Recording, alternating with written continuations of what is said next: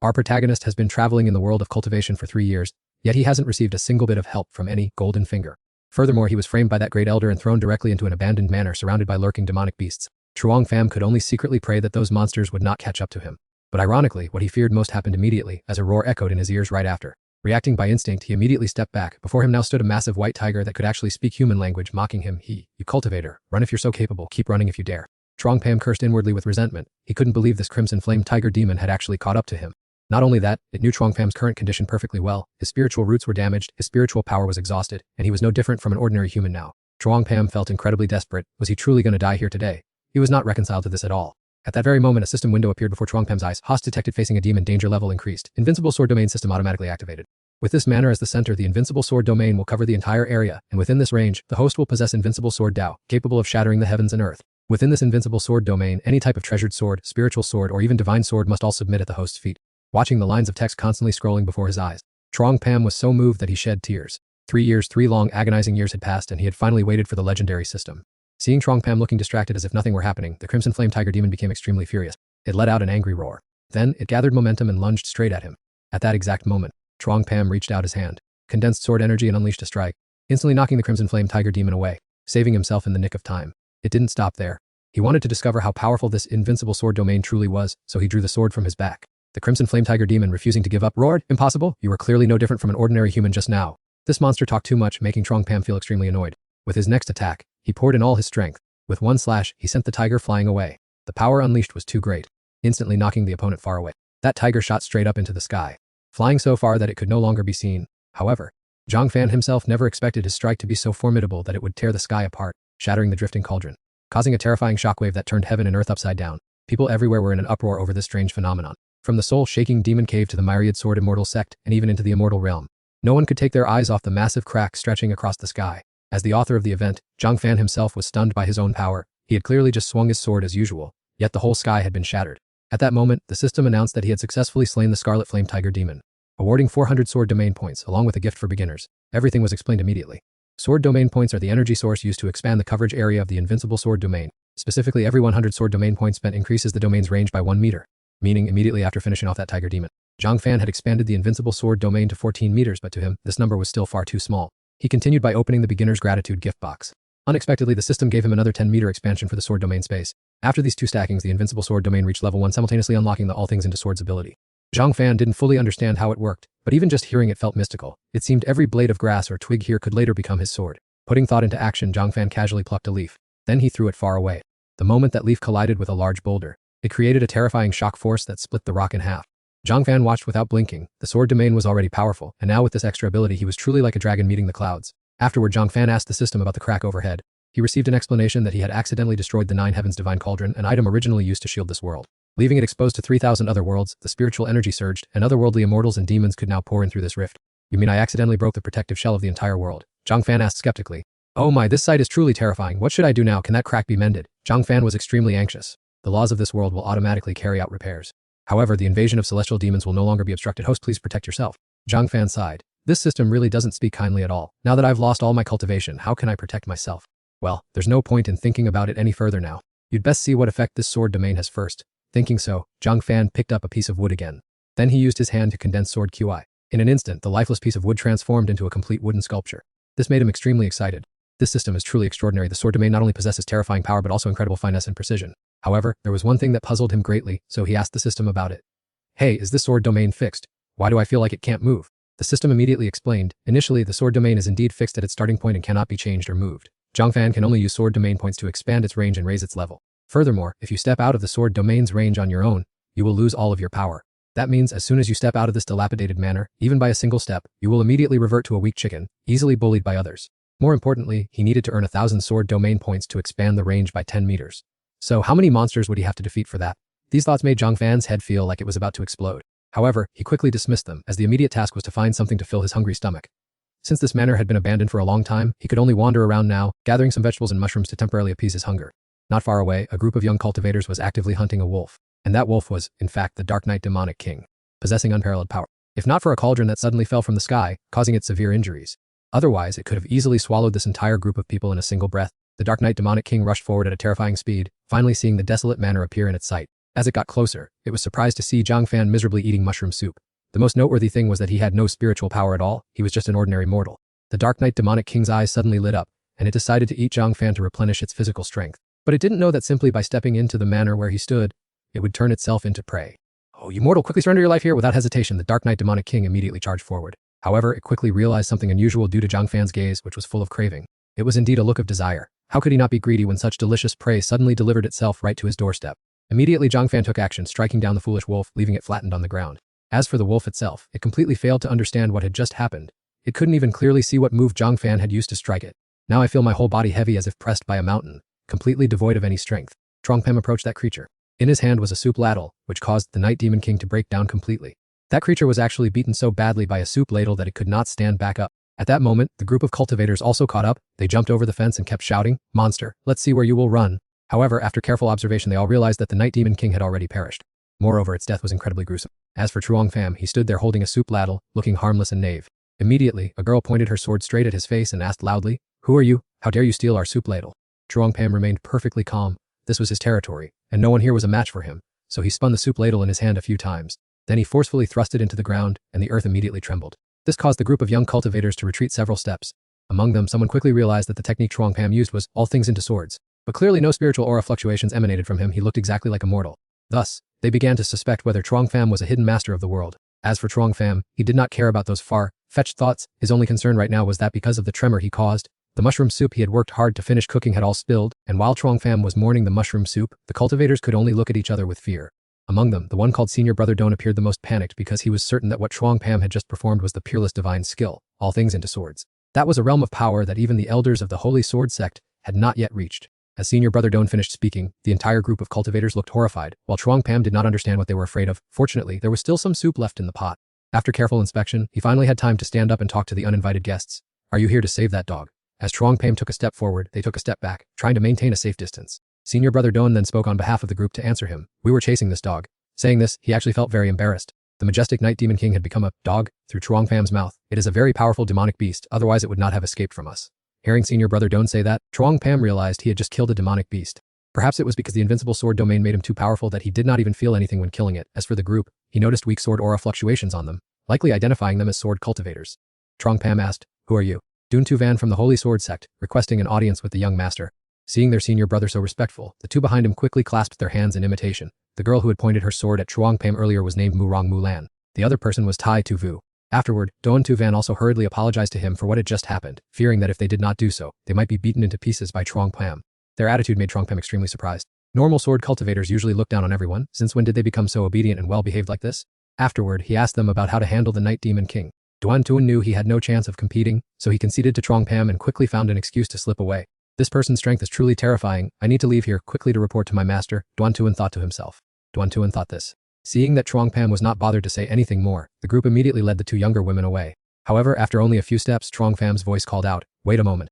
Cold sweat poured down Duan Tuan's forehead like a stream. He thought he was truly finished. Unexpectedly, Truong Pham only wanted to express his gratitude. Because if they hadn't pursued and ambushed the Demon King, that foolish creature wouldn't have run to this manor, and Truong Pham didn't like accepting things from others. So, he casually carved a wooden statue and threw it to them as a gift from the unrivaled sword domain. Tai Tu Vu quickly caught it and then thanked Truong Pham.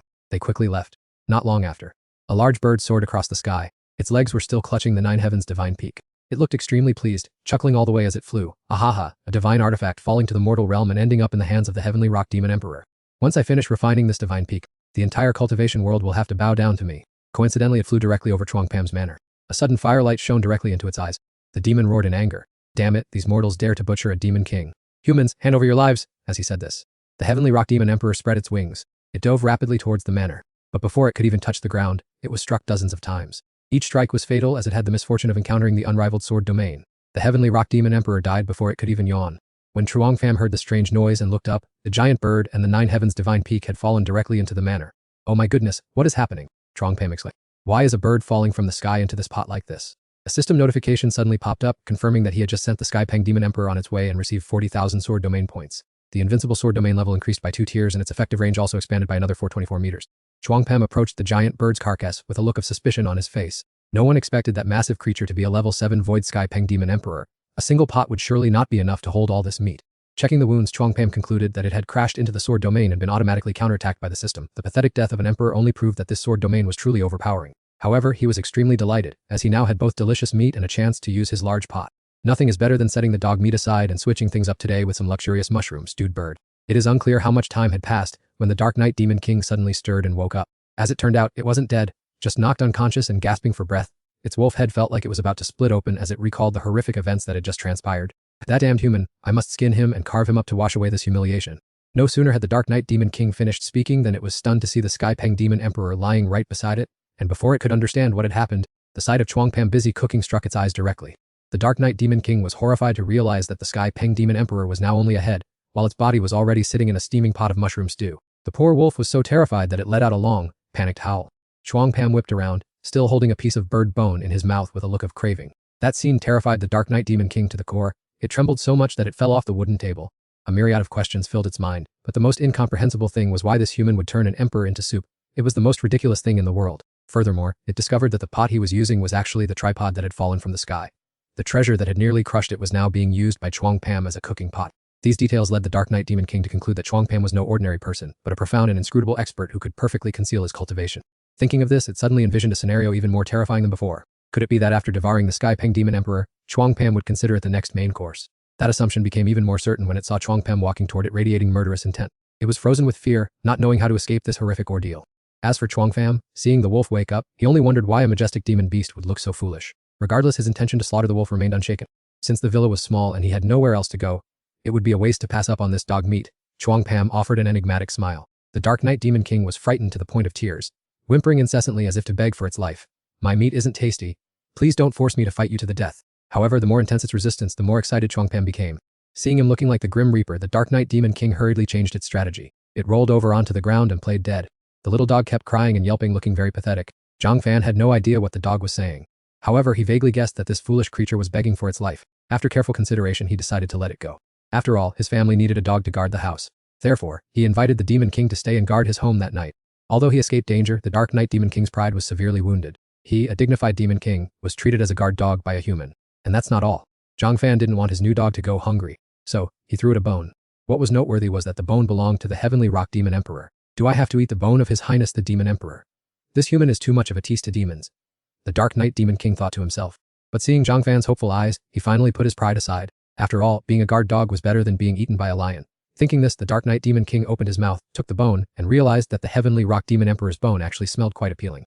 At this time, Duan Tuowen's group had also returned to the sect. The first thing they did was to pay their respects to their master. Hearing the familiar voices of his disciples, the old man slowly wiped away his tears. Tuowen Mulan Su, why have you returned? Duan Tuowen knelt down and carefully recounted everything that had happened. They had been sent by their master to the Wandashan to search for a divine artifact. Although they didn't find it, they encountered an peerless expert capable of comprehending the myriad manifestations into sword technique who might be able to help suppress the blood of the immortal gate sword. Upon hearing this, their master and the elders were surprised, but some immediately retorted, myriad manifestations into sword. How is that possible? You're talking nonsense. How could there be a hidden peerless expert in the dangerous and treacherous terrain of the Ten Forms Huang Mountain? Even Duan Tuowen's master found it hard to believe after hearing the story. Even if there was a hidden expert in such a place, wouldn't he, as a gifted sword cultivator, have noticed? Sensing his master's anger, Duan Tuowen's face turned pale, but he still tried to speak. Disciple would never dare to lie to master. Everything I said is the truth. I beg master to consider. His master sighed, clearly still not believing what he had just heard. This was because the immortal gate sword had existed for over 10,000 years since its establishment, yet only 3 sword cultivators had reached the divine transformation realm and manifested sword intent. The realm of myriad manifestations into sword was something that even the first patriarch of the immortal gate sword had never touched. But we truly felt a supreme sword intent, Tai Shuyu interjected at this moment. This only angered their master more. You are all just in the retiring realm, too lazy to practice, so you see everything outside as powerful. Sword intent is not cabbage. How can it be comprehended so easily? The 3 of you have never seen true sword intent with your own eyes. You have certainly been scammed by fraudsters. I doubt that if there truly were someone in this world who could turn all things into swords, no one would have known about it until now. It sounds completely absurd. Don Tu Van intended to clarify things, but his master cut him off. You children are no different from the other disciples. Pack your things and leave the sect immediately. Once you are gone from here, do not look back. The blood demon's seal is gradually weakening. At this rate, we won't be able to hold out much longer. You young ones still have your whole futures ahead of you. Do not foolishly be buried along with us old-timers. It turned out that the place where they sat in meditation to cultivate was actually a massive seal, serving only to buy time as the blood demon prepared to escape. Don Tu Van's master also stated that if the demon succeeded in breaking the seal, he and the elders would fight to the death, determined not to let it return to the world even if it cost them their lives. Ha ha ha. To think your measly lives could claim greatness. A cold burst of laughter suddenly echoed everywhere. The sect leader of the Azure Sword Immortal Sect's expression changed instantly. Could the demon have escaped so soon? In response to his terror, that gruff voice continued to roar from ages past. Your ancestors, in their desperation to suppress me, didn't even care to preserve their Tao bodies.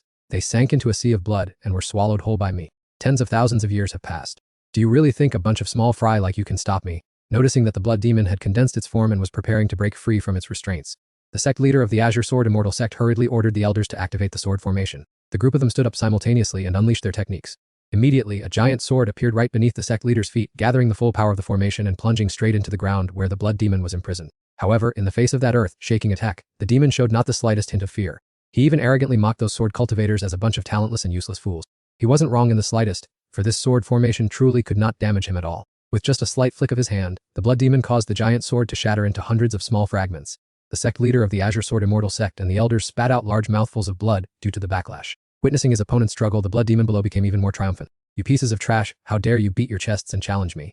What a bunch of fools who don't know their own limits. Don Tu Van's group watched the scene, their hearts burning with anxiety. The sect leader of the Azure Sword sect urged them to flee quickly.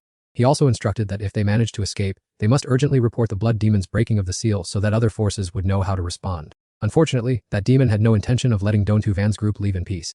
The crowd surrounding him was just a rabble that once belonged to the Azure Sword sect, which had sealed itself. For this blood debt, absolutely no one would be allowed to escape.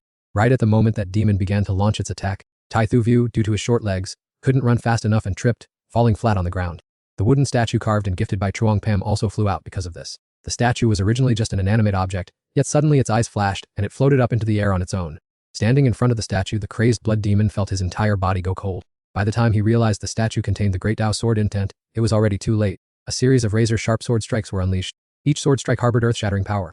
In the end, it completely wiped out this demon. After everything was finished, the wooden statue fell back onto the ground with a thud. While everyone was still in disbelief, wondering if the blood demon had really been destroyed, the elders looked at one another in utter confusion. They had spent so much effort guarding the formation all this time. They were even willing to risk their lives yet couldn't suppress the demon. But this wooden statue had cleaned it up so easily. The sect leader of the Azure Sword Immortal sect was the first to regain his senses, and he stepped forward to pick up the statue. He declared that from now on, this would be the treasure protecting their sect. All disciples of the Azure Sword Immortal sect were required to kneel and worship that statue, while also together contemplating the sword intent contained within it. You have brought back a treasure to suppress the blood demon for our sect, and Master will surely remember your contribution. But now quickly tell me about your meeting with the senior in the 10-mile desolate forest. Only then did he believe that what Don Tu Van's group said was the truth. He then recounted the entire story in detail. A few minutes after hearing the whole story, the sect leader of the Sacred Sword sect was shocked once again to discover that the statue was made of ordinary material, and what destroyed the blood demon was actually just the residual sword intent left behind by that senior. It was utterly terrifying. This matter was truly too frightening. Don Tu Van's master muttered incessantly, just how terrifying is the power of that peerless expert, tribulation stage or even Mahayana stage. Several sect elders did not believe it because the spiritual energy of the world had already depleted. Cultivators reaching the tribulation stage were rare, let alone the Mahayana stage, which was highly improbable. However, the sect leader of the Sacred Sword sect had made up his mind. He had to personally pay his respects to that senior to find out the truth. He ordered Mo Dung Mok Lan to bring the Crimson Gold Divine Sword and the Divine Breathing Soil with him for the visit, which stunned Mo Dung Mok Lan because the Crimson Gold Divine Sword was their sect protecting treasure. Hearing this, the other elders fiercely protested. Sect leader, you cannot do this! How can you give away our sect protecting treasure as a gift? And the Divine Breathing Soil is a sacred soil that our ancestors brought back from the immortal land. What do you know? The sect leader of the Sacred Sword sect snapped, interrupting them. This statue alone is already a priceless treasure. How can we go meet a supreme expert empty-handed? Perhaps the guardian treasure that I always cherish is not worth a single penny in the eyes of that mighty expert. The Saint Sword sect leader had already decided that doing good deeds was not as effective as clever flattery. Clinging to a powerful patron was the true way of life. Therefore, he was determined to secure this golden connection. Who knows, perhaps that expert, in a moment of excitement, might generously bestow upon them a few divine techniques. It is thanks to cultivating the Saint Sword intent that the reputation of the Saint Sword Immortal sect can endure forever. As expected of the esteemed master, the way he justified flattering others sounded so righteous and honorable. Don Tu Van was speechless while the other elders were completely convinced this plan was truly brilliant. No wonder this kid stood out among his peers to climb to the top position of the Saint Sword Immortal sect. With no one left to object, the entire sect busied themselves preparing to visit that mysterious expert. However, the protagonist of the story was still unaware of any of this. He had just managed to get a not-so-good nap. As soon as he woke up, he saw the Night Demon King snoring, so he immediately kicked it hard, causing it intense pain. Alright, I spared your dog's life to guard the house, and you dare to be lazy. Beware, I might turn you into wild game meat. The Night Demon King, having been soundly asleep and suddenly woken up like this, was so furious that it ground its teeth. It shot Zhang Fan a murderous glare and thought to itself, this venerable one is a renowned demon king, don't you know that? In the past, this venerable one roamed far and wide, striking terror into the hearts of all under heaven. How mighty I once was! Yet now I am treated like a guard dog, and furthermore, with such a terrible attitude towards this venerable one. Although its heart was filled with resentment, the Night Demon King knew well that the person standing before it was someone who had once stewed even a heavenly rock demon emperor. It was best not to act rashly, as it couldn't win the fight. So, to relieve the suffocating resentment, it could only slink away and howl a few times to ease its humiliation. Then it turned to dig in the dirt to vent its anger. Zhang Fan saw this and exclaimed in surprise, "Wow, what a strange dog breed! It even knows how to dig! How convenient! If you like digging so much, then just give me a hand. Just when I was planning to plant some fruit trees in the yard. Follow me?"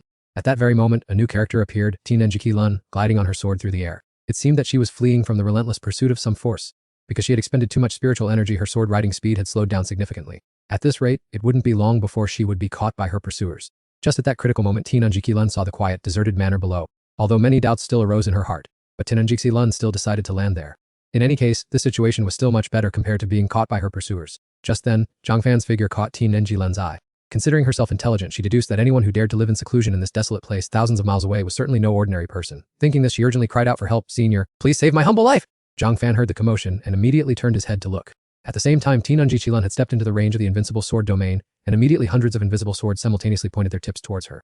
This caused Tenenjiki Lun to freeze on the spot. Even her breathing became extremely cautious and cold sweat continuously streamed down her forehead. Heavens, could this be the legendary sword intent? It felt as if with just one careless step, I would be instantly pierced by 10,000 swords.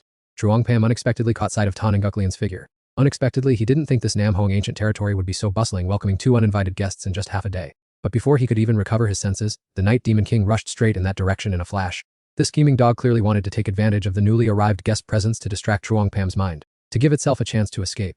However, the sword territory barrier was not about to let it escape so easily. Tanenguk Lian cautiously descended bit by bit, fearing she might be struck by the sharp sword intent. Indeed, there was no one around except Zhuang Pham, so Tanenguk Lian could not help but feel suspicious. Because he looked so young, and the aura he exuded was exactly like that of an ordinary mortal. He did not look at all like someone with profound cultivation. However, she did not dare to doubt Zhuang Pham, because someone who could unleash such sword intent was definitely not an ordinary expert, but rather a peerless master, a peak expert among experts. Tanenguk Lian immediately speculated that Zhuang Pham was an expert who liked to play the pig to eat the tiger. Hiding here pretending to be a mortal, she respectfully clasped her hands and bowed, saying, "This junior's intrusion into your domain was born of desperation. I hope senior will be magnanimous and forgive me." This was the second time today that Zhuang Pham had been called senior by someone around his own age. This made him feel deeply hurt. Did he really look that old? After a moment of thought, Zhuang Pham replied, "I have no intention of blaming you, but what brings you here?" Before Tanenguk Lian could answer, a loud commotion echoed from afar. Not long after, a group of people flying on swords arrived looking incredibly flamboyant. Along with them were several fierce, terrifying bull-like monsters. Seeing this, Tanenguk Lian knelt down, her tears streaming as she recounted her tragic plight. "Senior, the Kuanglang sect colluded with the demons. They wanted to capture me and present me to the Demon King as a concubine. My father refused, and to my horror they ruthlessly slaughtered my entire family, young and old alike. Only I was lucky enough to escape. I beg senior to save my life!" Zhuang Pam could not help but feel astonished. The Kuanglang sect was supposed to be a righteous and reputable sect, yet they could commit such an atrocious act. Even so, he was in no hurry to answer Tanenguk Lian. The cultivation world was full of dangerous traps, and he felt it was better to hear both sides of the story, even though he was invincible within this manner no matter who the enemy was. But Zhuang Pham did not want to be used by others, lest he bring trouble upon himself. Seeing Zhuang Pham's hesitation, Tanenguk Lian continued to plead earnestly. "Senior, if you do not lend a helping hand to save me, I will surely die! Do not be too afraid. As long as you are inside this manor, absolutely no one can take you away by force." Zhuang Pham temporarily reassured her. "First of all, I must observe and see what these people are planning to do." Leading the group of cultivators from Guanglang Immortal Sect was a man with an extremely dignified appearance. That man was Wu Qzi. Seeing Sun Yulian pleading for help from Zhang Fan, he paused in front of the manor's gate out of caution. Beside him, a disciple whispered, "Senior brother, that girl has exhausted her spiritual energy. Why are you still hesitating to capture her?" Wu Qzi scolded the disciple for being an idiot, because he clearly understood that someone capable of living in seclusion in this remote mountain area full of ferocious beasts was certainly not an ordinary person. The cultivation world is full of hidden talents, and he was afraid that Zhang Fan might be a reclusive expert. Offending such a master with their meager foundation establishment cultivation would only lead to death. But this place is located on the border between the demon race and the cultivation world. Would anyone actually choose this god-forsaken place to live in seclusion? The disciple still asked, looking doubtful. He looked at Zhang Fan for a long time but didn't see any sign of an expert's aura. He looked foolish and was even dragging along a silly dog, looking just like a pair of genuine idiots. Even so, Wu Qzi still did not dare to act recklessly. After all, when out on a mission, a little caution never hurts. Thinking this, Wu Qzi stepped forward, cupped his hands respectfully toward Zhang Fan and said, "I hope you will not listen to her deceitful words." Afterwards, Wu Qzi loudly accused Sun Yulian of being an enchantress who specializes in evil arts so cruel that she sacrificed her own family and even injured many fellow disciples. Now she is trying to deceive Zhang Fan to seek protection. "No matter how well she acts, I hope you keep your eyes sharp to see through her true nature," he said in an indignant tone. Wu Qzi's acting was truly convincing, making his junior disciple stare in admiration. Clearly, he was a treacherous person, yet he pretended to be an upright gentleman. Only the disciple from earlier felt impatient. Why go through the trouble of acting, senior brother? Why not just charge in and handle it? Sun Yulian was wrong to the point of trembling with anger. She pointed directly at Wu Qzi's face and retorted, "Don't you dare spout nonsense! It is clearly you, the people from Guanglang Immortal Sect, who colluded with demons and even intended to capture me to offer to the Demon King. My father wanted to expose that dirty conspiracy, so you wiped out the entire Sun family to silence us," she said, her expression looking extremely sincere and pained. Faced with this intense confrontation, Zhang Fan felt that both sides seemed to be telling the truth, leaving him unsure of whom to believe. Meanwhile, the Dark Demon King sat aside casually watching the show without any intention of intervening in the conflict. Just as Zhang Fan was confused about how to judge the situation, the ground suddenly shook violently. 3 bull-headed human-bodied creatures rushed in from afar with great momentum. They stared fixedly at Wu Qzi and shouted aggressively. "Weren't you told that it was already taken care of? Why are you still here dragging your feet instead of capturing her?" Seeing that Wu Qzi couldn't handle a guy like Zhang Fan, these bull-headed demons were extremely annoyed. One of them immediately shoved him aside. "You're just a mortal, yet you let the king's grand plan slip. You bunch of cultivators are truly useless pieces of trash." Although Wu Qzi felt resentful, he could not beat them and had to endure it. Since these bull-headed generals had some skill, he could use their hands to deal with Zhang Fan. The bodies of these bull-headed generals were as hard as steel, invulnerable to blades and spears. If Zhang Fan were truly a master, there would surely be a fight to the death. Who knows, he might even have a chance to capture Sun Yulian, or even collect a few precious demon cores. From the moment the bull-headed generals appeared, Zhang Fan had seen through who was lying. Since it had come to this, he felt there was no need to show any more mercy. Only Sun Yulian still felt constant anxiety because these bull-headed generals were extremely powerful, and with those Guanglang Immortal Sect cultivators would Zhang Fan have the strength to hold them off? "I never expected Guanglang Immortal Sect to be tainted, colluding with these animalistic demons." Zhang Fan sighed, his voice full of wariness and disappointment. After speaking, he bent down and picked up a random dead branch from the ground. "Since things have come to this, you all should just rush me at once to make it quick, so as not to waste my precious time." An angry demon general rushed forward, his aggressive appearance showing he was clearly furious at Zhang Fan's arrogance. But little did they know, his arrogance was entirely backed by his absolute strength. With just a few basic swings of the tree branch in his hand, Zhang Fan sliced that demon general into 17 pieces. 18 pieces scattered everywhere amidst the utter shock of the onlookers. The demon general's body was originally as tough as diamond. Immune to swords and spears, it was now sliced by him with a tree branch like minced meat for cooking. Tong Yulian had guessed he was a reclusive expert, but witnessing this strength with her own eyes was still utterly terrifying. She was convinced that Zhang Fan must be at least at the nascent soul or soul formation stage, completely unaware that he actually had no spiritual energy left. The Dark Knight Demon King was not surprised. He calmly chewed a piece of beast meat and sneered in his heart. "These guys are really seeking death. Now you understand how it felt when he thrashed me before." With a ding sound, the system interface popped up, announcing that he had just sent a demon general to his final resting place and received 800 sword domain points. However, this number of 800 was far too little for Zhang Fan, so he leisurely held the branch and walked forward, determined to earn a bit more before stopping. As for Wu Qzi, after witnessing that horrifying scene, his limbs went weak and he could barely stand. He hurriedly threw himself to his knees on the ground. Tears streamed down his face as he cried and begged him for mercy. Meanwhile, the 2 remaining demon generals and several of his junior brothers were frantically trying to escape. Unfortunately, how could Zhang Fan let them off so easily once they had entered his invincible sword domain? There was simply no way any of them was capable enough to escape. The continuous sound of blades slicing through flesh made Wu Qzi dare not even open his eyes to look. Of the large group of both humans and demons, he was now the only one left breathing. Zhang Fan slowly walked up to him, looked down nonchalantly, picked his ear and asked, "What did you say was a misunderstanding just now? I didn't hear you very clearly, you know." Wu Qzi was now so terrified that he stammered incoherently, unable to form a proper sentence. Zhang Fan had no interest in him either, intending to swing his hand to send him to meet his ancestors to be rid of the hassle. Just as he was about to strike, a thought occurred to him: if he killed this guy too, the Guanglang Immortal Sect and that Demon King wouldn't know what had happened. And if they knew nothing, how would they find their way to his manor to seek revenge? That would be no different from Zhang Fan missing out on a massive amount of experience points. With this in mind, Zhang Fan stopped. Not only did he have to spare his life, but he also had to come up with another plan, but also had to deceive him, making him summon many more enemies to achieve the goal. Only then could my sword domain be upgraded smoothly. Having thought that, Zhang Fan threw the dry stick he was holding to the ground. "Today, I'll spare you for now. Go tell your masters and that Demon King that I am determined to protect Sun Yulian. As long as I'm still breathing, you guys shouldn't even dream of touching a single hair on her head." The Dark Knight Demon King and Wu Qzi were both bewildered by Zhang Fan's puzzling action. Protecting Sun Yulian was understandable, but why did he suddenly show mercy and spare Wu Qzi's life? After a few seconds to compose himself, he finally understood the situation, tears and snot streaming down his face from joy, thanking him for the mercy of not killing him. "No, get out of my sight immediately," Zhang Fan snorted coldly, full of impatience. Without waiting for him to finish speaking, Wu Qzi hastily turned around and fled. Riding his sword, he vanished in a swift blur. Yet, he hadn't gone far when Zhang Fan suddenly collapsed, spitting out a mouthful of fresh blood, a truly horrifying sight. Seeing this, Sun Yulian's face went white and she rushed over to support him, asking, "Senior, what's wrong with you?"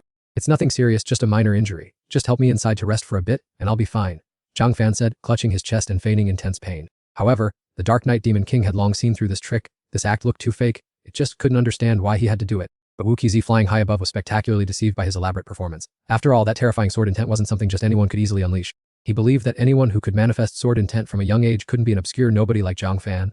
Thus he was certain that Zhang Fan must have been exhausted after that last move. Thinking this to himself, he sped up his flight even more to report back to his sect in time, aiming to use their help to wash away today's utter humiliation. When Wu Qzi's figure completely disappeared, Zhang Fan then curled his lips into a sinister smile. After that, he stood up and brushed off his hands, reassuring Sun Yulian that he was fine and not to worry too much. The Dark Knight Demon King's jaw dropped in astonishment. It had assumed he was doing that to exploit her care and take liberties. "What an utterly shameless scoundrel!" "Senior, are you really sure you're okay?" Sun Yulian was still reeling in shock. Zhang Fan then gave his chest a few hard thumps, proving that he was still as robust as ever. However, the unease in Sun Yulian's heart lingered. Because Zhang Fan had let Wu Qiuzi go, she believed he would certainly bring powerful troops and formidable generals to seek revenge. But this innocent girl was unaware that that was precisely the profound calculation Zhang Fan had set up beforehand. It was often rumored that the elders of the Guanglang immortal sect possessed incredibly formidable strength. Even the weakest among them had to reach the nascent soul stage. And that Demon King was also one of the most fearsome figures. However, the stronger the opponent, the more excited and thrilled Zhang Fan became. After all, he had no rivals in this manner. The more enemies swarmed in, the more abundant the experience points flowed into his pocket. Tianjiki Lun was completely unaware of those complex matters. She felt extremely guilty that Trekunipuram had to offend so many dangerous forces just to protect her. Come on, Tret Timim immediately interrupted her when he saw Tianjiki Lun about to ramble on even more. Rest assured, as long as you remain within the confines of this manor, I guarantee that as long as I don't fall, no one in this world will touch a single hair on your head. Initially, he only intended to say a few words to make the other party stop bothering him. Yet, Tianjiki Lun was moved by Trautenji Poitiam. She knelt down before him and exclaimed that the senior's great kindness was immense and she, a junior, did not know how to repay it. She asked if he would accept her as a disciple, adding that if he agreed from now on she, his disciple, would wholeheartedly serve her master. The situation unfolded too unexpectedly. Trek Piam himself was not even slightly prepared for this. Although he was an unrivaled champion in the sword domain, in terms of personal strength, he was merely a cripple who had lost all his cultivation, with nothing to teach Tianjiki Lun. Therefore, Tianjiki Pim intended to refuse the plea, but just as he was about to dismiss it, the system reappeared. On it was a randomly unlocked quest, requiring him to accept Tianjiki Lun, who possessed the sword Dao physique, as a disciple. By simply doing so, a special reward would automatically be his. This truly put him in a dilemma. As for Tianjiki Lun, being rejected so directly inevitably left her feeling disappointed. However, being a sensible person, she figured that a young individual with profound cultivation like Trocken Pim surely wouldn't concern himself with someone of mediocre talent like her. Not to mention, since they weren't related, rejection was only natural. Yet, at this very moment, he slowly approached and gently patted Tianjiki Lun on the shoulder. I generally don't have the habit of taking disciples, but you are an exception. Starting today, you officially become my disciple. Tianjiki Lun was stunned, her eyes wide with surprise as if she had misheard. She stammered to ask again, seeking confirmation if the senior had truly agreed to accept her. That's right, don't call me senior anymore. It's time to change the way you address me. His lightning fast change of mind sparked all sorts of stray thoughts in Tianjiki Lun. Furthermore, Trakapam was still very young. She secretly wondered if he actually intended to take her in as a disciple, just to turn her into a chambermaid. At that thought, Tianjiki Lun's cheeks suddenly flushed crimson. But upon reflection, Tradenj PM had saved her life, a debt of gratitude too great to fully repay. Moreover, if through him she could avenge the blood feud of the Tian family, then becoming a chambermaid would be a small price to pay. Having made up her mind, Tianjiki Lun knelt down again, respectfully performed a bow and declared, "Your disciple Tianjiki Lun respectfully greets master." Trasenji Pem looked at her with satisfaction. The system had confirmed that this girl possessed the sword Dao physique, an innate divine body. This was a rare and hard to find talent from the moment she was born. Her body had naturally assimilated Zheng metal qi. Furthermore, taking her as a disciple also brought him a very attractive gift. This was precisely what Trekiadim had been eagerly awaiting. It didn't take long for the system to immediately send the quest reward into his hands. This time the reward was the Sword Intent Enlightenment skill. Infusing sword ki directly into all things can enlighten them, helping them advance tremendously with ease. Zhang Fan immediately felt this skill was incredibly cool because within this domain his source of sword ki was infinite. Zhang Fan was extremely excited, wanting to personally witness the power of this new technique, so he looked around and set his sights on a nearby withered tree. Very quickly, he lightly touched the wooden trunk with his fingertips. He began to infuse a stream of sword ki into it. A miracle instantly occurred. In the blink of an eye, that piece of rotten wood surged back to life. It continuously sprouted buds and leaves at an incredibly fast pace. Sun Yulian was stunned with amazement, unable to believe that a dried-up tree could be revived so spectacularly. Zhang Fan did not stop until the withered tree had turned into a giant tree with lush, green foliage. The Dark Knight Demon King was wildly excited, rolling around on the ground to release its sheer joy. The abundant life essence radiating from it allowed him to heal his cauldron-inflicted wounds quickly just by standing nearby. Furthermore, the Dark Knight Demon King had never even heard of such a miraculous, immortal-like technique as the one Zhang Fan had just performed. Consequently, it became even more certain that he was an immortal, while Zhang Fan simply stood looking at the tree and clicked his tongue in dissatisfaction. It seemed that even pouring in all that sword ki only reached this level, because the soil was so barren. Growing this much was already a miracle. However, since they were within the sword domain, his sword ki was free, allowing him to use it relentlessly without effort. So Zhang Fan generously bestowed sword ki indiscriminately upon every living being in the abandoned manor. After half a day of cleaning, Zhang Fan's garden was finally full of life, with various plants competing to grow all around. He then took Sun Yulian for a stroll around the manor. Then he suddenly asked, "Yulian, do you understand why I decided to take you as my disciple?" Sun Yulian blushed in confusion and eventually stammered, "This disciple is foolish and hasn't yet understood master's deep intentions. However, if master has the intent, this disciple naturally will not refuse. It's just that everything is progressing so quickly that I'm not yet mentally prepared."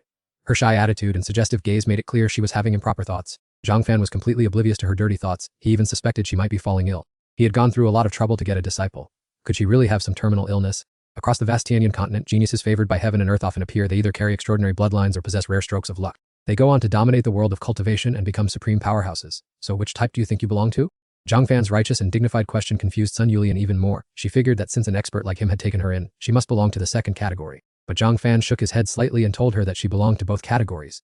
The Darkwing Demon King, upon hearing this, glanced at Tianjiki Lun with suspicion, wondering to himself, what exactly does this mean? Don't tell me this girl possesses some other special physique. That's absurd. If that were true, how could I, a Demon King of my caliber, not know anything about it?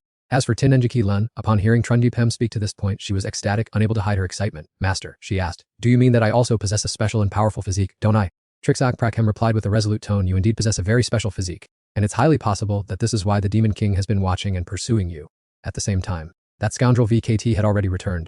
Under pressure from the elders of the Kweki Elding Immortal sect, coupled with the threat from that formidable Demon King, he was compelled to recount in detail everything that had happened at Trauther PVM's manor. That tense atmosphere was a complete contrast to Tenenjiki Lin's mood. At this moment, the girl had just received a thorough explanation from Trotten Daoretum. The physique she possessed was none other than the Sword Dao physique. Excellent for cultivating sword technique. Upon hearing this, the Darkwing Demon King couldn't help but gape in astonishment.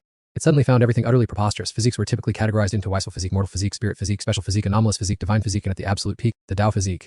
A renowned and powerful Demon King had only reached the special physique level, yet a human like Tenenjiki Lun, who appeared frail at first glance, possessed the highest level physique, the Dao physique.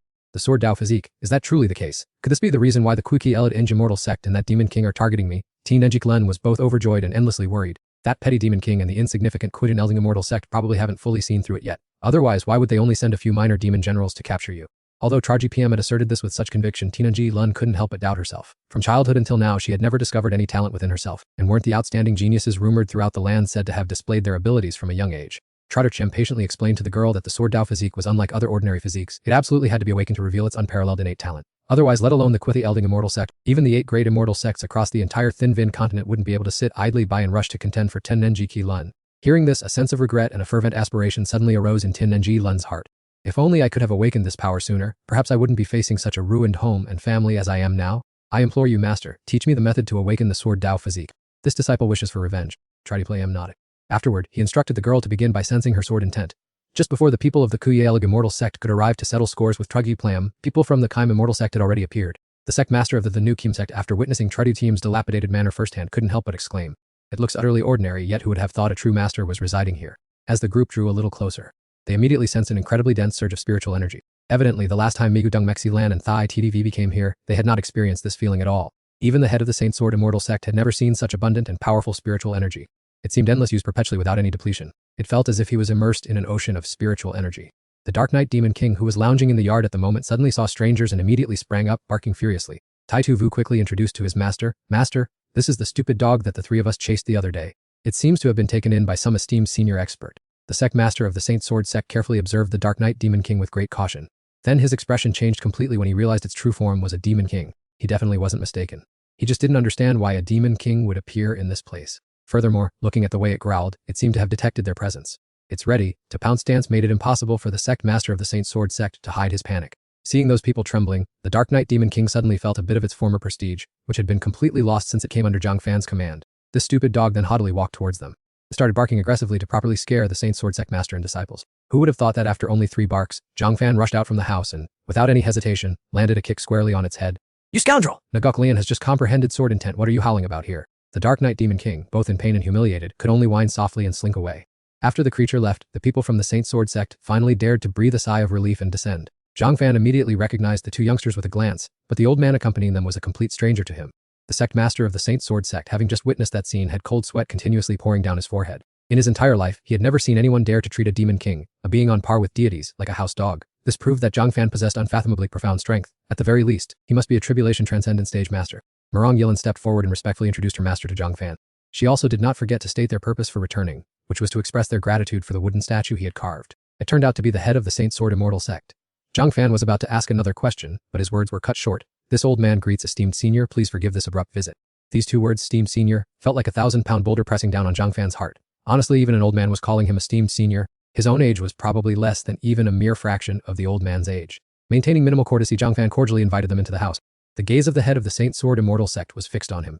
The strange thing was that his cultivation was not low at all, yet he couldn't perceive any spiritual power from Zhang Fan. This could only be explained in 2 ways: either he had no cultivation whatsoever, or his cultivation was far too high for him to perceive. Thinking for a moment, he gathered his courage and asked Chuang Pham, "I am truly awestruck by your profound cultivation, senior. Have you reached the realm of returning to the basics and simplicity?" Faced with this tricky question, Chuang Pham could not admit he was just a loser who had lost all his foundation, and knowing the other party wouldn't believe the truth anyway, he could only scratch his head and laugh it off. "Oh, I suppose so." After walking a bit further, the group saw Ngok Lian sitting in meditation under a tree. Chuang Pham casually introduced her, saying, "My disciple is comprehending sword intent, so we should not disturb her and should take this path instead." Along the way, the sect master of the Saint Sword sect could not stop marveling at Chuang Pam's lush, green garden. Plants containing such abundant spiritual energy surely could not be created just by ordinary watering and fertilizing. He feared that only ancient caves could produce such a strange and wonderful sight. I suppose so. It's just a pity that the soil here is quite poor. I tried to nourish them with sword ki, but this was all I could achieve. Truong Pam said with a shrug and a sigh. As he finished speaking, he saw the Saint Sword Sect master take a brown bundle out of his pocket. He said that inside was a gift in return for the wooden statue that Truong Pam had given his disciple earlier. Truong Pam did not stand on ceremony. He immediately opened it to take a look. Inside was divine breathing soil. This was a type of divine soil that the ancestors of the Saint Sword Immortal sect had painstakingly brought back from the immortal realm, rumored to be capable of nurturing rare divine herbs. And that Saint Sword was the Scarlet Gold Divine Sword, the renowned heirloom treasure of the Saint Sword Immortal sect. Both of these items were truly extremely valuable and useful to Truong Pam personally. It was just that he understood perfectly well that there is no such thing as a free lunch. The sect master bringing such precious items likely meant he wanted him to act as a pillar for his sect. But as someone who could not leave this manor, how could he possibly support anyone? Thinking of this, he could not help but frown. This expression was caught by the sect master, who assumed that Truong Pam found the two treasures mundane, which made him so anxious he couldn't sit still. Because these were, after all, the best things his sect possessed. I hope the senior will not find it lacking, the Saint Sword sect master suddenly shouted. This made Truong Pam jump in surprise. Well, since the man had shown such sincerity, he should also show some appreciation. Truong Pam took both items, clicking his tongue and saying that this pile of divine breathing soil would be very convenient for planting vegetables. That carefree remark left the old man stunned and rigid. That was, after all, a sacred heirloom treasure. They had never dared to disrespectfully use it, yet Truong Pam nonchalantly treated it as soil for growing vegetables. This demeanor was truly that of a genuine master. But this was also a welcome sign for the sect master, because since Truong Pam had accepted the gift, it would be easier for him to curry favor. Having accepted the gifts, it was hard to treat them coldly. Truong Pam understood this principle and invited the master and disciple of the Saint Sword sect to stay for a meal, as he happened to have just butchered 3 fresh giant clams. The Saint Sword sect master, of course, would never turn down such a golden opportunity. But now the beef should be cooked. Lady Nat Lan, would you mind helping me bring the stew pot out here? As soon as Truong Pam finished speaking, the Saint Sword sect master rushed over to do the job himself. Following the rich aroma, he came across the 9 heavens divine cauldron sitting right in the middle of the courtyard. Thinking this must be the pot Zhang Fan mentioned, he drew close to try and lift it, but the heavy treasure remained completely unmoved. The sect leader of the Sacred Sword sect turned red in the face as he tried to struggle with it a few more times. However, he still could not budge the pot at all. Only upon closer inspection did he realize in shock that this was the ancient divine artifact that had fallen from the sky recently. Terrified, he quickly let go and took a few steps back. While the world was eagerly fighting over this supreme divine artifact, Zhang Fan nonchalantly used it as a pot to stew meat. Seeing the constantly changing expression on the sect leader's face, Zhang Fan felt a bit embarrassed, thinking that asking an old man to carry this giant pot of beef was indeed a bit too much. Let me carry it myself, Zhang Fan said with a smile. Then he effortlessly lifted the cauldron with absolute ease. Still recovering from the shock, the sect leader of the Sacred Sword sect quickly whispered to his disciple that the soup pot was actually the peerless divine weapon that had fallen to the mortal realm just the other day. Hearing this, Murong Mulan was utterly terrified. She quickly asked her master what they should do now, and he advised her absolutely not to make any rash moves, as the tearing of the sky the other day was highly likely this expert's doing. His cultivation depth was unknown, but at the very least, he had to be in the earth immortal realm, so juniors like them had better not interfere. No wonder I haven't been able to see through his strength at all since we met. At the mention of the earth immortal realm, Murong Mulan couldn't help but shudder, secretly feeling incredibly lucky that while pursuing the Dark Knight Demon King to this place, she had not offended this Grand Master Zhang Fan. Otherwise, she truly did not dare to imagine how terrible the consequences would have been. After ladling the meat into bowls, Zhang Fan cheerfully invited everyone to enjoy it. From the very first bite, the master and his disciples of the Sacred Sword sect were completely immersed in a state of ultimate ecstasy. The beef was incredibly tender, smelling delicious. But the most wonderful thing was the surging, abundant spiritual energy hidden within it. After eating and drinking to their heart's content, the master and his disciples bowed in farewell and departed. Zhang Fan hospitably saw them off to the main gate, warmly telling them to drop by again whenever they had free time. However, right before stepping past the boundary, the esteemed sect leader suddenly discovered a shocking truth. Despite only visiting Zhang Fan's farm for a mere half a day, he had easily broken through directly to the deity transformation realm. Yet upon closer reflection, this miracle was only natural. After all, Zhang Fan's garden was already filled with Genjin Qi and towering sword intent, topped with the demon general beef stewed in the 9 heavens divine cauldron, which was extremely nourishing. With the alignment of so many heavenly opportunities, it was only a matter of time before this old man advanced his realm. As for Zhang Fan, although he had been busy hosting guests all day, harvesting a massive pile of fertilizer made it well worth the effort. Possessing this massive amount of super-grade fertilizer, he could now freely nourish his orchard to his heart's content. Speaking of which, Zhang Fan suddenly noticed a strange glowing ripe fruit in the garden. Approaching to observe, he was stunned to realize that they were fruits shaped like human beings. What was astonishing was that this extraordinary fruit had an incredibly rapid growth rate. In the blink of an eye, it had already taken on the appearance of an adult sitting in meditation. Witnessing that scene, the Dark Knight Demon King was terrified, thinking he had seen a ghost, his first standing completely on end. Zhang Fan also began to feel restless. Could the bit of divine consciousness he had just infused have caused this tree to become a spirit? However, Sun Yulian quickly dismissed her master's speculation, because she realized that this process was not about becoming a spirit at all. Instead, the fruit was actually in the stage of condensing an immortal soul. The essence at the base of the ancient tree gathered to form a human shape. That would be the true sign of becoming a spirit. Yet the base of this tree was enveloped in immortal Qi. This was clearly the process of ascending to immortality. This event truly caused a significant stir, for only when plants absorb the spiritual energy of heaven and earth to change their form does such a sublimated life appear. From the base of the ancient tree, a powerful burst of green essence soared straight into the air. This strange phenomenon once again shocked the world, just like when Zhang Fan destroyed the Nine Heavens divine court. The stream of light was like a surging tide, its life-filled essence soaring up to the clouds. Many people began to speculate that an ancient tree deep in the forest was transforming into a spirit.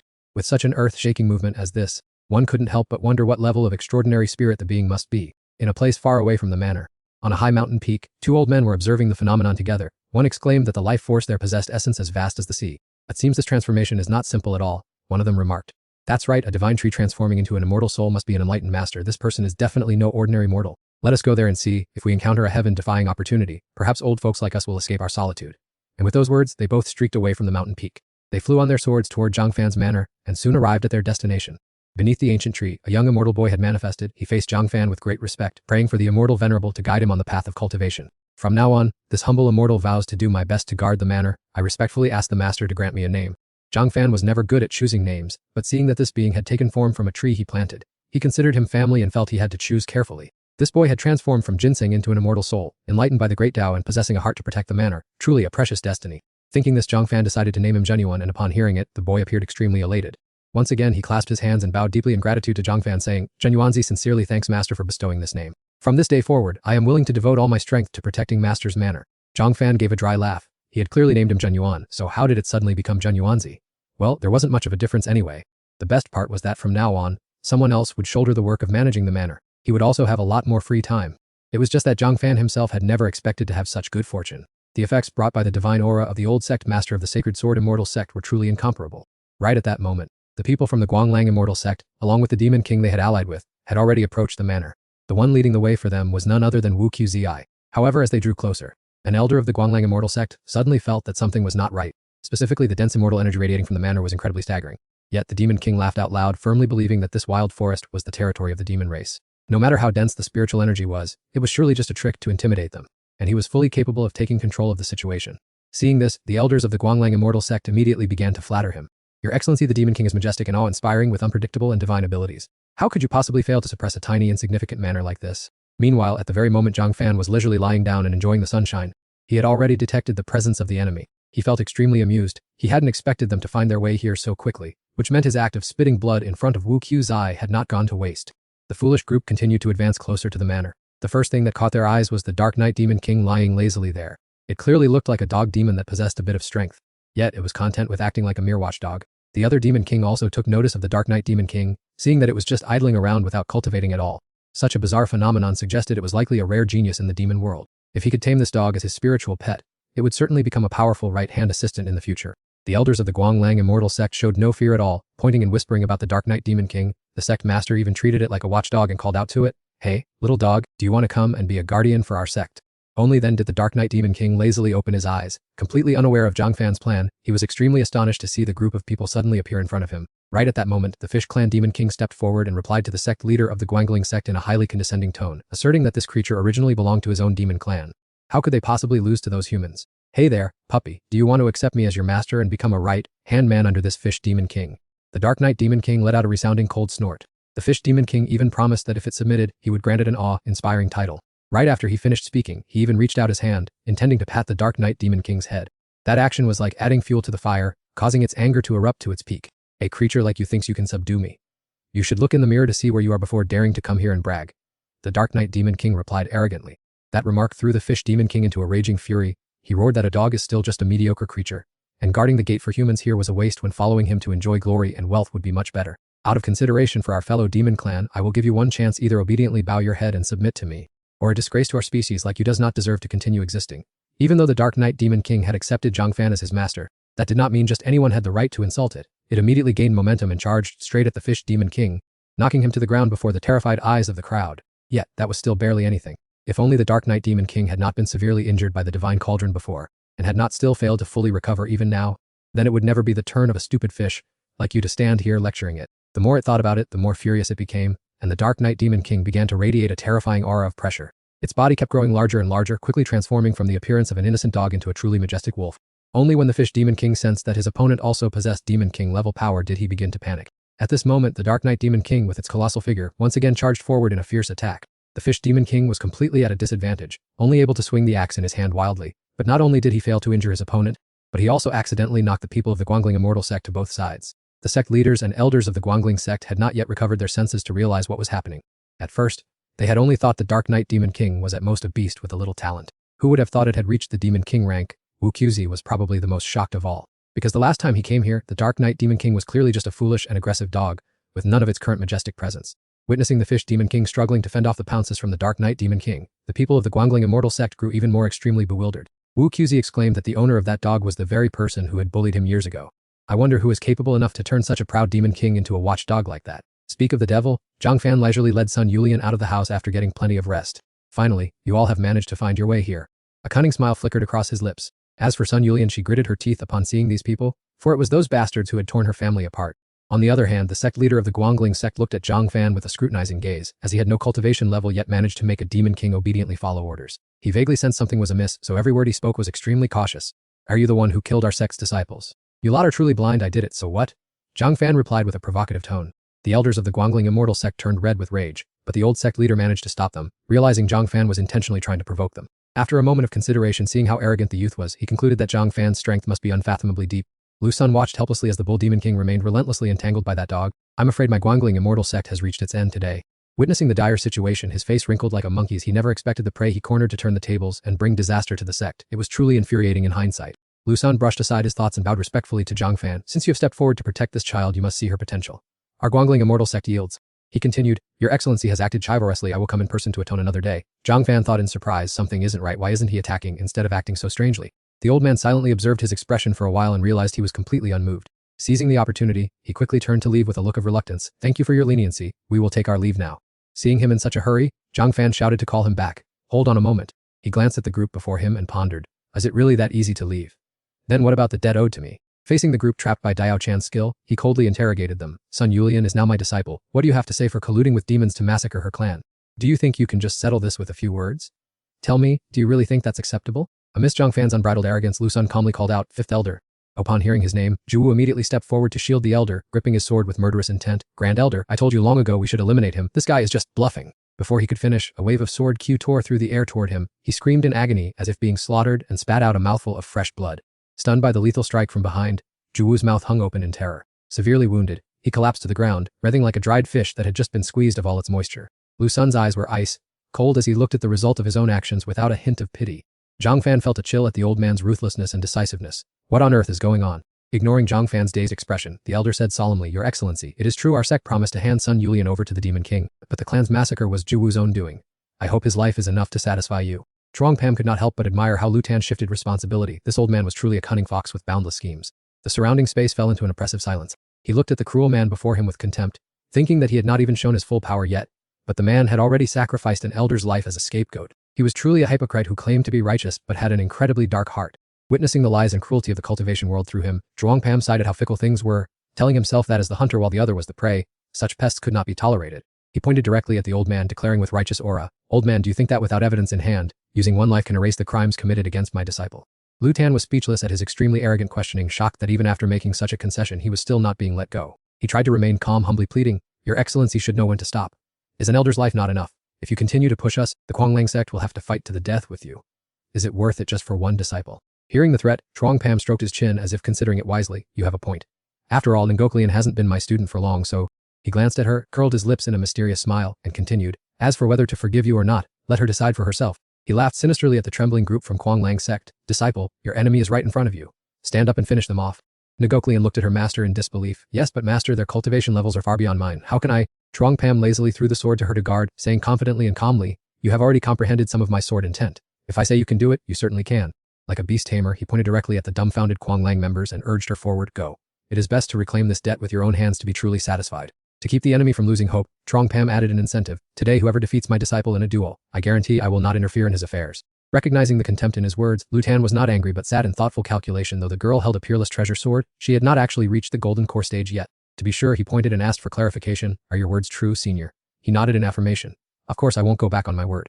With everything settled, Chuang Pham told Ngoklian to go out and clean up the trash. Go ahead. Ngoklian bowed to accept the order. As you command, master. Holding the 8-inch long sword, Ngoklian stepped forward aggressively. She pointed the tip of the sword forward and declared firmly, Guanglang sect, do not think the insult to my master will be easily overlooked. Today, I will personally take my revenge. Hearing a mere child dare to act so haughty, Lu Tan was so angry that his face turned purple. How dare a junior be so arrogant? If not for her backer, he would have attacked long ago. Without saying much, he turned and called out, Key 2! Hearing the call, he quickly replied, Here! Lu Tan looked at him sternly, Go duel with her at once. Kai Tu received the order and holding his sword stepped forward hesitantly. He looked at her sword, which emitted a thick spiritual energy, and could not help but feel worried. Though afraid, he still tried to speak boldly, Ngok Lian, don't think that just because you have a divine weapon and a protector, you can do whatever you want. While he was mid-sentence, a flash of light passed through his chest extremely fast. Kai Tu stared helplessly, unable to believe what happened. Feeling a heart-wrenching pain, his eyes widened in terror. Stunned by the horrifying speed, he could not react further besides a remark before darkness enveloped him. The sword is too fast. Knucklian frowned in annoyance, too much nonsense. Witnessing her dominance, the people from Kuanglang sect retreated in fear. The system suddenly flashed a notification, detected disciple Ngok, a foundation establishment cultivator, has reached 400 sword and 10 attack points. Trong Pham was very satisfied seeing this. Ngok killing enemies also earned points, not bad at all. Right in the center of the arena, Ngok stood ramrod straight, her robes fluttering in a breeze heavy with the scent of blood. Her gaze swept lightly over the body lying curled at her feet. Lu Tan stood outside, roaring with fury and demanding the next opponent enter the fray. Although the fighter's swordsmanship was decent, they had not yet reached the golden core stage. What a pathetic weakling. Lin Trang slowly stepped forward, her face as cold as ice, quietly seeking her superior's approval to engage in battle. He withdrew his angry gaze, his expression revealing a mix of caution and dissatisfaction, and whispered his order, Defeat her, but remember to keep her alive for me.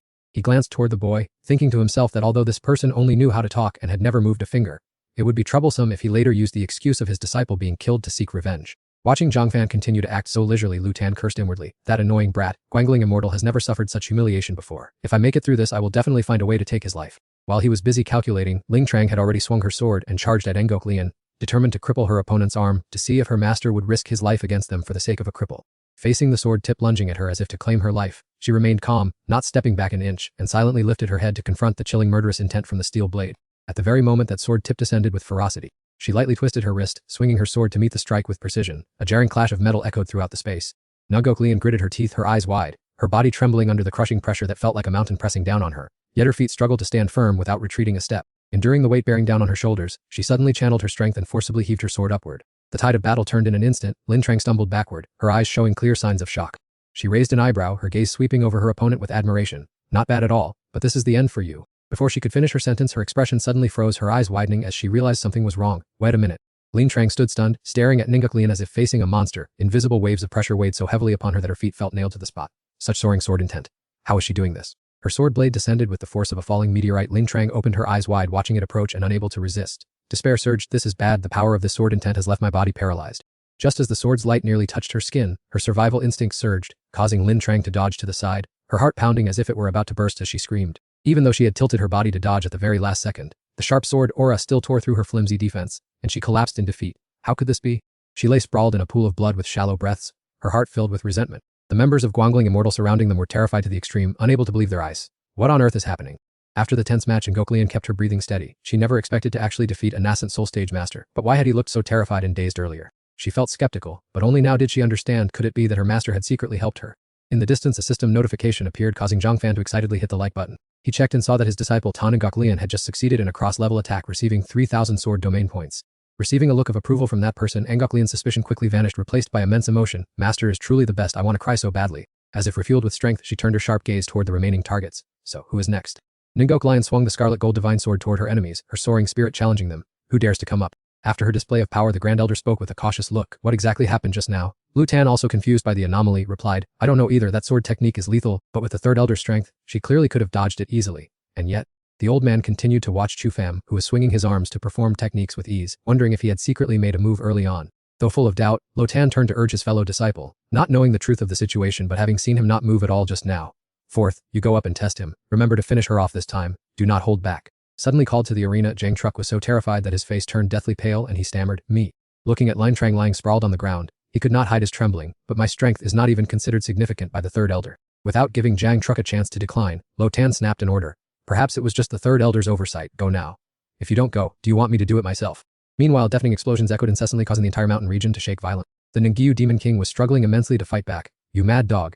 Even if you are a prestigious demon king, why would you risk your life against me for the sake of a human? Having been insulted like that, Amda coldly retorted, what do you know? This is called being a good dog that knows when to adapt. The Ningyu Demon King, refusing to show weakness, determined to counterattack. Fine, today I will act on behalf of the demon race to eradicate scum like you. As soon as he finished speaking, he stomped his feet hard, causing the surrounding ground to shatter in an instant. Meanwhile, Amda was fast enough to dodge every shockwave. Seizing the opportunity when his opponent revealed an opening, the Ningyu Demon King poured all his strength into a surprise punch.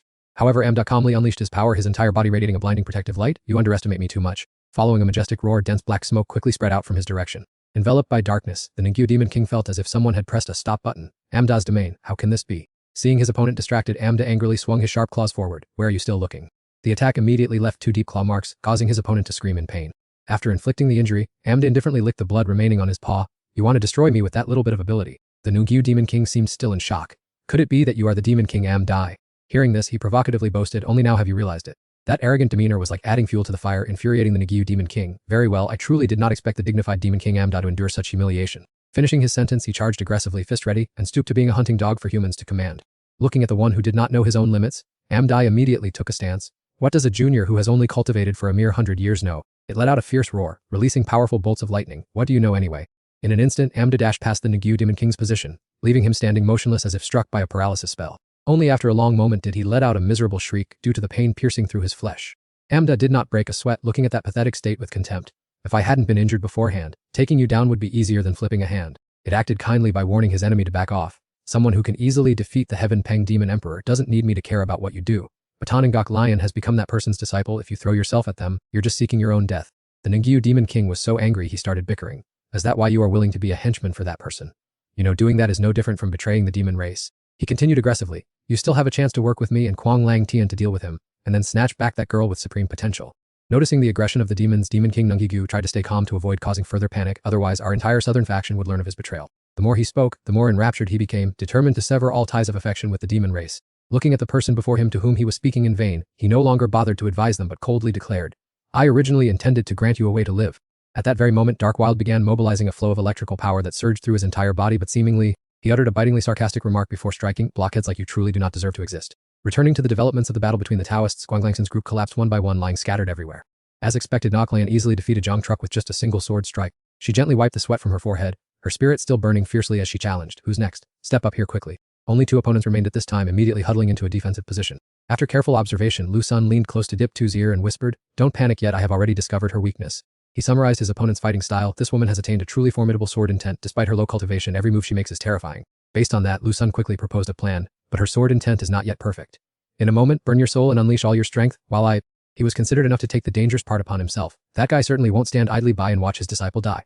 I will block him. With 2 spirit-severing stage experts attacking together, he will find it hard to resist. Though the plan sounded perfect, Deep 2 was still concerned about the key point. Batan Gok Lian called him master. Isn't he even stronger? Can we really? Lu Sun shouted angrily to bring him to his senses. Do you have any other choice? This is the only chance. Someone must survive to return at all costs. Deep 2 had no choice but to suppress his grief and accept his fate. I understand. He calmly drew his weapon, demonstrating his sword intent as a greeting. Tan Gok Lian, allow me to experience your skills. As soon as he entered the fray, he used every bit of his life strength to unleash his strongest trump card. A powerful slash with terrifying destructive power quickly hurled toward him. She couldn't help but marvel at Deep 2's shocking strength. Is this the power of the spirit-severing stage? Seeing the ground beneath her feet crack in a long line, Ngok Lion had to change her attitude toward the enemy. This guy is far stronger than the nascent soul level. Deep 2 noticed her lack of focus and hurriedly shouted, Grand Elder, hurry up! Ha! Unexpectedly, as soon as he turned his head, he saw Lu Sun soaring into the sky on his sword.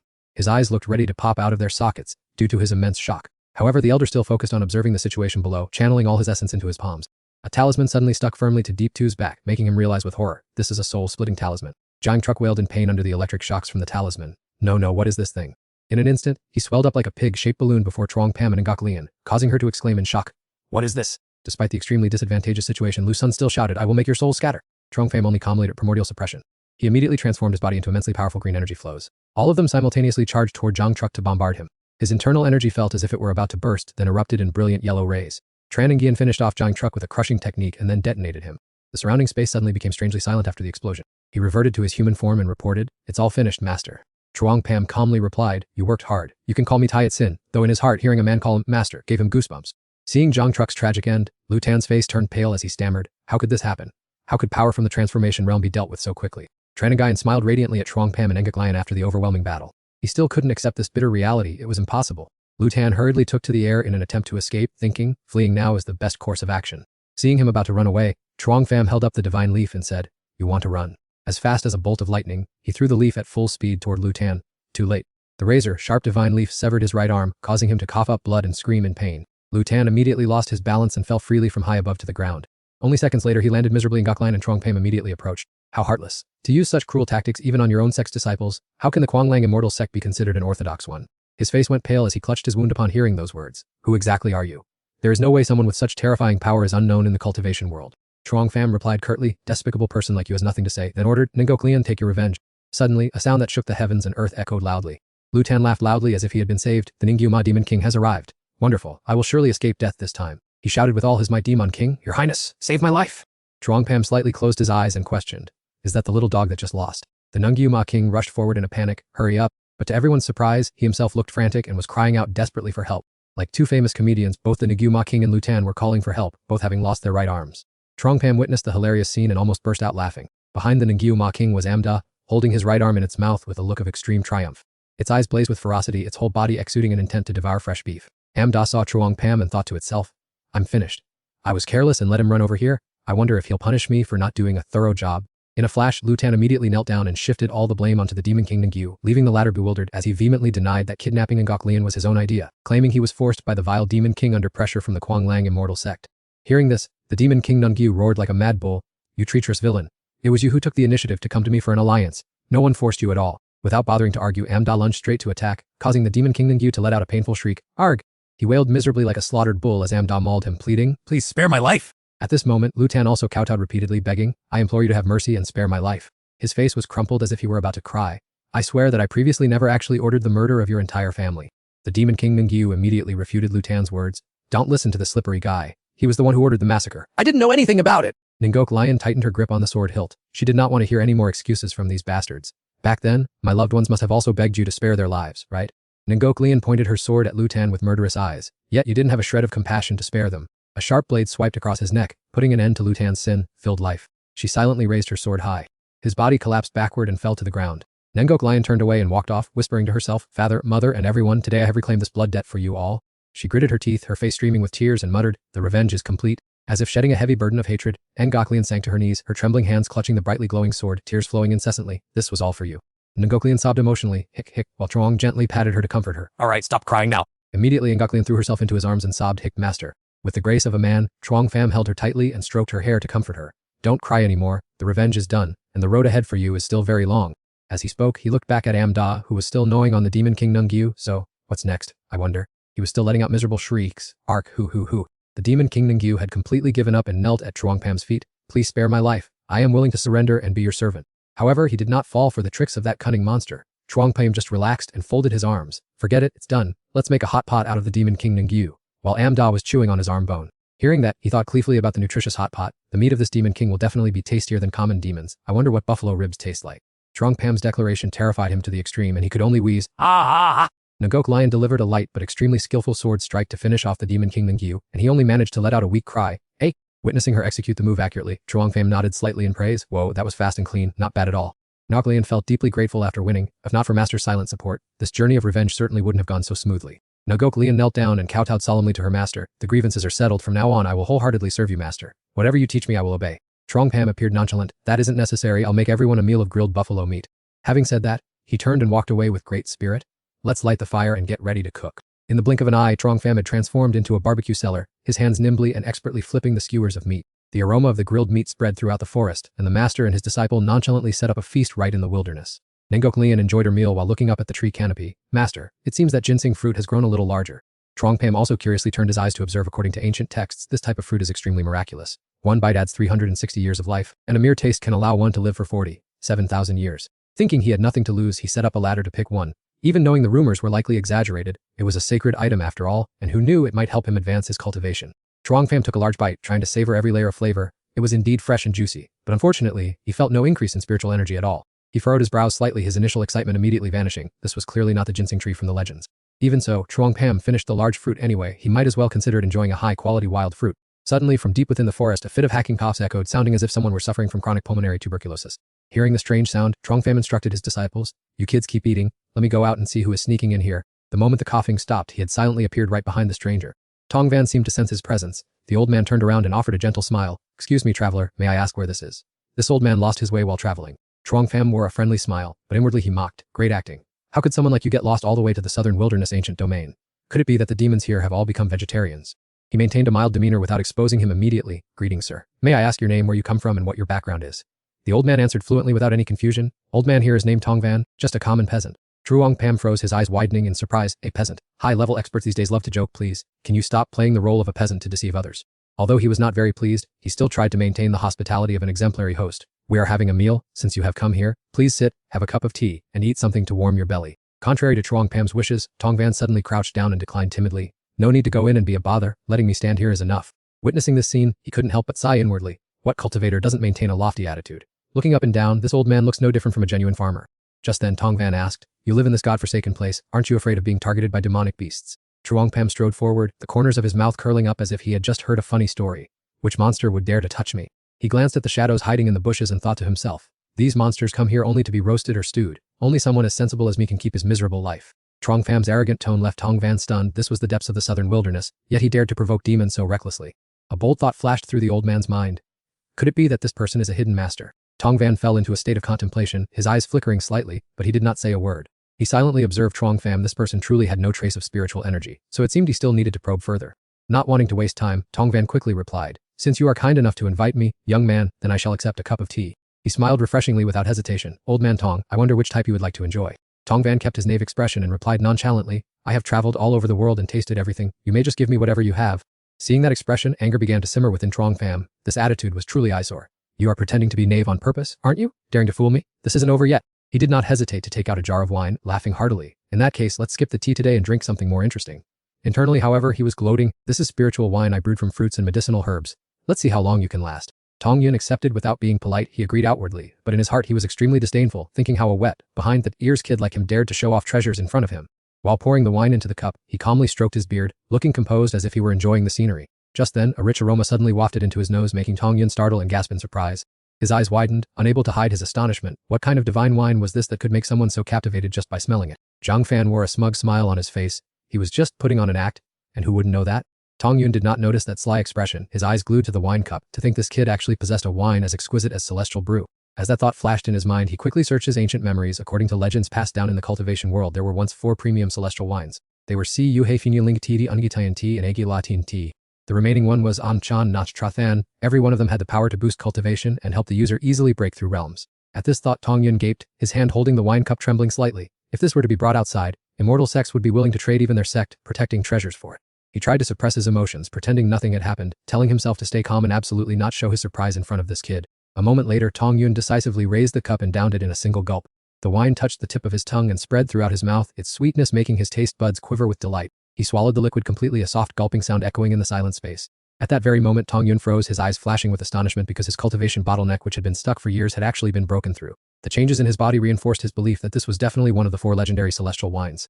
Tong Yun couldn't help but feel suspicious, seeing Zhang Fan remain strangely calm. What kind of background did this guy have to look so ordinary yet possess something so formidable? At this moment, a peculiar light flashed in his eyes. He could not let himself be outdone by this kid. Tong Yun hurriedly reached into his pouch, rummaged for a mysterious object, and said, little brother, let me show you this treasure. Having said that, he triumphantly pulled out a round fruit and asked, what do you think of this fruit? Zhang Fan immediately cried out like a teased young girl, who wants to see your treasure? But before he could finish his sentence, he stopped in surprise. Oh, this fruit. After taking a close look at the object in Tong Yun's hand, Zhang Fan let out a sigh of relief. I wondered what it was, but it turns out to be a lychee. You're actually boasting about this. He still felt smug inside, thinking, this is a sacred fruit that I had to risk my life entering the immortal lands to obtain, yet this kid's attitude hasn't changed in the slightest. Tong Yun raised his eyebrows confidently and asked, how about it, little brother, do you want to taste it? Contrary to his expectations, Zhang Fan looked completely unimpressed. Is that all? If I wanted to eat this, I would have grown sick of it long ago. Hearing this, Tong Yun almost choked, shouting in disbelief, sick of it? This is the jade marrow sacred fruit, do you think it's just cabbage from the market? His face turned red as he jumped up as if stepping on a thorn, sick of eating it. Stop bragging to me! Seeing him get angry, Zhang Fan did not bother to argue. Although this was the cultivation world, the culture still had an ancient feel to it, just like how Consort Yang in the old days had to mobilize resources across thousands of miles just to eat fresh lychees. Still unwilling to let it go, Tong Yun growled out each word. Fine, if you look down on my jade marrow celestial fruit, let's see if you have anything more valuable to compare it with. Zhang Fan showed no respect to Song Yun, sarcastically remarking that the pile of fruit he brought was far too ordinary. Nevertheless, he generously offered to take him to broaden his horizons today. He snorted disdainfully. I have been in the cultivation world for many years. What kind of sights have I not seen? Song Yun was trying to act superior, wanting to see what was so special, but the scene before him almost made his eyes pop out. He looked around in confusion, his trembling voice unable to hide his astonishment, not expecting this place to have such a unique space. The glowing trees dazed Song Yun. Any branch or leaf here was a priceless treasure. The presence of the fruit high up there opened a new world for him. Could it really be that item? Song Yun pointed forward with trembling hands and exclaimed, how can this be? This is the legendary ginseng fruit. Dazzled by the treasure, he instinctively rushed forward to grab a fruit, never imagining he would have such a fortuitous encounter in his life. Before he could touch it, Jun Yuan appeared and spoke coldly, "Who dares to intrude here?" causing Song Yun's reaching arm to halt instantly. The boy's sudden appearance terrified him so much that he fell to the ground. It turned out this was a ginseng tree that had attained spiritual awareness. Fearing he would displease Jun Yuan, Song Yun hurried to kneel and beg for forgiveness. "Superior mortal, I was momentarily bewitched and acted rudely. Please show mercy and forgive me." Unfortunately, he didn't care to listen and instead turned to inform Zhang Fan. "Sir, this man tried to steal the precious fruit without permission. How should we deal with him?" Those words shocked him once again. What? A deity transformation stage immortal spirit is being respectful to this kid and even calls him master. Only then did Song Yun dare to boldly speculate. To control an immortal spirit, he must be a celestial immortal or some noble immortal lord. Just then, Jade Lotus appeared with a skewer of snacks, making Dark Knight sigh in exhaustion as another immortal appeared. Zhang Fan didn't answer but asked with his hands on his hips, "Hey old man, why are you pretending to be tired? Are you so hungry that you can't walk anymore?" He looked at Song Yun's miserable state and shook his head in frustration, clearly a high-level master, yet he insisted on acting like a farmer. Zhang Fan finally waved his hand generously to let it go. "Fine, seeing how much you love fruit, it's quite pitiful." A golden light from his hand enveloped a gourd fruit. "I'll pick one for you to try." Before Song Yun could even regain his composure, the gourd fruit was nestled in his palm, and he asked blankly. He stammered, "You intend to grant me an immortal fruit?" Zhang Fan pouted and replied, "It's just normal fruit, why are you overreacting?" These words could not calm Song Yun's emotions, tears and snot almost flowed. "This is a life-extending ginseng fruit." Fearing he would feel guilty, he jokingly explained, "It's nothing precious, we have plenty of these here." Thinking of this, Zhang Fan could only sigh. After all, since I can't cultivate anything, I can only eat them for flavor. Who would have thought those words would add fuel to the fire, making Song Yun explode? "What do you mean not precious? How can this not be rare?" He jumped up in discontent to defend the gourd. "This is a legendary divine fruit. Eating one extends life by 40,000 years, yet you treat it like a radish at the market." Zhang Fan ignored Song Yun, stroking his chin and thought, "I cannot leave the sword realm. Jade Lotus lacks strength and sending Dark Knight would be unsettling." He glanced at the outstanding candidate before him and came up with a good idea. "Isn't this old farmer the most suitable person? But how can I make him serve willingly?" Zhang Fan made a kind suggestion. "Since you look so restless, and I can't put my mind at ease, why don't you work as an errand boy for me?" Song Yun had no peace of mind to think further and hastily replied that since it was the immortal's wish, he would obey and was ready to be commanded. But Song Yun, having lived to his age, knew very well that there is no such thing as a free lunch, let alone for a divine fruit. The price for this opportunity was definitely not as simple as that powerhouse made it sound. Seeing his guarded expression, Zhang Fan made a gentle request. "There's no need to be so tense. You just need to get me about 100 kilograms of pork." He nudged Dark Knight's backside and added, "As you can see, raising this dog of mine is no walk in the park either." Wrongly disciplined, the beast could only growl in resentment, while Song Yun stared at it, muttering to himself about raising a dog. He pointed at Dark Knight in disbelief with a trembling hand, saying that this was no ordinary dog but a ferocious demon king.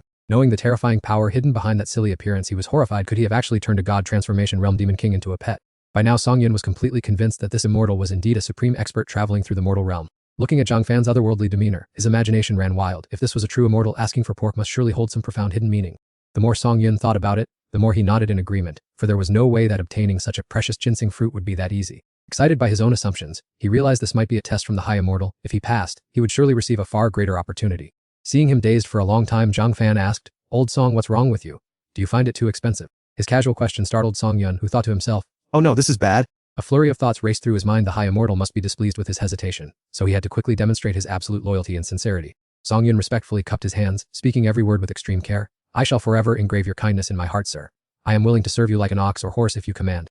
His distracted look from before vanished instantly, replaced by a level of seriousness that showed he was ready to sacrifice his life. This sudden shift in attitude left Zhang Fan bewildered, not understanding what kind of drama this old man was playing out in his head. Seeing that the old man was determined, he didn't refuse but waved his hand, telling him to go. Hearing the order to buy 100 kilograms of pork, Song Yun acted as if he had received a secret imperial decree to go to war, bowing and responding with great vigor.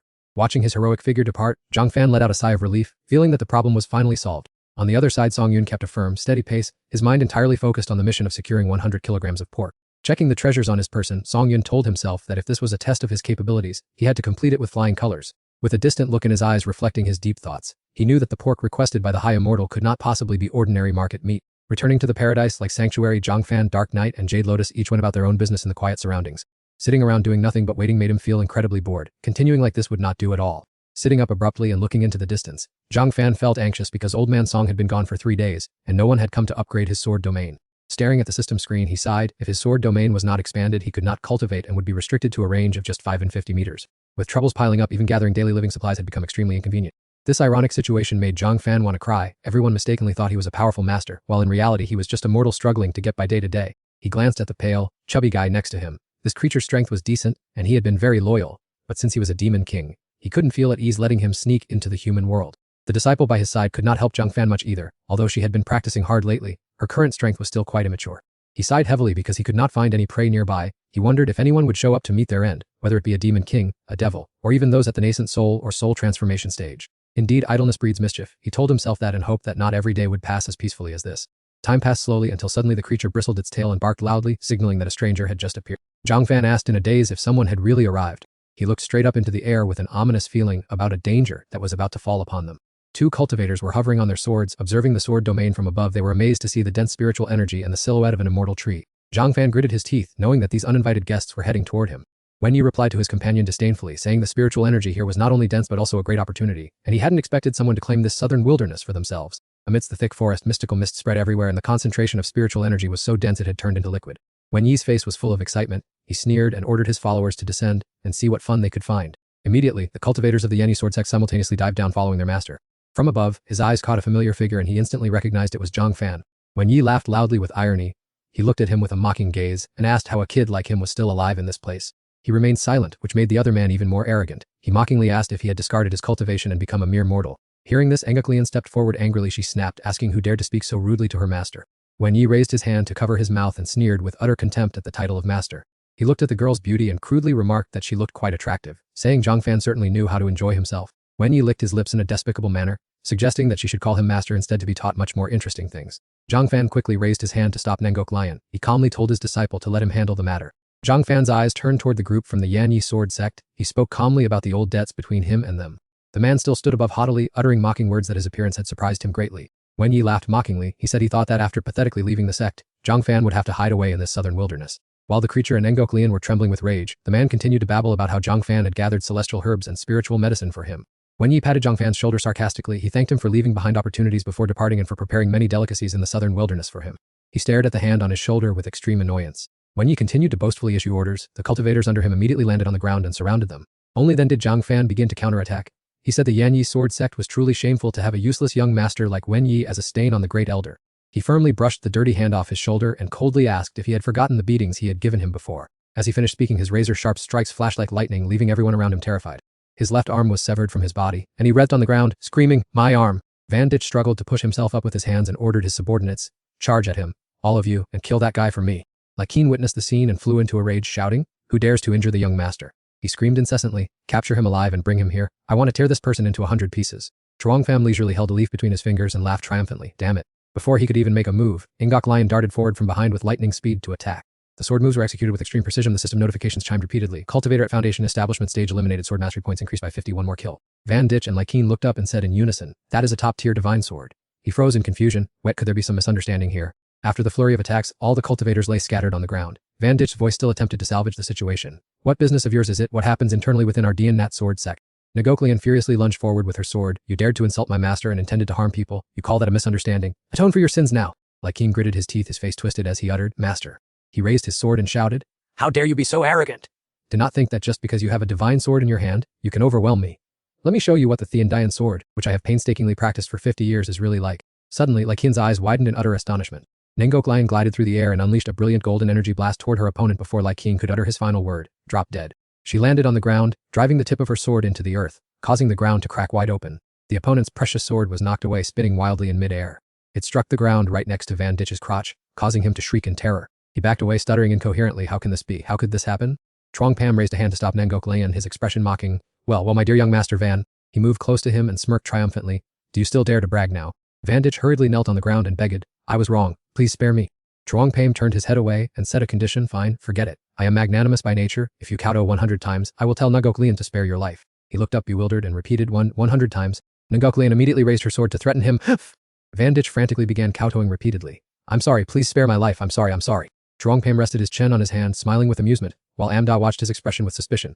There is something wrong with this guy's expression." She continued to guess. "Don't tell me he is plotting something again." The ground where Van Ditch was kowtowing had sunken deep and was soaked with blood, yet his voice continued steadily. "I'm sorry, please spare my life." Ngoklian held the tip of her sword against his throat and said coldly, "Are you deaf?" She kept a cold expression and repeated her master's words. "Master told you to scram, not just to go." He gnashed his teeth bitterly but couldn't utter a word. He could only reply with a yes, before running away for dear life. After running quite a distance, Van Ditch stopped abruptly, panting heavily and out of breath. He hissed with hatred through his grimacing mouth, "Tralavunju PM and that damned little girl, just you wait. When my grandpa arrives, you'll know what's coming." His voice echoed across the sky, proclaiming he would return with his grandpa to deal with them, causing Tradi NGPM and the others to see birds scattering in the distance. MMDT showed concern and asked, Master, is it alright to let him go like that? He's planning to call for reinforcements to confront us. He put his hands on his hips in surprise. You can speak human language now. It stuck out its tongue and replied, which demon king doesn't know how to speak? I was severely injured before, which is why I couldn't open my mouth. Thanks to Master's help, I have now recovered my strength. MMDT resentfully suggested on behalf of its master, that brat is too insolent. Should we catch him again and give him a beating? Trudunji PM merely smiled meaningfully. No need. I'm waiting for a heap of experience and levels from him. It looked at his smug expression and thought, indeed all cultivators of immortality among humans have unpredictable intentions. Trar NGEM calmly considered that the tranquil courtyard currently lacked people, and since he couldn't leave the scope of his sword domain, he was no different from a mortal. His mind was quite confused at this moment. Although Njiki Lun had a good physique, her cultivation time was too short. As for MMDK, it was only good at guarding the house. A sudden idea flashed. Tradeng PM jumped up and mumbled, even if I can't step out of the sword domain, I can still consider choosing a replacement. For the sex in this world, this place was nothing short of an immortal paradise, surpassing even high-grade cave dwellings. But who should I look for? The names Vian Etchingi and Trichechnam immediately appeared in his mind. After all, the gifts from the Mixed Saint sect earlier were quite decent. Speaking of the Dai Nut Sword sect, his master was still somewhat acceptable, but he didn't know anyone else. He hadn't been transmigrated here for long, so his connections were still limited. Just then, a strange noise echoed. Trazium quickly turned his head to look outside the courtyard. Njixi Lun eagerly spoke up, Master, let me go out and check. Tridenge PM conveniently kicked Tin MDPU who was still lying around lazily. Haven't you had enough licking? You go out and check too? It scurried out hastily, barking loudly and grumbling, woof woof, all day long all you do is order me around. Underneath a large hole not far away, Septhi and T and Jivin were sitting, panting heavily. Septhine's face was covered in dirt and sand. That old man Tiengi! I mistakenly trusted an immortal demon like you to go and annihilate the little demon beast you spoke of. Tibin Jivin smiled faintly, glanced at him, and replied lazily, if you weren't greedy for immortal opportunities, how could I have convinced you? I've already shared a portion with you, what else is there to complain about? Above the mouth of the hole, NG Lun stuck her head down to observe. As soon as he heard the call, Septhine immediately looked up. When he saw her face, his expression became stunned. Sword. Immediately after, he shot up swiftly from the hole and landed right in front of her. Sword Dao body. Sapthin's face clearly showed excitement mixed with anticipation. He earnestly extended an invitation. Little girl, would you like to cultivate with me and become my disciple? Nunjik Lun looked at him and secretly assessed in her heart. He seems to be a peerless expert, but she was silent for a moment, then pointed to the crisscrossed scars on his body and said, Senior, you should tend to your own wounds first.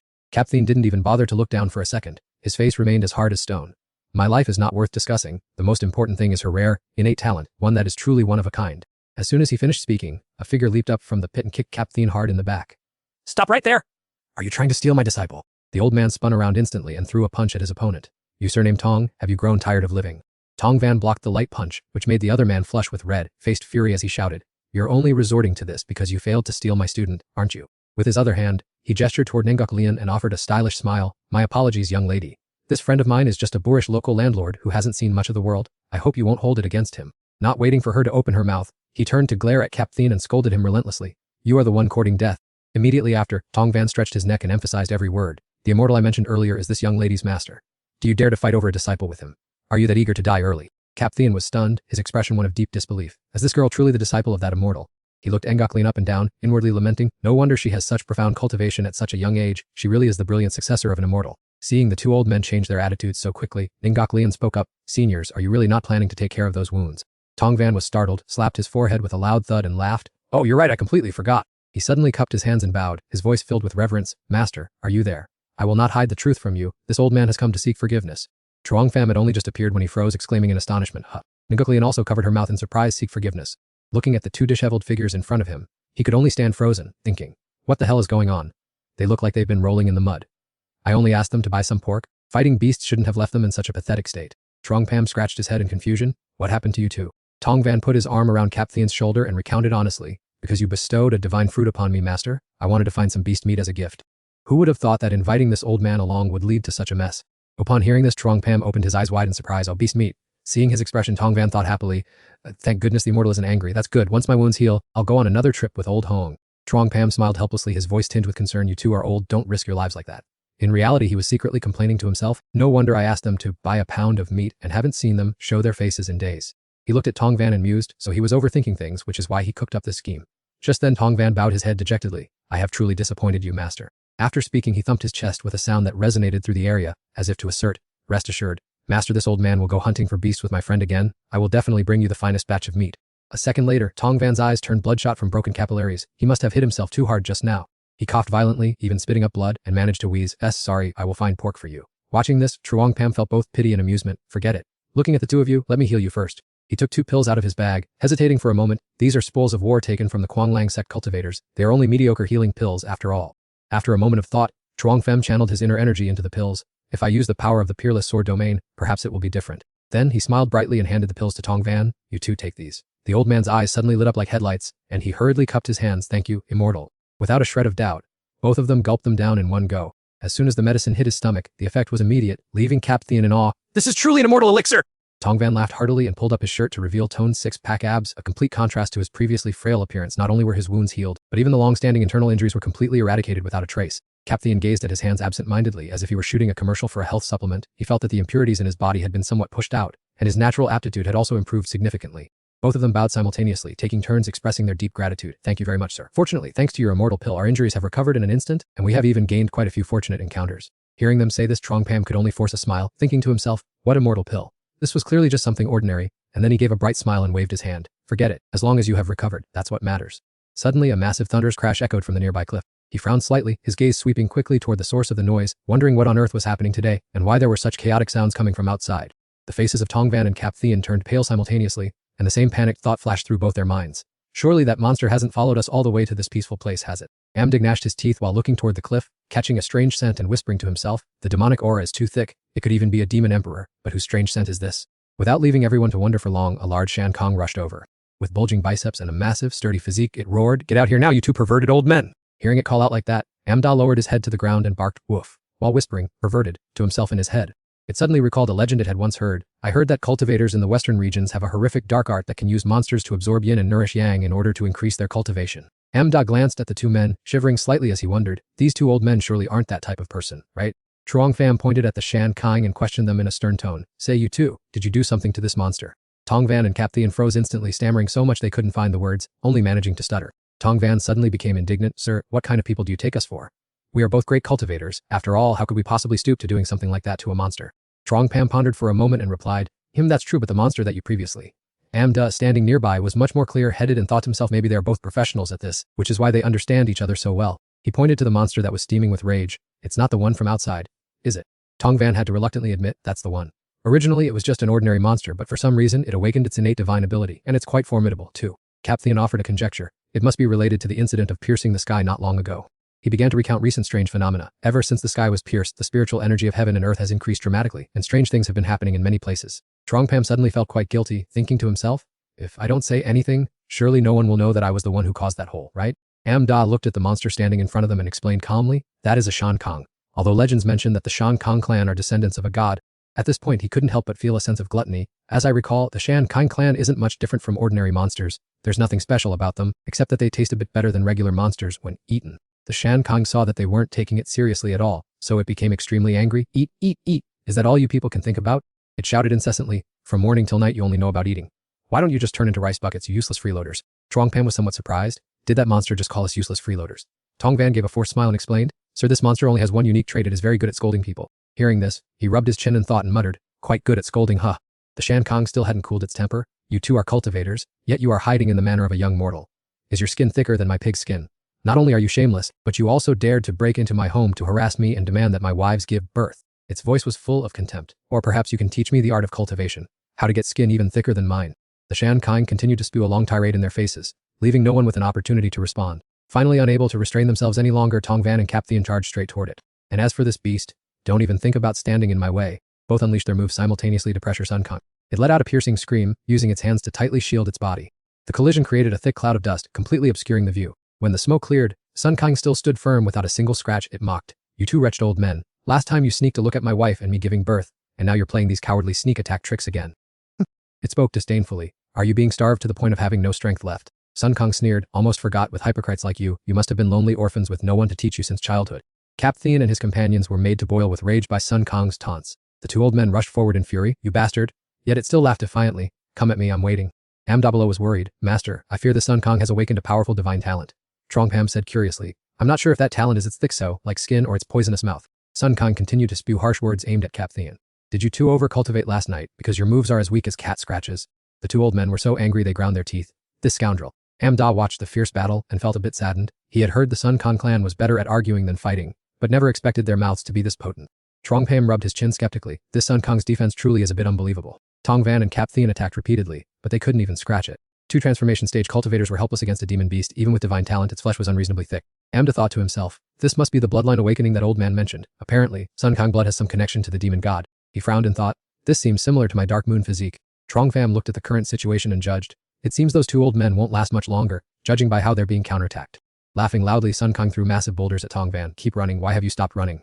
Trong Pham could no longer stand by, this isn't good, perhaps I must intervene personally. He calculated carefully, the sword domain only covered the campus and half the mountain peak, and this Sun Kang's position was quite unlucky, right on the outer edge. Ngok Lion stepped forward to ask, Master, let me go out and give those two seniors a hand. Trong Pham replied with a mischievous smile, no rush, let them play with it a bit longer.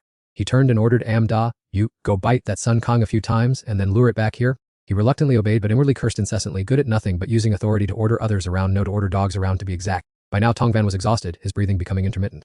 He tried to shout in frustration, you damn Sun Kang, those immortals must be laughing at us. I can't let myself lose face to this extent. Cap Thean nodded in agreement. We absolutely cannot hold back, everyone charge at once. Sun Kang crossed his arms with a look of disdain, attacking with such little strength, and you still dare to call yourselves cultivators. As soon as the words were spoken, an enormous surge of energy arrived, creating an earth-shattering explosion. Upon seeing the formation laid out before him, Sun Kang was stunned. What on earth is this? He observed the winding dragon shadows and guessed to himself, could this be the 8 directions dragon vein? Sun Kang feigned terror then sneered, I was just teasing. Tong Van was shocked to see him unscathed. How is that possible? Sun Kang nonchalantly blocked the attack with his hand, showing no signs of harm or injury. He began to gather his Kli into his hands to channel his power. What kind of 8 directions dragon vein is this? The moment for him to begin his counterattack had arrived. I'm returning all of this back to you people. Cap Thean and the others were so stunned their mouths hung open. What? This is unbelievable. The explosive power was so immense that it blew up the entire area, making heaven and earth seem to turn upside down. Sun Kang wore a triumphant smile. Is that all you've got? Is this the best you can do? I find you two old men far too weak. However, at that very moment, a strange feeling of unease suddenly arose in his heart. Amda had silently appeared from behind without him realizing it, then suddenly took a bite into his thigh. Despite possessing sharp jaws, Amda could not pierce Sun Kang's skin. Why is the skin so thick? That action drove him mad with rage, and he screamed incessantly. A flame of indignation consumed Sun Kang. Which despicable coward dared to ambush me, and even dared to bite my backside? Having been exposed, Amda quickly scurried away, not forgetting to mock him with a sarcastic remark. How long has this monster gone without a bath? It reeks so much my mouth is filled with the foul stench of a pig. Because he was so hot-tempered, Sun Kang lost all rationality and chased after Amda, shouting, you claim to be a demon king, yet you play dirty and serve as a lackey for others, aren't you ashamed? At that very moment, Trong Pham suddenly appeared right in front of him. His expression remained extremely calm, the prey has finally fallen into the net. Sun Kang was slightly startled to see Trong Pham appear. What on earth is going on here? He looked visibly suspicious, constantly scrutinizing the opponent. That dog went looking for a mere mortal like this. There must be something hidden here. That thought flashed through his mind, causing him to shiver. These two are the reinforcements for those old men. It seems I must be more careful. Amda, despite having just suffered a painful hit to his backside, continued to tease him, wagging his tail provokingly. Hurry up and come catch me. Sun Kang was so angry his eyes turned bloodshot and his killing intent flared like fire. You bastard, today I will definitely stew some dog meat to go with my wine! Trong Pham excitedly prepared his stance to strike. This is the moment. Seeing that his enemy was not in the least bit afraid made him even more furious, and he roared a threat. Even a spirit transformation expert cannot break my defense. This is a gift left behind by my ancestors. Suddenly, a flash of lightning tore through space, causing everything to freeze in utter terror. Sun Kang fell backward in shock as a fierce pressure surged toward him, terrifying him. What on earth was happening? Unable to react to the sudden attack, his chubby body was blasted high into the sky by a world-shaking explosion. Lying helplessly on the ground, he stared in disbelief. This was the defensive talent that had once allowed him to roam the vast southern desolation, and even demon emperors usually couldn't touch him. Yet now, Trong Pham wore a twisted smile as his wild hand stroked the sharp blade. Amda beside him growled incessantly, his sharp teeth seemingly ready to lunge and tear the prey apart at any moment. Xuan Kang finally realized his life was hanging by a thread, staring wide-eyed and screaming like a madman on the brink of death. Trong Pham excitedly raised his weapon and declared, it's time to eat. Feeling the cold blade against his neck, his face paled instantly and his whole body trembled like someone on a chopping block awaiting execution. Finally, he knelt down and clasped his hands in supplication. Forgive me, I was wrong, my master. Casting all dignity aside, he clung to Trong Pham's leg and whimpered, Noble master, please have mercy and spare this poor pet. He froze for a few seconds, his body stiff as if hit by some control skill. Xuan Kang sighed in relief, secretly rejoicing. Fortunately, he knew how to improvise or he would have ended up as roast pig today. A familiar voice suddenly rang out, truly an immortal. Cap Thean exclaimed joyfully. The defense we couldn't break through was dispelled by you as easily as turning over a hand. He excitedly turned and winked at Tong Van, who found a solid backer. The vengeful Amda approached and mocked Xuan Kang. Earlier you told me to be someone's dog, yet here you are, a demon king with awakened divine bloodline. How can you be so thick-skinned? His eyes immediately sparkled unnaturally as he quickly switched to a sycophantic mode. That's because I didn't realize my master was here earlier? Without hesitation he wriggled and explained. It's because I've been away from my master for too long. Oh master, this old pig missed you to the point of going crazy! The surrounding crowd's faces darkened, each silently mocking him. How shameless! We haven't even had the chance to cozy up to the immortal yet, and this pig beat us to it. Truly disgusting. Trong Pham frowned in exasperation. This pig's skin was indeed as thick as a fortress wall. He suppressed his emotions and gave a forced smile. Times have truly changed when even a pig has sharper eyes than people. He quickly changed his expression and questioned sternly. Fine, then give me one reason why I shouldn't slaughter you for meat. Amda added fuel to the fire as if jealous. Exactly. I can help Master guard the house, but what use is a pig like you? Might as well carve you up for a roast pig feast. Swan Kong argued indignantly. Back in the day, this old pig was a majestic general digging earth, building caves, carrying heavy loads. I can handle everything, guaranteed fast and high quality. Truong Pam was slightly moved upon hearing that. Having an extra pair of hands for heavy lifting wouldn't hurt. He suddenly remembered something important. This fellow was both silver-tongued and tough. He certainly wouldn't be killed easily, and perhaps he could even absorb the heap of resentment outside the sword domain in his stead. Truong Pham thought for a long while before carefully making a decision. All right, you stay here. I will arrange a place for you to live. Sun Kong immediately bowed respectfully upon hearing this. Thank you, master. As soon as he set foot in his new home, he was stunned by the sight. This manor was no different from a true fairyland. Rare spiritual herbs were planted everywhere, and there were even some seldom-seen divine fruits. Amda didn't even look at that fawning display and spoke with contemptuous irony. No wonder he suddenly became so enlightened. If I could eat spiritual herbs and immortal medicine every day, I would also be willing to be a dog for the master, like this demon king. Acting on his thoughts, Sun Kong continued to play the pity card. Master, I am just a coarse pig demon. Wouldn't staying here defile your fairyland? This humble one only asks to dig a small burrow in the manor and will be content. Everyone around stood rooted to the spot, their eyes fixed firmly on it in annoyance. They couldn't understand how this pig could be so shameless. A moment later, the quiet of the manor was broken only by the sound of Sun Kong's labored breathing. It dug the earth diligently, putting all its remaining strength and natural instincts into finishing the job. Tong Van still couldn't feel at ease. No matter what, he had to say it. This pig was truly shameless beyond words. Amda started drooling with desire again. It was true, if it weren't for that pig, they would have had roasted meat to enjoy by now. He still looked incredibly remorseful, bowing his head to apologize earnestly. Sir, the fault lies with our incompetence. We have ruined your meal. Chuang Pam laughed and waved his hand, saying it was fine, but he was speechless inside. I only wanted some meat because I was hungry. Who would have thought you would provoke this pig demon? He affirmed with determination. Don't worry, sir. Next time we will surely be more thorough. The young man carefully cautioned. Right, neither of you should misunderstand my intentions again. The words had barely left his lips before Kuk Thien and Tong Van hurried away. They could not let the master be disappointed again, otherwise their chance at achieving immortality would be finished. He chuckled with admiration. These two old men are really impatient. Chuang Pam lazily stretched and went to rest. Ngok Lien, continue your cultivation, and Kao Tu, make sure to keep a careful watch. I'm gonna sleep for a while. On Tong Van's side, he was extremely excited. Old Hoang, go back and bring all your descendants along. It's a good opportunity to curry favor with the immortal, and who knows, we might get a good break. Kuk Thien suggested. You should also call your disciples. With a talented student like Miss Tan, what could be better? Seeing the agreement in the other's eyes, he excitedly promised. This time we must give it our all.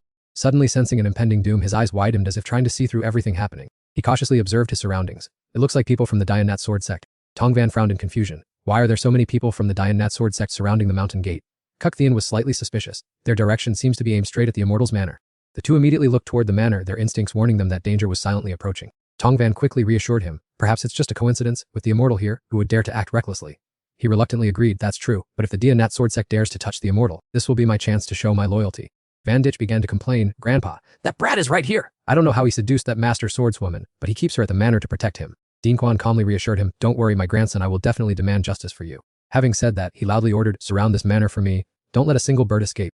As his large hand swung down, the entire manor was instantly submerged in waves of fierce, surging energy. The sect members received the order and immediately acted, shouting in unison, as you command, great elder.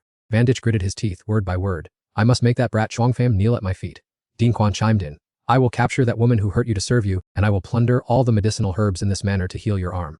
Ngok Lien roared from the yard in anger. It's these people again, the useless lot from the Dian Nat sword sect. I spared your lives last time, yet you dare to show your faces again. Dean Quan asked skeptically. Are you the girl who hurt my grandson? Dean Quan stroked his beard and scrutinized her closely. So young, yet you act so cruelly? Unexpectedly, Ngok Lien didn't hold back. My master was generous enough to spare your grandson's life, but his grandfather has come to offer his own life at our doorstep. Truly, you are seeking your own death. Fuming, he launched his golden sword down at her. Insolent girl. Amdai instinctively rushed forward to protect Ngok Lien. Be careful! The spot where they stood suddenly exploded, successfully blocking the incoming sharp sword strike. Through the dense smoke, Sun Kong suddenly appeared. You damn old bastard, I just finished relieving myself.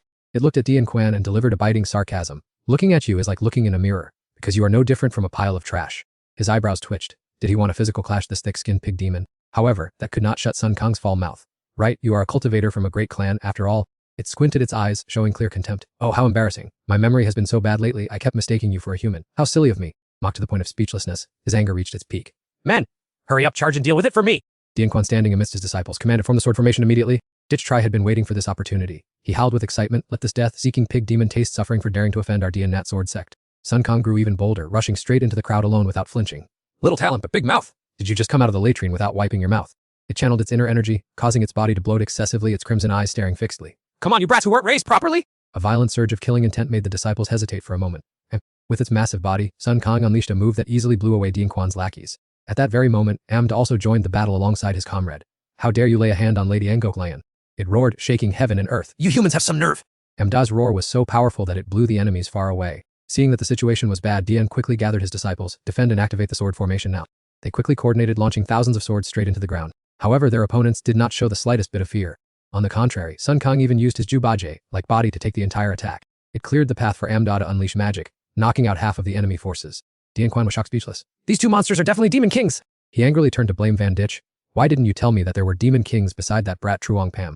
He had never expected the situation and could only stammer in defense. I didn't know either. I didn't see any demon kings the last time I came. Besides, how could a mere kid control them? Dian Quan was fed up with Van Ditch's incompetence, his face looking as though his end was near. You useless fool, I will settle the score with you after we return. He personally stepped out to meet the challenge, activate the grand formation. After setting up the formation, Dian Quan did not forget to add a few threats. Even if you are demon kings, I don't believe you can survive this strike!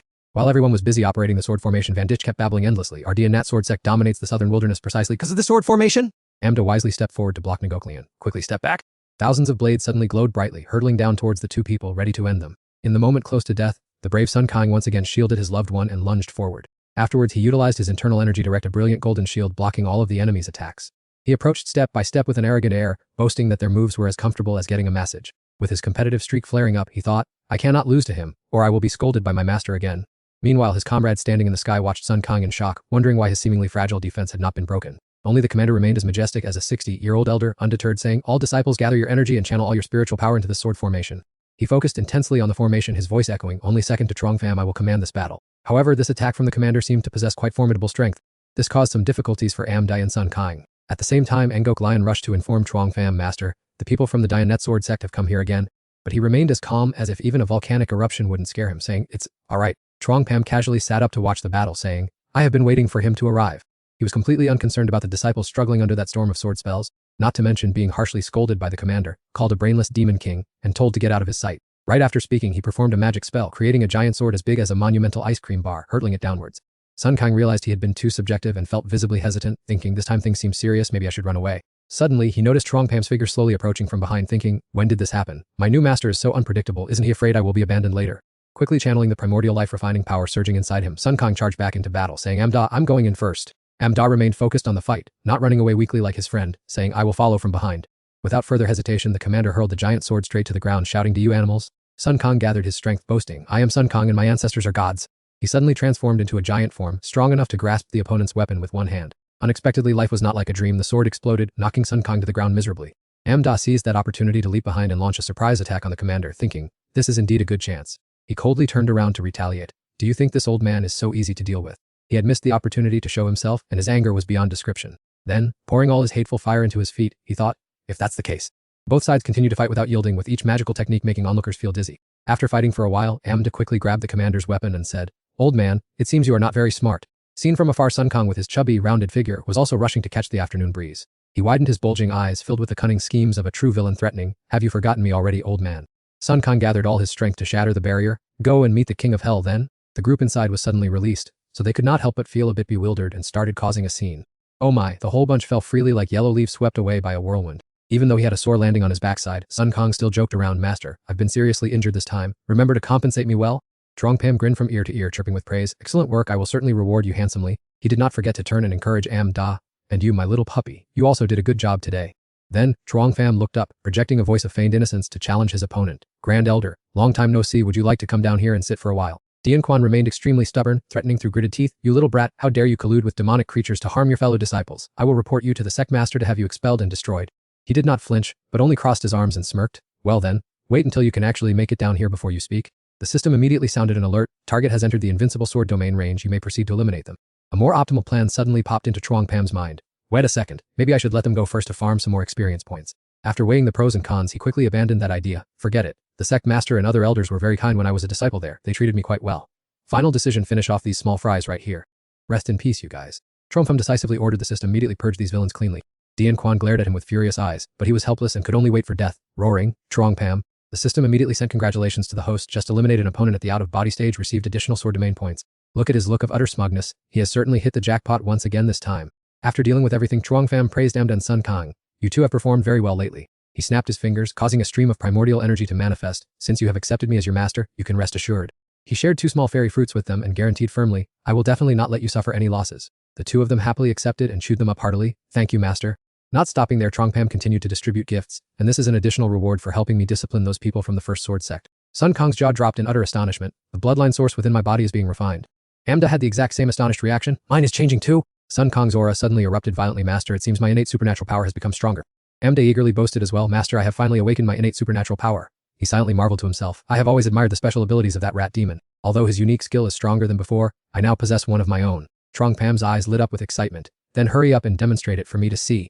Sun Kong stomped his feet firmly on the ground and slowly sensed it. It seems this new ability of mine can manipulate earth and stone. He tried channeling his strength to stomp hard on the sand, and unexpectedly, he inadvertently caused a violent tremor. A surge of power began to rise, releasing an awe-inspiring source of energy. 3 clones of Xuan Kang stood tall, guarding everyone right in front of them. It acted arrogant and proud, saying, Master, look at this. Whenever I fight an enemy, I just need to wave my hand, and the opponent loses their life immediately. Ngok Lian cheered with endless excitement. This power was truly terrifying. She was overjoyed, feeling as if she had won a great prize, thinking, this is absolutely amazing. With such strength, you will definitely be a powerful assistant to Master. Truong Pham, however, had a completely different thought. It seems that with these demons here, there will be no shortage of servants in the future. Haha, I didn't want to exploit others, but I guess I have no choice. It was Amda's turn to speak. It puffed out its chest proudly and leaped high into the air, saying, Master, look at this technique of mine. Amda hovered in mid-air and created a blue energy vortex that sucked in all the light, making it look truly magical. Standing on the ground, Ngok Lian looked around in confusion, wondering what is happening. Why has everything suddenly plunged into darkness? It took a deep breath and turned to reassure her. Miss Ngok Lian, do not be too afraid. This is my innate supernatural ability. After demonstrating its power, Amda slowly explained, previously, absorbing light was merely an illusion, but now it is a true consumption of light to restrict the opponent's vision. Ngok Lian clapped her hands continuously in praise, saying, that is truly incredible. It continued to show off other features of the new move, saying, this innate ability of mine has one more hidden capability. Black holes suddenly appeared on the ground below. It laughed triumphantly. This is like falling into an illusion, making it impossible for the opponent to see me. Amdai and Xuan Kang excitedly high-fived each other to celebrate their achievement. Ngok Lian secretly admired them, thinking, so these are the legendary demon kings who are renowned as masters of their own domains. For some reason, Xuan Kang suddenly appeared shy like a young maiden, saying, Master. It twisted coquettishly as if it were very charming. May I ask you for something? Trong Pam was horrified, his skin crawling, and he instinctively stepped back to keep his distance. Just say it, but stop acting like that in front of me.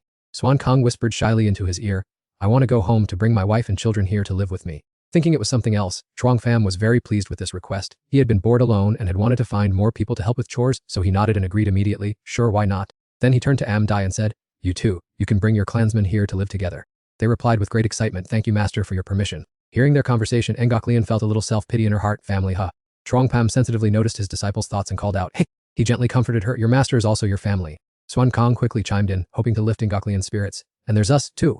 Everyone showed their care for her, saying, we're all your family as well. A contented, happy smile blossomed on Ngok Lian's face. Trong Pam continued to oversee the work. All right, let's do that. Go and bring your clans here. Xuan Kang and Amda left immediately, excitedly replying, very well. A moment later, strange noises suddenly echoed through the forest.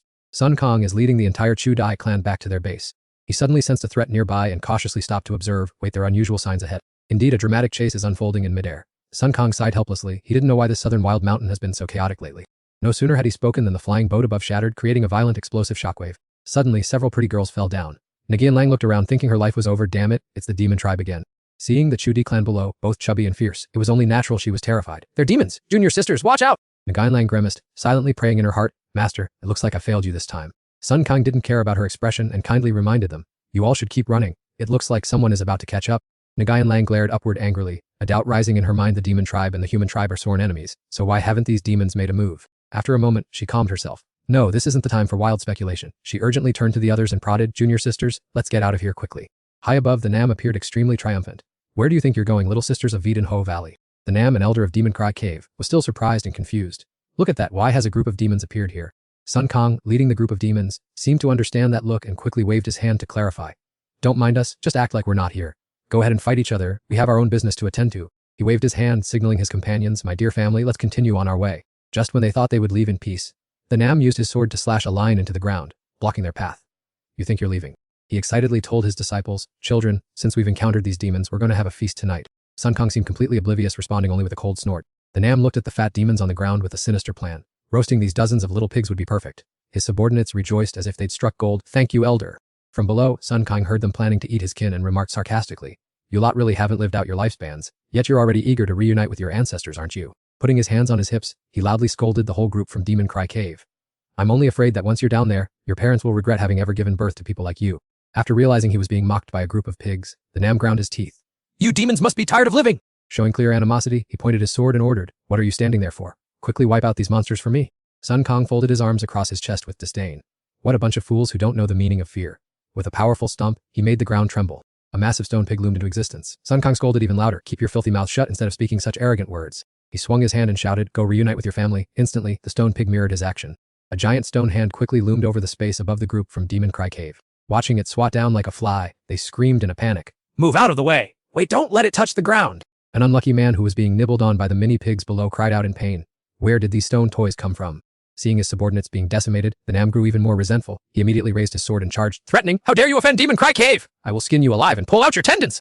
It seemed this strike would determine the winner, but unexpectedly, it was no more than an itch to the stone pig. He let out a terrified shriek, scared out of his wits, completely unaware that a giant hand was looming behind him. Grabbed in the blink of an eye, he could only scream, while Xuan Kang chimed in mockingly, "What a bunch of small fry, trying to reach for the stars." Standing on the ground controlling the situation, his eyes were filled with contempt for his opponent. Truly someone who didn't know the height of the heavens or the depth of the earth.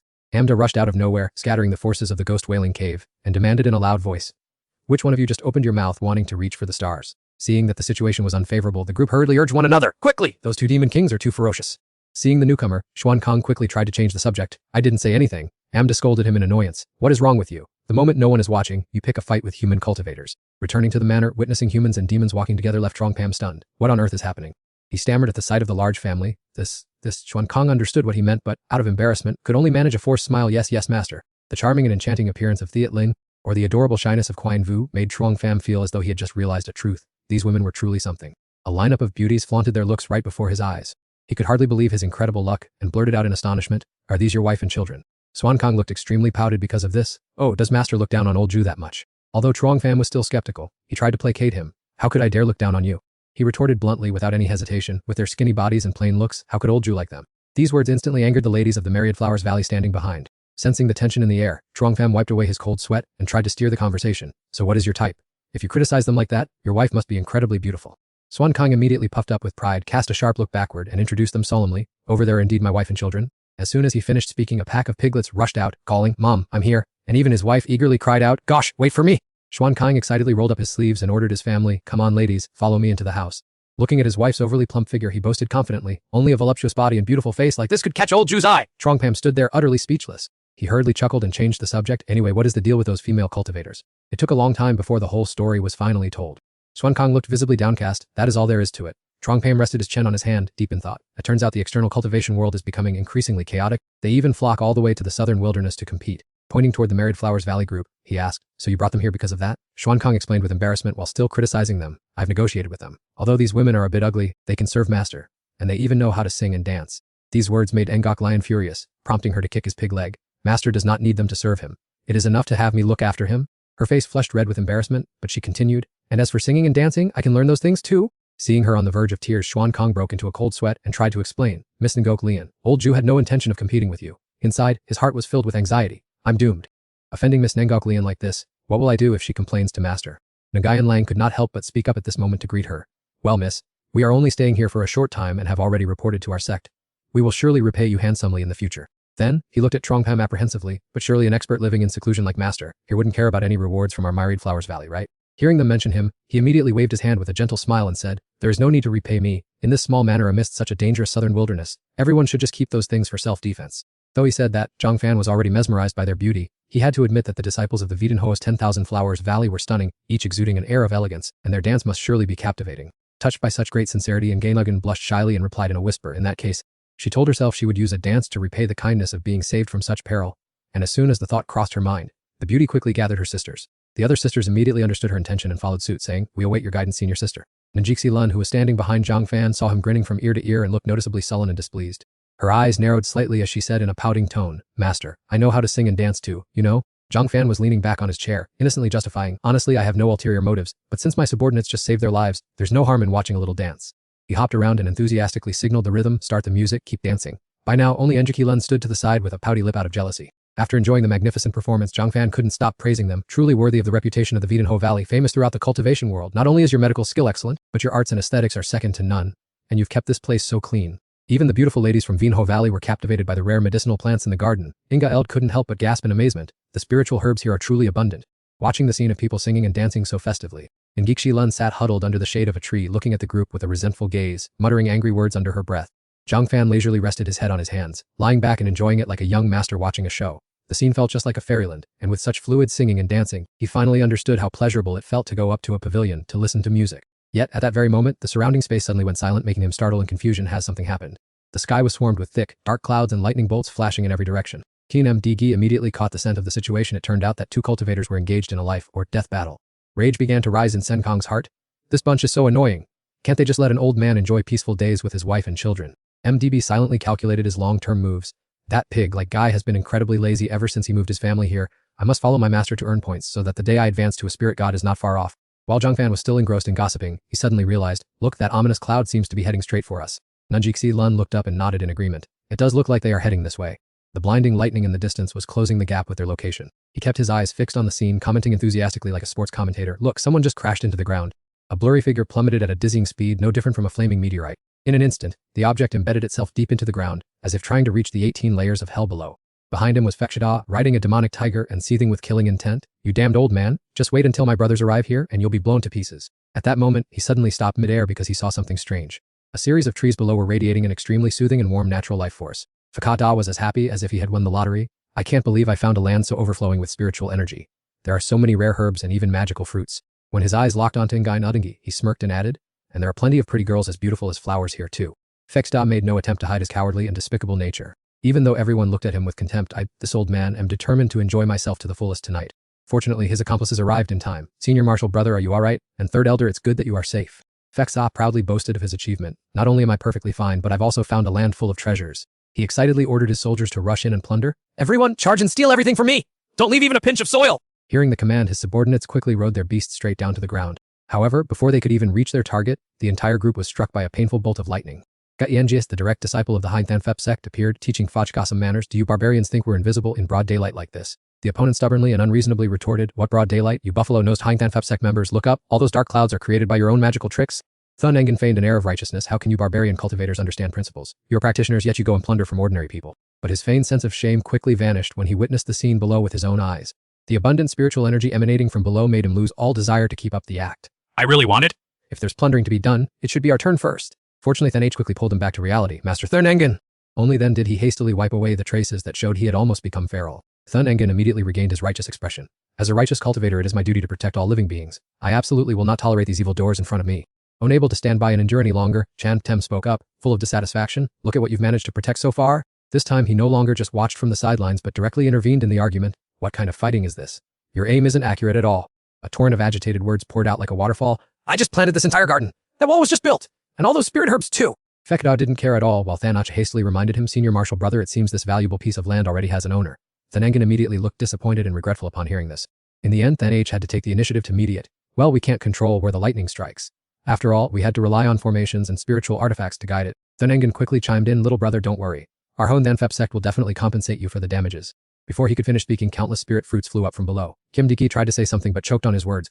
Compensate. Although quite embarrassed, he had to admit, I'm afraid even if we sold our entire sect, it wouldn't be enough to compensate. Than H was startled to hear this. Fortunately, Chantum was not one to hold grudges. Forget it, why bother arguing with this foolish guy, it's exhausting. But these barbarian cultivators are different. He looked straight at his opponents and stated his objective. How exactly do you intend to compensate? Faketa burst into delighted laughter as if he had just heard a joke. Compensate? Our barbarian god is about to awaken. Shouldn't you be offering sacrifices instead of demanding compensation? Chanpem crossed his arms, showing no mercy. You've destroyed my home and my spirit herbs, and now you want to plunder my property. If I don't turn you all into resources for my sword domain, then this life would be too meaningless. Nunji Lun quickly stepped forward and made her move. Master, just let me handle this arrogant bunch myself. Even MMDD eagerly wanted to contend for the task. Young lady Denji Lun, please leave that part to us. He didn't forget to tease his teammate. Anyway, this fat pig and I are also responsible for guarding the house. Consider today a lapse on our part already. Although Xuan Kong looks tough on the outside, he is quite sensible. He understands that having brought his entire family here, he must strive to perform his best. Amda began to activate a surge of black thunder power through the crescent moon mark imprinted on his forehead. Xuan Kong was not to be outdone. His sinewy legs swelled up and his rippling muscles caused his physique to expand significantly. Before the barbarians could understand what was happening, the situation had shifted in a way that no one expected. In the blink of an eye, they were all dragged into a murky void to pay the price for their sinful actions. Time passed as quickly as the blink of an eye. The seamless coordination between Amdae and Xuan Kong resulted in an overwhelming victory, causing Chuang Pam to praise them generously, saying they did a great job. The Nengon had been watching all along and could not help but be astonished that such a small manor harbored two demon kings, and strangely enough, they obeyed this young man as their true master. Just as the thought began to form in his head, he was called by name. Hey, you all come down here, I have something to discuss with you. After the entire group had landed in an orderly manner, He then began to question them. I recall that your Huayan Than cultivator sect is originally from the southern wilderness. Why have you come all the way to this remote land to engage in battle? Then Engan cupped his hands respectfully and explained, Senior, who lives in seclusion on the mountain, might not be aware that the reason we disciples offended you today is due to the recent violent upheavals in the cultivation world. He pointed directly to the sky as evidence the protective barrier had just been shattered, allowing spiritual energy to surge in. Many seniors who had long since turned to stone have suddenly broken through to rebirth. Anomalies have appeared everywhere, throwing the cultivation world into chaos as ambitious individuals begin to incite a great war between humans and demons. Chuang Pham, the culprit behind it all, could not help but be stunned when all traces led back to the starting point. Could my sword strike from years ago have caused such a terrible aftershock? Then Nengun, completely unaware, continued his narration. 3 days ago, the Supreme Sect summoned the righteous sects to Mount Sanking with the goal of finding the 9 cauldrons to activate the array to settle the chaos. Our Huayan Than sect was also among them. He expressed the mindset of a righteous cultivator with a desire to maintain world order, while also taking the opportunity to descend the mountain for training to purge evil demons and cults. The reason sounded quite convincing, so Chuang Pham did not bother to pursue the matter further. All right, I understand. You were acting for the sake of justice, so I will let it go. Go on. Then Nengun, knowing his place, immediately retreated. Then we shall take our leave to continue pursuing those cruel barbarian cultivators. We will disturb you no further, Senior. He watched their backs as they vanished into the wind and clouds, unable to help but sigh.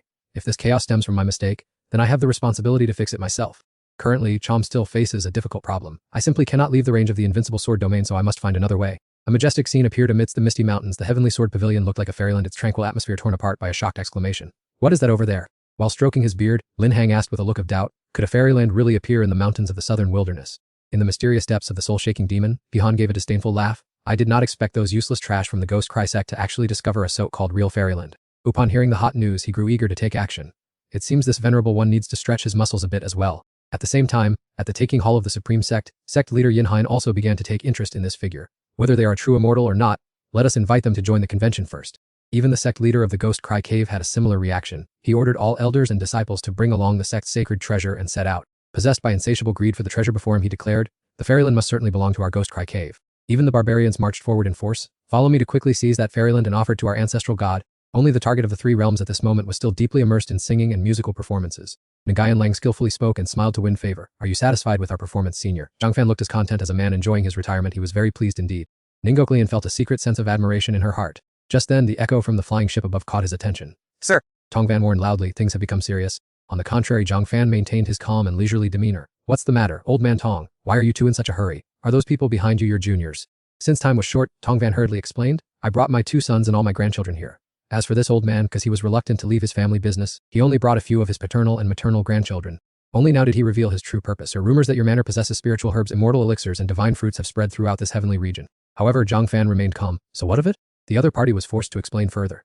I mean, this place has caught the eye of the major sects and those old cultivation monsters. Cap Thean also chimed in. On the way here, we heard that many sects and cultivators are heading towards you, young master. Not only was Zhang Fan not worried, but his eyes flashed with a calculating glint. Excellent. Are those walking experience bags coming right to my door? In that case, I can't wait any longer. The other 2 remained dazed like statues, unable to process the situation yet. Tongvan took a risk and whispered, aren't you worried at all, sir? He replied very innocently and sincerely, what is there to worry about? Cap Thean understood the reason to some extent. The master was so powerful that he didn't fear those greedy people. He only feared they would disturb his cultivation and ruin the peace of this place. On the surface, Zhang Fan still pretended to be lost in thought. This is indeed a concerning issue. But in his heart, he was overjoyed. I was just having a headache over the lack of experience to expand the range of my sword domain. The triumphant smile of someone about to trap some chickens gradually appeared. Even though the sword domain is becoming harder to expand now, every little bit helps.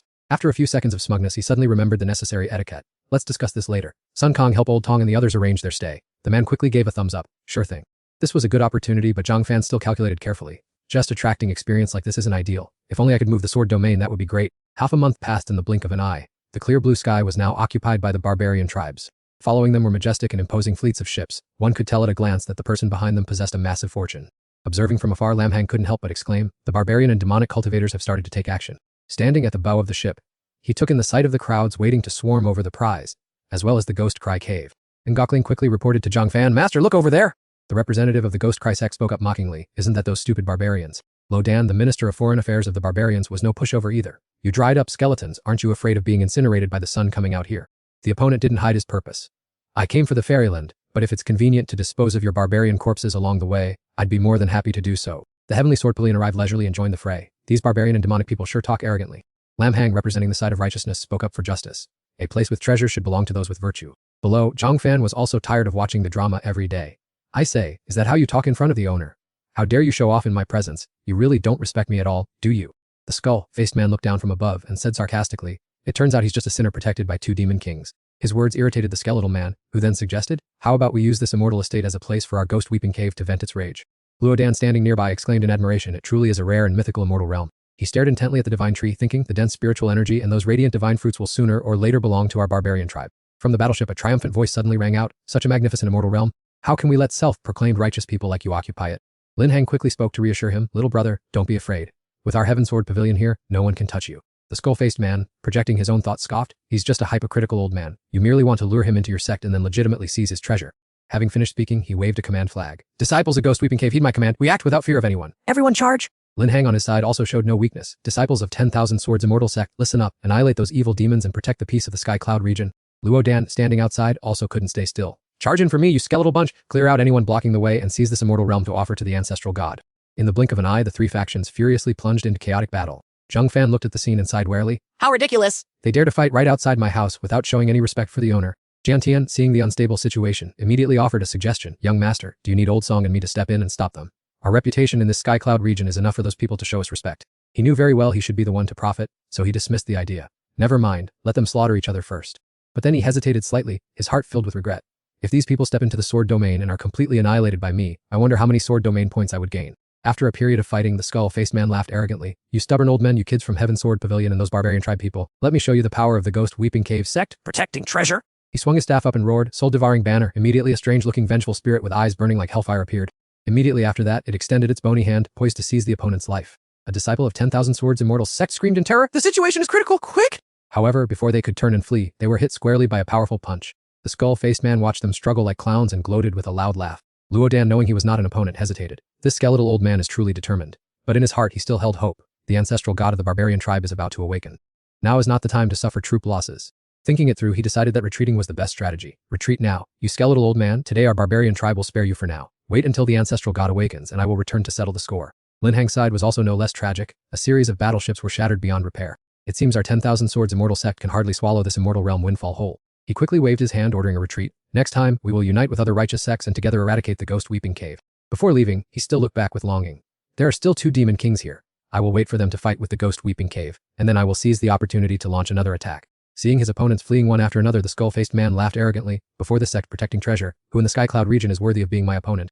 He looked down at the estate below, thinking, once I seize this place, I will use the divine fruits and immortal medicines to achieve a breakthrough. With the added power of the treasure, the Ghost Weeping Cave will reign as king of the Sky Cloud region. The skull-headed man gestured and gave an order. His followers quickly dispersed to drive the 2 groups blocking the path away. He controlled the soul-devouring banner to move forward while Chuang Pam looked on in astonishment, saying, come down to the scene below with me. Xuan Kong was visibly annoyed to see the opponent acting so brazenly, saying, let me handle this, old man. I've been lying around for days now, and that's enough. Xuan Kong threw a thunderous punch. The collision of the 2 forces created a terrifying shockwave and the situation was becoming intense. Seeing that this pot-bellied fellow seemed interesting, the skull-headed man tried to entice him. Does this demon king want to join our ghost-crying cave? I will appoint you as a great elder. It dismissed the invitation with a shockwave technique. I rejected your mother years ago. Do you really think I'd agree now? Upon hearing this, the man trembled with rage. It seems you demon king cannot distinguish right from wrong. Today the ghost-crying cave will take the opportunity to settle old scores with you once and for all. Xuan Kong puffed out his cheeks and glared. Come on then, let's see what you've got. The 2 factions lunged at each other, creating a violent tremor. The sound of the collision echoed with a piercing noise. Xuan Kong was immediately sent flying backward, letting out a sharp cry of pain. A moment later, as the dust began to settle, it scrambled to its feet and growled. No one has ever dared to hit me like that since I was little. You won't get away with this today! Master, save me! I thought Xuan Kong was so capable, but it turns out he's just useless. Even hitting a pig requires looking at the owner's face. These skeletons are clearly looking down on you. Chuang Fam's group stood frozen, stunned and speechless at the sight. He immediately spoke up. Are you using this technique again? Tong Van bowed respectfully. Immortal, since joining the immortal realm we haven't contributed any effort. Please let us handle the demon king for you. The skull-headed man pondered and exclaimed, wow, a tiny estate that has 2 demon kings and even a nascent soul cultivator.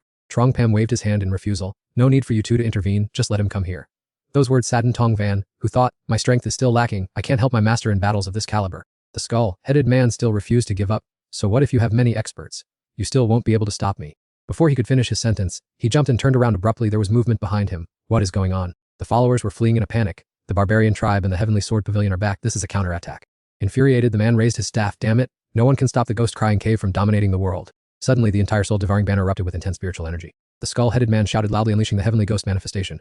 Lam Hang arrived and was stunned by the chaotic scene. I didn't expect these skeletons to hide their true strength. Damn it, I arrived a bit too early. Lo Dan put on a brave face, thinking the skeleton was too dangerous and the only option was to risk his life. But inwardly he thought, how cowardly. At least the Heavenly Sword Pavilion is here to take the hits. The soul-devouring banner suddenly widened its eyes. Then it charged forward wildly, arms and legs flailing about. The skull-headed man daydreamed, this land of the immortal realm and all these magical herbs, everything will be mine. He continued to push the soul, devouring banner forward like a madman. All of you will have to kneel at my feet. Chuang Pham had been waiting for a long time and was finally about to achieve his goal. Come here, just a little more, and all 3 of these ghost items will become part of my sword domain. Suddenly, a bolt of lightning struck down from thin air right onto his spine. He screamed in frustration, which brat just attacked me? Charge Dem, startled by the lightning bolt, looked around for the culprit. Indeed, which bastard had just made a move. He looked up and saw a massive structure hovering there. Tretratha waved his hand arrogantly. This man comes from the southern wilderness. Just as he finished speaking, the yin-yang sphere at the bottom of the fortress suddenly glowed brightly, as if fully charged with energy. Acting like the protagonist, he sneered. If you don't want to be torn to pieces, get out of here right now. The skull was confused upon seeing a familiar face. As it turned out, this guy had also arrived late. Instead of greeting him nicely, Tretha spoke harshly. Why haven't you scrammed yet? With that he added another wind, splitting electrical current towards his opponent. Seeing this, Tianj Vin shouted a warning. Young master, Tretha belongs to a powerful cultivation family in the southern wilderness with strength comparable to large sects, and the floating city is their guardian divine artifact. Sepin, standing nearby, also looked worried, not expecting to encounter someone from the southern wilderness. Tranchbom was stunned for a moment before exclaiming, the floating city? He mentally kicked himself. Why hadn't he thought of this option until now? Once he figured it out, he immediately took action. Although I cannot leave the sword domain, I can control it along with this entire hill underneath. Just then, Trenjipem questioned loudly, Old Tigi, is this floating city very valuable? He extremely valuable. Tia Vin compared it to the ships of Elmahan's group. Although their flying artifacts all have levitation arrays, at best they only rival the immortal ships of the 10,000 sword sect. His analysis further highlighted Tretha's power. In other words, a typical levitation array only helps a fortress hover, whereas his floating city can move with great agility. Tia Vin also revealed a secret. I heard their floating city runs on a levitation stone at the center of the city. It might be the only crystal of its kind in existence. Hearing this, Trumpum's eyes lit up. It seems I must seize that crystal at all costs. Once Tretha finished charging the energy, he threatened. I, Tretha, am determined to have this celestial realm. If you don't clear out, don't blame me for being ruthless. Even the skull showed hesitation when facing this 80-second tribulation. The old man was startled as if hearing a clap of thunder nearby. Damn it, how could I have forgotten this character? Elmimexen didn't dare show his face yet, cowardly hiding and waiting for his chance. The game has only just begun, I can still hold out. Unexpectedly, without a word, the skull immediately turned tail and withdrew. Tretha maintained his haughty demeanor. Now obediently hand over the celestial realm and I will spare your lives. Nanjisi Lun panicked, rushed over for help. Master, what should we do now? Tretamaechimim only let out a faint smirk. Full of confidence as the one in control, he said, this fortress won't be able to descend, because the distance is not yet enough. Although I am not leaving the sword domain, its power is more than capable of reaching outward. Catching sight of him by chance, Tretha was surprised. There is even a disciple from 10,000 Flowers Valley here.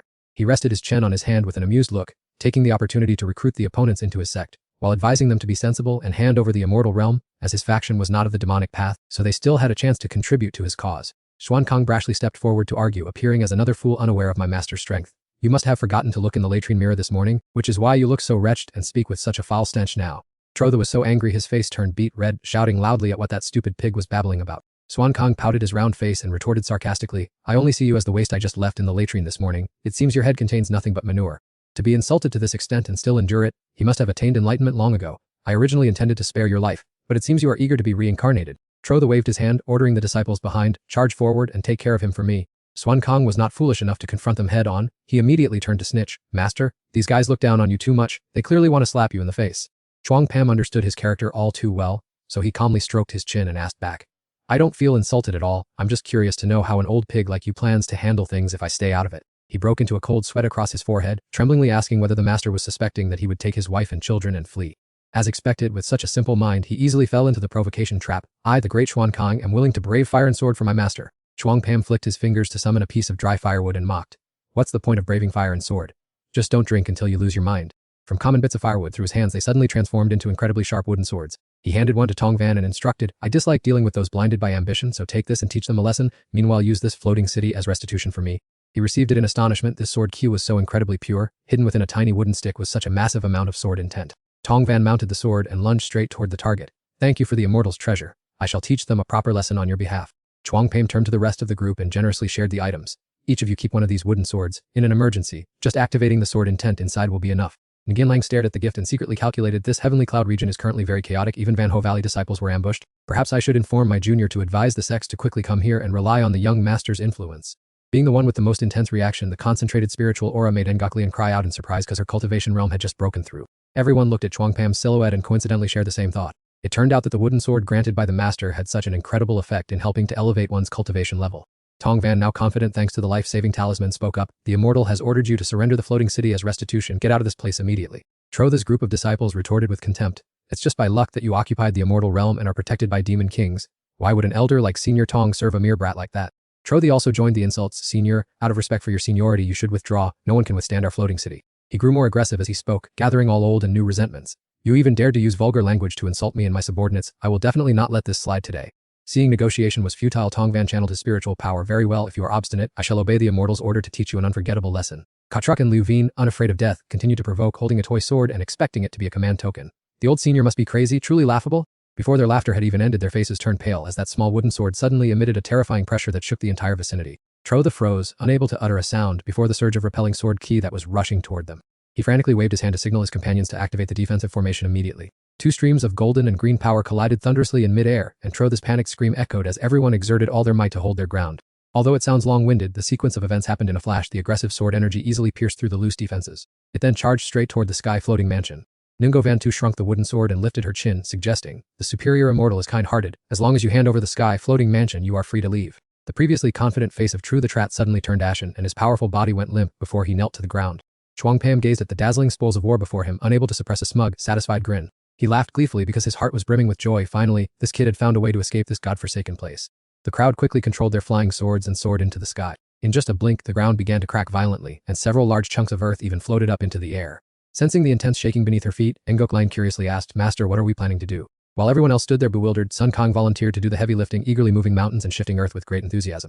Chuangpam stroked his chin and leisurely revealed his plan. I intend to turn this entire estate and the surrounding land into a floating island mansion.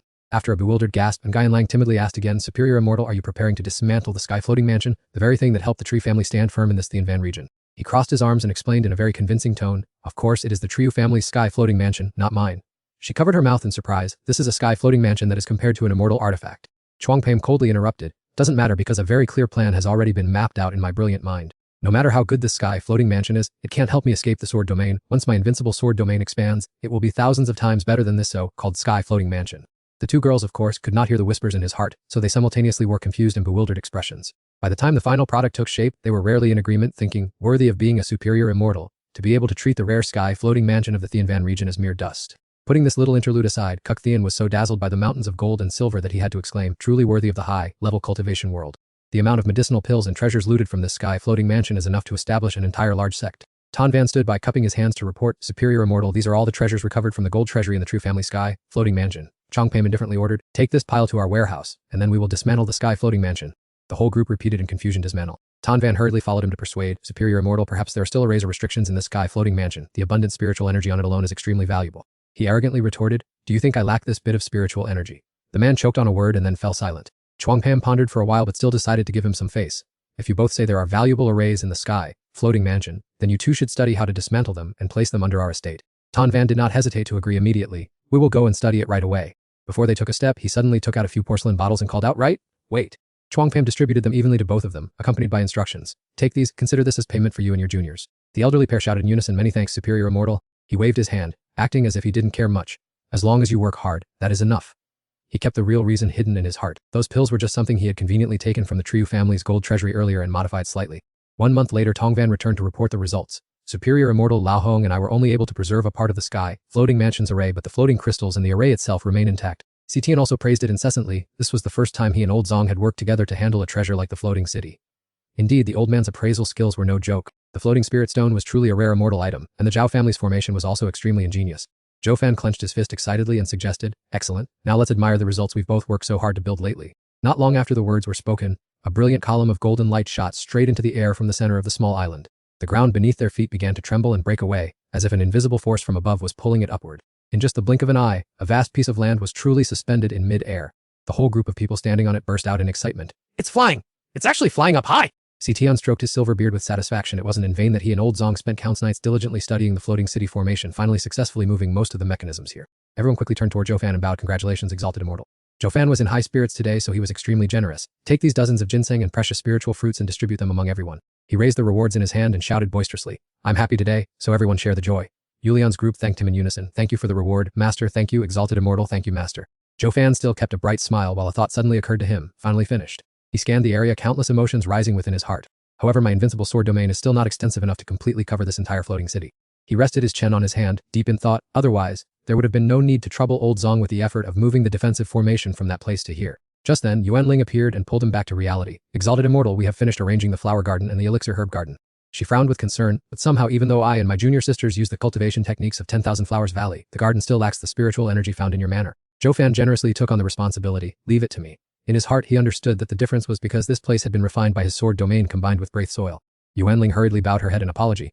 If the exalted immortal does not blame us, then we are lucky ones. Despite saying that, her heart was full of regret. She and her sisters had to rely on the exalted immortal's protection, yet could not help him with anything. Before she could grow more saddened, Yu Lian jumped in to interrupt. Master Senior Zong reported that the defensive formation is almost complete. What do we do next? She offered a friendly smile and waved. Hello, Miss Yu Lian. While across from her, the other girl puffed her cheeks in irritation, wondering why Yuan Ling of the 10,000 Flowers Valley kept clinging to her master. Zhou Fan, unaware of her inner turmoil, continued to share the route. We will travel toward the 10,000 Flowers Valley while moving the floating city. Yuan Ling cried out emotionally, Exalted Immortal.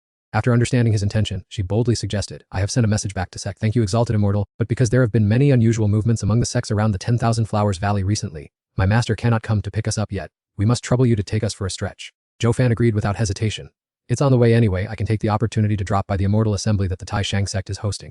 He secretly cast a glance toward the black smoke beside him. He silently prayed for the next unfortunate soul. These troubles were all created by me. This fragrance cannot harm me, but I hope others will know how to deal with the consequences. Notably, Yuan Ling also had her own thoughts. The world is in turmoil when we arrive. I must persuade my master and the Valley Lord to establish a close relationship with the exalted immortal as soon as possible. Over at the small town, the entire crowd was in a frenzy like a disturbed beehive, everyone screaming in terror, help. Ho Ping was dashing through the air, laughing gleefully in provocation. Keep running and let this old master enjoy your screams of terror. While he was gloating, his comrade behind him hurriedly reminded him, brother, look, what is that? When the group identified the giant object obscuring the sky, they screamed in unison, utterly shocked by the appearance of the floating city. Ho Bin was so flustered that he stuttered, denying that this was the Triu family's floating city, nor was it any specialty of the southern wastelands, insisting that this Thien Van region had never had any flying islands. Before he could even finish convincing himself, his gaze was drawn to strange movements above. Someone was landing. No sooner had he finished speaking than a fireball descended from the sky, and Hao Bin screamed in panic that the person approaching was an enemy. Sun Kong stepped out of the thick smoke, casting a murderous glare at them, saying, I have no patience left to argue with you now. Without bothering to let his opponent speak, he decisively swung his massive hands, intending to end the fight quickly and cleanly. Sun Kong poured all his strength into sweeping through the group kneeling in the valley, mocking them as he struck, saying he didn't want to waste his breath on people like them. Seeing him being overly theatrical, Amda unleashed a warning bolt of lightning, telling him not to ramble so much. As he kept Hao Bin under his feet, he reminded Sun Kong that the master had ordered that not a single demonic cultivator was to be allowed to escape. Truong Pam stood high above, looking down with an expression of excitement, much like a gossip monger who had just caught a juicy scoop. As his gaze drifted over Sun Kong's muscular physique, the system coldly notified him that his pet Sun Kong had just killed a Foundation Establishment cultivator. You have received 400 sword domain points. Truong Pam maintained a calm exterior, but inside he was celebrating. The data he had just gained about the floating city would help him leave the southern wastelands, sparing him from sitting in one place waiting for enemies to offer up sword domain points. Glancing at the information board, he saw the range of his invincible sword domain had reached 258 meters. He silently enjoyed the satisfaction, determined to cover the entire area before thinking about upgrading. Truong Pam pondered for a moment and then decisively ordered the system to quickly expand the range of the sword domain. The livestream sphere had just finished recording when the system released the usual familiar notification again. The range of the invincible sword domain has been expanded to 258 meters. With everything finished, he stretched inside with exhaustion, thinking about the heavy burden of responsibility on his shoulders. Before he could catch his breath, Truong Pham heard Ngaklian calling from behind and turned around in a hurry. Master, those damn demonic cultivators have been completely wiped out, not a single one left. Seeing his disciple's seamless coordination, he happily praised her off script. Well done. Ngaklian, in the future if you encounter similar situations, take the lead to handle them to practice your sword intent. She replied, maintaining a cold expression, Master. As the words faded, Truong Pham looked into the distance to let this elder have his moment to shine, saying, all right, let's continue our journey. On the ground, the mood of those in the opposing camp could not be at peace seeing the floating city, wondering, this isn't our Triu families, since when did a flying island appear in this southern wasteland region? No longer maintaining his polite demeanor, the man roared in anger, damn it, what kind of formation is that? His face was beet red with rage, and he kept muttering insults, claiming it was clearly stolen from the Triu family and wondering who was bold enough to do such a thing. There was no need to guess, the person being talked about was standing high above, laughing hysterically as if he were a madman who had missed his medication for days. Seeing the luxurious mansion floating in the air, Truong Pham felt smug, thinking that if heaven didn't favor you, you had to rely on people, and the people here just happened to be the kind Triu family who had graciously delivered a flying island to him. The mocking smile he wore made Nguyen Lang feel quite excited, thinking there was no need to be polite. Suddenly, from high above, Ngaklian flew toward him on her sword and called out, Master! Seeing her rushed appearance, Truong Pham asked in confusion, didn't you go with old Tong and those children to eradicate evil? The usually elegant girl was suddenly very serious, reporting every detail meticulously without daring to be negligent. Master, the situation ahead seems very critical. Recalling Tong Yun's warnings, Ngaklian's voice suddenly tightened. It seems the demonic cults are laying siege to Manhwa Valley. Senior Tong said that enemies from many sects are swarming in like ants, so he told me to return and ask for your advice, Master. The disciples of Manhwa Valley were thrown into chaos upon hearing this. What is going on? Is our sect being ambushed by evil demons? Why are they targeting such a peaceful place as ours? Only Nguyen Lang quickly spoke up to plead with Truong Pham, Supreme Immortal, could you kindly extend a helping hand and assist us just this once? Seeing that he could handle the situation, he immediately gave orders to his disciples, Ngoklian, you lead Sun Kang and Amda there first. If you face any disadvantage, try your best to stall for time. Receiving clear orders, she immediately mounted her sword and flew away, saying, as you command, master. Not wanting to be left out, Nguyen Lang eagerly asked to join the battle. Supreme Immortal, I want to go and support the two seniors and the Demon Kings. However, Chuang Pam flatly refused. No, it's too dangerous. Besides, the floating island will be at Van Ho Valley soon anyway. Caught in a dilemma, she could only bow respectfully to observe proper etiquette. I am truly grateful to the Supreme Immortal for your mercy in saving Van Ho Valley. Thick fog blanketed the entire Van Ho Valley, making the surrounding space suddenly freeze as if time itself had been stopped by someone. In the midst of the extreme tension, the provocative tone of the heretics echoed everywhere. You pretty girls of Van Ho Valley, come out now, don't hide in there anymore. A lowly soldier of the heavenly demon sect kept blathering noisily and goading them. Come out here and entertain us, big brothers, hurry up. This caused the blood-slaying sect and the joyful temple to become extremely excited. I wonder what the blood of these beauties will be like. Or perhaps you should come here quickly so this monk can teach you some enjoyable dual cultivation techniques. After waiting for his accomplices to finish speaking, the representative of the fate-defying sect slowly stopped hiding, you delicate flowers. Seeing the dire situation, the disciples of Van Ho Valley gathered around Chaovu, sect master. The distress signal has been sent, but it is unclear how many heroes will come here. The tension caused her face to show deep sorrow. Van Ho Valley has never cared for worldly affairs, knowing only how to study healing or enjoy our peaceful days with our sisters. Who would have thought we would become entangled in this tragic catastrophe? Looking at the enemy forces surrounding them, Chaovu could only heave a weary sigh. It seems everything has been destined by heaven.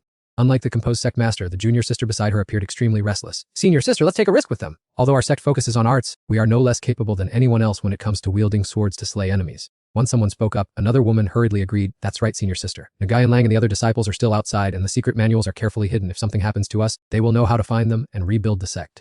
With no more hesitation, Chaovu immediately displayed her authority to direct them. Then gather all the disciples here for me. Let's get ready to face the battle. With their spirits rising, she led the vanguard, everyone clutching their weapons to fight against the brutal mob. Let's fight to the death together. We'll take down as many as we can. However, as soon as their targets appeared, the enemies, relying on their numbers to bully the weak, made mocking remarks. So the poetic ladies have finally decided to come out. It seems you have been craving us big shots, haven't you? Suddenly, from the sky, a brilliant radiance from the floating mountain shone down, blinding the wicked group below. What is that flying over here? Could it be the floating island? That magnificent sight did not make anyone less afraid. On the contrary, it caused the people even greater bewilderment. Why is the floating island here at this exact moment? Which faction could possibly possess such a treasure? I have only heard that in the southern wilderness region, there is a floating island city belonging to the true family. Standing tall on the island, Ngoklian brandished her sword and shouted into the air, I have come here under the orders of my master. With her hands still channeling spiritual energy, she shouted for everyone to pay attention. I order all of you to get out of this place immediately. Contrary to Ngoklian's expectations, the heretics below burst into raucous laughter that shook the heavens and earth. Where did such a brat come from to be so bold? Does the little girl not know that the blood-slaying sect is famous throughout the southern wilderness? The man from the Purple Pillar Demon sect pretended to be profound as he assessed the incoming reinforcements. Aren't those the two demon kings, one dog and one peg? They must be the ones holding the fairyland that the world keeps talking about. Lafon intentionally hid his emotions behind his expression, then spoke to probe with hidden intent. What are you people implying by saying those things? Thichangan's eyes were fixed on the floating island with great unease. Even though I don't believe in immortals, perhaps we should be wary of that floating island. Min Heen's resounding shout made the minions quickly get into battle stance. Charge now. Quiet Sat also chimed in an agreement. How could our force X back down so easily? Hundreds of bloodthirsty people rushed straight toward Ngoklian with extreme rage, shouting, kill that girl. Contrary to their bloodthirsty excitement, she quietly unsheathed her sword, murmuring, what a bunch of people with a death wish. With Ngoklian / lightning instantly surrounded those people without mercy. You brought death upon yourselves. Even though Hayat Sat was only watching from below, he had to shield his eyes from the blinding radiance, wondering, this is sword intent hidden within sword QI. Could the one who struck be a sword saint? Witnessing that scene, Fawn spoke mockingly, what's wrong, Lord Hayat Sat? Are you starting to tremble? Causing him to fly into a rage out of embarrassment and scream frantically. Nonsense! Why would I be afraid of that? Annoyed by the noise, Thichangan warned them, shut your mouths. Let's quickly activate the formation. With the strength of the four of us, we don't need to fear this sword intent at all. Min Heen was the first to initiate the formation without even caring whether the others agreed or not, thinking, indeed, a sword saint is probably the most formidable person here anyway. Together, the four of them joined forces to create a dense, black demonic energy formation circle in the air, shouting, destroy her immediately.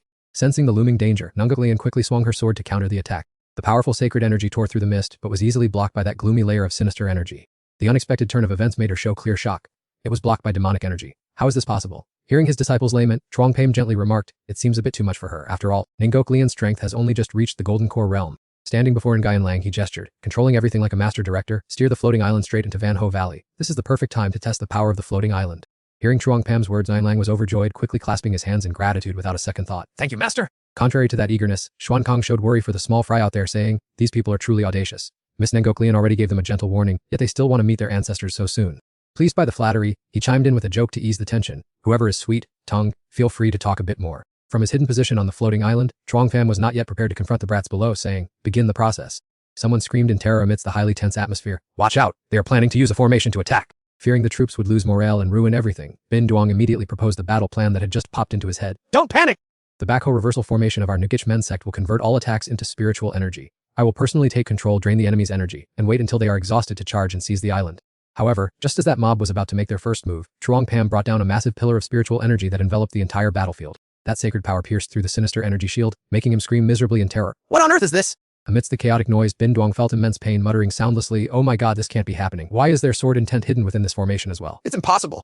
Before he could finish his sentence, he let out a scream that echoed through the sky before being completely submerged in the vast sea of spiritual energy.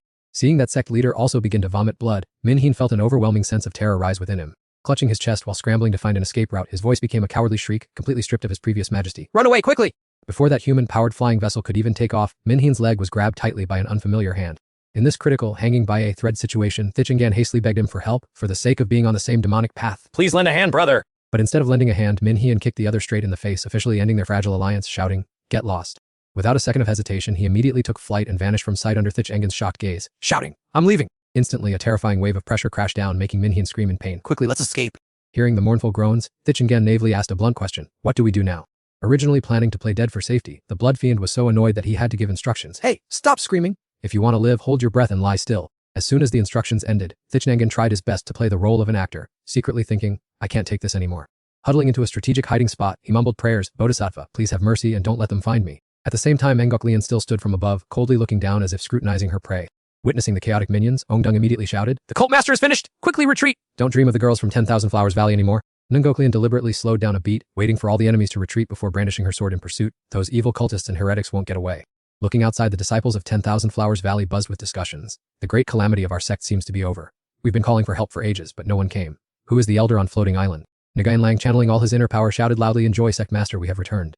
As soon as she saw the group of disciples land, Chao Vu immediately switched to interrogation mode. "Oh, Nagayan Lang, you children have returned at just the right time. Could it be that the esteemed expert on Floating Island is the rescue force you went to such lengths to invite?"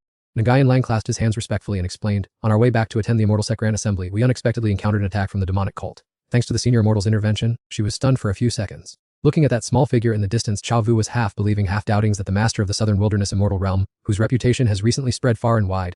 Nagayan Lang's gaze met Chuang Pham, and he proudly stated, "That's right, that's my master." Receiving a firm nod, Chao Vu immediately ordered her disciples and Gian Lang take me to the island immediately to thank the Senior Immortal. Nagayan Lang quickly replied, "Yes, master, please follow me." Before flying off on her sword, Chao Vu instructed the remaining crowd, "You all quickly go prepare gifts to express our sincerity." Everyone unanimously replied. At this moment, the two actors still maintained their posture even though there was no one left around. "Bodhisattva, please bless us not to be discovered. We absolutely must control our emotions." Chao Vu was astonished by the magnificent scenery. Is this truly the floating island of that Senior Immortal? Seeing that her master still had many questions, Nagayan Lang eagerly answered, "That's right, master." She chattered on like a tour guide. The Senior Immortal transformed this land into an immortal realm. The formations and floating rocks were all personally crafted by him in the Southern Wilderness. Witnessing the strange new realm, Chao Vu couldn't help but exclaim, "The recent demonic cult attack threw the cultivation world into chaos, and even a large sect like 10,000 Flowers Valley couldn't defend itself." After a round of sightseeing, Nagayan Lang led her to Chuang Pham and enthusiastically introduced him, "Master, this is the Senior Immortal." He recognized the familiar figure approaching, but wasn't yet clear about the other party's intentions. Chao Vu finally met her benefactor, and she respectfully bowed. "This junior is Li Chao Vu, sect master of 10,000 Flowers Valley. I respectfully greet the Senior Immortal and thank you greatly for your intervention and assistance." Being treated with such excessive respect made Chuang Pham a little embarrassed. "There's no need to be so polite." Then he regained the calm demeanor of a host and humbly said, "Gian Lang and her junior sisters have also helped me a lot with practicing the zither." Hearing this, Chao Vu immediately asked curiously for clarification, "Senior Immortal, I heard you are preparing to attend the Immortal Sect Grand Assembly, and you'll be taking the children back to 10,000 Flowers Valley along the way." Chuang Pham nodded seriously, and she immediately seized the opportunity to invite him. "If so, to repay your life-saving grace, 10,000 Flowers Valley would like to host a banquet for you. I wonder if you would grace us with your presence." As soon as he heard that, Chuang Pham hastily waved his hands, flatly refusing. "Oh no, please excuse me." The atmosphere suddenly became awkward. He secretly thought he had to come up with a smooth excuse. How could he explain that he never dared to show his face outside the sword realm? He had an idea. So, Chuang Pham maintained his calm expression, took a breath, and began to smooth talk sect leader Lai, saying, "I heard the Immortal Sect Conference is about to repair the Thean Van Array, and I am here because I also want to contribute some effort." This reason was truly clever and flawless. It even raised Chao Vu's favorability toward him another notch, as she thought, the Immortal Superior is truly a righteous person. Looking at the fertile landscape ahead, she fell into deep contemplation and worry about the coming fluctuations. The cultivation world was in turmoil, the Taishang Sect Conference was approaching, and the Van Ho Valley could hardly avoid a catastrophe. Bearing the burden of the sect's prosperity and decline, Chao Vu decided to take a gamble and seek help from Chuang Pham. "Immortal Superior, my sect is also preparing to attend the conference at the Taishang Sect. I wonder if we could accompany you." Not only was he not annoyed, but he was extremely agreeable. Feeling quite excited, he said, "Of course, that's fine. Besides, sect leader Li's Van Ho Valley is skilled in medicine and alchemy. There is nothing better than traveling together to exchange knowledge." Afraid he might quickly change his mind, Chao Vu hurriedly prepared everything with, "Thank you, Immortal Superior. I will order everyone to depart immediately." Although he nodded readily on the outside, Chuang Pam still found the other party's hurried attitude baffling. Why was the sect leader Lai in such a rush? The tranquility of the early morning was suddenly disrupted by Chuang Pam's shout. Hey, sect leader Lai, why are you people from Van Ho Valley carrying as much luggage as if you're moving house? Cho Vu took this as a matter of course and explained considerately, Van Ho Valley has just gone through a crisis, so we cannot split our forces. If we leave, we must go as a whole group, otherwise, those left behind would be in danger. Perhaps feeling her request was a bit excessive, she offered a generous reward. This amount of medicinal pills and Dharma treasures is a small token of gratitude from Van Ho Valley to repay the immortal superior for saving our lives. Chuang Pam never refused gifts, so he happily accepted them. Ngok Lian, witnessing this mutual display of affection, felt jealous, thinking it's typical of their master-disciple relationship. They always want to keep my master all to themselves. He generously delegated the task to his subordinates. Old Tong, go find a place for sect leader Lai's people to rest, then prepare to set off. Old Tong remained silent and followed orders without a word of complaint. Meanwhile, at the site of the fierce battle, two familiar figures lay motionless on the ground under the scorching sun. Their acting skills certainly deserved a high award. After waiting for a long time and seeing no one around, Hayat finally dared to sit up and lament. What a pity, only I and this flirtatious old monk survived. Those demon lords are as good as dead. Tiek Nengen couldn't help but break into a sweat. I didn't expect the master of the immortal realm to have such terrifying power. We almost lost our lives before we even caught a glimpse of him. The two of them suddenly went silent, saying nothing more. Each was immersed in their own private schemes. Immediately after, Hayat suddenly became fired up. Hey, old bald one, our side has suffered heavy losses. To get revenge, we must cooperate with each other. Hearing this, Tiek Nengen excitedly chimed in. That's right, we should join the Demon Path Conference. Surely those old demon lords there must have a way to deal with him. Everything was settled just like that. The two cowardly yet boastful individuals used a Dharma treasure to fly away from the canyon, with Hayat taking the lead and shouting loudly. Amidst the overlapping mountain ranges, the majestic main hall of the Taishang sect appeared, incredibly splendid and imbued with a transcendent, sacred aura. Looking down from the sky, Tongvan couldn't help but express his admiration for this grand and solemn scene. It was truly worthy of being the Taishang sect, the leader of the 8 great immortal sects, which had ruled the cultivation path in the Thianvan region for many years. The large group of subordinates behind them quietly observed and remarked, a ceremony of this magnitude is truly rare in the history of the Thianvan cultivation world. Seeing this place for the first time, Chao Vu felt a bit emotional and exclaimed, I had only read about it in books, seeing it with my own eyes now, I realize its reputation is well deserved. I hear the wealthiest sects have all gathered here. Meanwhile, Ngok Lian, always enthusiastic and fond of gatherings, said excitedly, Master, when will we go down there? Facing her hopeful gaze, Chuang Pam could only avoid it out of concern.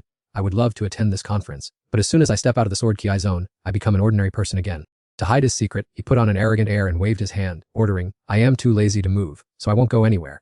Ngok Lian, you go with sect leader Lai and Old Tong, and take Ko Tu along for fun. Swan Kong, standing nearby, pouted when he realized he wasn't going. Master, Old Chu also wants to see the conference and taste the delicious food. Regardless of how much it begged, Chuang Pam firmly refused, fearing it would cause trouble. Hearing that, it regretfully missed the chance to taste delicacies from the mountains and seas. Instead, it decided to stay with its child, remaining here to guard the island alongside him.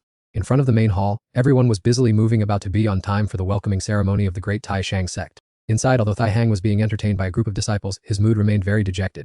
Seeing this, Tu Vu spoke up with concern, Master, why do you keep sighing so heavily? Like a long compressed faucet being opened, he sadly bared his soul. How can I not be sorrowful after losing my support? To curry favor with that senior, I even gave away my treasure. He continued to feel regret over losing a rare opportunity. The truth is, I had just returned to the sect and was preparing to go to the southern wilderness to seek their help. By the time I returned, that vast manor had completely vanished without a trace. Master? He returned to his listless expression, his heart aching with an unceasing longing for a meal at that place. Even though I broke through to the soul formation stage upon returning to become a great cultivator, what does that amount to? Tavan's calling suddenly echoed in his ears. Master, master! His consciousness was gradually pulled back to reality, making Thai Hang visibly annoyed at being disturbed.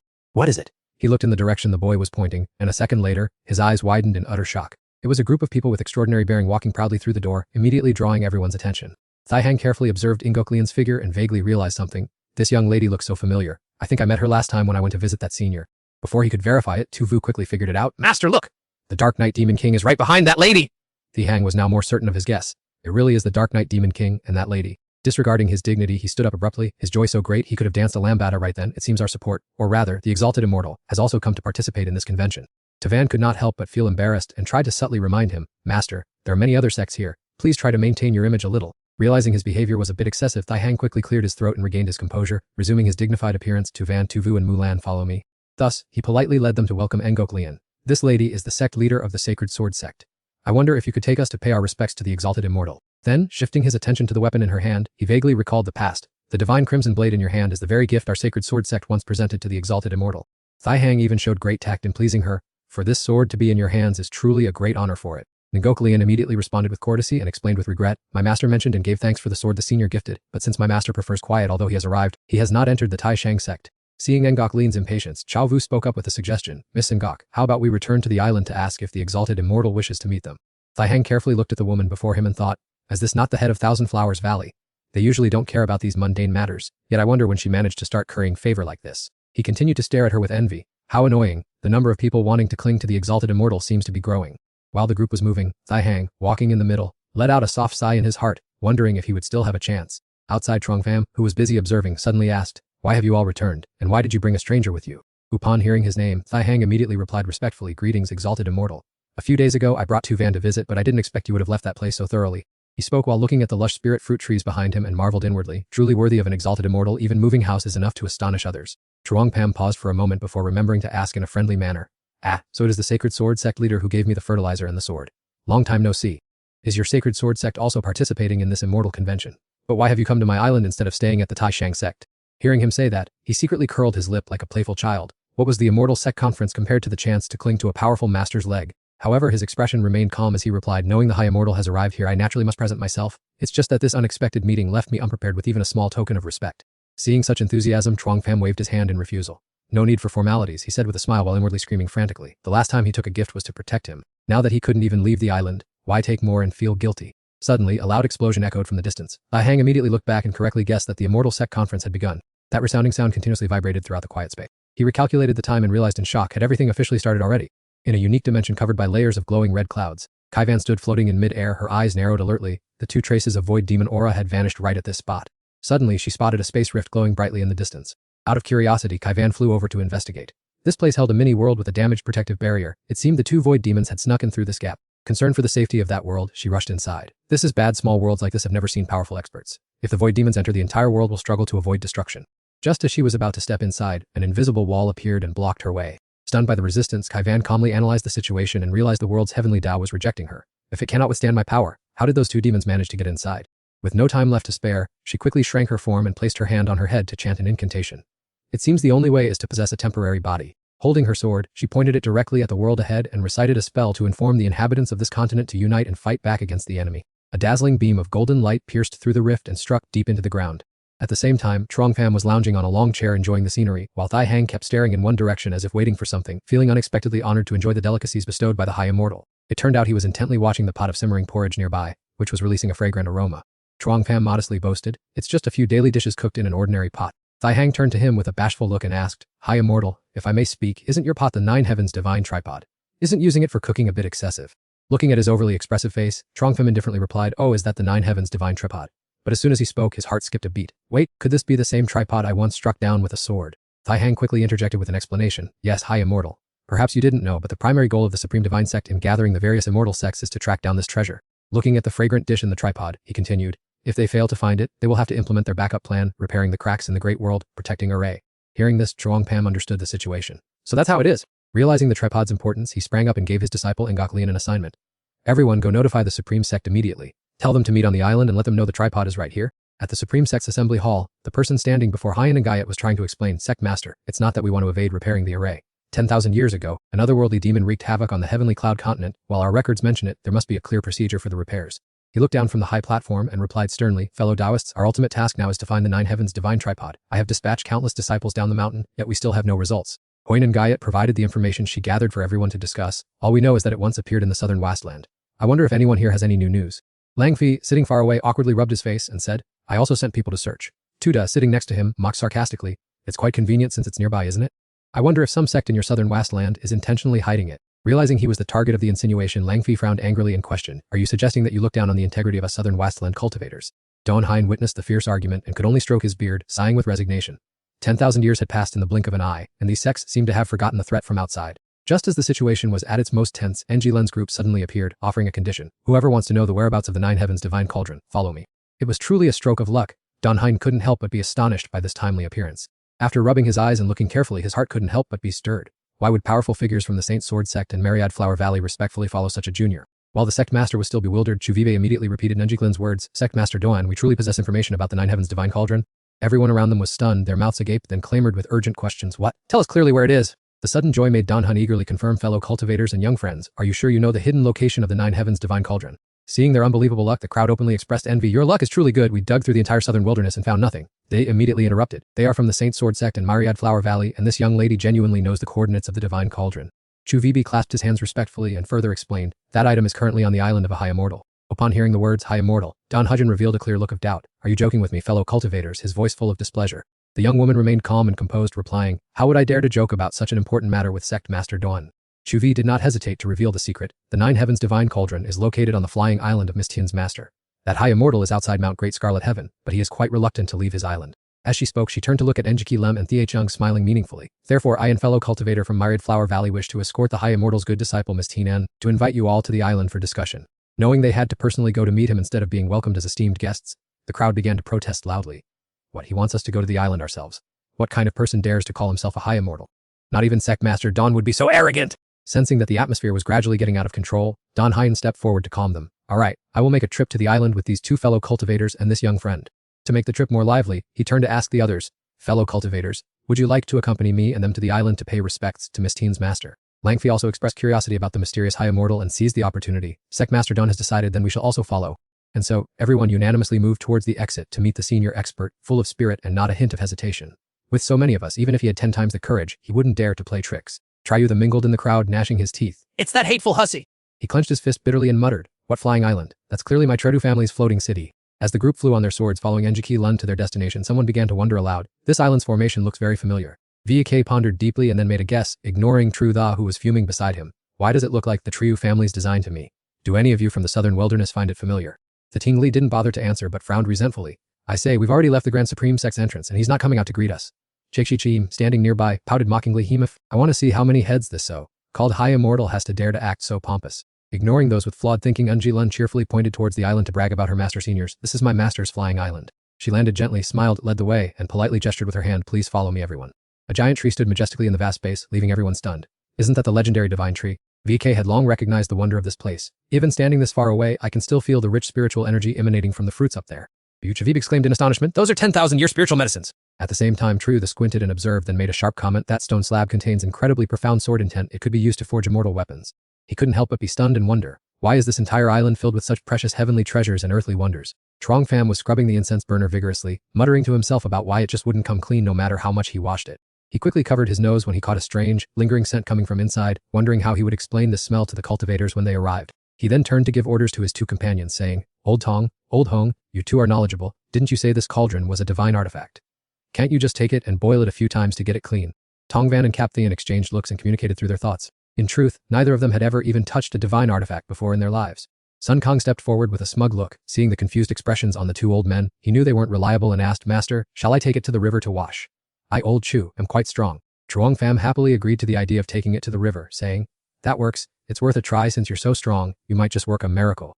But as Sun Kang moved to lift the cauldron, Tongvan and Cap Thien immediately tried their best to stop him, crying, "Supreme Immortal, no! This is a precious divine artifact. How can you treat it so crudely like a demon?" A short while later, Neklian led her group back and called out, "Master." The speed at which she completed the task was so impressive that it left Truong Pham stunned, wondering why everything had been done so quickly. Standing nearby, Sun Kang could only watch helplessly, feeling caught between a rock and a hard place. Seeing Ngai and Lang waving to welcome them back with Chan Ngai standing beside her, Don Hyen began to ponder deep in thought. So, it turned out these two demon kings were not Tan Tiu Hu's masters after all. Suddenly, Don Hyen's eyes lit up when he noticed Chan Ngai standing there. He observed silently and remarked to himself, "This cultivator's aura is definitely not that of an ordinary person. Could this strange Taoist really be a reclusive god?" Without hesitation, Don Hyen cupped his hands to offer a respectful greeting to Chan Ngai. "I am Don Hyen, sect master of the Tai Thuong sect. I pay my respects to the Supreme Immortal." However, he was immediately corrected by him. "You've paid respects to the wrong person. The one over there is my master." Ningok Lian took the initiative to introduce him to Trong Pham. "Master, this is Senior Don Hyen, sect master of the Tai Thuong sect." He managed a forced smile, trying to regain his composure so the Taoist wouldn't look down on him. "I never expected such a young Taoist to be capable of teaching a talented disciple like Tan Tiu Hu. Truly I had eyes but failed to recognize Mount Tai." He replied comfortably and courteously, "Sect Master Don, you are too kind. You can just call me Truong Pham." Ngok Lian possesses great natural talent herself. Ningok Lian was about to introduce the sect master of the Hyen Than Dharma sect, but was interrupted by Don Hyen. "Wait, Tiu Hu, don't speak yet. I heard rumors that Taoist Truong is in possession of the Nine Heavens Divine Cauldron." Suddenly Truong Pham was so startled that he accidentally spat out loudly, completely losing his composure. Finding it strange, Don Hyen asked, "What is the matter? Is there something inconvenient that Taoist Truong cannot talk about?" Only then did he manage a forced smile and point to the mysterious giant incense burner. "The divine cauldron is indeed in my hands. This is it right here." The old man looked at the old, worn-out incense burner and could not believe his eyes. Is this truly the legendary Nine Heavens Divine Cauldron? Don Huyen furrowed his brows in doubt upon smelling the strange odor from the burner. "But why does this cauldron smell so strongly of meat and spices?" Truong Pham could only reply with a forced laugh. "I used it to stew meat earlier. I must have added too many spices, so the smell stuck." Don Hyen's face paled upon hearing this. Even so, he remained impressed and gave a thumbs up. "You are truly worthy of your reputation, fellow Taoist Truong, haha." Elsewhere, Vokai was observing his surroundings with devious intent, thinking, "Everywhere I look is a fairy realm, and anything I pick up is priceless. It would be wonderful if I could take some back. He whispered to himself, these things all have owners and they are unimaginably powerful. If I were foolish enough to try to steal them, I fear even the sect master of the Tai Thuong sect would not let me off. As soon as he finished speaking, Thuong Li immediately objected. We are a renowned righteous sect, how can we act as arrogantly as demonic bandits? With burning determination, Vokai quickly supported this idea. That's right, we must find excuses to make things difficult for him. Seizing the opportunity, Chiu the immediately proposed an idea. If you want a reason, I have one right here. Please lend me a hand later. At that very moment, the image of the island hovering in mid-air became vividly clear in the minds of those present. He continued to ramble. Before setting foot on the island, did you notice that the formation patterns here are exactly the same as those of our Chiu family's floating island estate? Upon hearing this, everyone present was half believing, half doubting. Could it be that the core and formations of this island were plundered from the Chiu family by that high immortal? The man's accusations made Chiu the tremble with rage. This brat is truly a shameless scoundrel. While I was fighting the enemy, he seized the floating city and even dismantled its core formation to make his own private island. Vokai gave a forced smile, pretending to understand the situation. Jiamin also chimed in but secretly thought to herself, how strange. I heard the Chiu family in the southern wilderness was very arrogant. Jiamin secretly disdained the other party, thinking, perhaps it's because your Chiu family was greedy for someone else's divine tree and tried to steal it for your estate, only to end up being completely plundered yourselves. Chiu the clasped his hands and hastily concluded, everyone, this island was stolen and renovated by that brat. We must at least share half of the treasures on this island. He pointed towards the divine tree in the distance. No matter what, he must compensate for the damages. I only need to reclaim my property, the rest is up to all of you. Everyone was secretly delighted, thinking they were about to hit the jackpot. If this goes smoothly, we'll surely make a fortune. I'm so excited. And if it fails, we can just blame him. Thinking this, they all unanimously shouted their support for Chiu the. Brother, you are absolutely right. That brat truly has a malicious heart. How can we as a righteous sect stand by and watch this injustice? We must demand justice. Meanwhile, Donhain was engrossed in discussing the cauldron with Truong Pam. I truly didn't expect Brother Truong to use the divine cauldron of an ancient divine king to stew meat. Faced with this ironic situation, he could only force a smile. Cough. At that time, I didn't know this was the Nine Heavens divine cauldron, so I casually seasoned it and used it for cooking. Hearing this, the old man sarcastically asked him, was the meat delicious? This startled the young man. Donhain, as if having a chance to vent, then spoke endlessly. This old Taoist is just curious about the power of this divine artifact. Besides being a formation core, what other functions does it have? It seemed he had noticed something unusual about the cauldron, yet Old Man Tong and Old Huang said that this pot was excellent for stewing meat, as the spiritual energy was richly refined. Donhain gazed intently at the cauldron and marveled in admiration. Indeed, it is a treasure left behind by the ancient divine king. Meanwhile, Truong Pam was secretly pondering, this old Taoist won't get greedy and try to snatch my cauldron to take home and cook with, will he? A moment later, he began to offer sincere advice to the young man. I wonder if Brother Taoist would agree to entrust this divine artifact to my management. My Supreme Grand Sect is currently gathering immortal sects to repair the Grand Formation, relying on its power. Truong Pam politely replied, I have no reason to refuse. In fact, it's precisely for this matter that I asked Nengok Nai to invite everyone here. Donhun politely thanked him. Brother Taoist is truly a model for the world. This old Taoist thanks you on behalf of all living beings of the Heavenly Cloud continent. At the same time, Jiu-This group returned. He aggressively slandered Sectmaster Don. This brat is not a good person. Senior, please don't let this shameless scoundrel deceive you. Donhun showed a surprised and puzzled expression. I wonder why you all are saying such things.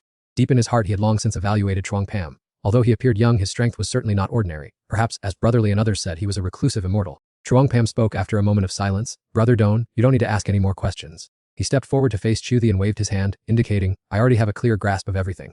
Truong Pam pointed directly at Chiu the, his tone casual but full of sarcasm. If I recall correctly, you are the head of the Chiu family, aren't you? Without waiting for reply, he boldly questioned, last time your Chiu family came to the southern wilderness Great Mountains attempting to plunder my manor, resulting in leaving the floating city as collateral. This time, what more trouble do you intend to cause? As soon as his words fell, the crowd below began to discuss noisily. No wonder these formation patterns look so familiar. They are indeed the runes from the Chiu family's floating island estate. Our Chiu family always acts righteously. This person clearly colluded with the Demon King, but while our Chiu family was fighting to the death against the Weeping Ghost Cave and the barbarian tribe, he secretly launched an attack to seize the floating city. Those words were like empowering Trotaguthos supporters. They immediately shouted for the enemy to be wiped out. I am willing to testify for the Cho family and trust that Brother Trogutha will mercilessly eliminate this group of demonic barbarians. Seeing the situation begin to spiral out of control, Dean Han quickly stepped forward to calm everyone, asking them to please be quiet. Before he could speak, VK interrupted. As the sect master of Thaitha Meng sect, the leader of the righteous path, you cannot act with favoritism. Gita Min coldly chimed in. Our goal is to reclaim justice for the Cho family. Trakpam smirked, a smile full of contempt and disgust. Taoist master, just let me handle this myself. He didn't bother arguing but went straight to the point. If the Chao family insists this island belongs to them, then all the spiritual medicine, divine trees and rare treasures on the island are naturally your property too. Chafaudra maintained his arrogant attitude, declaring boldly, our Cho family has passed down for 10,000 years. Is there any treasure in our mansion that I wouldn't know about? He confidently declared, with a swagger that appeared out of nowhere, our Cho family has records of our treasures. We just need to compare them, and it will be settled immediately. Trak PM, too lazy to drag out the argument, spoke to end it, utterly unreasonable, but I don't have the time to bicker with you. A fight will immediately show the outcome. With just a command, he immediately waved his hand to summon his Jade Lotus sword. Trak Pidam pointed the tip of his sword directly at his opponent, his gaze as sharp as a knife. If you can defeat me, never mind this island, I'll even give you the divine tree. Den Hein witnessed this scene, utterly astonished. Could this young man truly be a sword immortal descended to the mortal world? Just then he roared, his sword intent erupting violently and flinging the people away. Take this one move of mine first. The terrifying power made the crowd instinctively recoil, their eyes filled with fear. Such terrifying sword intent, we've truly encountered a master? Before they could collect themselves, Trok VM's sword strike descended like a storm. In that decisive moment, Denon Hagen urgently called out Taoist friend Trok, please show mercy. He took a step forward, his tone gentle yet emanating authority. Please give this old Taoist some face, won't you? After all, Tai Deg sect is currently inviting all Taoist friends to attend the Immortal Sect Grand Assembly. Thanks to those timely words, the lives of those people were spared. Trok Ptium stopped his hand and replied indifferently, all right then, I'll give face to the Taoist master. He retracted his sword, secretly regretting, what a pity, I almost harvested more sword domain points. Via K's face was drained of all color at this moment. He slumped to the ground, looking at him in terror. For this senior sword immortal's killing intent was too heavy. Dian Hein stood before everyone and solemnly declared, fellow Taoist friends, if Taoist friend Trok has agreed to bring out the Nine Heavens divine cauldron, then let us discuss the repair of the Grand Assembly RA. Hearing that, Trok Plem lazily waved his hand and called out, Guy Elbinge. She stepped forward with a charming smile, her demeanor no different from a tour guide. Everyone, this is the ginseng fruit harvested on the island. The High Immortal invites everyone to enjoy. Wei K's eyes widened in surprise. Thank you, High Immortal. Dian Hein stroked his long beard and smiled kindly. Many thanks to Taoist friend Truk for your hospitality. When I return to Tai Seg sect, this old Taoist will present you with some precious items. Truk Pdem glanced at him and thought to himself, this old sect master certainly has an immortal-like demeanor. He's probably not a wicked person, right? In a nameless mountain valley, a solemn voice rang out, what is that old ox-nosed Dian Hein scheming, gathering so many major sects like that? Kina Chenji slightly furrowed his brow, his voice dropping a tone. Haven't you heard it's for that grand array assembly? On a layer of gray clouds, Skull stood with his arms crossed, a cold smile slightly curling his lip. If you believed those words, you wouldn't have bothered coming here to participate in the demonic path grand assembly. He glanced downwards, his voice resonating evenly, full of sarcasm. Isn't it because you fear those arrogant righteous path cultivators seizing the opportunity to launch a combined attack? Otherwise, I doubt you would even bother to be here. As soon as the words ended, sarcastic laughter erupted from all directions. Old Skull, your crying ghost dream sect has truly been pathetic lately. I've heard rumors that your luck is indeed terrible. Before the atmosphere could settle, Hydesat suddenly interjected. Everyone, it was difficult for us all to gather in full. Why don't we seize this opportunity to do something big? He declared loudly and forcefully, not caring about the righteous path, deciding to strike first for good measure. Votran mocked sarcastically, saying he heard that long ago. The Bloodslaughter sect, the fate-defying sect, the heavenly demon path, and the joyful temple once besieged the Myriad Flower Valley and suffered heavy losses. Why was it only this old man who showed up now? He didn't bother to argue further, only replying casually that while his Bloodslaughter sect suffered no small loss, they had found a stroke of luck within that misfortune. As soon as he finished speaking, Bloodslaughter immediately struck with his palm, hoisting Votran's body into the air. In the blink of an eye, Votran's body shattered, followed by a mournful scream that made people's hair stand on end. Bloodslaughter gave a devious smile, saying it seemed he had spoken too much. Witnessing that horrific scene, the crowd couldn't help but be bewildered, unsure why this old man's power had suddenly surged, or if, as he claimed, he had encountered a heaven-defying opportunity amidst danger. He didn't bother with the murmurs around him and went straight to the point, asking the veterans of the demonic path if they were truly too afraid to move against those of the righteous path. Upon hearing this, Qin Hong lost some of his composure and hurriedly inquired about the cult leader's plan. Bloodslaughter gave a cold laugh, his voice sharp like a blade scraping against bone, saying they would directly raze the supreme sect to the ground.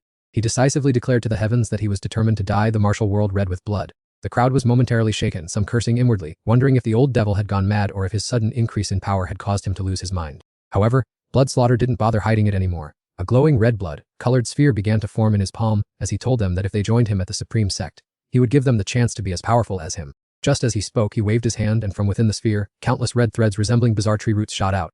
Those threads plunged into the bodies of those nearby, who felt no pain but instead howled with joy, exclaiming at how fast their power was increasing and that they had just broken through. Bloodslaughter raised his eyebrows in satisfaction, acting as if everything was well under his control, and asked how they found his plan now. At this point, they no longer had any hesitation or fear, and each one, filled with morale, shouted in unison that they agreed and that the plan was truly to their liking. Without another moment's delay, the group soared into the air, having long hated the old man from the supreme sect, and decided to gather their disciples to prepare for departure. Looking at the scene, Bloodslaughter laughed with pure delight, offering fresh blood as a sacrifice to the gods and vowing to dedicate his life to his master. At the Supreme Sect, aboard flying ships floating among the clouds, a low voice spoke with concern, noting that the Supreme Sect truly seemed to possess the aura of 10,000 immortals coming to pay homage. Lin Heng gently stroked his beard, his eyes still fixed on the distance as he calmly replied that while he wasn't sure about the homage, there was indeed a high immortal stationed over there. Hearing this, the person beside him asked suspiciously if it was the master who, with a single sword strike, had silenced all the heads and leaders of the various sects, causing them to voluntarily title him the Sword Immortal.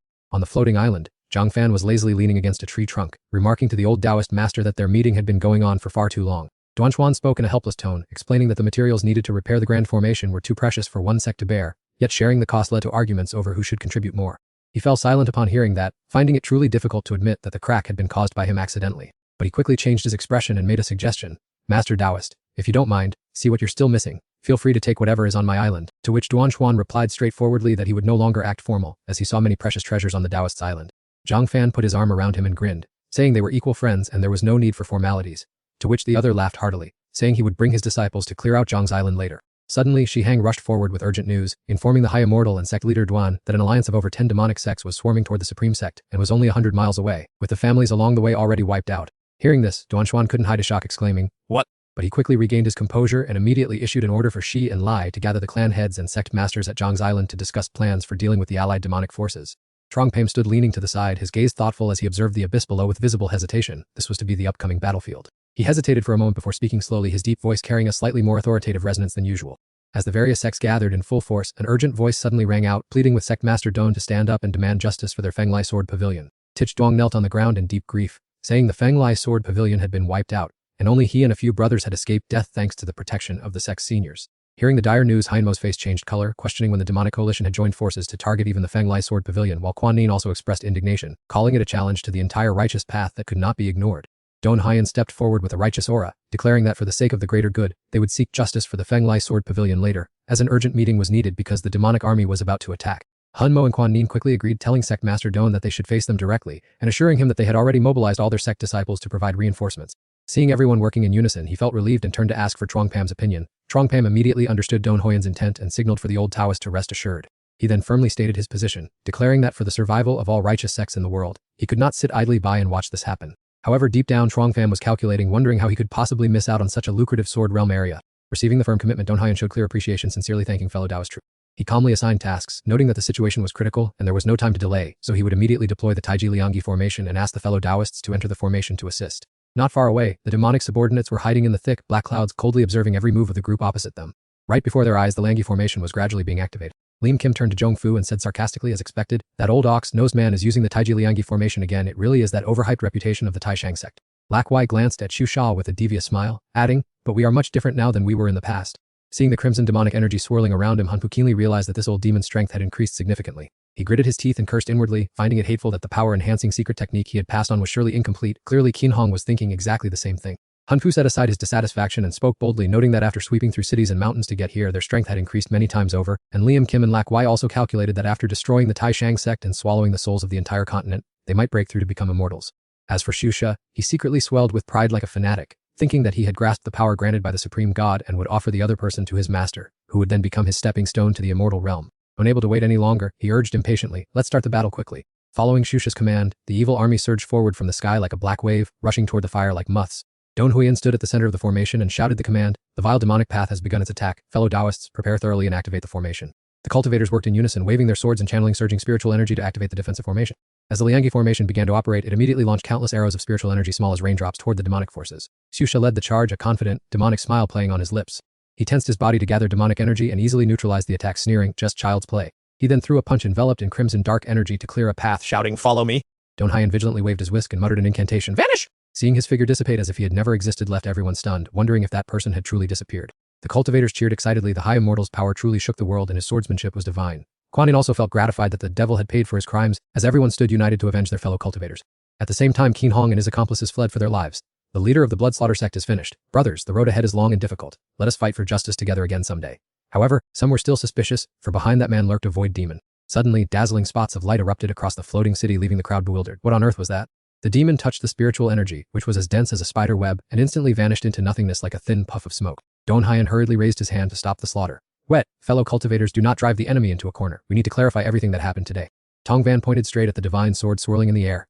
"That's right, sect leader Don, how should we handle that sword?" Before he could make a decision, the entire sword suddenly emitted rays of pale gold light saturated with spiritual energy, drawing the gaze of all the cultivators below. The golden light converged simultaneously at the hilt, forming a brilliant, mysterious golden sphere. As the gale of light subsided, Kai Van's graceful figure gradually appeared, sitting cross-legged with a calm demeanor. Don Haiyan immediately introduced himself respectfully. "I am Don Haiyan of the Taishang sect from the Thian Van continent. I am deeply grateful to the Immortal for suppressing the void demon." She softly opened her mystical purple eyes and calmly glanced down at the ground below. Kai Van calmly cupped her hands in return. "You are too kind. I am Vian Kai Van, an enforcer from the Van Negi Immortal Realm. This was my duty. It is I who should thank you all for your support." Don Haiyan warmly extended an invitation. "Helping one another is only natural. Thank you, Immortal, for the news. I wonder if you would like to come with me to meet other immortals who are also hunting void demons." She smiled gently and agreed, "Of course, that would be fine." In the vast sky amidst thousands of clouds, figures flew side by side toward their destination. No one noticed Kai Van's sigh and suggestive smile. She never expected to encounter a master possessing the great Tao sword intent in such a small, obscure world.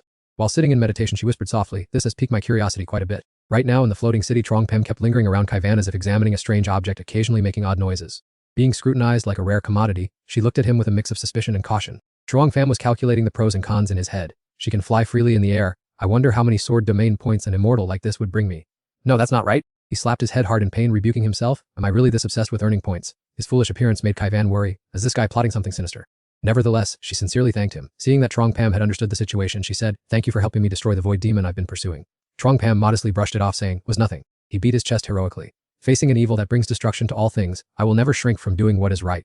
Kai Van cautiously warned of the unpredictable danger. However, you should all still be extremely careful. I was originally hunting two of them. One had already sneaked onto the Thean Van continent earlier, and it hides itself with extreme sophistication. Upon hearing this, Don Hyen cautiously inquired, "Fairy Vian, I wonder if you could share a bit about the abilities of these void demons." She did not hide anything and revealed frankly, "Of course. Void demon is just a general term. They are divided into many ranks and carry the faiths of various evil gods." Kai Van quickly used the recent demon as an example. Those with different faiths will have completely different abilities. As for the one fellow Taoist Trong destroyed today, it could use slaughter to exchange for the power of an evil god's faith. She hesitated for a moment, her face showing a hint of anxiety. The remaining one is very formidable. Fellow Taoist Trong and everyone must be extremely on guard. Kai Van recalled its bizarre appearance. Its evil god faith has the ability to spread plagues, through which it continuously increases its own strength. The demon's terrifying ability made everyone's expression turn pensive. Most concerning was that this type of plague spreads completely unconsciously. Hearing this, Don Hyen sternly issued a warning. You must all remember your heavy responsibilities. When the evil Kai of the evil god accumulates too much, it will lure the void evil demons to appear, so those wicked beings must be thoroughly exterminated. He politely bade farewell and hurriedly left, saying, "Dear fellow Taoist and Fairy, the situation is urgent and cannot be delayed any further. I must go and arrange tasks with our fellow practitioners." As soon as everyone left, Zhang Fan triumphantly muttered to himself, "Exterminating one void evil demon earned me a full 500,000 sword force points, especially since this one was already in a weakened state." He wore a crafty, calculating smile, thinking, earning sword domain points is truly convenient. As the saying goes, a horse won't grow fat without night grass, and I am truly impatient to find the remaining void evil demon. Witnessing Zhang Fan suddenly display a strange, dazed expression, Q Wen asked vigilantly, "Fellow Taoist Zhang Fan, what are you daydreaming about?" He honestly replied, "I am calculating how to lure more void evil demons to appear." The unexpected answer stunned her, and a massive question mark appeared on her face as she failed to comprehend his meaning. Realizing he had slipped up, he hurriedly made an excuse to cover it. "I meant that we must quickly find a way to eliminate the other void evil demon, to protect the living beings on the heaven, pattern continent from being slaughtered." Obviously, this woman was not foolish and began to harbor secret suspicions. "Oh, I cannot fathom this person's cultivation level. His sword Dao is heaven-reaching, yet why is his demeanor so foolish?" Zhang Fan decided to change the subject by calling Yuan Ling over. The latter asked respectfully, "Does the immortal have any instructions?" He ordered, "Go to the treasure vault and get some spiritual fruits and herbs. I need to refine some elixirs to provide immunity against diseases." Upon hearing these words, Q Wen adopted a vigilant combat stance, asking, "Is it this?" The abundance of spiritual energy in the sword domain caused waves to churn within her heart. What kind of place is this exactly? Still unable to escape her astonishment, she looked at Zhang Fan with a dazed gaze and asked, "What is this place?" She hurriedly asked again, "Fellow Taoist Zhang Fan, what did you just say you wanted to refine?"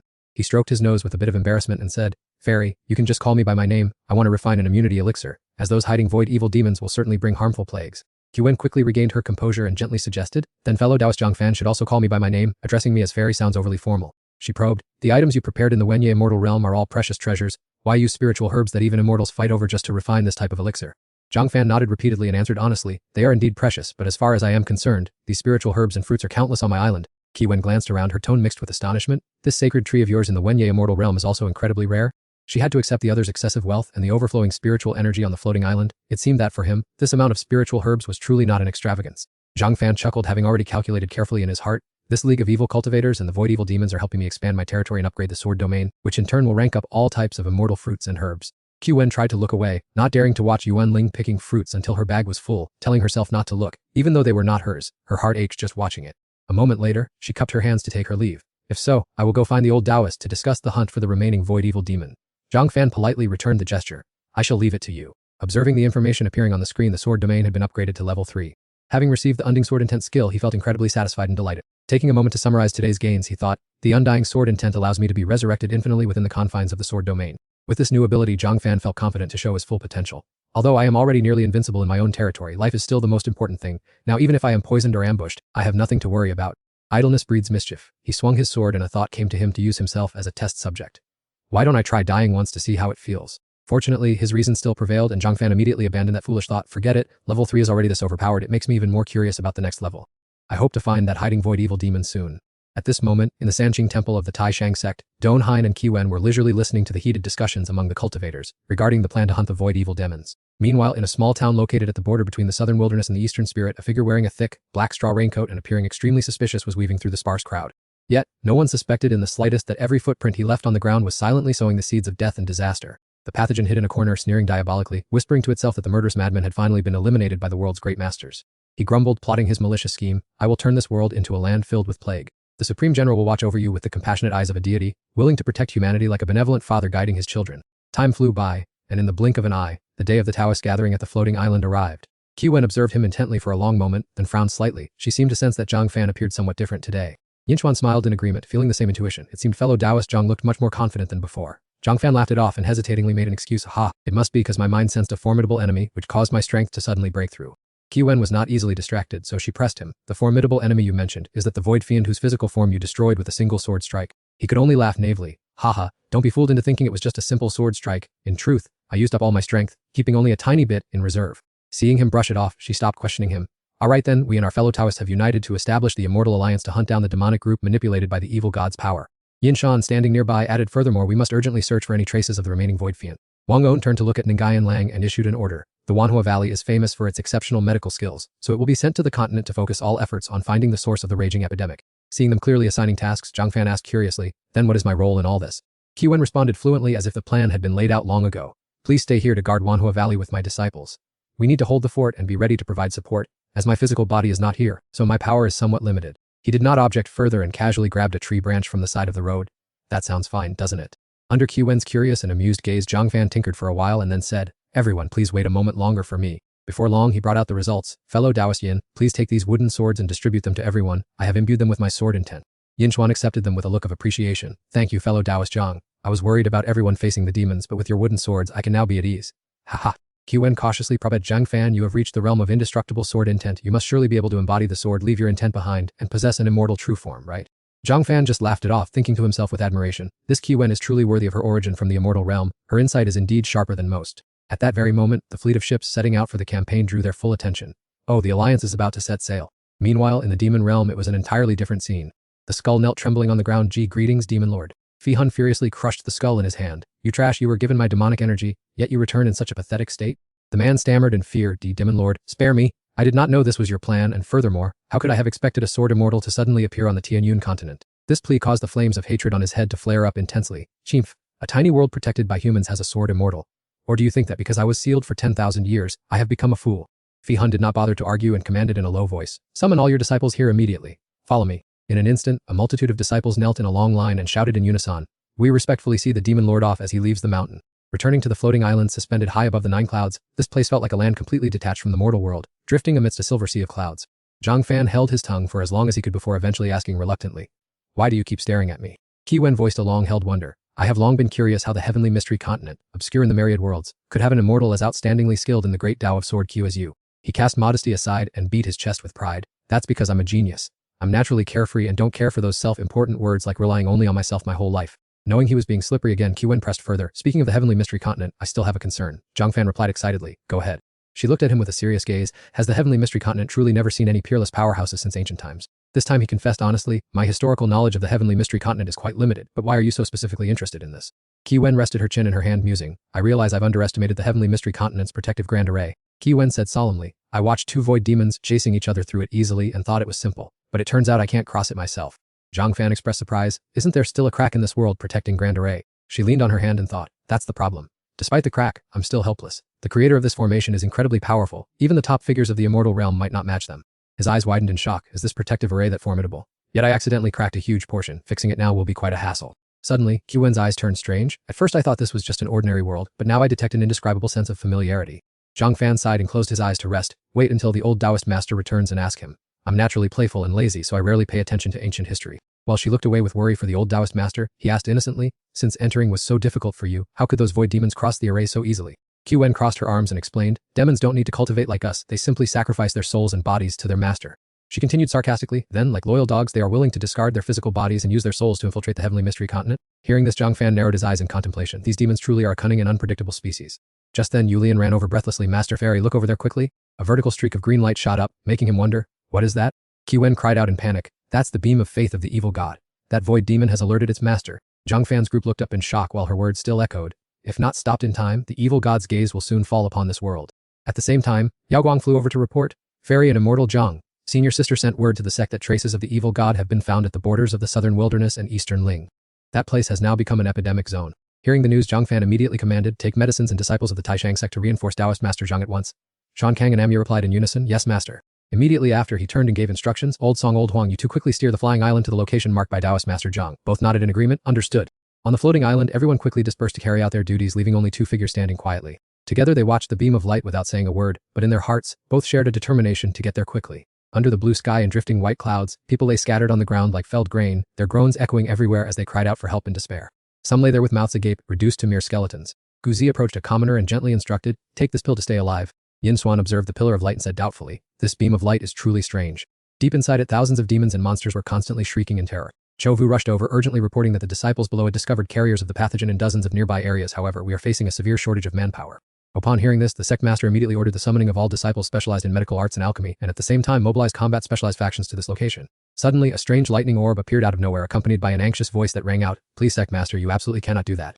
It turned out to be QZ. He quickly explained, "The people here are no longer human, all have been possessed by demons. Even cultivators are being obstructed by them. After that, they are like loyal dogs, ready to abandon their bodies and use their souls to invade the Tenian continent without hesitation." Yin Xuan firmly reminded them, "Esteemed patriarchs and sect leaders, please do not forget the promise we made before the immortal maiden." Immediately he drew his sword, and an overwhelming aura resonated as he declared, Let us all advance together. And so, Yin Xuan led the way, with the disciples following closely behind, united in their resolve to fight to the death, not flinching from anything. His gaze was fixed straight ahead and his heart was filled with apprehension, only hoping that the immortal maiden and Taoist friend Zhang could quickly arrive. Based on his extensive experience, Yin Xuan seemed to sense a premonition. The old Taoist always felt uneasy in his heart. Indeed, in the distance, ferocious demonic beasts were wildly attacking innocent civilians. Two demonic beasts, with dark demonic energy billowing intensely from them, were growling and advancing forward. They charged to attack the innocent civilians there. Suddenly, a demonic beast with a bizarre appearance unexpectedly closed in on him. At the same time, a loud voice rang out, warning, "Be careful." A sudden large explosion occurred and the reverberation shook the entire sky. His entire body was covered in green venom, causing his face to melt in an instant. Ah!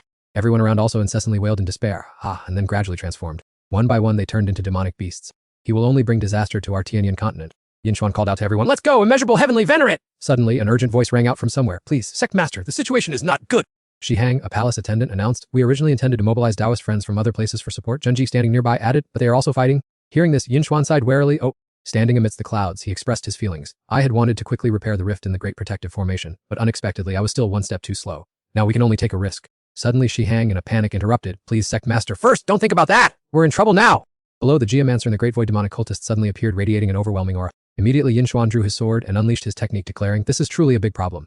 Unable to let this much trouble go unchecked, the power from his sword art immediately struck directly at the geomancer. The mutated villagers standing nearby were terrified and hurriedly leaned back to dodge. But it was completely unharmed. On the contrary, it forcefully sent them flying. Ha! From above, streaks of lightning like power continuously struck the geomancer. However, after the swirling dust and smoke, it still stood proudly, seemingly without suffering any harm. Yin Xuan raised his sword and commanded, "Have the disciples retreat first. Use formations to build a defensive line outside the city." This formation seems quite effective, as it has already sent the old fortune teller reeling backward. Quan Ko hurriedly urged his disciples, ordering them to disperse out of the city quickly. The disciples left immediately to avoid the heaven-shaking energy surges aimed directly at the fortune teller. Don Hein gripped the hilt of his sword tightly and shouted loudly, "Set the formation." Immediately, a giant yin-yang circle appeared in the air, crushing the opponent and pinning him deep into the ground. Tai Heng saw the favorable situation and signaled, preparing to support sect leader Don. While everyone was focused on pressuring the fortune teller, thick black mists of energy suddenly rushed in from nowhere. A thunderous explosion erupted and he suddenly sprang up powerfully as if he had been resurrected. The fortune teller's mouth gaped wide as he began to tempt them. "O beings of this world, come quickly into the embrace of the Father God, the Almighty will mercifully accept you." Everyone shouted in unison, "How detestable! "Attack now!" But he was completely unaffected and just cackled. Ho ho ho! Suddenly, stones and debris flew everywhere. Don Hein dodged in time, but a few disciples who were too slow were hit and cried out in agony. He asked anxiously, "Have you fellow cultivators gotten all the civilians out yet?" The Hang replied hurriedly, "Sect leader Don, rest assured I have already sent young disciples to escort them all away." Upon hearing this, Don Huyen felt relieved and said solemnly, "Then I must trouble you fellow cultivators to bear with this old man a little longer." Below, the fortune teller continued to laugh arrogantly, "Come and catch me if you can, and I shall bestow the Father God's blessings upon you." Faced with the crazed counterattack and the incessant cries of pain, he asked himself anxiously, "Why haven't Fairy Vian and fellow Taoist Chuang arrived yet?" Suddenly, from afar, a floating island appeared amidst the clouds.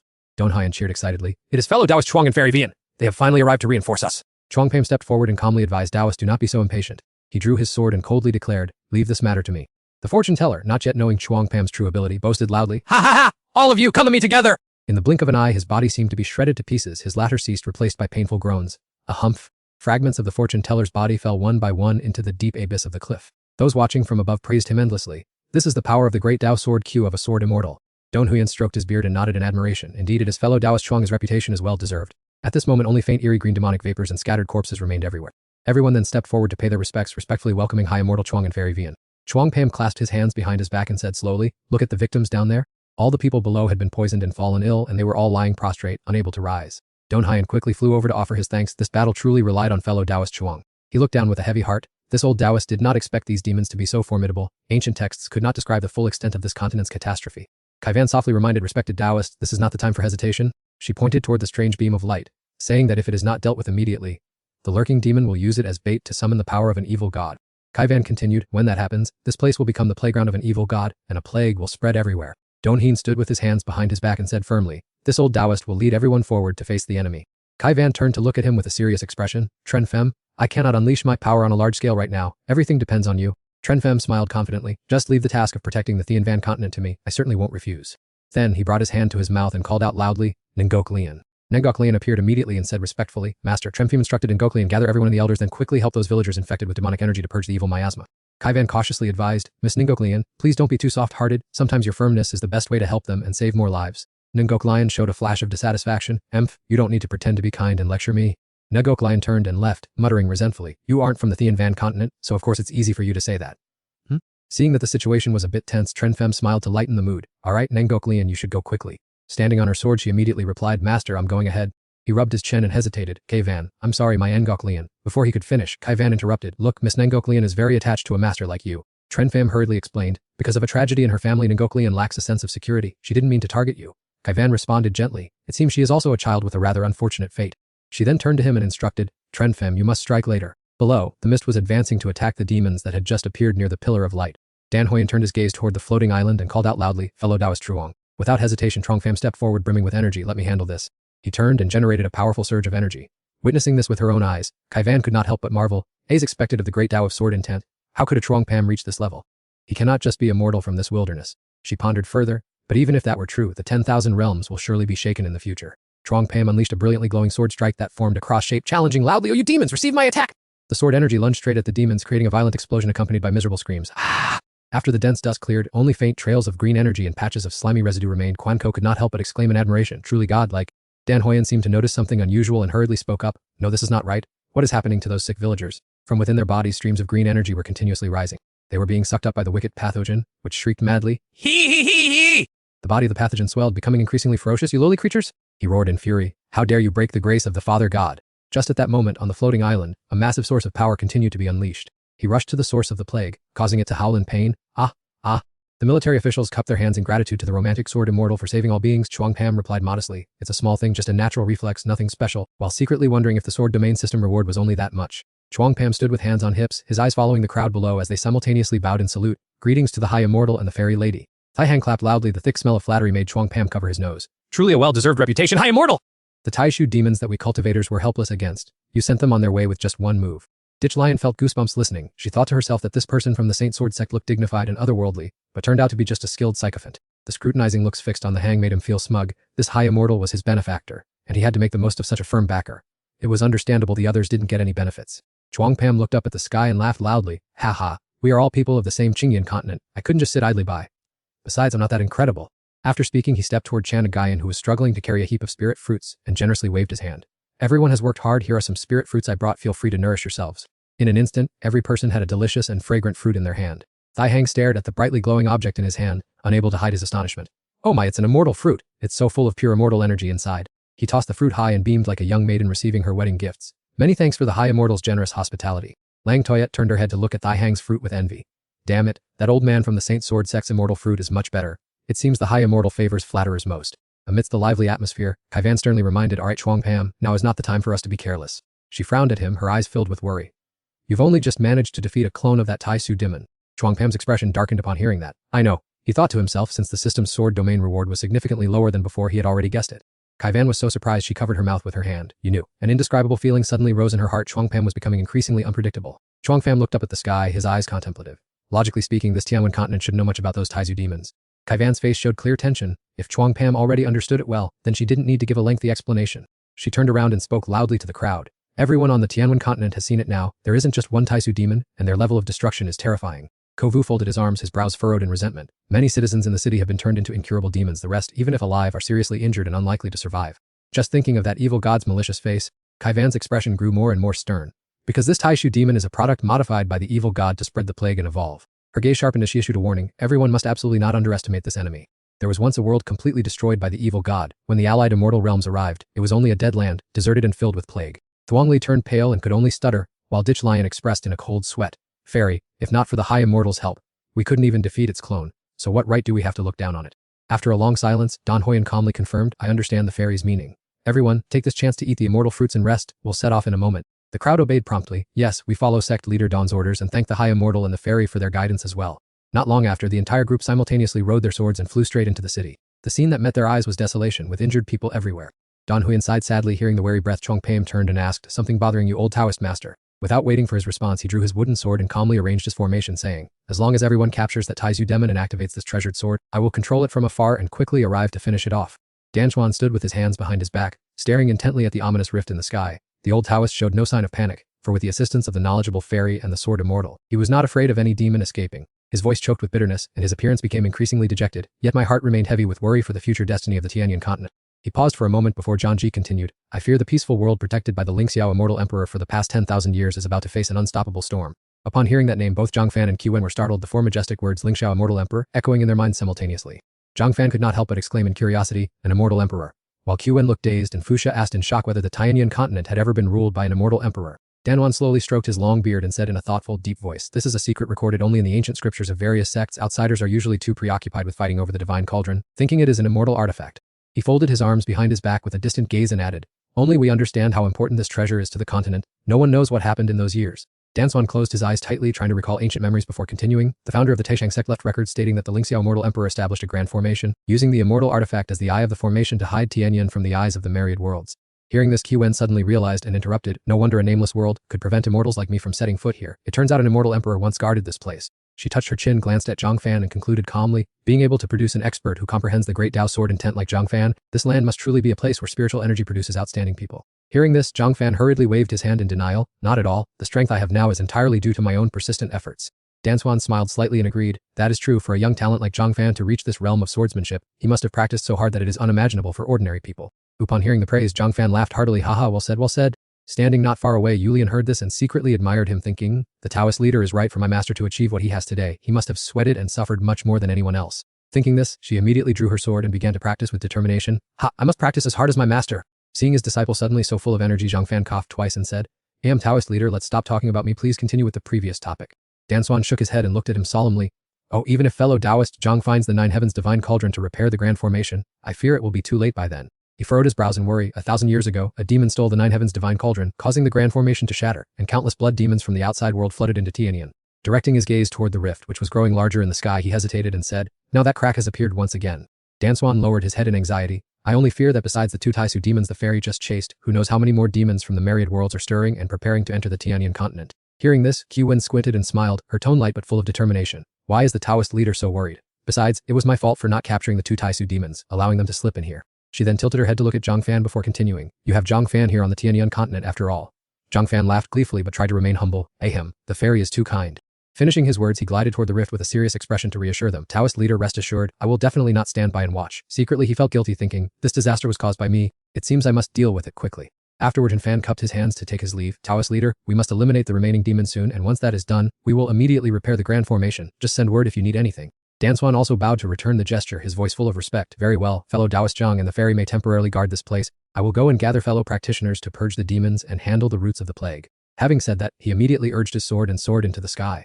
Elsewhere, cheers echoed through the space. "Congratulations to the demon lord on returning to the peak, emerging to ravage the entire Tianyan continent." Fi Hun appeared as if he had been waiting for this glorious moment for a long time. He propped one hand on his knee and laughed heartily. "Ha ha!"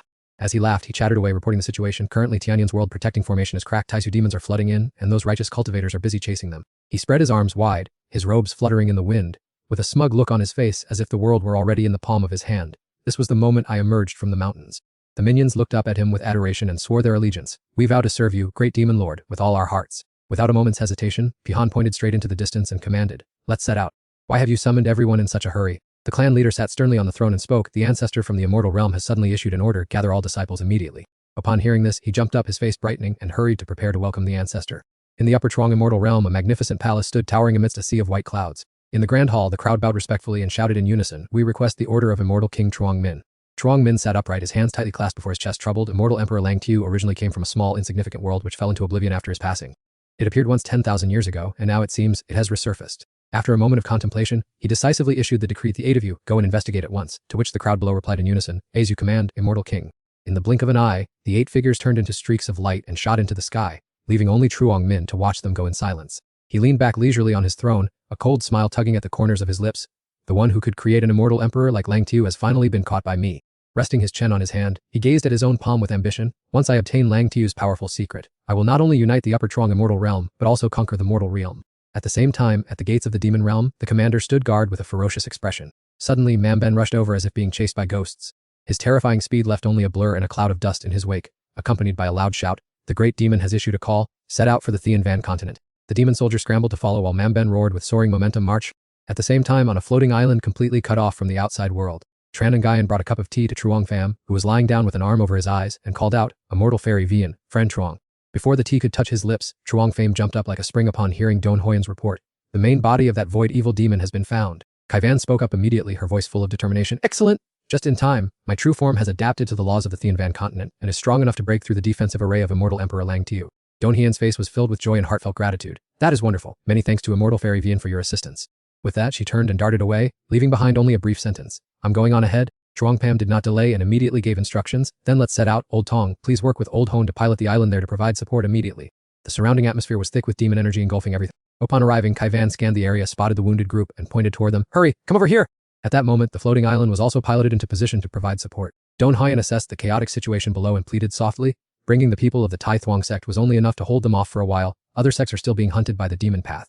"I must rely on you, young friend Truong." Truong Pham smiled to reassure him. "Rest assured, Taoist, leave this to me." Bolts of golden light like lightning struck down continuously.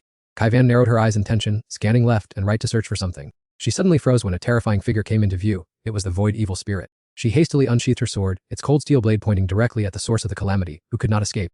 The demon laughed arrogantly, his demonic aura erupting violently. "You brats of the Van Nenki fairy realm and those from this world receive the grace of Father God." Those below began to suffocate under the horrific pressure. Everyone dispersed quickly before it is too late. Don Hoyan pointed his hand toward the sky with a tense expression. "That crack is expanding further." Dark streaks like sharp blades tore through the sky, spreading uncontrollably. The enemy's wild laughter echoed everywhere. "Aha, use 100,000 souls as a sacrifice for this day." Kaivan narrowed her eyes, looking at him cautiously. Having finished speaking, he concentrated all his internal energy and tilted his head back, screaming with delight. "Father God has granted me power beyond limits in this place." Kaivan released a powerful surge of spiritual energy that tore through the wind to attack him. Under her control, lightning bolts continuously struck the ground, creating sounds that shook the clouds. Waiting for the storm of attacks to subside, he slowly extended his hand toward Kaivan. "Oh, little sister of the Vandinga fairy realm." The roar in his throat dragged evil aura along, submerging the countryside. "You chased me a long distance, but you arrived too late." At that very moment, a column of pitch black smoke from the ground rose vertically like a pincer toward the blue sky. Within that dark flow of evil energy, hordes of strange creatures poured out into the world. Witnessing the horrific scene, Kaivan hurriedly flew toward them and shouted, "You damn demons!" On Truong Pam's side, Don Hian looked at the crack spewing demonic energy, his voice unable to hide his unease. "This time, it is big trouble." His hands clenched in rage. Priest Truong understood that if that fairy had confronted the void evil spirit, they must stop his subordinates. After a moment of consideration, Truong Pham immediately issued orders. "Ngaklian and Old Tru, go support Priest Truong. Old Tong and Old Hong will stay with me to hold the island's formation." As soon as he finished, Ngaklian replied, "Less, master." The rest also replied in unison before quickly leaving. "By your command." "Yes, master." The leader of the demonic path withdrew into himself after releasing all his subordinates. Truong Pham stood from on high, beginning to unsheath his sword and initiate a move aimed at him. Roaring like a beast, he focused all his strength and delivered a powerful strike. Impact! Holy power tore through the desolate space, striking down at the milling subordinates below. In the blink of an eye, a vast expanse echoed with the painful screams of the monsters. Truong Pam's attack gradually faded, leaving the demons gasping in their tremors. Observing everything from the start, Kaivan fell into deep thought before she knew it.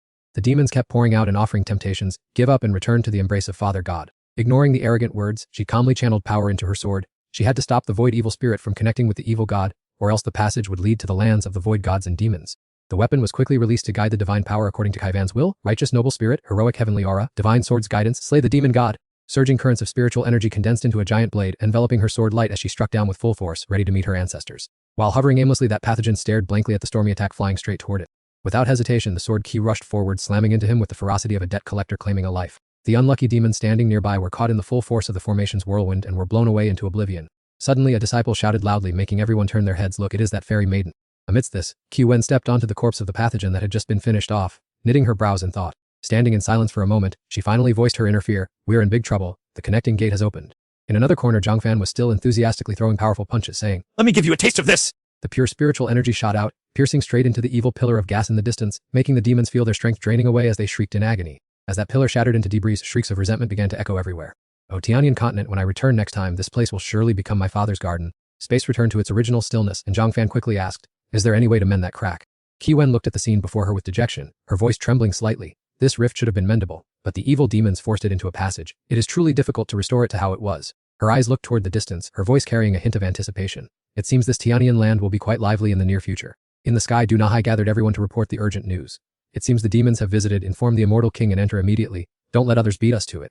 In the demon realm of Baodu, a high-ranking demon loudly ordered the minions below, summon all beings and form a massive army. In the name of the supreme god, we shall invade the land of Tianyan. The storm had passed and everything returned to tranquility in the Tianyan continent. The people knelt before the High Immortal and the Fairy Maiden. Don Haiyan spoke on behalf of everyone to express gratitude. Our homeland faced a disaster this time. We owe a debt of thanks to Taoist Zhang and the Fairy for their help. Otherwise, this place would have already become ashes. Qi Wen suddenly became unusually humble. The person most deserving of thanks is Zhang Fan, for without him, I would have been blocked by the guards and missed the big objective. Don Haiyan looked at the rift with a troubled heart. Even though we cleared out the demons, Tianyan is still only enjoying a brief peace. A storm could arrive at any moment. She nodded in agreement. Indeed, after that sweep, the protective screen is tattered. Rather than wasting energy patching it up, it is better to pool our strength and train to increase our capabilities. Only then did Zhang Fan suddenly understand. You mean that as long as one is strong enough, there is no need to fear whoever comes looking. Qi Wen smiled and added, that's right, the protective ring both shelters and restricts us. If the spiritual energy here erupts, I am certain that experts from everywhere will come to join. However, Don Han dared not dream. Not everyone is as talented as Taoist Zhang, even if one practices diligently. The most daunting thing is the lack of time. Zhang Fan gave a hearty laugh to encourage him. Old Taoist, please rest assured. As long as I am standing, Tianyan remains safe. If you need any help, just give me a shout. Hearing this, Don Hoyan felt a bit more at ease. In that case, if trouble arises, I won't hesitate to bother you. I only hope you don't mind. For now, we shall not intrude further. It was time for him to take his leave. With the monsters dealt with, the old Taoist needed to lead his subordinates to assist the people and find a way to reinforce the world's protective barrier. Watching the group walk away, Zhang Fan breathed a sigh of relief as if a heavy weight had been lifted from his shoulders. That's finally done. He excitedly invited the group. Now let's go have a proper feast. Everyone is exhausted to the bone. After hearing this, everyone respectfully replied, we're all just insignificant people. Everything depends on luck. Chuang Pam spoke frankly. It's all what I should do. There's no need for formalities. Kai Van was also very excited. I'm looking forward to it too. I've seen many of your good items before, but unfortunately, they were all formed from spiritual energy and couldn't be kept. They quickly held a celebration banquet. Chuang Pam stepped forward to invite everyone. Let's enjoy my specialties together. Swan Kang enthusiastically responded, let me see if there's any difference compared to the cultivation world. He warmly invited them. Everyone, please give it a taste. Kai Van took a bite of the fruit in her hand and was surprised. It's true. This can actually increase the immortal spiritual energy in my body. Moreover, my aptitude has improved significantly. What kind of fruit is this? She was about to ask about this immortal fruit, but Chuang Pam interrupted and gestured. It's nothing, as long as everyone enjoys it. I have plenty more, certainly enough for everyone. After finishing the meal, everyone felt extremely satisfied. My strength has also increased significantly and my foundation has improved. Xuan Kang said excitedly, I have ascended to the rank of Demon King. Similarly, Amda also underwent a change. I have also ascended to Demon King. Thank you, Master. Capthine and the others said in unison, thank you, great immortal. We will certainly never forget today's kindness. As she was about to speak to everyone, he thought to himself, to protect the Thean Van continent, I cannot stand alone, so I must help everyone increase their strength. Kai Van only then remembered something. That's right, Truong Pham, I haven't had the chance to say this before. To which he suddenly exclaimed, what is it? She gently expressed her thoughts. I was worried that more than just 2 void demons had invaded the Thean Van continent, so I sent word to the immortal realm. My master originally intended to bring people here, but at that time, the upper immortal realm took the initiative to send reinforcements. They have all set out. She added, the key point is that while my senior brother and others from various immortal realms were tracking the void demons, they sent a signal. A demon army is heading straight for the Thean Van continent. At this moment, Kai The was also filled with eyes lurking for an opportunity to attack. At the same time, the immortal realm was also battling demons. Duna repeatedly urged, hurry up, the immortal king is waiting for our results. The horde of demons was also surging in at this time. One of them noticed the crack ahead. Now under the moonlight, the Thean Van continent was extremely peaceful. Kai Van approached from afar to announce, the Heaven Realm and I have formed an alliance. For the time being, I will be stationed on the Thean Van continent. You all should help to completely eradicate the demon realm. Truong Pam was quite surprised upon hearing this. Seeing his reaction, she asked, what? Do you think I'm doing this out of shame, or because I crave your ginseng fruits and other spiritual fruits? Truong Pam laughed loudly. Even if that were true, as long as you like them, I wouldn't hesitate to give them to you. Hearing that, Kai Van was very pleased. That's good then, I thought someone might be unwilling to part with those ginseng fruits. After hearing this, Truong Pham felt something. He sensed that her usual attitude toward him was a bit different today, no longer having that strict demeanor. Kai Van did not directly answer his question but looked up at the sky. I really like the atmosphere here. Besides, I simply don't want to show my emotions. She spoke up to remind him, Truong Pham, there are some things you must mentally prepare for. Your Thean Van continent's Ling Xiao immortal emperor was by no means ordinary in the myriad realms. She stepped forward a few paces and continued. Many are still searching for his whereabouts, even suspecting that he has passed away. Powerful experts from all directions know how strong he was, which is why in the future, the Thean Van continent. She hadn't finished her sentence when he interrupted, saying, could it really be about the myriad realms, the celestial realm, the demon realm, or some other immortals, deities, or demons? Zhang Fan drew his sword decisively, saying, then let's use this blade to face them and see just how capable these heroes from the myriad realms truly are. Qi Wen also looked up with hope, saying, I, too, hope to see the talented heroes from across the myriad realms for once. In another part of the sky, a few figures suddenly appeared. A grumpy, white-haired old man roared, how annoying, more strangers from other worlds have crept in. Dunai looked around with disdain, saying, is this truly the Tianwen continent where the Lengxiao immortal emperor was born? The spiritual energy is mediocre and I don't see any magic at all, just a bunch of weak ants. The old man sensed the danger and hurriedly blocked the girl, saying, be careful not to get hurt. Dunai waved his hand casually, saying, forget it, let's just find the trail of the Lengxiao immortal emperor and complete the mission the immortal king entrusted to us first. The old man realized the situation was unstable and messaged Lu Xuan, "It's bad, hurry and run to inform the sect master. No, call the High Immortal and Fairy Yuan immediately." After the girl left, Dunai's group arrived just in time. He frowned with annoyance and said, "You ants, speak up, where is the Imperial Mausoleum of the Langxiao Immortal Emperor?" The old man was stunned when he heard this, replying, "The Imperial Mausoleum of the Langxiao Immortal Emperor. This junior has never heard of it." Thinking the old man was playing games, Dunai immediately took action, saying, "Oh, no need to speak, I'll check for myself and find out soon enough." He then channeled his magic power to strike his opponent directly, causing the old man to scream in pain. Having finished, Dunai tossed the old man aside and said, "Unexpectedly, Yuan Tuan from the Celestial Realm reached this continent before us. I heard there's someone using a celestial sword, and the treasure in his hands is related to the Langxiao Immortal Emperor. The subordinates mocked a decaying continent like this, and a celestial sword user has appeared." Talan confidently accepted the task, saying, "Big brother, you go handle Yuan Tuan and leave this insignificant sword cultivator to me." Dunhai nodded in agreement and said, "Very well, then you go tell the others that it's now possible to enter the Tianwen continent." After discussing everything, the group quickly left, saying, "We will set out immediately to hunt them down." The old man struggled with his dying breath. "I must quickly inform the other sects about this." He mustered all his strength to utter, "Go and invite the High Immortal to help." At this moment, where Zhang Fan's group was standing, Qiwen suddenly felt something unusual and cried out, Huh? Zhang Fan replied curiously, "What's wrong?" Qiwen looked up into the sky at the approaching ship and said, "The celestial generals have arrived. I have a feeling something big is about to happen." Zhang Fan remained calm without a hint of worry, saying, "Why bother worrying? Whatever happens, we will find a way to deal with it." However, a sense of unease grew within him. He thought, "Inside my sword domain I am invincible, but outside my control is limited." It was a lapse in judgment not to notice them using the flying island to get close. "I thought only the demon realm would come. I never expected the celestial realm to join the fun as well." Zhang Fan quickly regained his composure, thinking, "But that's fine too. I can use this opportunity as a reason to expand my sword domain." A voice echoed from the ship, "What is that?" Dunai was extremely surprised, saying, "Does true immortal spiritual energy still exist in this ruined land?" Tianyan stepped forward with interest and said, "Big brother, look. That Alingji mushroom over there is even larger than the immortal fruits in our celestial realm. If we take it back to offer to the immortal king, we will surely be heavily rewarded." Upon hearing this, he agreed, not only that the island is full of spirit fruits and immortal herbs with abundant spiritual energy. If we capture them for the celestial realm, our cultivation speed will surely improve significantly. Although Dunhai has warned you many times, temporarily put aside those unrealistic thoughts. Do not forget that our core mission is to track down the legacy of the Lingxiao Immortal Emperor, and it won't be too late to split the spoils then. Ngoklian stood below looking uneasy. "Master, what should we do now?" According to her assessment, the opponent is very likely a true immortal. Chuang Pam's eyes lit up and he confidently asserted, "I have dealt with immortals before. What is so intimidating about an immortal? Besides, you have me here to protect you." Hearing this, Ngoklian felt relieved, and a warm sensation spread through her heart. "That is indeed my master."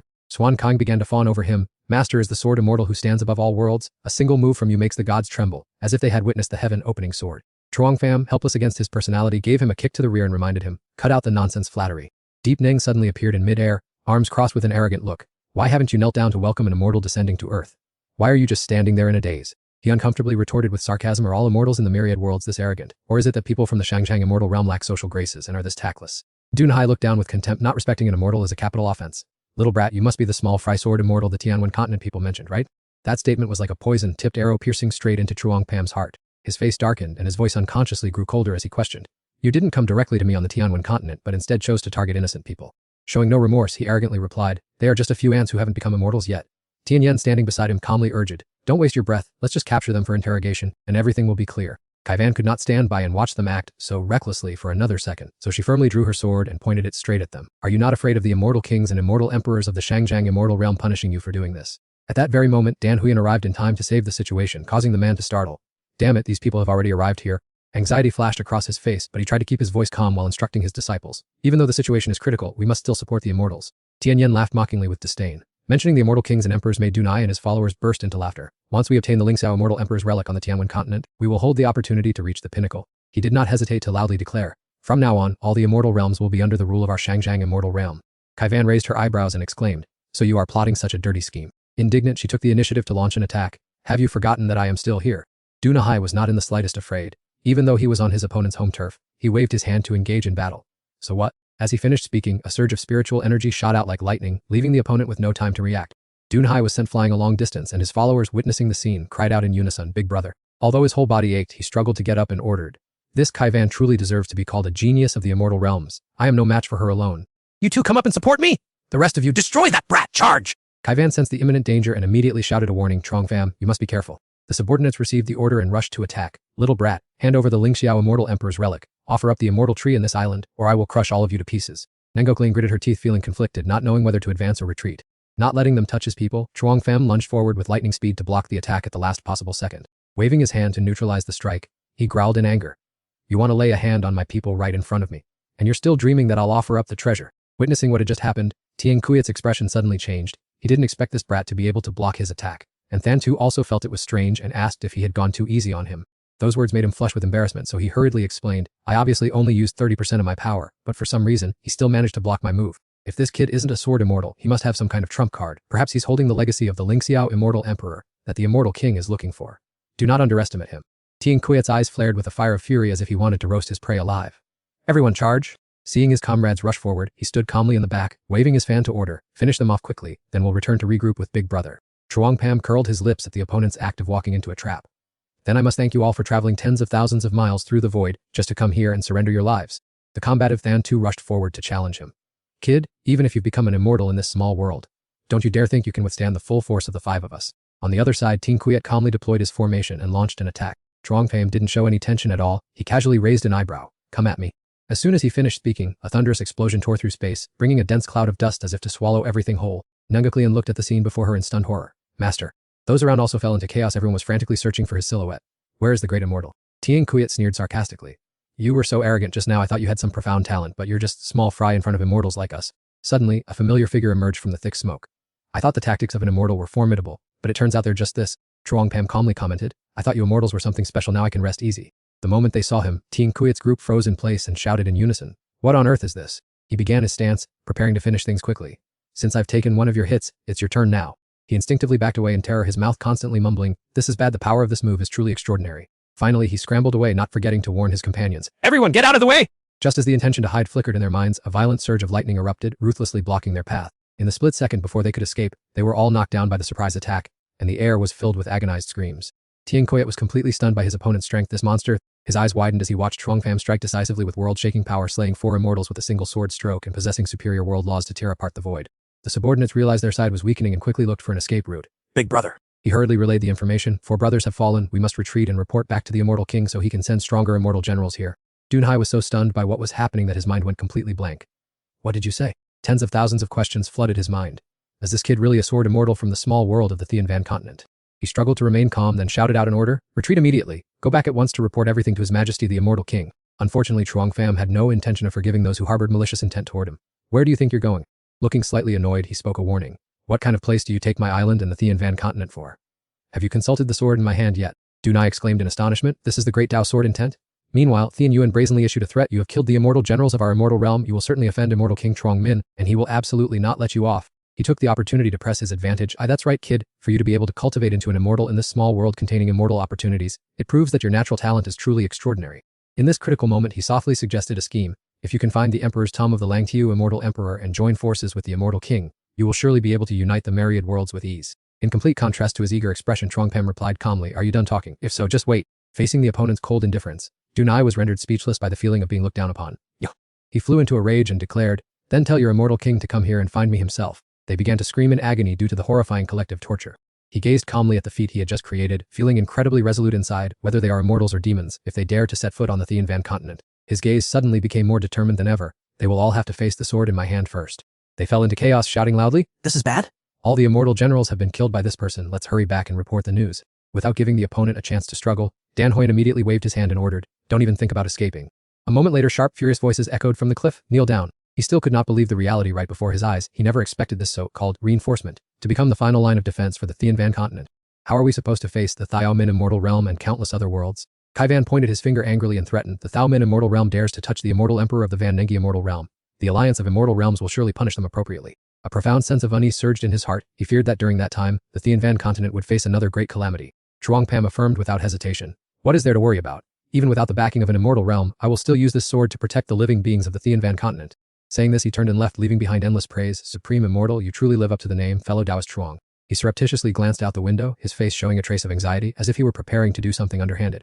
Once he confirmed that everything was safe, he immediately accessed the system. The smile on his lips grew devious upon receiving the notification. Immortal generals, all are profound immortals. That gives me a full 8 million sword domain points. Chuang Pham promised with interest. As expected, a horse cannot grow fat without night grass. I must certainly earn some more next time to be satisfied. When Chuang Min received the report, he was so angry he lost control and smashed his teacup. Damn it! He clenched his fists, trying to suppress all his emotions, and ground out each word, 8 pieces of trash. A while later, in the Immortal King's palace, the voice of Supreme Immortal Chuang Min rang out clearly. Where is everyone? Makshan bowed respectfully. Greetings, Immortal King. He frowned slightly as he recounted the story. Makshan, there is a cultivator in the lower realm on the Tianvan continent who calls himself the Great Dao Sword Immortal, and even dared to kill 8 of my immortal generals. Go and deal with this arrogant brat who knows nothing of the vastness of the world for me. He seemed interested upon receiving the important mission and complied without hesitation. The great Tao sword immortal, you say? Then let me go and see whose sword is sharper, his or mine. As the last of the daylight faded, the floating island was shrouded in a mysterious mist. Don Huyen hurriedly ran over to inquire about the situation. Fellow Taoist Truong Fairy Bean, do you two have any plans? He let out a heavy sigh. I thought the Truong Min Immortal Realm had sent reinforcements, but it turns out they brought malice. Now, our Van continent not only lacks reinforcements but is also being targeted by yet another immortal realm. Reverend Taoist, don't worry too much about matters concerning Anjun. I have already sent a letter to my master, and the immortal realm of Yun Ni will surely send someone to help. After speaking, I pondered and calculated, but Alice evil demons were wreaking havoc everywhere, and the heavenly immortals were already engaged in battle with 4 archdemons, so no additional reinforcements could be dispatched. Qian GHM saw through the other party's unease and sweetly reassured them. It's no problem at all. The number of troops, whether many or few, doesn't matter. I apologize for troubling you. She affirmed with a smile, thank you for your understanding. No matter what, I will still fight alongside you. He stared thoughtfully into the space before him, then made up his mind. As for the immortal realm of Trotting Min or the demon realm, just leave it to me. Lakeland revealed her anxiety and softly inquired, Master, how do you intend to resolve everything? He smiled brightly and greeted the person next to him. The task of repairing the Grand Formation and the Tianian continent will rely entirely on the Reverend Taoist. Trother Njpim had been intently observing the strange object before him, then calmly announced, I plan to move this island to the center of the water wall, causing Dean Hine to be stunned by his incredibly sudden decision. What? His gaze became more resolute than ever, his hand gripping his sword with full determination. Regardless of whether they are immortals or demons, if they wish to set foot on the Tianian continent, they must first overcome this sword. He pondered for a long time before cautiously speaking, Reverend Chieving, news of immortal Emperor Lung Tigu has spread widely. It's hard to know if any other forces are targeting our Tianian continent. Without needing to turn back to persuade, he simply revealed his next move as if certain of the trust of those behind him. Reverend Taoist, do you not trust me? The fairy maiden and I are waiting for heroes from all realms to come and test their swords. As soon as his apprehension was lifted, he expressed boundless gratitude. Oh, the senior immortal's great virtue is truly profound. This old Taoist, on behalf of the inhabitants of the Tianian continent, thanks both of you. Denhine turned forward with absolute reverence. Senior immortal, your holy virtue. Everyone present also chimed in simultaneously. The inhabitants of the Tianian continent thank the senior immortal. In just a blink of an eye, the island, as if by magic, gradually moved into the central position, directly facing the mysterious water wall. The visibility grew clearer and clearer, and the scene within the strange space gradually revealed itself, piquing curiosity and making everyone want to delve deeper to explore. Dian Hudden solemnly instructed his disciples, we must devote ourselves wholeheartedly to cultivation, awaiting the day of breakthrough to ascend to the island and assist the senior immortal in protecting the inhabitants of the Tianian continent. Suddenly, a wave of dark energy surged forth, and black clouds rolled in, obscuring the truth that had been hidden behind the appearance of the precipice. They Teeting suddenly charged forward ferociously, continuously roaring orders for the ghouls to attack. Invade this world for me! Turn this place into the Father God's garden! As if sensing hundreds of covetous eyes following him, Trunji Pedum instinctively recoiled a few steps. What the hell is going on? Witnessing the scene before him, Sun Kong incessantly whined, Oh heavens, master, did you choose an inauspicious day, or are these monsters you deliberately brought back for us to practice with in mid-air? As expected, he unceremoniously kicked it down the abyssal water wall. All right then, consider this your martial arts practice. Go and fight them. Before it could even compose itself, it was cornered, wailing miserably at the appearance of numerous colossal creatures. Trunj PM calmly observed every movement of the ghouls. It seems the void demon we eliminated before is very keen on returning for revenge. Kaveen rushed over to stop him. Don't use conventional thinking to guess the intentions of that void demon. He smiled reassuringly. It's all right. Without flinching, he stood still and waited, calmly facing the colossal creatures that were closing in, as if waiting for prey to walk right into a trap. Triton Anjutpem enthusiastically declared, just as I've arrived here, I should put on a bit of a show for all the heavens and myriad realms to see. She asked with a hint of worry, Triton Anjupidem, what are you going to do? He returned to his calm state, nothing at all. With that, he threw a few punches to open the water wall. The Tianian continent has been absent from all the heavens and myriad realms for too long. Now is the time for them to become reacquainted with this place. Just as the boundary was sensed to have been opened, Su Kang fled with all his might, indignant at inadvertently becoming tasty bait. Master, save me. The power of these archdemons is completely different from anything we've ever faced in the Grand Formation. Trong Pam heard this and looked up, his eyebrows furrowed so tightly they almost touched, his mind still filled with unanswered questions. Kaivan began to analyze thoroughly. Within the Grand Formation set up by the Lingxiao Mortal Emperor, all of our powers are suppressed, and those demons cannot escape that fate either.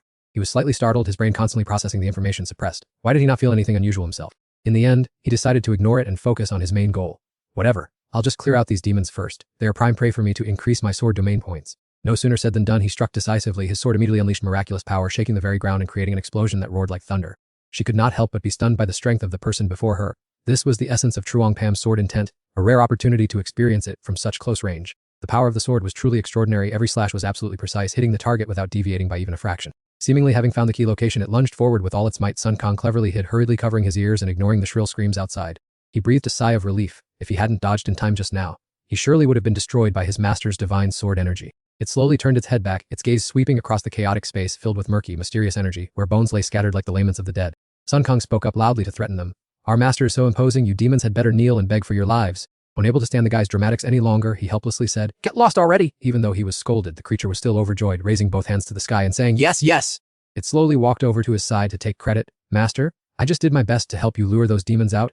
Gathering them up took quite a lot of effort. The young man heard this and felt satisfied, responding leisurely with praise. Oh, that's not bad. Having achieved his wish, Sun Kong wiggled with joy. Thank you for the praise, master. Amda, standing nearby, could not bear to watch and secretly lamented, this monster really has a thick skin. The general finally came to his senses. What is happening to this small world? The zombies also began to murmur. Why is there such a powerful immortal sword? Suddenly, a giant hand rose up, nonchalantly brushing them away as easily as a gentle breeze. That evil entity gritted out every word. Van Nung, small immortal realm, you pests of the Tianyun continent, I will definitely return for revenge, just you wait. He flew into a rage and commanded, let this world return to the embrace of the Father, and let these lost children receive his mercy. The undead were like souls stripped of their essence, all frantically rushing toward a single target with a hunger, as if they wanted to devour their prey alive. Tong Van yelled in fear to warn him. Immortal, the army of demons is approaching in huge numbers. I fear the defensive formation on this floating island won't be able to stop them. Truong Pam remained calm, gently reassuring the old man. It is nothing, I am here to protect you. Suddenly changing his expression, his eyes grew as cold as if he wanted to burn away the courage of the zombies. Invading the Tianyun continent without my permission, and now causing trouble on my turf. I haven't even gone looking for you, yet you've come to hand over your lives yourselves. He wore a strange smile like those of dangerous people. It has been a long time since I've had the chance to fight with all my might like this. Having finished speaking, he readied his stance. The sword in his hand seemed to understand its master's thoughts, glowing brilliantly and emitting a surging wave of intense energy. Like a death scythe turned into a fierce wave, that power made the undead unable to stand, causing them to collapse to the ground one after another. Although full of hatred, the pathogen knew its own limits, so it swallowed its anger and delivered a threat. I will await your broken soul in the Father's garden. He silently observed every expression on Truong Pam's face, intentionally emphasizing with hidden meaning, then I will return. Suddenly, from within the spatial rift, a small island appeared, looming in the distance. On the deck of the floating ship, Lu Kuang was the first to speak, trying to prompt a conversation. Brother An, what do you think about the power of the sword immortal that Sister Vian mentioned? And Niam nodded slightly and replied calmly, as if pointing out the ultimate truth of the sword path, never imagining that the Tianyun continent, thought to have disappeared long ago, was actually hidden inside an immortal sword. While preoccupied with chatting, he suddenly realized that countless specks of light were exploding in rapid succession, never expecting that so many people were lurking nearby. Seeing his subordinates acting recklessly, he signaled them to stop, saying that they had only come to assist his junior sister, and since everything regarding the Lingxiao immortal emperor did not concern the uni-immortal realm, they should quickly head toward the island. The boat parted the waves and glided forward, quickly drawing close to the open gateway at their destination. And Niam stood there quietly observing the surroundings. Even so, the dark plots of certain individuals would likely be shattered soon. At the same time, on a distant mountain peak, Xuan Kong was trying to flatter Zhang Fan, saying that master had wiped out the enemies with just a single slash, truly worthy of being undefeated in the world. His brown-nosed flattery stunned the three heaven-class experts, while Amda cursed inwardly, vowing to find a way to get rid of this beast when their master wasn't looking, thinking what a thick-skinned creature he was. Before anyone could do anything, Ngok rushed in out of nowhere and delivered a thunderous kick to Xuan Kong, shouting, Brother Shan, move aside right now. I want to ask master for guidance on swordsmanship. That action brought them immense satisfaction, thinking that Lady Ngok had indeed intervened at the perfect moment. Ngok eyes lit up as she looked forward, asking, Master, can you teach me the way of the sword? Faced with such cuteness, how could Zhang Fan refuse? Of course, you are my only favorite disciple after all. Having received his agreement, she excitedly grabbed his hand, smiling from ear to ear as she said, Thank you so much, master. However, her joy was short-lived as a loud explosion suddenly echoed from behind, forcing Ngok to turn her head and look back. What caught her eye was the sight of two elderly men being knocked flat on their backs on the ground. Nearby, Amde and Xuan Kong were still kicking and punching each other fiercely, neither backing down, as both wanted to monopolize their master's favor. Just as the childish brawl reached its climax, an angry voice rang out to interrupt them. You guys, have you had so much to eat that you want to find an early grave? Ngok drew her sword, stood blocking the two troublemaking demon kings, and threatened. If you want to die that badly, then for dinner tonight, I will turn you into roasted pork and braised dog meat. Scared out of their wits by her threat, they fled in a panic, crying, Lady Ngok, I was wrong. Old pig won't dare do it again. But with anger rushing to her head, she couldn't let them off. Don't you dare run. Stop right there and prepare to die for this lady. Zhang Fan looked at his mischievous disciples and could only scratch his head in embarrassment, saying, I am really sorry, everyone. A bright smile suddenly appeared on Kai Van's calm face as she said, It's quite all right, I actually find it very amusing. This is what true freedom is like. And Niam's massive ship suddenly appeared high in the clouds, quickly catching her eye. Look, my senior brother has arrived. He stepped down from the deck and bowed respectfully, saying, I am An Niam from the Uni-Immortal Realm, here to support the Tianyun continent by order of my sect. Greetings, Immortal Zhang, I have long admired you. Having just been greeted so politely, Zhang Fan began to smugly lift his chin, wondering, has my fame already spread to the myriad heavens and realms? And Niam could only cough dryly a few times to cover his awkwardness, replying, after all, once a figure of the Lingxiao Immortal Emperor's caliber appears, it will inevitably attract the attention of the entire heavens. Immediately after, he quickly regained his serious composure to get down to business. All right, Zhang Fan, I won't beat around the bush. I have come to apologize on behalf of my sect. He clasped his hands and bowed respectfully, saying, after receiving word from our sect, we dispatched people to deal with the demons, but currently the Uni-Immortal Realm has completely exhausted its forces. Hearing this, Kai Van could not help but be shocked. Senior Brother An, has the situation on the front lines really become that critical? And Niam then recounted everything. 18 demon emperors launched a sudden attack, forcing immortals from all realms to join the battle. No one knows the exact situation in the demon realm, only that it has become a living hell. Anxiety began to rise in her heart, her face turning as pale as a withered eggplant. His master also on the front lines. I wonder how they are doing now. Taking advantage of a brief respite, he turned to caution Zhang Fan. Indeed, you must be extremely careful. On my way here, I saw many forces aiming straight for the Tianyun continent. Zhang Fan immediately understood the implications. Those people from the immortal realm certainly haven't given up. They must be coming here to seize the secrets of the Lingxiao Immortal Emperor. Chuang Pam bowed respectfully, clasping his hands, and sincerely thanked senior brother and Ran for his reminder. This strange form of address left and Ran stunned for a few seconds. This young man was casually calling both of them senior brother, following the example of junior sister Vian. However, he quickly regained his cool, detached CEO demeanor. No need, we are here to assist the celestial continent, we are definitely well prepared. He smiled brightly in response to their enthusiasm. Senior brother and Ran and all the senior brothers, please wait a moment. I'll arrange for someone to take you to rest first. He nodded in agreement, signaling his two friends to leave. All right, junior brother Chuang, please proceed. Yuan Lang agilely stepped forward to play the role of a beautiful host leading the guests. Please follow me this way. Suddenly, Ran remembered something important and turned to call out to Chuang Pam. That's right, Chuang Pam understood and immediately listened. I still have one piece of information I want to share with everyone.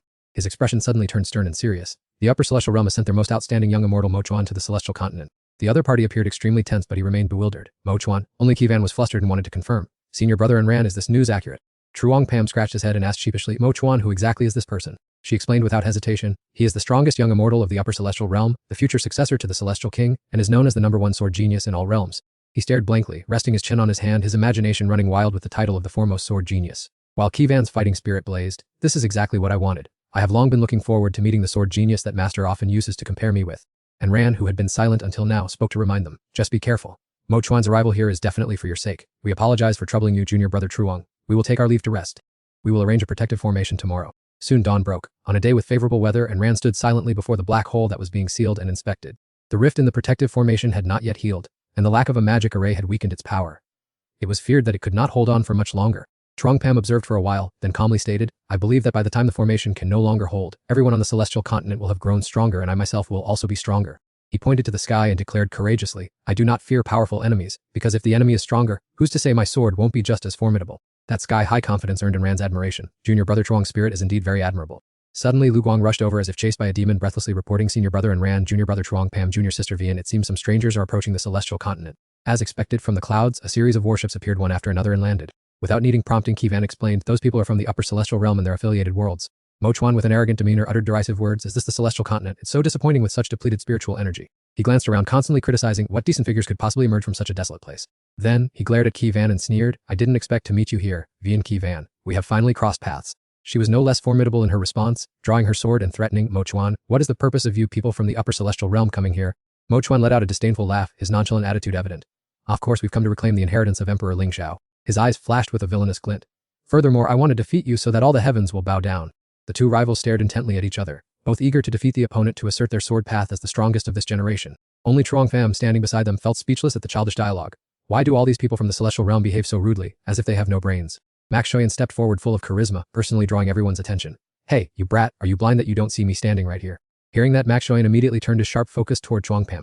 He slowly gauged the opponent's strength, wondering if this youth was the legendary sword immortal the immortal king had mentioned, even though at first glance he looked like a mere mortal. Having just reached his conclusion, Max Shoyan resumed his smug attitude. You are nothing but a lowly mortal. Seeing an immortal, why haven't you quickly dropped to your knees to welcome me?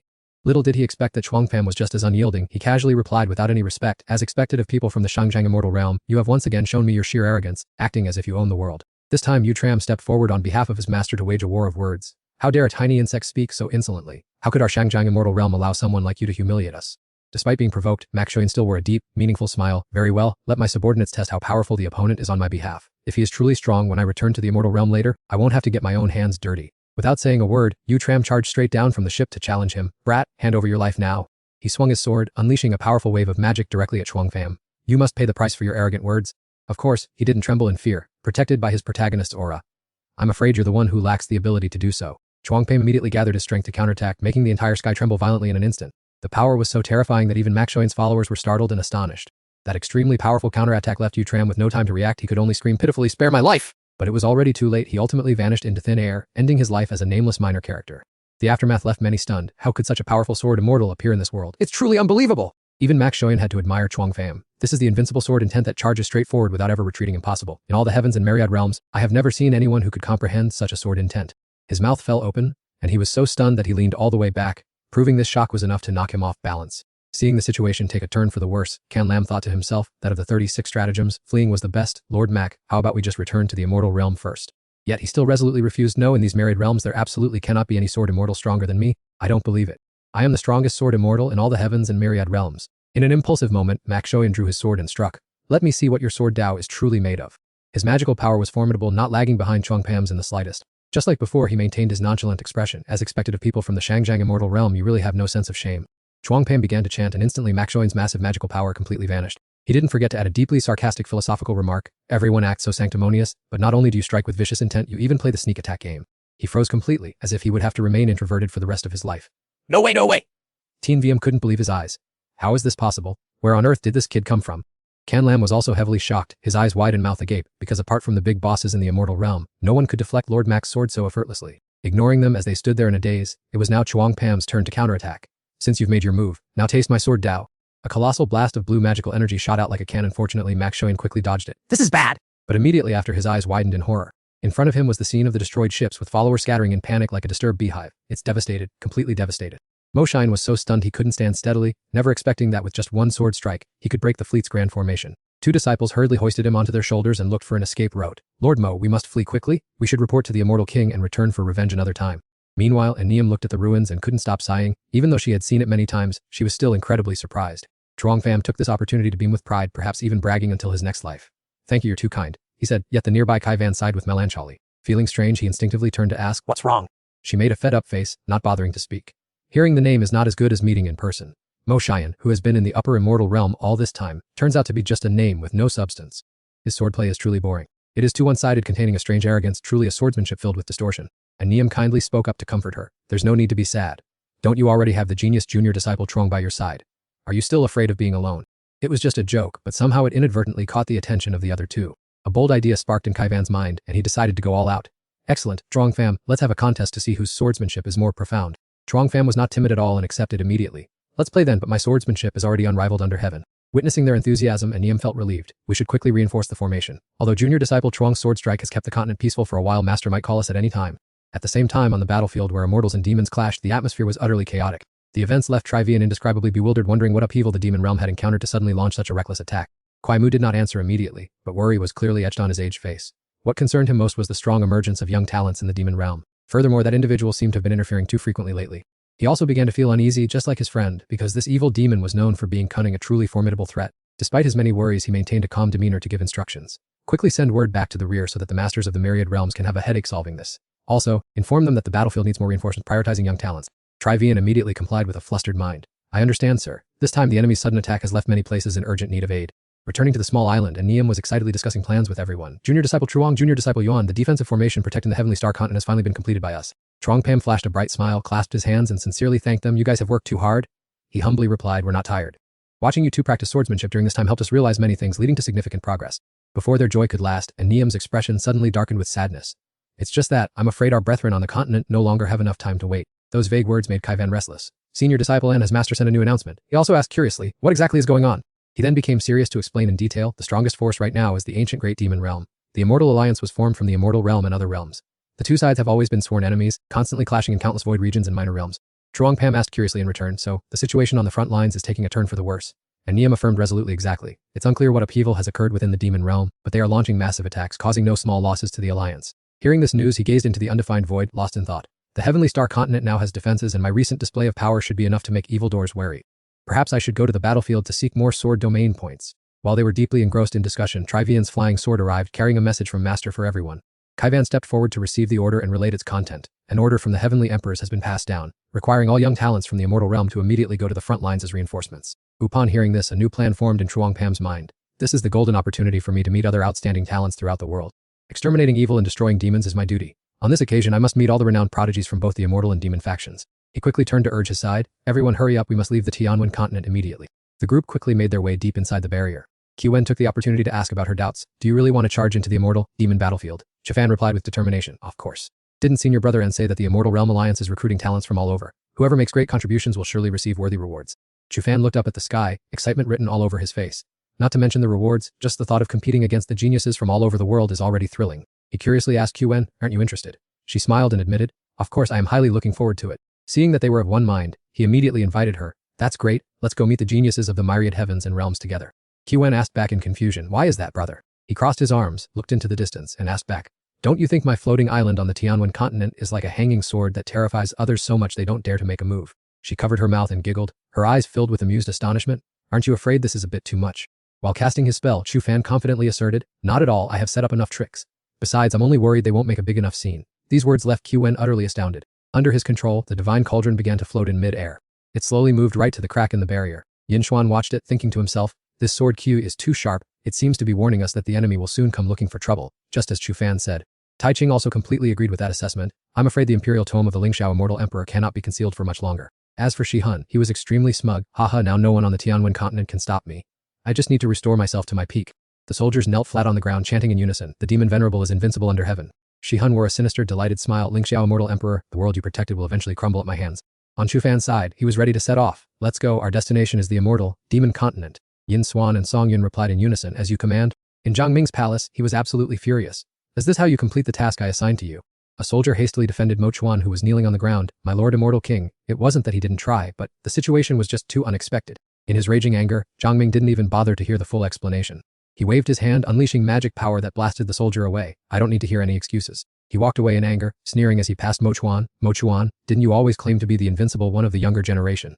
With eyes as sharp as swords, Zhang Ming growled, get out of my sight immediately. Finally, he spat out a harsh insult. Useless trash! Mo Chuan gritted his teeth in resentment. Immortal King Chu Fan, I will definitely settle this humiliating debt with you bit by bit. Suddenly a mysterious voice echoed, do you want to become stronger? Startled, he looked around warily. Who's there? Although the situation was quite precarious, Trong Pam still calmly chewed on a leaf, thinking we were still a long way from the immortal demon battlefield.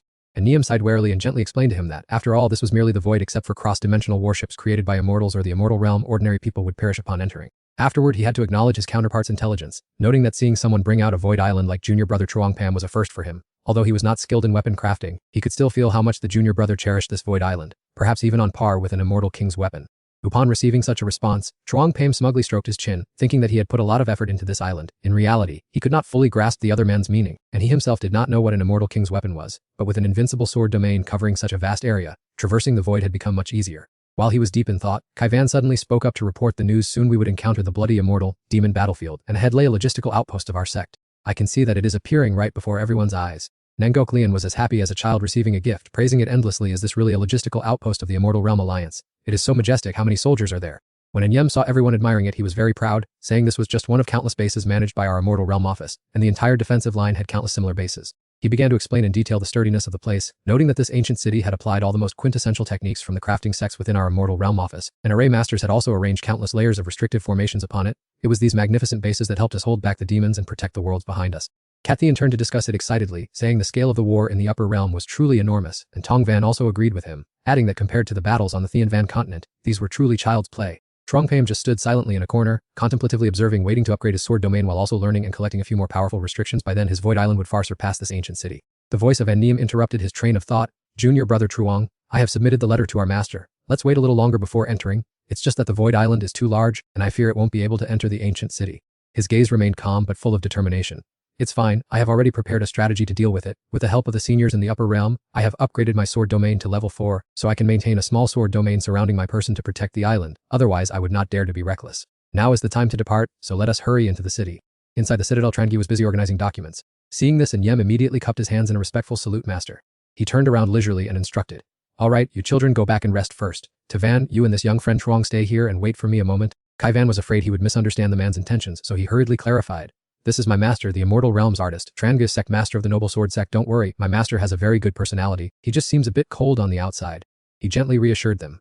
I heard you. Don't worry, I won't do anything to this young friend Truong. Just as you said, I am only a bit difficult to approach with strangers. He respectfully cupped his hands and introduced himself. Junior Truong Pam, greetings to Senior Tran. He did not beat around the bush and went straight to the point.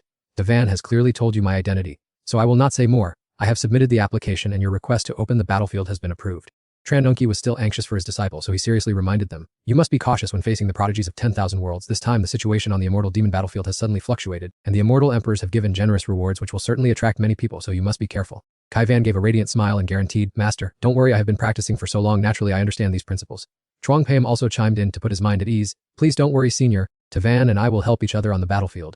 Hearing this, Tran Nunki was also somewhat pleased. It is good that you understand. You have traveled a long way here, so rest first. Tomorrow I will arrange for you to follow a supply team to the Blood Demon battlefield. The two happily thanked him. Many thanks, Master, many thanks, Senior. After they left, his face became pensive, and he was deeply puzzled. Could it be that the Immortal Emperors allowed the prodigies of 10,000 worlds to compete only because they wanted to deal with the Demon Realm's attack? He sighed, secretly guessing the situation in his heart. He was afraid that there was already a problem in the Immortal Realm to the rear. The next morning, when the three of them were preparing to go to the battlefield, and Niam woke up to say goodbye to Truong Pam and Kai Van. Junior brother Truong, junior sister, our sect has just issued an emergency order for us to leave temporarily. I wish you both smooth sailing on the battlefield. He politely acknowledged the concern. I also wish you seen your brother's success in completing your mission. A moment later, and Niam's fleet had departed. Zhang Fan watched their departing figures and sighed in admiration. They truly lived up to their reputation as the most powerful female bosses in the mortal realm.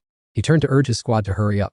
We must quickly catch up with the fleet to head to the battlefield. In another part of the battleship, Zirong suddenly grew curious about the owner of the Void Island that had been causing a stir lately. Shijing quickly answered, Zhang Fan, why does that name sound so familiar? Isn't he the one who defeated Mo Chuan of the Shangjiang Celestial Realm with a single sword strike? Although he had never faced him head-on, he still acted disdainfully and arrogantly. Mo Chuan is just a so-called genius who is famous but useless. Once we are on the battlefield, I will teach that country bumpkin a lesson he will never forget. On the other side, Rihi was leisurely typing on her device. A long march like this is much more comfortable on the island than on a ship. Hearing this, Shiying's rogue instincts kicked in. Senior sister, how about we just go and rob it? She waved her hand in boredom. Forget it, master will scold us. Besides, that fool who doesn't know the immensity of heaven and earth is not worth worrying about. On the Void Island, seeing the disciples practicing diligently, Zhang Fan asked curiously, are these kids trying to sharpen their swords at the last minute before going into battle? Qwen flashed a charming smile, her resolute eyes looking straight at Zhang Fan. On this battlefield, a little more strength means a little more safety. Stared at by a beauty for the first time, he naively scratched his head and asked, why are you suddenly smiling at me? Is there something on my face? Seeing how foolish he was, she put away her playful demeanor. I just see that your reputation has spread far and wide lately. With the Void Island being so conspicuous, I fear we will be targeted once we reach the battlefield. He leisurely took a sip of hot tea and replied, I am actually looking forward to that. In fact, I've been waiting forever for it to happen. Suddenly, a dazzling flash of light cut across the sky, startling them both as they quickly looked up to assess the situation. Qwen immediately raised her vigilance and quickly asked, what is going on? The scene turned chaotic as the airships began to clash. The enemy launched a relentless attack. The vanguard was ambushed, the rearguard prepared to engage, and the left wing quickly advanced to provide backup. Someone was calmly commanding the battle. The right-wing warships protected the outer perimeter while the main army marched forward majestically to wipe out the enemy. Qwen and Zhang Fan's eyes met. Without a single word, they both understood each other's intentions perfectly. He quickly deployed his forces, ordering Old Song to pilot the Void Island into the attack. The atmosphere grew incredibly tense with the relentless roar of artillery and gunfire. The demons laughed gleefully. Aha! What kind of pampered celestial young masters are these? Bringing a whole Void Island to the battlefield. Have they been scared out of their minds? Puffing out their chests with eyes burning aggressively, they sneered, let us teach these celestial young masters and ladies a lesson. While we're at it, we can taste what these beauties are like. Zhang Fan remained calm as he commanded, we will wipe out all of these demons. Old Song, you and the others focus on protecting the Void Island. He narrowed his eyes to observe the enemy and then called out, Qwen? He then curled his lips in a slight smile, inviting her to join the sweeping carnage. Do you want to head out onto the battlefield with me and see how it goes? The invitation was exactly what she wanted, and Qwen nodded. Sure, and while we're at it, let's teach those people some manners. Shan Kang braced himself to activate combat mode. You little brat, let's see who gave you the audacity to be so arrogant. While he was busy wiping out the demons, Zhang Fan casually expressed his strange taste. I actually find that demon quite interesting. Qwen proactively rushed forward, challenging him. Let's see who can dispatch more demons. He drew his sword, accepting the challenge with excitement. Then let's do this. As soon as the words were spoken, she was as swift as a bolt of lightning, charging forward like an arrow and triggering a deafening explosion. A demon suddenly realized and he frantically alerted his accomplices. It's over, that is Yuan Chuan of the Immortal Realm's arts.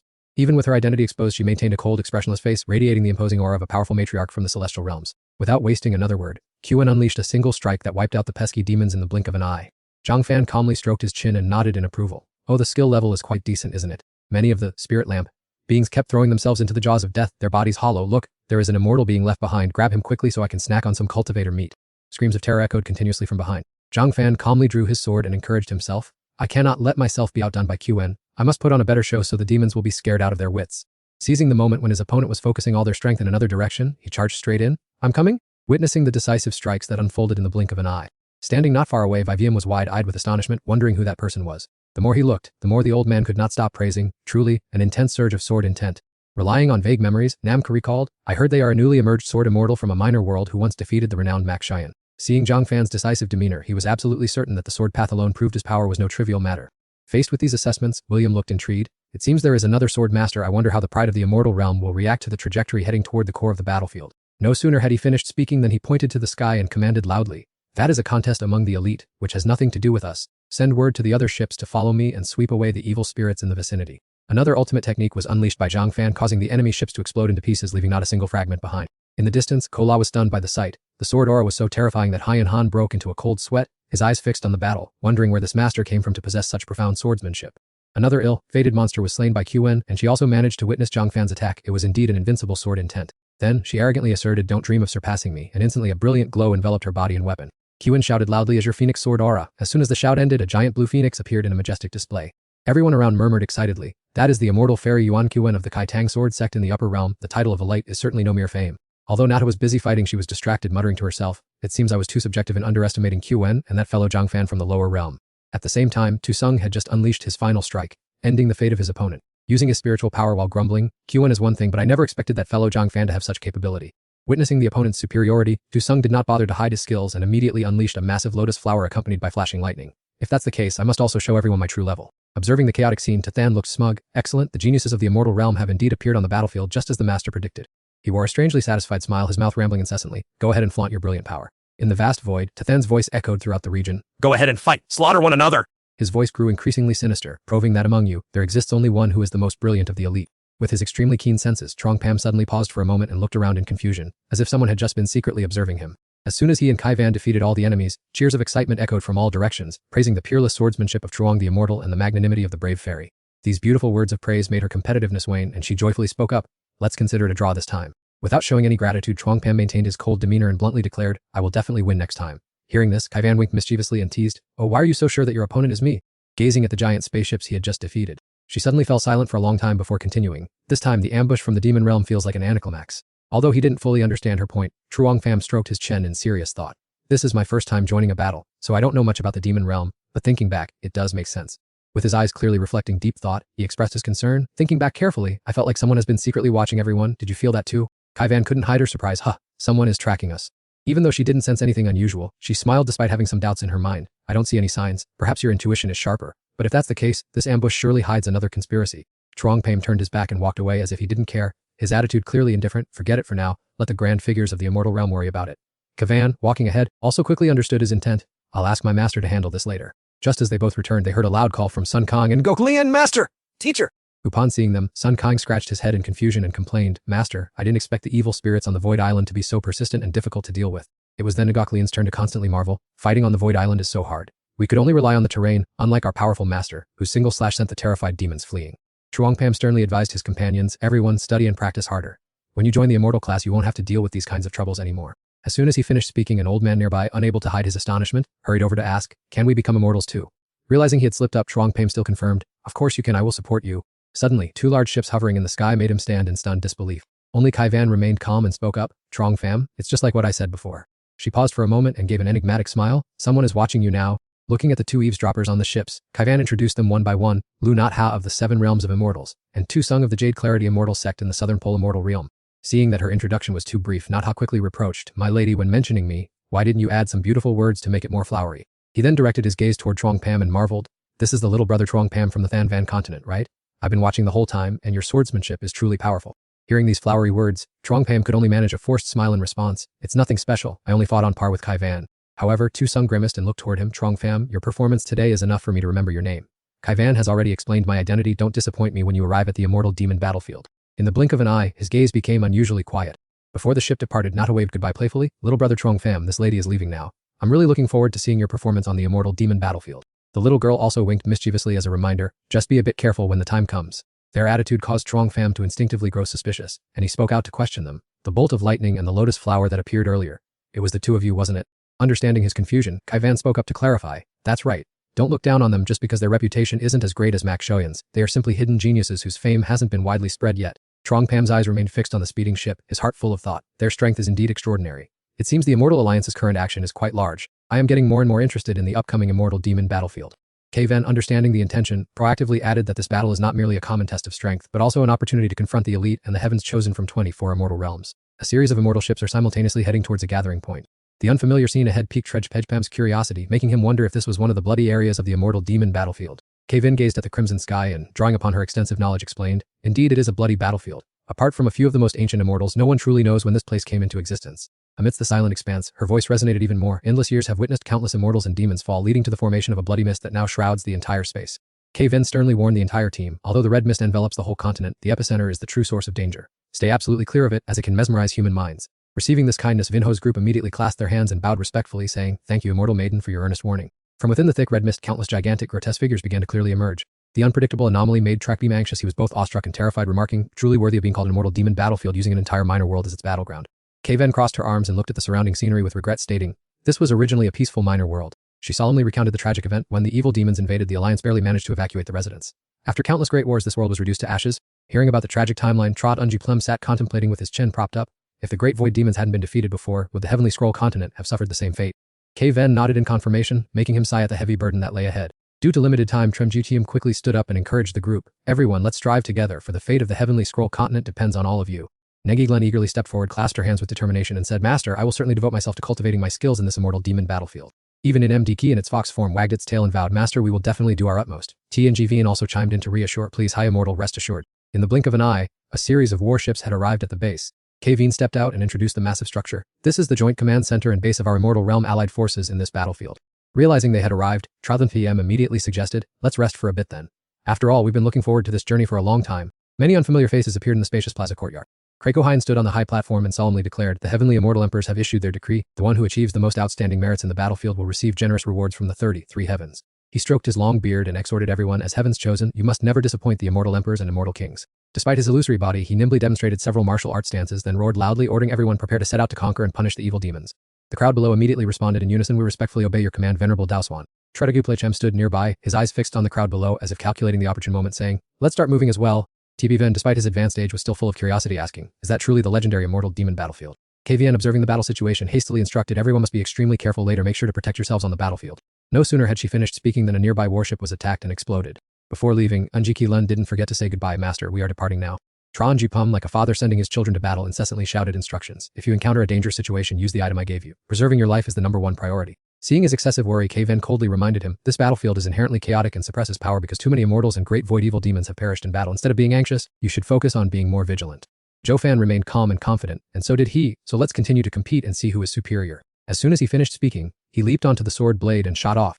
A group of demons and monsters suddenly appeared blocking the way, but little did they know that the sword in his hand had changed. Zhou circulated his internal energy, a mocking expression on his face. Regardless of what rewards the immortal emperors offered, for now he had to use the sword domain to cultivate his power.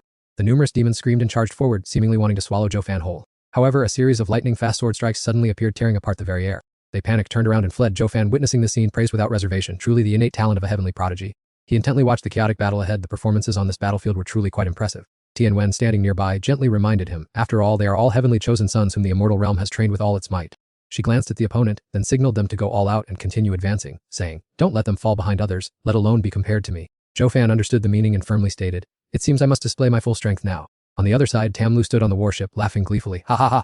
Tathan hastily reported the situation. According to news from other battlefields, the immortal realm's heavenly prodigies are gradually gathering here. Tamlu didn't seem to care much, his eyes blazed with bloodlust. I just want to fight and enjoy the feeling of tearing enemies apart, he said. Then he brushed aside his opponent's sword and threatened, no matter what you people are plotting or planning, just don't you dare disturb my fighting pleasure. Tathan, though resentful, dared not act presumptuously. He could only force a few laughs. Rest assured, my lord will not be disappointed. He pushed the opponent's sword away, constantly promising, this bloody battlefield will have more prey, enough to satisfy my lord. A satisfied expression appeared on Tamlu's face. I hope so, he said.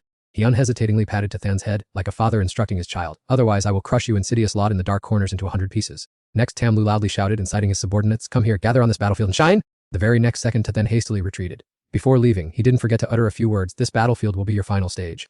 Zhou suddenly shivered, he felt something was amiss. Why did it feel like eyes were watching him, and the gaze from Tamlu's direction felt strangely familiar? At that very moment, the warships began to act according to the sect master's orders.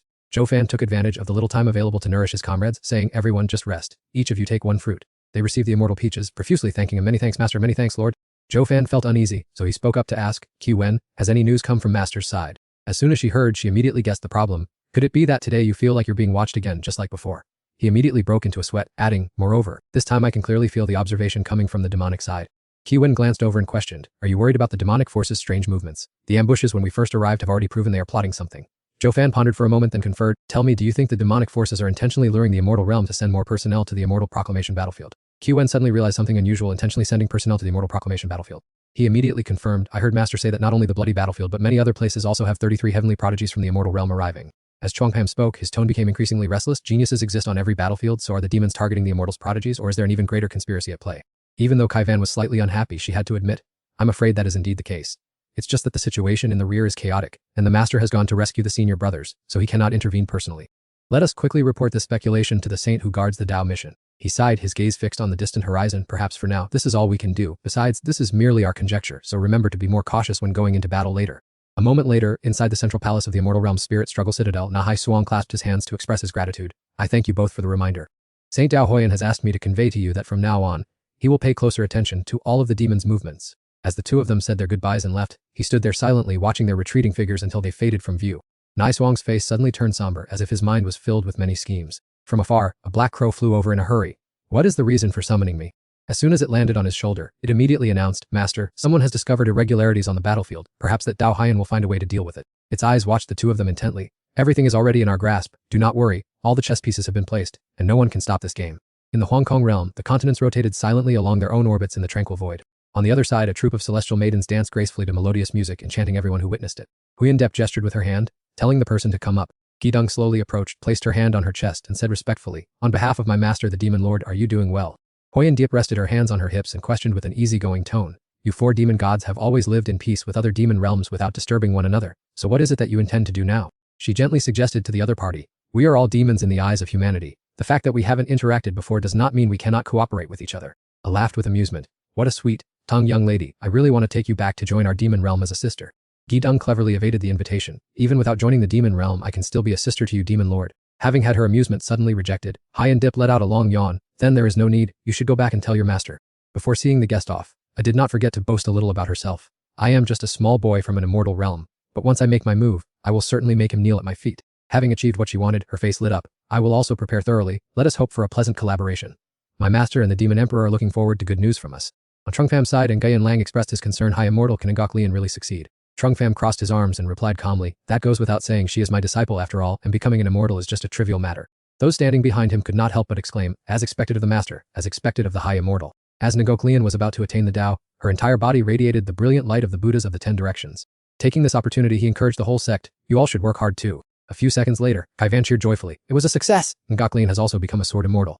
Seeing the other person slowly approach, Nguyen Lang was also restless with excitement. "Congratulations, little Ngok Lian." No sooner had Ngok Lian attained the Tao than she hurriedly hugged Chuang Pham. "Thank you, master." He patted his disciple's head with satisfaction and advised, "Do not make your master lose face. You must strive to perform well in the future." Witnessing this scene, Kaivan turned on her heel and walked away, for she was just jealous, and simply in love. In the wine tavern of the Upper Karkan Immortal Realm, whispers and discussions never ceased. Indeed, they were worthy of their reputation as the outstanding prodigies of the Immortal Realm. His heart suddenly swelled with emotion upon hearing the familiar name Tagi PM. Though he yearned for immediate revenge, he understood he needed to endure and bide his time. Suddenly, Humpep entered the tavern and called out loudly, "Hey, waiter!" Ten Sach warmly approached her and asked, "Have you ever seen a handsome young man loitering around here?"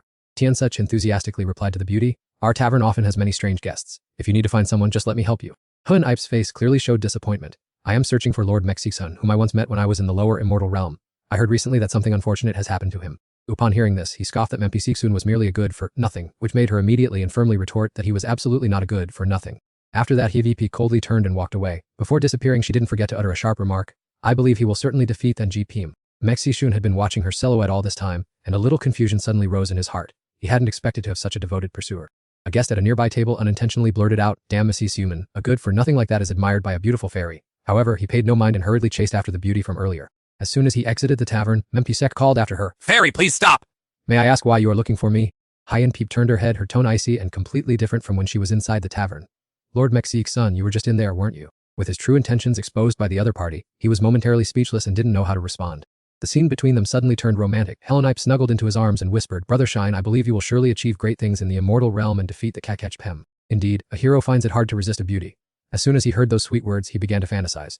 "Of course, I am a PC Xikinkunjinj immortal realm." The two exchanged passionate glances. "I always trust that Brother Shine will succeed." Hein Geep shyly whispered, "My sect has a dual cultivation secret art. If it is Brother Shine, I am willing to give myself to you." Without waiting for her to finish speaking, Mexin eagerly carried her inside. "I will certainly cherish you and remember this help." A moment after their passionate encounter ended, he hastily put on his clothes and left. Mexi-sun flashed a sly smile, feeling extremely pleased with himself. "Admire me, do they? Let's see who is truly taking advantage of whom in the end." On the Bloody Mist battlefield, as both sides were fiercely engaged in combat, Kven commanded, "The garrison forces of Hein that have already forced the allied armies to retreat." She hesitated for a moment, then looked into the distance. "Recently, many talented young individuals have appeared in the demonic realm faction. Do you think they might be making some miscalculation?" Kenji Bem waved his hand and offered his assessment. "Perhaps they are merely creating a smokescreen, or perhaps someone is willing to push their own prodigies to their deaths." Kven nodded in agreement. "That's true. It's common for those demonic cultivators to backstab each other." However, he still had some doubts. "We should still verify a few things ourselves. I am truly curious about what schemes those demonic cultivators are brewing." Hearing this, she suddenly remembered important information. "That's right, I received news from the sects in the literary immortal realm that additional reinforcements are arriving soon, including people from the upper Kajing immortal realm." KGTM looked disheartened and clicked his tongue. "People from the upper Chirang immortal realm again, how troublesome." Suddenly, a colossal battleship appeared right before his eyes. Just mention them and their figures are already appearing prominently here. As soon as Chich Ng Palm saw those two, he uttered a sarcastic remark. "That fellow, if I recall correctly, isn't that Mexi Shan? The one I once thoroughly thrashed with a single sword strike." He shook his head slightly, his eyes filled with contempt as he looked at his opponent, wondering why such a mediocre person had been sent and what the celestial realm above was plotting. Seeing the person beside her suddenly fall silent, Hyan Geep anxiously asked, "Brothers, what's wrong? I feel like this person looks very familiar." Msixon quickly waved his hand, feigning boredom. It's nothing, I was just looking aimlessly. However, deep within his heart, the flames of hatred were burning fiercely. A familiar person, his hatred for these two was etched so deeply into his bones that it could never be forgotten. Fichsi Gi, who had been silent until now, suddenly spoke with a cold warning. Pupsi Sian, this is the final opportunity His Majesty the Celestial King has granted you. Don't you dare mess this up, you piece of trash, otherwise, I will personally finish you off. He clicked his tongue in annoyance, feeling extremely irritated, unable to understand what that fairy saw in this piece of trash, even following him to this brutal battlefield. Let's go. After saying that, Puchsi Gith coldly turned and walked away, leaving behind the young couple who were still holding hands affectionately. Mexixon's mind was still in turmoil. A piece of trash. Just you wait, I hope you don't regret this later. However, Hanpi paid no mind to Fichsi Gita's words, placing all her faith in the man before her. Brother Shun, as long as we find the mysterious cave on the map I happen to acquire, your cultivation will surely advance by leaps and bounds. By then, we will teach those people a lesson they'll never forget. Seeing this, he gently stroked the beauty's hair and reassured her, it's all right. However, deep in his mind, he still hadn't abandoned his plan to exploit others. I'll let her do whatever she wants, as long as my strength increases, I can pretend I knew nothing when the time comes. At the Demon World Coalition, a dark and heavy atmosphere shrouded the towering castle ahead. Daidong slowly reported the situation. News from the Heimpeep demon sect has arrived. She has officially set foot on the Haiyu battlefield. Upon hearing the news, the old official's eyes lit up, his face showing clear satisfaction. Very good, let everything proceed according to plan. However, my master curiously asked one thing, where has your master gone? She bashfully lowered her head and her subsequent answer was full of ambiguity. My master, of course, is off satisfying his own desires. He is on his way to find someone who can provide him with the ultimate artistic enjoyment. He pulled down his hood and ventured a question. Surely your master isn't planning to move against some immortal emperor in the 9 heavens, is he? In a completely different development, at the Haiyu battlefield, the ancient fortress and war base of the Celestial Coalition, the area was submerged in a blood-red mist, exceedingly gloomy. Klaglai approached with extremely exciting news. The reinforcements have arrived. Our forces on the battlefield now outnumber the demon army below.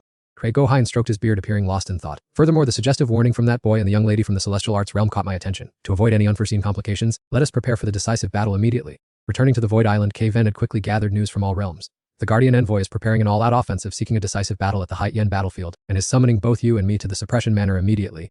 Hearing this, Enji could not help but wonder, attacking as soon as reinforcements arrived. Trodden Epidem waved his hand and speculated, the Suppression Envoy must have sensed that the demons are plotting something truly massive. Then he kindly reminded the others, when the time comes, please be extremely careful. Do not get too agitated this time, remember to protect yourselves first.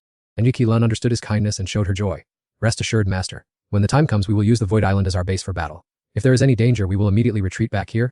A moment later, at the main hall of the Suppression Manor within the Celestial Coalition's ancient war city, the two of them entered and respectfully reported, Juniors Trottenjichbm and Demutian request an audience with the Sage Kohain, the Suppression Envoy. Gohain did not want to waste any more precious time and went straight to the point. The demons are plotting and reinforcements have arrived. I have decided to attack immediately to prevent complications. Even if we fail, this will throw the enemy into chaos, and I will personally petition for your merits.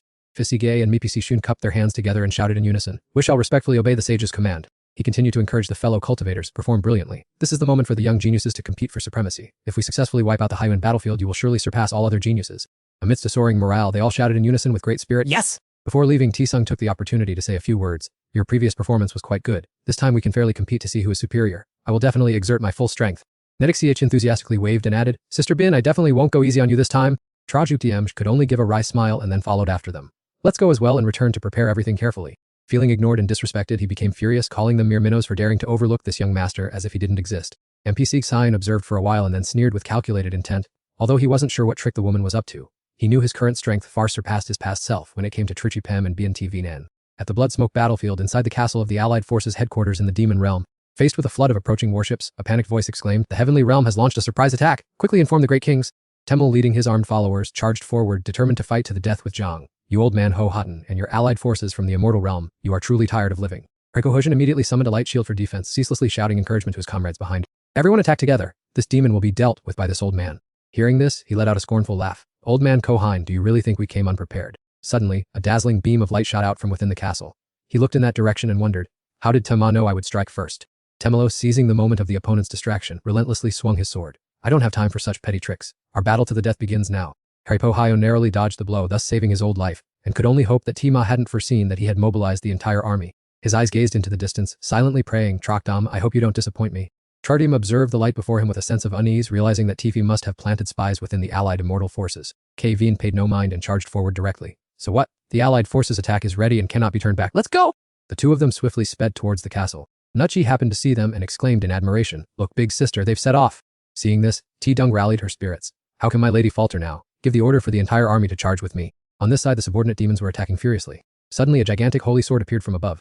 As it descended, it instantly sent one demon to its demise, its entire body shattering into pieces.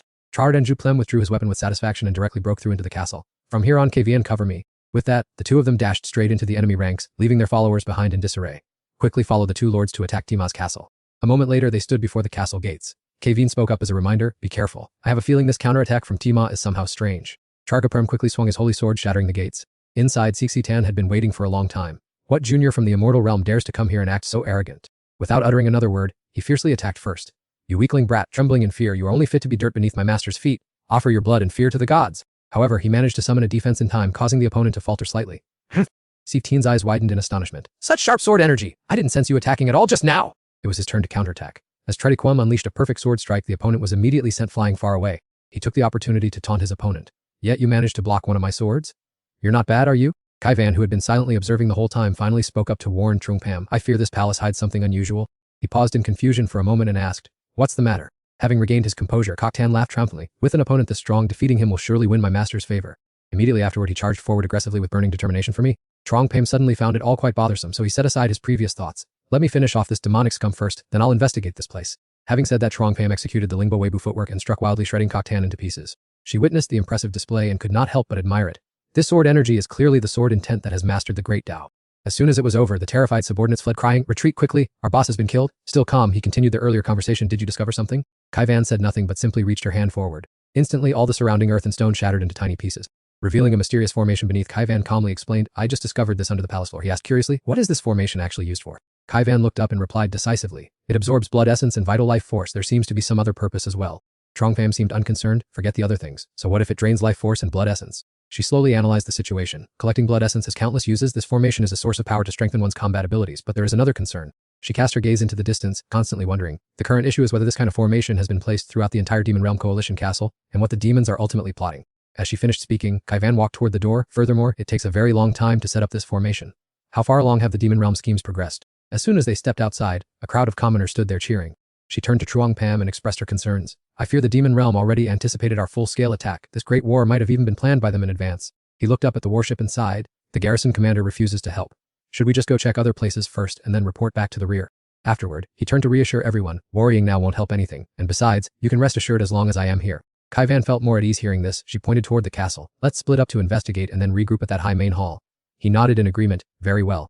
Then they split up to take action. Trungpam enthusiastically instructed, my worthy brothers, the situation is extremely critical. Please charge forward with me now. Suddenly, the ground emitted a thick, fishy stench. He hurriedly looked at the hole behind him. The situation seemed to be getting worse and worse. Another massive formation suddenly appeared on the wall, making him uneasy. This palace hall indeed has a formation. It seems the entire castle has been trapped. The next second, Trungpam swung his sword to cleave the wall beside him, opening an escape route for the commoners. Following that, he gave the order. No need to chase the remnants, quickly advance to the next main hall. They obeyed the command and followed his orders strictly. On this side, Trungpam exerted his strength, swinging his sword to shatter the main hall. A white cloud of dust immediately shrouded everything in sight. He had just stepped outside, his heart burning with anxiety over Qwen's situation. Without even thinking, it was obvious that she was more than capable of quickly disposing of the monsters. A follower outside shouted repeatedly, the fairy has slain the archdevil. Everyone, join forces and don't let these evil spirits escape. Qwen stood watching in a daze, unable to comprehend why 2 consecutive palace halls had formations set up. What on earth were these evil spirits plotting? With that thought, she decisively ordered a retreat to protect everyone's lives, telling them to quickly leave the platform and return to the boat, as this place seemed to be a dangerous trap. With those words, she departed immediately, leaving the crowd below extremely curious about the fairy's whereabouts. It turned out she had arrived right at the pre-arranged meeting spot. The moment she set foot there, Qwen hurriedly got straight to the point. Zhang Fan, how is the situation on your end? He leisurely recounted everything. Every palace hall has a formation, whether immortal or demon. Anyone who steps inside will have their blood energy completely drained by it. Hearing this, she gasped in panic. This has become far too serious. I must personally go report this to the seniors immediately. Before they could act, they were tightly surrounded by the enemy. You 2 brats from the immortal realm, I'm afraid you've reached the end of the line today. Zhang Fan waved his hand like a hero saving a damsel in distress. Qwen, go ahead and report. I'll handle things here. She nodded slightly and did not forget to caution him. All right, then you must be careful, Zhang Fan. Seeing Qwen disappear, the spider demon roared angrily. Kid, aren't you looking down on us way too much? Zhang Fan blocked the path, swinging his sword to stop them. I said I'd handle this myself. Stay right where you are. Having suffered a painful blow, the spider demon dared not be reckless anymore. This kid is a bit strange. Let's attack him all at once. With that, they all rushed forward to gang up on him. Kid, you may have some skills, but you're too arrogant. I love nothing more than personally killing geniuses like you. Zhang Fan wasn't the least bit afraid. He merely clicked his tongue softly and said, D. He secretly felt fortunate that his sword domain's range was still narrow. It was a good thing the 4 fools had walked straight into his trap. He then raised his holy sword high toward the sky, and a torrent of heavenly thunder crashed down, engulfing the enemies. The spider demon shrieked in pain. How can such terrifying power exist in a junior like you? After finishing the job, he sheathed his weapon with satisfaction. Qwen is gone. Now I should go check the formation eye in the main hall. On this side, Qzhu suddenly felt that something was wrong. He narrowed his eyes in confusion. What just happened? Why did it suddenly trigger memories from ancient times? The evil god standing nearby asked in curiosity, "My lord, did you discover something unusual?" Kyuja laughed, his face filled with smugness. "Perhaps I have found my old friend's successor, how interesting." The massive door weighing thousands of pounds suddenly collapsed to the ground with a deafening crash. A horde of demons and monsters swarmed into the main hall one after another. The centaur immediately turned and ordered his subordinates, "What happened out there?" A few of you go check it out immediately. But the situation reversed in the blink of an eye. Zhang Fan stood nonchalantly amidst the pile of monster corpses and declared, "No need to go anywhere. I've come myself to see what tricks you evil spirits are playing." Even she had to raise her guard slightly. "The fact that you made it into this main hall proves that the trash outside has already been cleared out by you people from the immortal realm, doesn't it?" He ignored the question the disabled soldier had just exposed. "Clearly, this main hall is one of the links in the grand formation, isn't it?" At this moment, the centaur stopped putting on a cunning act. "I never expected you lot from the immortal realm to be able to see through this formation so quickly." She even showed a look of blatant contempt. "However, why are you the only one here, standing all by yourself?" Trong Pam maintained the confident look of someone accustomed to soloing. "That's right. I think just me acting alone is more than enough." It seems that his nonchalant attitude successfully ignited the centaur's anger. "You arrogant brat, you will regret your recklessness." Before the demonic monsters could even touch the hem of his clothes, they were blown away by a burst of energy from him.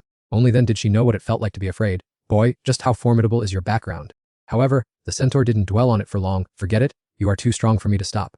I have a proposal. This matter is beyond your control. Why not retreat to save your own life?" She hadn't even finished speaking before Truong Pham grabbed her by the throat and locked her down. "Did I say I would allow you to leave here?" The person opposite struggled in despair. "What the hell are you doing?" The power from the lightning he emitted blocked all paths of escape. "First, tell me about the conspiracy that you evil spirits are carrying out." Only when she was dragged across the floor like an old sack did the centaur cast aside her pride. "Sir, I will confess. Please spare my life. I will tell you everything. Someone in the high demon realm is plotting to detonate the blood smoke battlefield to seize the world's origin." Just as she revealed the whole truth, a gloomy and ominous aura began to rise, making her terrified. "No, please, don't." Though strange mist covered her and slowly gnawed at her body. "My great master, please have mercy and forgive this humble servant." The centaur screamed in heart-wrenching pain and utter despair. Save me! Before long, she vanished without leaving a trace. Trongpam also began to become more cautious. The world's origin. It seems the conspiracy hidden behind this blood smoke battlefield is even more troublesome than what I and Kai Van predicted. In the middle of the main hall, a giant red magic circle was continuously emitting a mysterious and terrifying pressure. Right at this moment, Huayan Dip seemed to hear some strange noises and spoke up, asking, "What exactly has happened in front?" Daidong immediately reported the situation. "A genius from the immortal realm has broken through the front defense line and is heading here." Huayan Dip still looked doubtful. "Are you sure?" The opponent firmly confirmed once more. "Yes, I have sent people there to handle it. Just focus on helping this immortal realm brat finish the renovation first." Suddenly, a monster crashed into the door at the entrance. Both of them were stunned simultaneously. "What the hell is this?" Didong in particular found it extremely unbelievable. "Isn't this the subordinate I sent to deal with the intruder? What exactly has happened outside?" Trong Pham leisurely walked over with a torch in his hand, even making a sarcastic remark.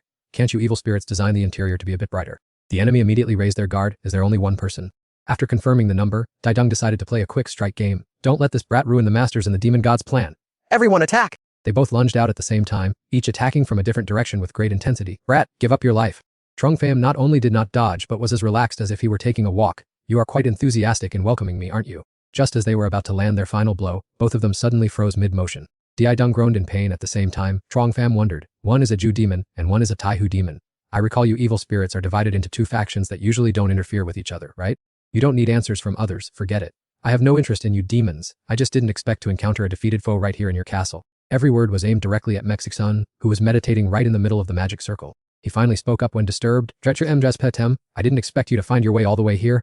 Your presence ignited a rage within him. "Trotter Dudium, you can't imagine the pain I've endured. Wait until I complete my transformation. Both you and Vin K. Ven will have to kneel at my feet and beg for your lives." After hearing that, he just wanted to clean out his ears. "Is it so hard for you demons to find normal people to be your minions that you have to choose these simpletons?" Siadung could no longer be patient and urged, "This great matter concerns our master and his majesty. Demon Lord, please act with all your might immediately." Only then did she boldly declare war. "You brats certainly have some skill, but I have already summoned the demon venerable. I will definitely show you what it means to walk into a death trap." Trotty Yopem maintained a nonchalant attitude as if nothing had happened. "I'm looking forward to it. Hurry up and summon that monster." His stubbornness made her begin to doubt. Is this kid crazy, or was he born with some mental defect? Just then a succubus rushed in breathlessly to report, "Demon Lord and Great Leader, the situation is critical. Outside, two young celestials from the heavenly realm are leading people to break in." High Cape could no longer maintain her composure. "Are all you heavenly prodigies from the celestial realm completely insane, always wanting to show off and act flashy?" As soon as she finished speaking, a powerful surge of lightning suddenly struck down, tearing through the roof. The unfortunate demon standing nearby bore the full brunt of the terrifying power, collapsing unconscious. T-Sung made an extremely impressive entrance. "Aha!" He glanced at them as if they were insignificant bugs. "I didn't expect that chasing a great demon would lead me to such an unexpected windfall." He didn't forget to call his teammate to join the fray. "Eldu Jr. sister, there's a demon lord and a succubus leader here." Nutty HQ, being fond of fun, took the lead in the game. "T senior brother, let's deal with the great demon we're chasing first. Let's see who defeats it faster." The young girl only had time to announce a sentence before immediately unleashing a stormy attack. Sai Dung gnashed her teeth in hatred but had to concede. "These heavenly prodigies are truly difficult to deal with. I'm afraid we'll have to retreat first." Hai Peep quickly ordered the grotesque demons to charge forward as cannon fodder. For the glory of his majesty and the demon god, everyone attack. As she shouted, she immediately put her plan into action. Quickly, take NPC suit and leave this place! On this side, Triung was still busy dealing with the henchman blocking his way. He quickly grasped the enemy's sinister intention. This isn't good. Those two fiends are planning to kidnap Mepti Seekan and escape. After unleashing his power, T-Sung also had to quickly warn El Junior sister, be careful. This aura means the demon venerable has arrived. The news, once released, immediately caused a commotion. Divine lightning body protection, 100 birds worshipping the phoenix. A colossal energy vortex with terrifying destructive power struck directly down into the center of the battlefield. Trident Pim could only duck behind the rubble and sigh. These two children are truly mischievous, destroying the place like bandits. However, a second later he showed appropriate concern. T senior brother, Ultu junior sister, you two alright? Nechka doesn't seem to be fully conscious yet. Cough, cough, chirking senior brother.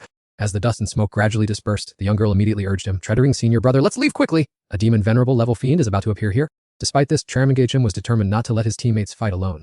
Let's put the demon venerable matter aside for now. Looking around and seeing no one, he became even more convinced of his deduction that the group had indeed taken advantage of the chaotic situation to escape. Tamlo descended from above with a disdainful look, thinking that those lowly ants who dared to interrupt his great master's plans were clearly tired of living. Despite struggling to endure his internal injuries, Tudung was resolute. We have no choice but to risk our lives. If that fails, you two should go first, and I will cover the rear. Chuangfam calmly reassured them, don't worry, I am here, and I need to report everything to the garrison commanders as soon as possible. Seeing himself being ignored like thin air, Tamlo became even more enraged. You human brat, do you think you have the right to look down on a demon lord like me? Unfazed by the threats, he replied coldly, I am in no mood to waste my time on you right now. The moment his swift sword strike was unleashed, it was already too late for his opponent to understand what was happening. In a split second, the move transformed into a pillar of lightning that tore through the sky, and no matter how sturdy Tamlo had trained his body to be, he could only gape in astonishment. Standing nearby, Tudung was so stunned that he forgot his pain, unable to believe that Truongpam's strength was so terrifying that he could eliminate that guy in a single blow. Nuaka was concerned about something else. Senior brother Truong, you mentioned earlier that you had something important to report. Did you discover anything suspicious?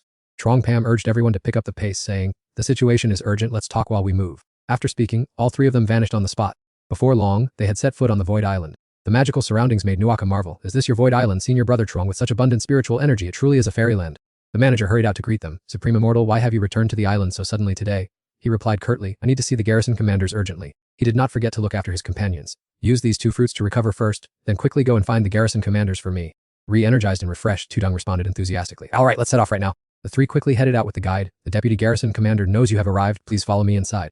Kingdon stopped them and advised, the deputy garrison commander is in a meeting discussing the demon's conspiracy. Please wait here for a moment. Only then did Kaivan notice the presence of the three. Truongfam, why are you here? And senior brother Tu and junior sister Lu as well. Truongpam explained in detail. After you left, I cleared out the major demons, suppressed the magic array, and captured a demon spirit alive. The crux of the matter was at the end when the demon spirit was about to reveal his accomplice's plot. He suddenly dissipated, but I still managed to collect some clues. Besides the fact that the demons are frantically gathering blood essence, someone from the demon realm is plotting to seize the origin of this battlefield. At that moment, Bakjiep stepped out from behind the door in extreme astonishment. What? Is what you are saying true? Truongpam folded his hands and asserted firmly, of course it is true, I can stake my honor on it. Standing by, Lo Min could not hide his anxiety. Deputy garrison commander, if this information is accurate, the entire coalition here is in danger. Bakjiep immediately ordered, quickly withdraw the troops, then work with me and the elders to destroy that bloodthirsty demon lord so that Master Dao Hoyan can return to power. He did not forget to acknowledge the group's contribution. The news you brought is extremely valuable and timely. After this is over, Master Dao Hoyan will certainly reward you handsomely. Kaivan approached to probe. Truongfam, it seems you were still hiding something earlier. It looked like you wanted to say something but held back, didn't you? He frankly confessed to her, to be honest, I don't actually have any concrete evidence in my hands, so there are some things I am not yet able to discuss. Despite that, she could still vaguely guess a little. Could it be related to Max Shoyan of the Upper Truong Immortal Realm? Truongfam gave a thumbs up in endless praise. As expected of the wise Kaivan, her guess was spot on. Nata chimed in, I remember Max Shoyan of the Upper Truong Immortal Realm is as famous as your young lady. What is wrong with him? Truongpam calmly brushed it off. Let's deal with that later. He turned to direct the group to perform a more important task. We need to plan our withdrawal as quickly as possible. The white armored soldier returned to the battlefield and joined forces with his comrades to finish off Tan Chu. Despite his severe internal injuries, he was filled with resentment. You cowardly people of the Immortal Realm only know how to bully the weak with your numbers. Ignoring the enemy's dying words, he calmly ordered the entire army to withdraw from the castle. Elsewhere, upon receiving the news, Dao Huayan exclaimed, truly heroes of the Immortal Realm, it is fortunate that you discovered it in time. He quickly made arrangements for Truongfam's group. I will report your merits to the Immortal Realm later. You all should rest now. He turned to order the soldiers to evacuate the army immediately, leaving all supplies behind to withdraw from the blood-smoke battlefield. At that moment, cheers erupted from the giant ship hovering high in the sky. Young Master Mac has returned. The soldiers expressed endless gratitude. It is thanks to young Master Mac covering our rear that we were able to retreat safely. We thank you for saving our lives. Mac Shoyan appeared humble. We are all compatriots. Supporting one another on the battlefield is simply the right thing to do. Kaivan suggested leaving the ship early to avoid the crowded and complex atmosphere, and Truongpam agreed. If it is no trouble, I invite my senior brothers and junior sisters to my island to rest. Nata accepted the invitation without ceremony, then I shall accept. I am very curious about the scenery on senior brother Truong's island. The entire group returned to the Void Island together. As soon as they arrived, Chuang Pham instructed, Old Tong, pilot the Void Island away from the Bloodsmoke battlefield along with the main army. I fear the demons will not let us withdraw easily. He continued assigning task Nakuklian, Nungyan Lang, you two go and reorganize the troops. Both took their orders and left. He added generously, feel free to use the spiritual fruits, do not be frugal. Everyone gathered under a tree and Tudong asked, Junior Brother Truong, what is ultimately the issue with Mak Chyan of the Upper Truong Immortal Realm? Truong Pham recalled slowly, do you all remember that great hall? He thought back to that moment. Was it the great hall where Junior Sister Lu and I met you, Junior Brother Truong? He explained in detail. Kai Van and I discovered the castle was used by demons in a formation to drain essence and blood. The great hall was the eye of the formation to collect life force. Kai Van sensed something was wrong. Truong Pham, what do you mean by that? He asserted firmly, exactly. After you left, I saw Mak Shoyan right at the center of the formation's eye with both the succubus leader and demon guards protecting him. I was about to act when you all arrived. The appearance of the demon venerable threw everything into chaos, allowing them to secretly take Mak Shoyan away. Hearing this, Tudong was outraged and demanded to report to the guard envoy, but not irrationally stopped her, will lack evidence. Besides, Mak Shoyan is performing quite well on the battlefield. Annoyed, he fixed his focus on his goal. Seriously, I hate cunning schemers the most. Next time I have the chance, I will definitely teach Mak Shoyan a lesson. Kai Van thought ahead, this matter is likely extremely complicated. If the demons are protecting an elite of the immortal realm, their plot is certainly not simple. Even though Tudong knew the situation, he wasn't worried. Never mind, he thought. If there really is a grave matter, it wouldn't be up to us to handle it. At most, I'll send a few words to our sex patriarchs. At that very moment, the ship hovering in mid-air suddenly shattered into two pieces. As soon as Truong Pham sensed the fluctuating aura, he immediately became wary. Tong Van rushed over to report the Exalted Immortal. The frontline Immortal Alliance army is being fiercely besieged and attacked by evil demons. The continuous booming explosions further confirmed his suspicion enough. The evil demons have already set a trap. There's no way they'd let us retreat smoothly. Dao Hian, being a seasoned person, maintained a calm demeanor and reassured the soldiers, everyone, stay calm, there's no need to panic. Just one resounding rallying cry from the elder was enough to invigorate the troops' morale. The entire formation quickly sped up, follow me and wipe out these evil demons. Tudong felt a great weight lifted from his heart. The garrison envoys had foreseen the matter, they were already prepared. We should also join the battle. Truong Pham swung his sword, launching a decisive and powerful strike towards the enemy. The horde of monsters and demons, as if cleansed by divine radiance, had their souls scattered to the netherworld. His teammates beside him were also burning with fighting spirit. Young Master Truong Pham is truly invincible. Brothers, let's charge together. Although Nuok Ha had witnessed it many times, she was still as astonished as if it were the first time. As expected of senior brother Truong, with just one person and one sword, he directly cleaved through the besieging evil demon formation. Seeing the gloomy space enveloped by dark aura, Kai Van immediately guessed their intention. It seems the evil demons are determined to keep us here. Truong Pham also agreed with that assessment, because to set up such an elaborate formation, the evil demons must have expended no small amount of effort. The battle on Dao Hian's side was still extremely tense. The order was given for everyone to stop lingering with the enemy and immediately withdraw from here. The disciples behind all breathed a sigh of relief. Fortunately, they discovered it in time. Otherwise, if those evil demons had drained our vital energy, it's hard to imagine how dire the consequences would have been. The elder quickly gave the next order. Let's go. We'll temporarily retreat to the rear base to reorganize the troops, and from there, we'll leisurely investigate the insidious plot of the evil demons later. Next, the elder assigned tasks to everyone, ordering the main army to temporarily stop for rest upon reaching Taihu, and also requested the ancient city of war to quickly leave the bloody mist battlefield to Rendevis with him. Truong Pham, observing from below, still wondered why the main army had stopped. Kai Van immediately thought and deduced, they must be waiting for the ancient city of war and the logistics team to gather. I even saw a contingent of troops coming to reinforce just now.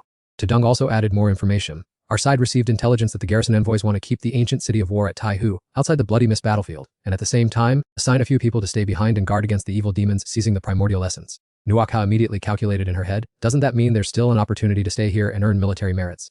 Tudong also agreed with that thought, this is truly a rare opportunity. Furthermore, with the ancient city of war guarding, it's quite safe. One can temper oneself while also accumulating military merits to exchange for rewards. At this moment, both unconsciously shared the same thought. I am also an outstanding heaven's chosen one from the upper realm. Even if senior brother Truong and the other junior brother's current strength surpasses mine, I must also strive to catch up with them. Just then, Ngok Lian made a new discovery. Master, quickly look, the ancient city of war and its contingent have finally caught up. Truong Pham also couldn't help but exclaim in admiration. It truly lives up to its name as a weapon of war created by the immortal realm to counter the demon race. It is indeed incredibly powerful. Suddenly, something appeared in the sky that caught his attention. What is that thing? In the void, an unusual red glow flared up, and streaks of mist seemed to be gradually surrounding the warships. Truong Pham became even more uneasy due to the sudden changes. What is happening? What on earth is going on? Suddenly, in the void, an earth-shattering surge of power erupted, and a brilliant golden light fiercely swirled in the vast universe. The shocking sight before their eyes, shaking the three realms, made Tudong exclaim in horror, "Oh my god, the entire bloody mist battlefield has been utterly destroyed." Even Natha had to frown in surprise. The immortal demon battlefield had existed for 10,000 years, yet the blood smoke battlefield was blown apart so easily. Kai Van had her eyes open to the cruelty of the enemy. These evil demons didn't even leave a path of survival for their own people. The catastrophic consequences made her even more anxious. Before the army could be withdrawn from the ancient city battlefield, the demons were already willing to sacrifice major demons to seize the source. The plot behind it was truly horrific. Everything was already decided. Truong Pham could only accept reality as it was now too late to do anything. He speculated about the upcoming scenario after returning to the rear base. He feared that they would all have to go their separate ways. Dao Huayan, despite his great skill, was also stunned. The evil demons dared to collapse the entire Bloodsmoke battlefield, trapping the entire ancient city battlefield and the fleet inside. He suppressed his emotions to make a wise decision. Withdraw the troops now. The demon's plan was perfectly successful in the Bloodsmoke battlefield. I will report this to the immortal realm myself, and we will disband after finishing up at the base. The fellow disciples on the ship immediately relayed Chuangfam's words. Heroes, the Guardian Lord has issued an order. The situation here is too chaotic. The army must quickly retreat to the rear base. Tsung couldn't help but have a headache. Indeed, they had to retreat to the rear base, and by then, the alliance would surely dissolve. Chuangfam remained calm. After all, the battlefield had been blown to bits, so the Bloodsmoke alliance now had no reason to exist. Before parting, Nata earnestly tried to keep them. Senior brother Truong, sister Kaivan, don't you two intend to go to another battlefield? I still want to venture out with you, sister. Kaivan tactfully declined. My sect has several matters that require my urgent return to assist. Tsung pinned his hopes on Chuangfam. What about you then, junior brother Truong? He also gave a valid reason. The small world of Tianvan continent where I reside is having some troubles that need to be resolved properly. My workload is piling up, and besides, I am accompanied by many people who also need rest to process the gains they achieved on the battlefield. Tsung had to accept this outcome. Alright, there's no other choice. I guess I'll just continue training on the battlefield for a bit longer. Natha had a similar plan to Su Haiyan, and I will not return to the immortal realm soon, so we will choose another battlefield to continue our cultivation. Though I am the youngest, my determination is quite formidable. By then let's see who is more powerful, me or Su Haiyan. Chuangfam cheerfully promised a future reunion. Then Kaivan and I will wait at the rear for the day you both become famous across all realms. Natha didn't say more. Then I wish senior brother Truong and sister Kaivan smooth sailing. Until we meet again. After they left, Kaivan finally asked, are you truly planning to return to Tianvan continent? Chuangfam nodded. Yes, Ingoklian has just ascended and needs time to calm her mind. Despite some regret, she followed the circumstances. Alright, then let's say goodbye here. I am also quite worried about Su Haiyan's condition. He generously took out fine items to give her. Take these few ginseng fruits with you. If you face any difficulties, just call me, and I will definitely come to help. Kaivan accepted his kindness without any formality. Alright, if I encounter major trouble, I will definitely look for you. Just as the two were about to leave, a third person suddenly appeared. You are Chuangfam from Tianvan continent, correct? That Tri stood silently with his arms crossed, waiting for his answer. Kaivan immediately raised her vigilance to the maximum. Senior, I wonder what instructions you wish to convey by stopping us. The stranger didn't even spare her a glance. Emph. Little girl of the Van Neck immortal realm, this has nothing to do with you. I am only interested in this lad beside you. You have an aura that makes me curious. Who is your master? He frowned uncomfortably at the stranger's arrogant attitude. Kaivan whispered a warning. Chuangfam, be careful. I sense this person doesn't have good intentions. He considered his teammate's words and replied, I cultivate on my own. I have never baited to a master. That Tri only asked out of formality, yet remained determined to act according to his own will. I once thought I understood his character, but now, experiencing it firsthand, I see it clearly. Chuangfam no longer maintained his look of respect. Since that old man had hidden his face, what right did he have to act so arrogant? He immediately unleashed a powerful sword strike directed straight at his opponent. However, that Tri did not even bother to dodge, neutralizing his technique completely with just one hand. Chuangfam was stunned as if his worldview had collapsed. How could the sword techniques he had long prided himself on be blocked so easily? The opponent casually evaluated him. Tesk, your sword intent is indeed very strong, but it looks nothing like his techniques at all. That blatant disregard wounded Chuangfam's pride deeply. He just wanted to finish that old man off immediately. Old man, try tasting another one of my sword strikes. A technique that had once slaughtered countless demons was now blocked as easily as a turn of the palm by the opponent's mystical, gigantic hand. He did not hesitate to express his disappointment. To inherit his sword arts and only learn such superficial skills is a waste, leaving Chuangfam standing there unable to believe his eyes. He hurriedly utilized lightning-fast speed maneuvering to escape the attack range of that hand. At that very moment, his eyes also scanned the system data to check his status. The system recorded that the sword domain had just clashed with overwhelming power exceeding the host limit and had proactively activated the emergency protection mechanism. That tree quickly sensed the anomaly. He concentrated his power, gathering all the surrounding violent energy into his palm. He then clenched his fist and struck down directly at the floating island. It's a pity my efforts were in vain. To think that kid escaped my grasp, well, never mind, he must have been lucky. In the vast, mystical universe, a brilliant streak of light flashed by as fast as lightning. Inside was the void island shrouded by a solid defensive barrier. Kaivan and Ngoklian showed clear anxiety when seeing his condition. Chuangfam, are you heavily injured? Master, are you alright? Although he suffered some internal injuries, Chuangfam remained composed. I'm fine, thanks to the great Dao sword intent protecting me, I am unharmed. Ngoklian breathed a sigh of relief, while Kaivan remained troubled by the stranger from earlier. That mysterious man in the black robe seemed to know a lot about Chuangfam's inheritance. While eating a spiritual fruit to recover, he expressed his confusion. I don't even know the origins of my own inheritance, so why would that person target me? Only he knew the truth. What inheritance? This invincible sword intent was merely a gift from the system. Kaivan continued to warn him that the person had been observing the battlefield for a long time, perhaps linked to the demon's conspiracy, so Chuangfam needed to stay vigilant. She did not hesitate to offer to stay and help if he needed it. Chuangfam tactfully declined. No need, just focus on your sex affairs. The situation with Senior and should be stable by now. Since she was still worried, he had to reassure her again. Don't overthink it. Seeing this, Kaivan nodded. Then please remember to keep yourself safe. After her silhouette vanished into the void, Chuangfam turned to instruct the remaining two. We are returning to the southern imperial region of the Tianyan continent. Everyone, take a rest and digest what you have harvested from the battlefield. You should take your time returning to your life as a Zhao Hui. We will head back to rest first. Zhongwen assured firmly.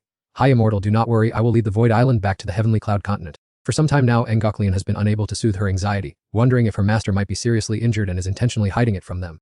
Seeing this, Xuan Kang spoke up to comfort her. Please rest assured, miss, during this time we will work together to protect the Void Island well. Meanwhile, Zhang Fan had also slipped back to his private room and quickly bolted the door shut.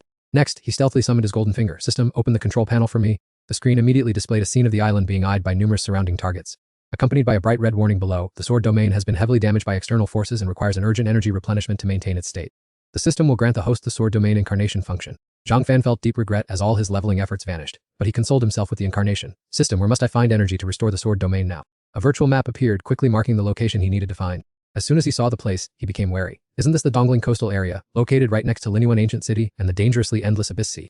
His mind began to race because of this information. He truly didn't understand why the energy the sword domain needed would appear in such a place. However, Zhang Fan's thinking was simple. Never mind, I'll know once I go there. Besides, he was curious to see the true power of the sword domain that the mysterious man in the black robe found so familiar. In the dark and cold soul-shaking demon ancestor's lair, a subordinate bowed low to report to Fichudan, honored lord. There are rumors that someone has spotted the Void Island. The ascended sword immortal of the Heavenly Cloud continent seems to be wandering near the southern wilds. The information he had just received sent him into a state of deep contemplation. The subordinate continued, what's strange is that the Void Island has activated an absolute defensive formation that even Tai Shang sect disciples cannot penetrate. No one has been seen leaving. What do you think of this, honored lord? FH subconsciously muttered the suggestion, those outside cannot enter and those inside cannot leave. Since he couldn't figure it out, he brushed it aside. Never mind, stick to the original plan, but remember to send someone to closely monitor every movement over there for me. Upon hearing the command, the minions bowed low and replied, as you command, honored lord. Fortunately, Klij-Han's memory was still very sharp. Wasn't there a rumor before that the young sword immortal from the Void Island had been sent to the immortal demon battlefield? Unless he really was severely injured there. In another development at Great Scarlet Heaven Mountain of the Tai Shang sect, golden light from the yin-yang formation was spreading throughout the surrounding area. Dan Swan had vaguely guessed some upcoming scenarios. Although little friend Zhang's Void Island had returned, this policy of isolation would certainly stir up the greed of those outsiders. Sensing the imminent danger, he made a decision. I cannot delay any longer. Prepare generous gifts. This old Taoist will personally visit little friend Zhang and instruct the Tai Shang sect disciples to keep an eye on the demonic practitioners. At that same time, in the southern wilds region right on the Void Island, Zhang Fan and his companions were silently hiding behind the rugged cliffs. Seeing the group of immortals leave all at once, he breathed a sigh of relief. This is truly a once-in-a-thousand-year opportunity. Luckily, we weren't detected by those people. Everyone, let's go. We need to leave here immediately. The two of them quickly appeared at the coastal cliffs of the Dongling region. Before their eyes stood an incredibly magnificent and luxurious architectural structure. Zhang Fan observed his surroundings for a while and then exclaimed, I had heard of Linyuan Ancient City as a gathering place for illustrious cultivators, and now that I see it for myself, I know it's absolutely true. Sun Kong, standing nearby, covered his mouth and asked softly, Master, why have we traveled all this way here? He gave a bright smile and began to explain, do you remember why those high immortals from the immortal realm came down to the Heavenly Cloud continent to find us? I suspect this is closely related to my inheritance of the Lingxiao immortal emperor's will. He stroked his chin, pretending to think deeply. Let's stop by Lam O in Ancient City to buy a map and items before heading to the endless deep sea. Just as he stepped onto the teleportation platform, Sun Kang couldn't help but marvel. This is one of the 10 great perils of Tianvan continent. Cultivators are indeed flocking here in droves. It scratched its thinning hair and asked curiously, Master, did you say that personage's tomb is located right here? Chuang Pham did not hesitate to share his speculation. I can't say for sure. After all, I'm not a descendant of that great emperor. It's just a hunch that my inheritance is closely linked to him. Its eyes were fixed on the vortex as it responded excitedly, yes sir. He satisfiedly instructed, from now on, unless there's an emergency, you take charge of things. I suspect sooner or later someone from another world will break into the Lianvan continent to hunt for Emperor Lang Tiu's tomb. Sun Kong gave a firm thumbs up, rest assured. Master, with this old man here, those people will be cleaned up by me one by one. At that moment, Kohong spoke up to remind them, everyone, get ready, the endless deep sea is about to open. According to the rules of the sects in Lam Oyan Ancient City, everyone depends on their own luck once inside, but if anyone dares to steal someone else's items, they will become a target for attack by the entire city. The waves began to surge violently with greater intensity. Amidst the roar of the whirlpool, his voice rang out, the deep sea has opened. Fellow Taoists, please enter in order. I wish you all many generous harvests. Truong Pham mounted his sword to join in, not forgetting to instruct, let's go. Once inside, remember to strictly follow my orders to avoid trouble from those around us. In an instant, he sped away, blending into the space at the bottom of the ocean with the schools of fish and shrimp. Both moved as fast as possible with all their might, arriving at the first floor of the endless deep sea, known as the Pale Bone Sea. Truong Pham divided the tasks without hesitation. Old man, go east. We will sweep through the floors one by one until we reach the final floor of the deep sea. As soon as he finished speaking, the two turned in opposite directions, completely unaware that their movements had been exposed. Trankong waited for them to move further away before cautiously issuing orders. This aura belongs to the demon race. Go quickly and inform the Lord, a strange force has just set foot in the endless deep sea. When Truong Pham's group reached the 7th floor, they were blocked before they could do anything. Honored guests, this place is not receiving strangers right now. Please leave immediately. Sun Kang cracked his knuckles eagerly. You little rats who only know how to skulk around, you dare act high and mighty with me. Provoked, Trankong shouted angrily, refusing a polite offer only to take the hard way. Since you won't leave, then both of you can stay here forever as fertilizer. He ordered his subordinates to charge. Sun Kang stood there calmly taunting, so tedious. A whole crowd against 2 people, yet you still don't dare to strike. He waved his hand, knocking them all far away, not forgetting to add sarcastically, are you guys really cultivators? Trankong rushed forward in a frantic attack. Damn it, hurry up. Every blow he landed on Sun Kang was like scratching an itch, and he was met with further disdain. Your magic is trash and your flying sword is clumsy. He let them try all their tricks before delivering a counter punch. Who gave you the courage to act so arrogant in this deep sea territory? Sun Kang finished off the crowd and smiled contentedly. Look, you were never matches for me. All your efforts are as futile as ants waiting to be crushed. Before he could finish boasting, Chuang Pam delivered a painful kick to his back. Sun Kang knelt down and lamented, "Master, why did you kick me?" He motioned coldly, "Move quickly, don't waste any more time with these people." He chuckled and followed along explaining, "When fighting the immortals and demons, I hadn't used my full strength so I had to practice restraint. Just now I accidentally overdid it slightly." They managed to reach the center of the 7th floor, but many other groups had appeared around them, standing guard. Sun Kang squinted his eyes and laughed at the lively scene. "Well, it's quite a party here. Could it be they've sniffed out some treasure?" El Memgos angrily pointed his spear at Li Chu. "Aren't you lot going to stop them?" He ignored the fool and turned to the 2 uninvited guests, seeing that all those who had fled had been dealt with. "Are you 2 perhaps planning something wicked?" Su Kang was about to speak when Trud and GPM stopped him. Well, another group of people gathering to cause trouble. He was a little impatient but still guided it straightforwardly. "Don't waste any more time, my target is inside." The opposing sides were extremely tense, and the Crying Ghost Cave group spoke first. "Indeed, you 2 audacious fools don't know the immensity of heaven and earth." Theta CHT immediately waved his hand, seizing the initiative. "We have spent a lot of spiritual energy here, and we don't want others to jump in and cause chaos." The remaining 2 groups also came to the same conclusion. "We've spent so much effort and energy, how can we let him easily snatch it away?" Suan Kang impatiently poked his ear with a finger. "It's so annoyingly noisy."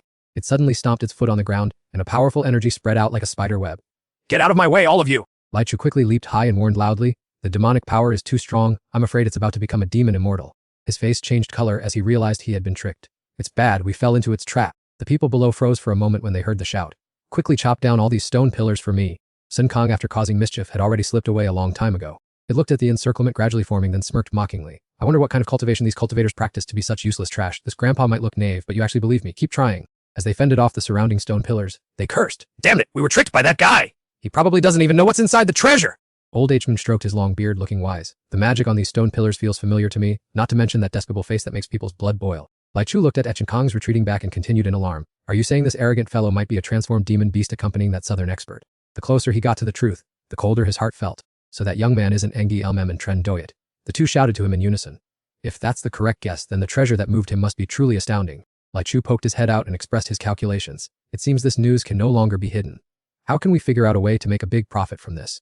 In the Great Void, within the asteroid belt of the Azure Cloud Continent's Great Guardian Formation, a figure was leisurely absorbing the spiritual energy of heaven and earth. Vientone sensed the unusual movement and opened his eyes, muttering, "This is news sent from His Majesty Trudin Jimin to the Heavenly Cloud Continent. Could it be that brat caused a big commotion as soon as he arrived?" He angrily sprang up and shouted, "What?" Suspecting the Heavenly Cloud Sword Immortal appeared in the boundless abyss sea. "That could be the treasure in that immortal's tomb?" Vientone looked at the spots of light around him, trying to ascertain the situation. If this news reaches the upper heaven immortal realm, the sea sovereign immortal king will definitely show up in person. Inside the dragon's head, Shun Kang lingered at the entrance, asking for instructions. "Master, what should we do if we go in now?" Chardi Enju Kem had a plan in mind but didn't voice it. Ever since he set foot in this abyss sea, he had always felt something pulling him, perhaps the sensation of the legendary ancestral dragon. He decisively led the way in. "Kong, follow me. My intuition tells me that thing is deep inside." It hesitated and asked again, "What about the people outside?" Tradanjit PM calmly replied, "Although I don't know what's inside, I still vaguely sense something. If the people behind want to follow and meet disaster, it has nothing to do with me." Su Kang looked at the strange characters above. It timidly offered a guess. "Master, this isn't really the tomb of the Lingxiao immortal, is it? Why do I feel so gloomy and cold here?" Treaderdumum did not bother to argue. He immediately swung his sword and charged straight forward. He delivered a sharp lightning-like slash into the thick door, the surge of power neatly splitting it into 2. Lang Tu let out cries of agony and suffering which sounded truly desolate. Opening its giant mouth, it complained that nearly 100,000 years had passed, asking why he still tormented it in this wretched place. Sun Kang's eyes widened as he tremblingly tried to stop him. "Master, this is not Lang Tivu Immortal Emperor's tomb. It is the place where he imprisoned his enemies. We should retreat immediately." Charja Prem calmly reassured him. "What are you afraid of? Having been sealed by the Immortal Emperor's technique for so long, no one could possibly have survived." Reassured, he quickly volunteered, "Rest assured, Master. This old pig will clear the path for you." Lang Tidu's groans echoed outside, causing Amandi's group to whisper, "Could this really be Lang Tivu Immortal Emperor's tomb? If so, the legacy that so many have risked their lives to search for across space and Thanvin continent is definitely here." Lupchu hurriedly ordered the subordinate standing nearby to quickly report the news to the sect master. His resonant voice echoed all the way to the teleportation gate. "Spread the news immediately to prevent other sects from blockading this place." Tron PM's group trudged forward and then stopped before a wooden bridge. Seeing the Nam-Ph sign, Ho Kong stammered, Master, we aren't about to actually wander into the underworld, are we?" He replied calmly with an indifferent attitude, "Suppose we really arrive in the underworld, then what?" He shrank his large body and made a terrified guess. "Doesn't that mean once we cross this bridge, we will lose our lives?" Trodonjush Plum, tired of lecturing this silly pig, said, "The words life and death here clearly do not carry that meaning." He decisively stepped onto the bridge to set an example. "Follow me. The tomb left by Emperor Lang Tivu is certainly not simple." Before he could take many steps, a giant, slimy hand rose from the Vongshan River, blocking Trotampum's path. Upon the encounter, Shu Kong's fear completely vanished, who was striking stealthily from the shadows. "If you are capable, reveal yourself and fight this old pig one-on-one." He threw a powerful punch directly into the center of that hideous palm. As the thing fell with a splash, Skun Kong mocked it smugly. "Turns out it is just a common tin spearhead. No wonder it only dared to hide in the shadows."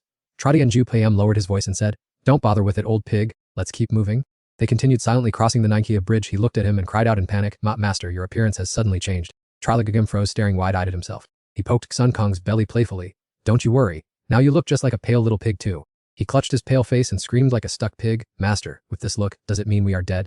Chardanji Mem looked at his own hands and tried his best to reassure him. It is just an illusion. Perhaps Lang Tivu, immortal emperor, once used this method to fake his death to deceive the heavenly Tao. He did not hesitate to push open the door ahead, causing dust to swirl in the air. He walked in leisurely, while not forgetting to explain, once we pass through this corridor, we have truly stepped into the tomb.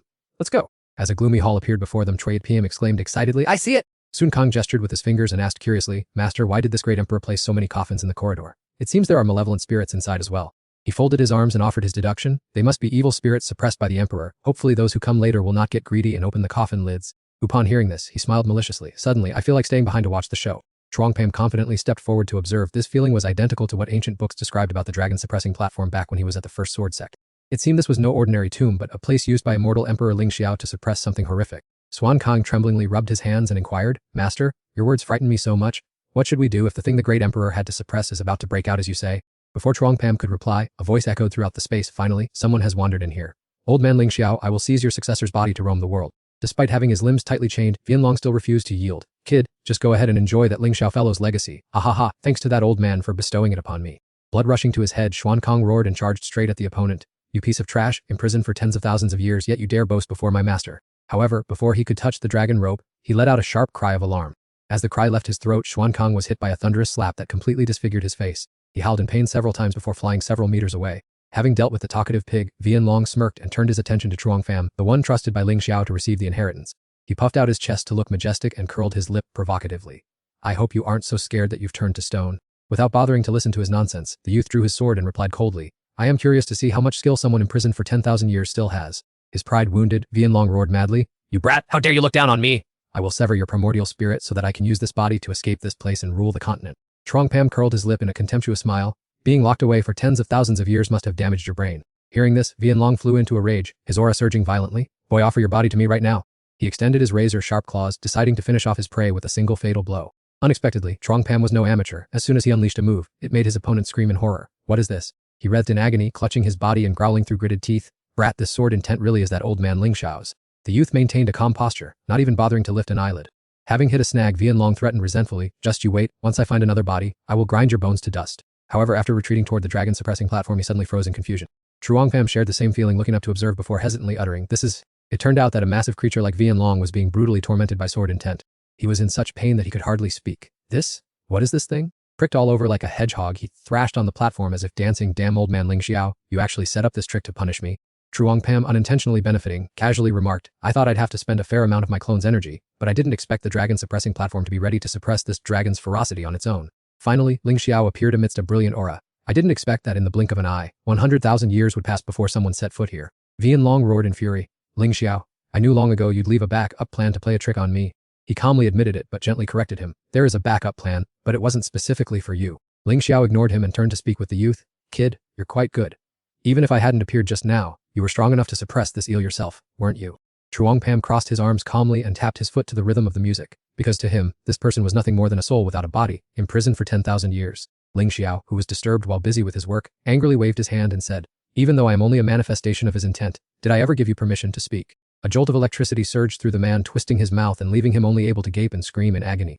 He gripped the small beast tightly in his hand and calmly continued, Forget it? I don't understand why you received his inheritance and core power here, but since you've arrived I should finish my task. This sudden plot twist left Chuangpam stuttering, unable to form words. Mission. What on earth is this mission? Ling Xiao did not bother to argue at length. He simply used his actions to answer the boy's confusion. Yuan Long, caught in the crossfire while lying still, struggled despite his frail body and wheezed, Senior Ling Xiao, what are you doing? I was wrong, please spare me. I will behave and stay quietly here on the dragon-suppressing terrace. No. Swan Kang, who had been missing for a long time, reappeared and let out an exclamation of profound confusion. As it turned out, in the eyes of the crowd at that moment, Ling Xiao was refining Yuan Long directly. Unable to suppress his curiosity, he asked, Master, that dragon was so huge and powerful, why has it shrunk down like this? But as soon as he felt the intense killing intent radiating from Chuangfam, Xuan Kang wisely shut his mouth. I won't ramble anymore. He raised the orb of energy high and praised, Awakened your bloodline already, and with such a significant evolution, the aptitude of that little pig beside you is actually not bad at all. He gave a distorted smile and cursed silently. Xuan Kang is as big as a mountain, yet this old man calls him a little pig. Oh, forget it, he's a master, whatever he says must be right. Ling Xiao flicked his finger, bestowing a special gift. This is the Celestial Sword Scripture, which encapsulates half a lifetime of his knowledge and serves as the foundation for the Ling Xiao Scripture. Kid, I see you possess another source of power. This dragon pearl will help you consolidate your core. Chuang Pam stood stunned, rooted to the spot. That moment robbed him completely of his power of speech. He spread his hands in a persuasive gesture. Don't underestimate my profound knowledge just because I am only a manifestation of his intent. Recovering quickly, he knelt down without hesitation to pay his respects. Chuang Pam, formally offer my thanks to Master Ling Xiao. He smiled broadly with satisfaction. Chuang Pam, right? You are truly a hero. Having you as his successor puts my mind at ease to some extent. Startled, he quickly asked for clarification. Senior, what do you mean? Ling Xiao did not hesitate to reveal the truth. I am merely a wisp of intent created by him. My primary mission was to bring his successor here. Now that you have arrived, my mission is complete and I will naturally vanish. He slowly ascended along a pillar of light, still trying to offer final instructions. I still hold a remnant of his power, and before I depart from this world, I will give you a helping hand. The beam of light shot out toward the teleportation gate, causing the surrounding crowd to gasp in surprise. What is that? Min Ko, known for his vast knowledge, spoke up. That direction appears to be toward the endless deep sea. The rest of the people began to discuss it excitedly. Who could it be? Has another sword immortal appeared on the celestial continent? Perhaps a peerless sword artifact has just manifested. Let's go over there and see. Over there he was still diligently instructing Chuang Pham. This is the Ling Xiao sword scripture. I am not as skilled as he was. You must try your best not to let his reputation be tarnished.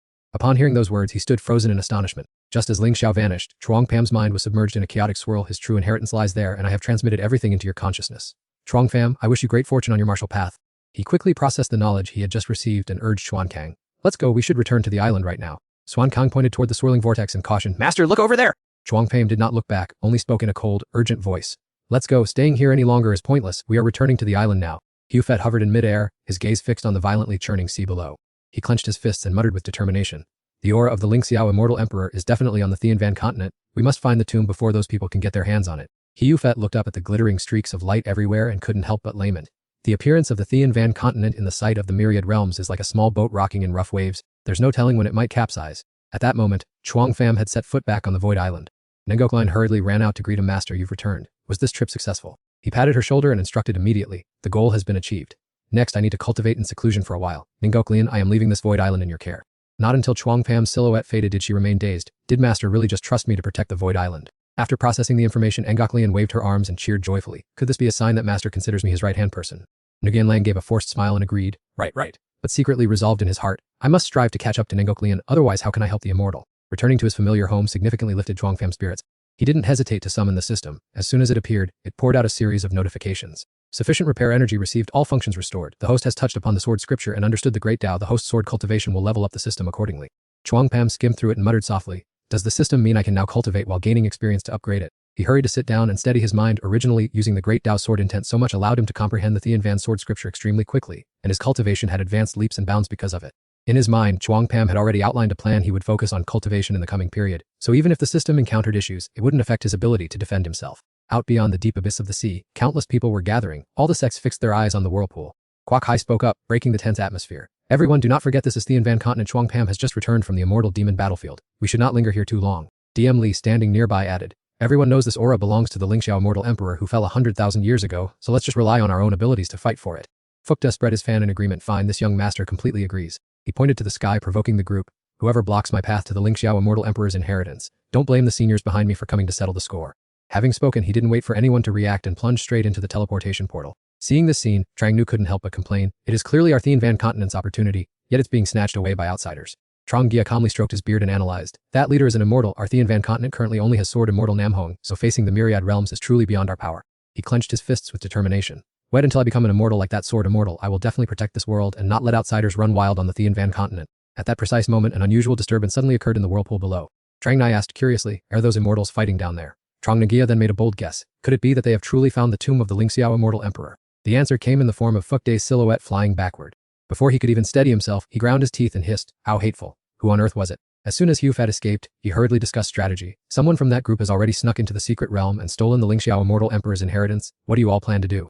DM Li only blurted out a guess, but it hit the nail on the head. If it really is him, who would force us to scramble away from the Thian Van continent? However, Kwok Hai paid no mind to her warning, as I have a completely opposite feeling. He clasped his hands toward the crowd of cultivators around him and proclaimed sonorously. You have all cultivated for thousands of years to achieve the status of immortals. Surely you do not intend to turn your backs and run away in fear from a junior. Immediately after, Kwok Hai turned around with a determined attitude, adding that regardless of what orders you have received, I am determined to seize the inheritance of the Lang Tiu immortal. The remaining three pondered in silence, making the atmosphere suddenly heavy to the point of suffocation. Finally, Hu Fet stepped forward and suggested, since the situation is as is, I must go investigate the southern wilderness area before discussing it further outside the abyss. As soon as he finished speaking, everyone simultaneously mounted their swords and scattered in all directions. Don Hyan observed the situation and revealed his intention. The immortals outside the abyss are unlikely to give up easily, so I must stop by the southern wilderness to meet Taoist Truong and see what can be done. Don Hyan used the fastest speed possible, piloting his sword directly toward Truongpam's small island. Tan Luck, having the opportunity to broaden his horizons, could not help but marvel, "Master, is this truly the void island of that sword immortal? So many formidable auras are hidden all around it." He reassured his disciple that whether it be a cunning person or a brave one, there was no need to worry too much. Don Hyan looked around and wondered, "It is strange, why did Taoist Truong activate the defensive formation the moment he returned from outside the abyss? Could he be injured?" But it is clearly rumored that he had passed through the endless abyss. He sighed deeply with emotion. "Our generation is truly inferior. We have to rely entirely on Taoist Truong to hold this continent, so I hope that young man gives it his all." Don Hyan quickly brushed off his heavy heart and urged the person beside him, "Let's go, we should head to the island first." Just as his feet touched the ground, he exclaimed in dismay, "What? Truongpam is in seclusion at a time like this?" Negok Lian clasped her hands and explained honestly, "My master took Swang Kang to the endless abyss and went straight into seclusion the moment he returned." Seeing his worried expression, she patted her chest to reassure him, "Senior, please rest assured I have now reached the dispersed immortal realm." Don Hyan was stunned for several seconds upon hearing this news and could only respond instinctively, "I never expected that after a trip to the immortal demon battlefield, young friend Ngok Lian would have already become an immortal." He swallowed the rest of his words, looked at Ngok Lian, and thought to himself that his own 1,000 years of cultivation might as well have been poured down the drain. Don Hyan did not take long to regain his composure, and when he spoke, he returned to a polite tone. "The current situation is quite complicated, so I will have to trouble young friend Ngok Lian during this time." Ngok Lian spoke confidently, "Taoist, do not worry, this young lady is also very much looking for someone to spar with." He did not stay too long, only leaving a note before departing with his disciple. "If your master leaves seclusion, remember to send word to me." Even as he flew into the air, Don Hyan added, "Many outer realm forces are appearing in the endless abyss. I must go gather the righteous sects to discuss how to respond." Ngok Lian looked at the tightly shut door with a heavy heart, thinking, "This is the first time I have seen Master in such a stressful seclusion. It couldn't be because he was struck by that mysterious person, could it?" Truongpham, who was the center of all attention, remained in meditation, looking completely calm. On the meteorites outside the protective shield of the Tianvan continent, cracks began to appear more and more clearly. Kwok Hai stared at them and stated, "News from the sect master of the Tai Thuong sect has arrived." After entering the southern wilderness, he returned to the sect and immediately summoned all the righteous forces. Diemla caught on to the situation and covered her mouth with a smirk. "It seems the famous sword immortal of the 33 heavens has made a big mistake. We can temporarily ignore him." He rubbed his chin with a look of regret. "I still wanted to spar a bit to see if this brat really has the talent of a prodigy." Hu Fet said sternly, reminding everyone to prepare quickly. "The rumors that the heritage of the Lingxiao immortal emperor has emerged have already reached the immortal realm, and if we are too slow, I fear we will have to face countless others vying for it." Fuda smiled and waved goodbye, saying, "I have already finished arranging for my subordinates. I shall take my leave now." The four-member alliance immediately split up, with each person quickly rushing off in a different direction. Hu Fet watched their backs with a sarcastic smile, thinking, His Majesty has been planning this for years. How could he ever let that bunch get their hands on the Lingxiao immortal emperor's inheritance? He glanced at the gap, his mind clearly picturing a scenario. Tesk, none of them will escape His Majesty's web. At the soul-suppressing ghost cavern, Thansun was hovering in mid-air when he suddenly called out, "Pihan." He pointed two fingers straight at him and coldly ordered, "We have prepared for so long, now is the time to execute our plan." Fihan stood up respectfully and cupped his hands, saying, "I have made all necessary arrangements for my subordinates and am just waiting for your signal." Thansun smiled contentedly and showered him with praise. "Well done, after this I will certainly gain great merit before the Lord and His Majesty." With that, he flashed away like lightning, leaving Fihan standing there looking after him. He turned toward his seat, his mouth emitting a sinister, raspy chuckle. Once he was sure no one else could hear, he said in a gloomy, low voice, "Do you really take me for a dog to be ordered around at will?" Don Hoyan bowed solemnly and introduced himself. "Respected immortals, I am Don Hyan of the Taishang sect from the Tianwen continent." Although his shirt was soaked with sweat from fear, he tried to appear composed, saying, "I have come to meet you on behalf of the cultivation world of the Tianwen continent." Fuda smiled sociably but could not hide his arrogance. "Old Taoist, you are too polite. You have come here today because you are uneasy about us, aren't you?" Knowing he was being pressured, Don Hyan forced a smile to ease the situation. "Ha ha ha, you flatter us, immortal. The Tianwen continent has been hidden for 10,000 years. Your arrival is a great honor and of course, we must receive you as best we can." Diemla folded her arms and deliberately poured oil on the fire. "Tesk, forget about the reception. Rest assured, old man, we are members of the Immortal Realm Alliance representing the righteous path, and we have no reason to cause trouble here on the Tianwen continent." Not wanting to offend the other party, he could only laugh along. "Of course I do not doubt you. I only fear that our reception will not be attentive enough. If you need anything, please do not hesitate to ask." Hu Fet smirked triumphantly, thinking, the representatives of the righteous path on the Tianwen continent have all gathered. The plan is progressing far too smoothly. The entrance to the soul-suppressing ghost cavern is a long dark corridor with walls lined with rows of sharp protruding spikes. Dala was kneeling respectfully at Pihan's feet to report, "Great Demon Lord, everything has been executed according to the original plan." He looked up gleefully and flattered him. "That old Taoist Don Huayan is leading people into the endless deep silence. Those righteous fools are like headless snakes, truly living up to your divine foresight, Great Demon Lord." Fihan sat on his throne and rested his chin on his hand with satisfaction. "Tesk, after everything is done I will reward you handsomely. Now leave, there is no need to report the following matters to me." Dala kowtowed repeatedly, "Yes, Great Demon Lord, then this humble servant will take his leave." Watching him hurry away, he laughed gleefully, "Hee." Fihan clenched his fist, his eyes burning with determination. "Tianwen Sword Immortal, once my plan succeeds, this entire Tianwen continent will be firmly in my hands." At the summit of Thansun, the scene became chaotic as flames flared up violently, as if to burn the entire land to the ground. In a critical moment, Ngao Kung still tried to lift everyone's spirits. Disciples, please persevere a little longer. I have sent an urgent plea for help to the surrounding allied sects. Vandu stood on a high cloud and mocked. Ha ha ha, old leader, give it up, you will have no way to survive. He crossed his arms over his chest and sneered deliberately. Don't think that only your Zheng Yiguan is being besieged by us. Ha ha. He was stunned and could not believe his eyes. Could it be that you are truly of the demonic path? They secretly conspired, causing the righteous cultivation world to be complacent before suddenly delivering a fatal blow. Ngao Kung erupted in fury, struggling to stand up and fight. It is terrifying that the demonic path is silently gathering under the command of a powerful demon lord. With a heavy heart, he pointed his sword forward, saying, the path of immortality is vast and wide, but to protect the living beings of the heavenly continent, we are willing to sacrifice ourselves to uphold the path. Following Ngao Kung's instructions, all the disciples charged forward, simultaneously defying danger according to the elder's command. He hurriedly stopped Kai Vu and Thich Lai, saying, you two are the most outstanding talents. Take this news to the temple master and the sects at the endless abyss. Seeing her anxiously object, Ngao Kung gently comforted her, saying he would self-destruct to clear a bloody path for both of them, so they must leave quickly. The henchman desperately chased after Kai Vu, intent on capturing and killing her. He poured all his internal energy into blocking the enemy to clear a path for the younger generation, shouting, leave here quickly. A brilliant beam of light swept away everything around it, and only 2 people were lucky enough to escape death. Witnessing his fellow disciples fall, Thich Lai sobbed. Kai Vu suppressed her pain and urged her junior brother to leave quickly so the elder's sacrifice would not be in vain.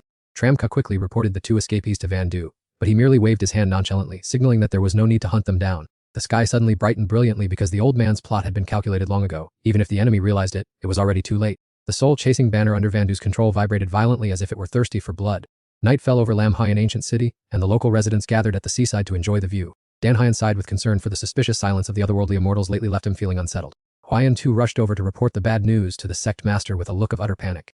Seeing his subordinate in a panic, he calmly closed his eyes and taught him that one must not waver even if Mount Tai collapses before one's eyes. He knelt on one knee and recounted the demonic path's raid on North Abyss, causing Zheng Yi Temple to fall, with only 2 people escaping to Lam Mo in ancient city. The bad news was like a bolt of lightning, leaving Dan Haiyan stunned and causing him to cry out in surprise. The staff in his hand accidentally snapped in 2. How could the demonic path recover so quickly without our eyes and ears knowing anything?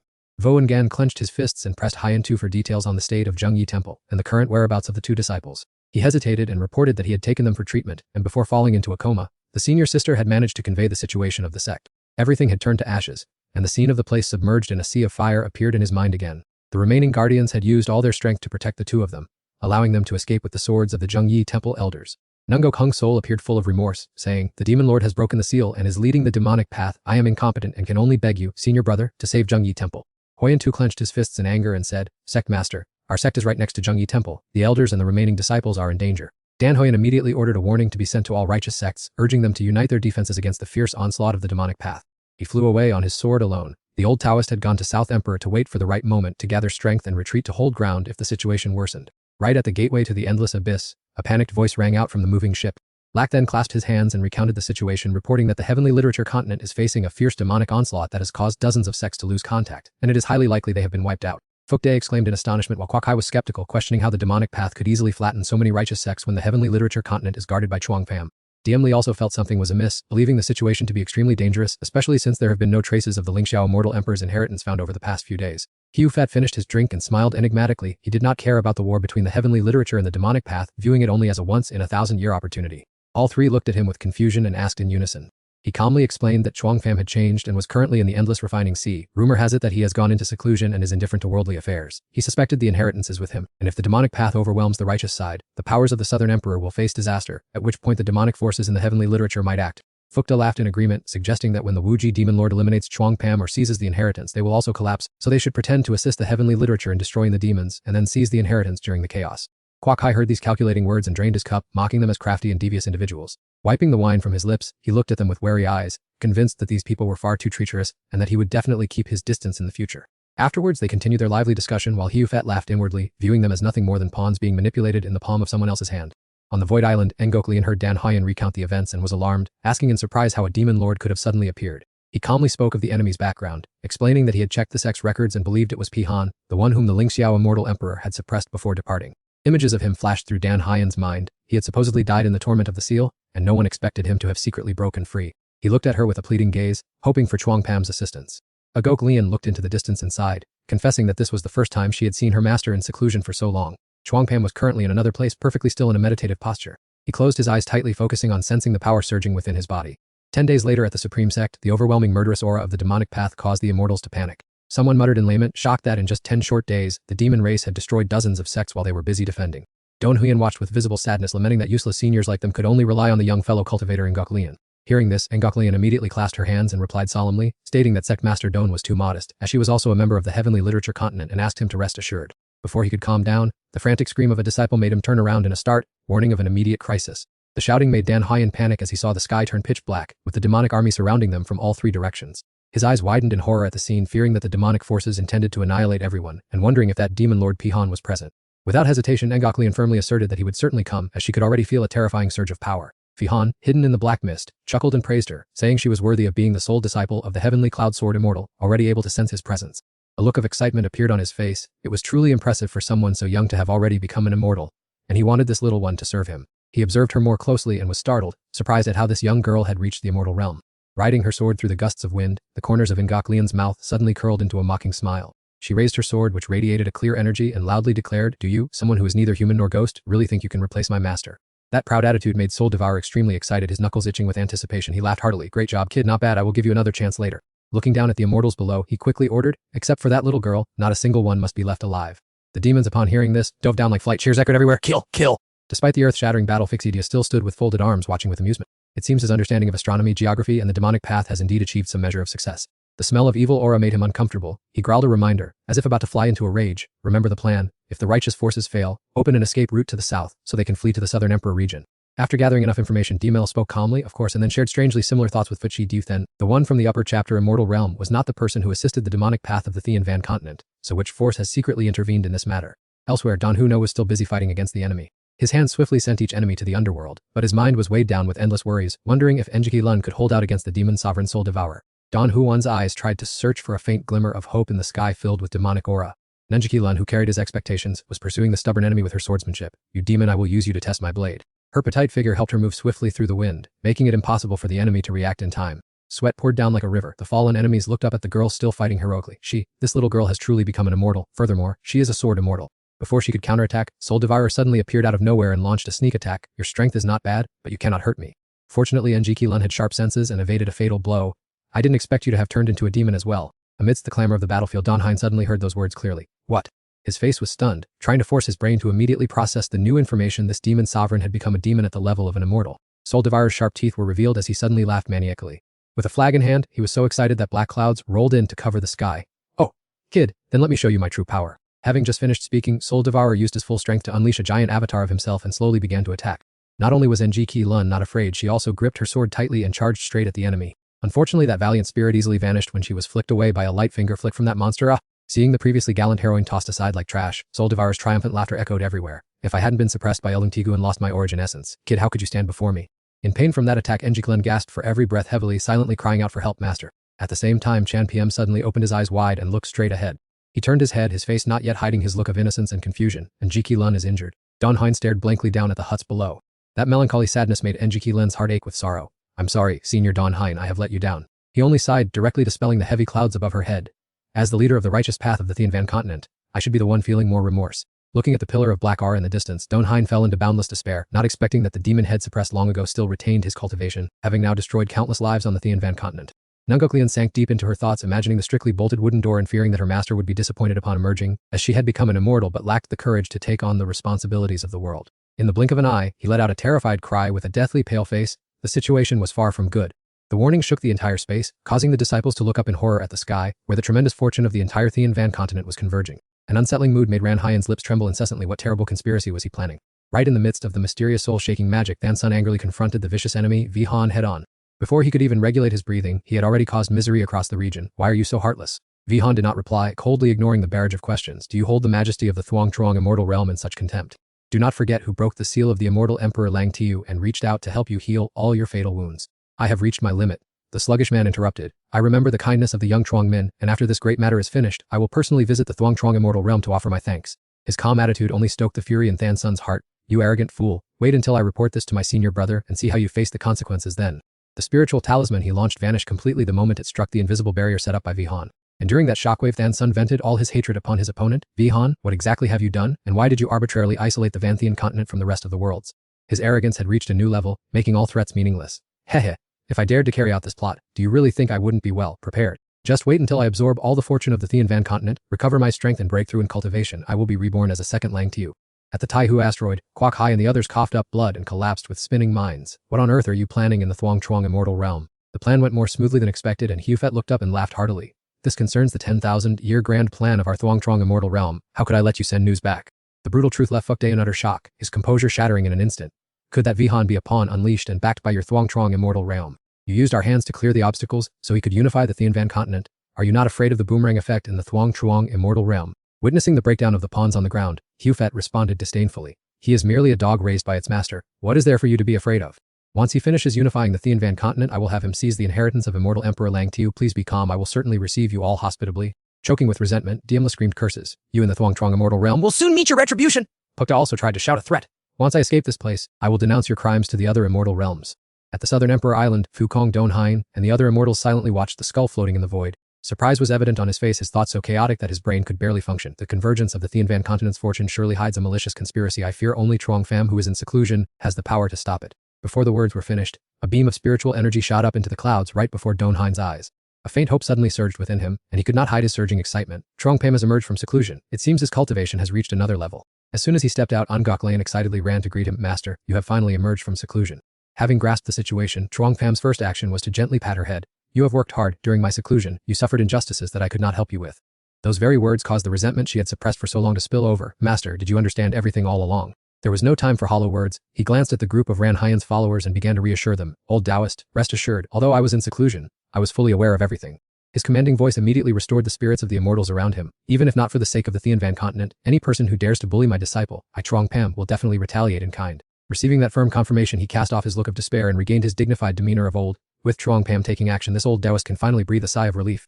Truong Pham maintained his usual mocking smile, but he was mentally prepared to dive into the fray. He was simply weighing the right moment to strike. Naturally, I am waiting for the enemy to come knocking on my door. Once he expands his power to its peak, the insidious minions lurking in the shadows will surely reveal themselves one by one.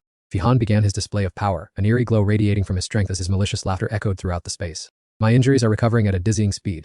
Seeing their master reach such a robust state, the minions bowed and scraped, chanting praises of the demon lord who shakes the heavens and rules over all things.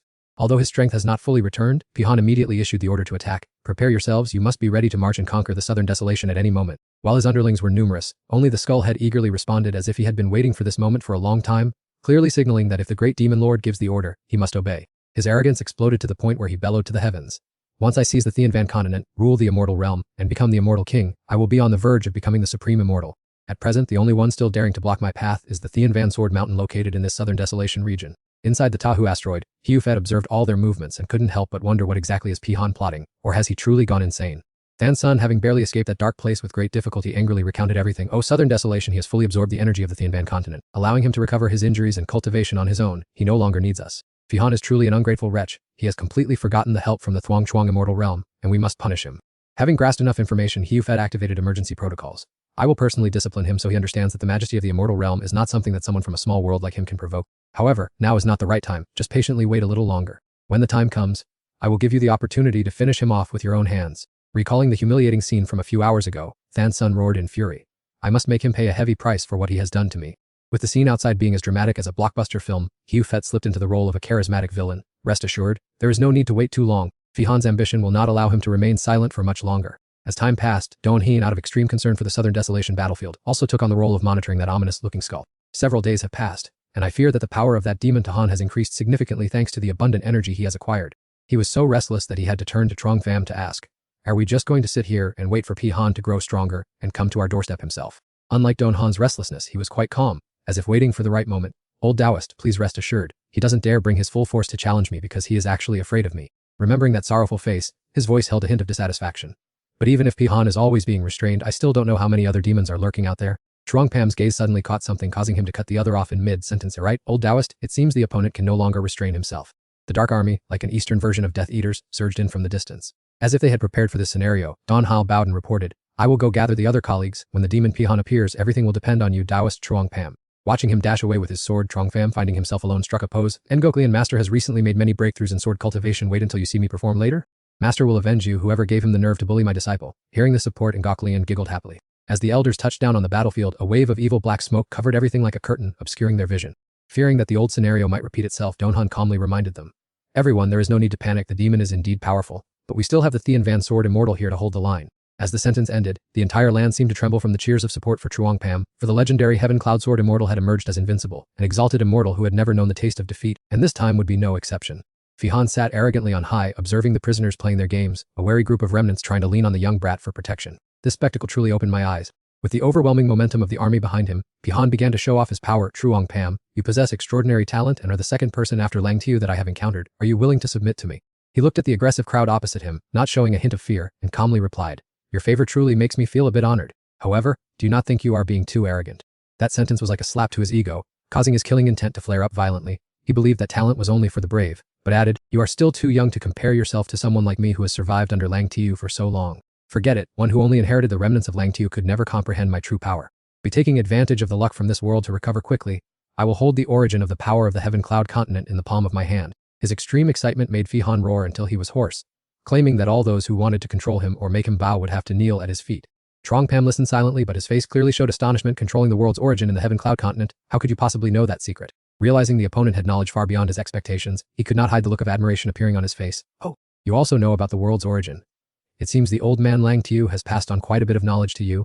However, a cold air suddenly radiated from the cracks, making Donhyun scream in surprise. What on earth has happened? Sensing the situation becoming abnormal and unpredictable, Ngaklian hurriedly asked Truong Pam for his opinion. Master, is this a manifestation of the Earth Dragon transformation? He did not bother to pay attention to the chaos behind him, his eyes still locked on the boss above. Not quite. That demon Pihan is trying to seize the world's origin. Upon hearing the unfamiliar term, ancient memories flooded into Donhyun's mind. According to the sex records, holding the world's origin will help one break through in cultivation and change their destiny. Truong Pam understood the issue. Are we just going to stand by and watch the demon seize the Heaven Cloud's world origin? These thoughts made him ponder. I am truly a bit troubled. Currently, in other worlds, people have appeared who can seize the world's origin, but the price to be paid is total extinction. Donhyun panicked and tightened his grip on his sword. Then shouldn't we stop this demon immediately? Seeing his haste, Truong Pam quickly held him back. This has happened before, and worlds take their origins very seriously. Furthermore, since the Heaven Cloud continent has produced a successor of the immortal Lang, this place must be given extra attention. But I am puzzled as to why people from other worlds have not yet taken any action. As soon as he heard that, Pihan excitedly summoned the ghost burial. They will, of course, never take action. They rely on the reputation of the immortal realm to impose their will and turn me into a pawn. But who would have known that they themselves are the toys in my hands?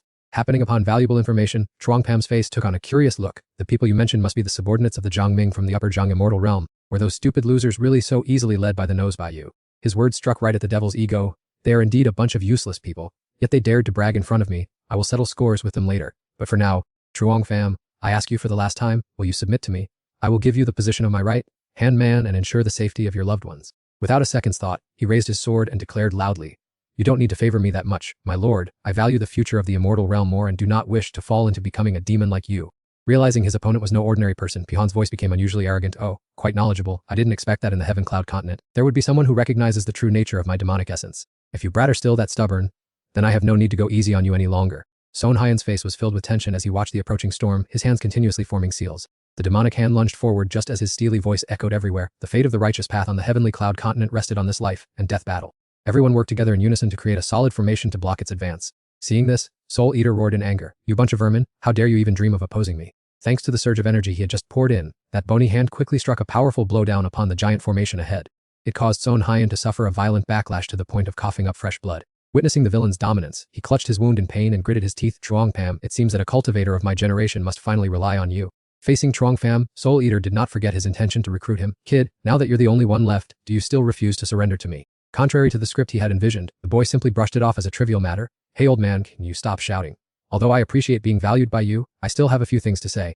His unfinished words piqued Soul Eater's curiosity. Oh, then go ahead and speak, I'm listening. Truong Pham curled his lips arrogantly. What I want to say is that a demon lord like you is actually just a defeated dog who was once suppressed by the Ling Xiao Great Emperor to the point of hiding in shame.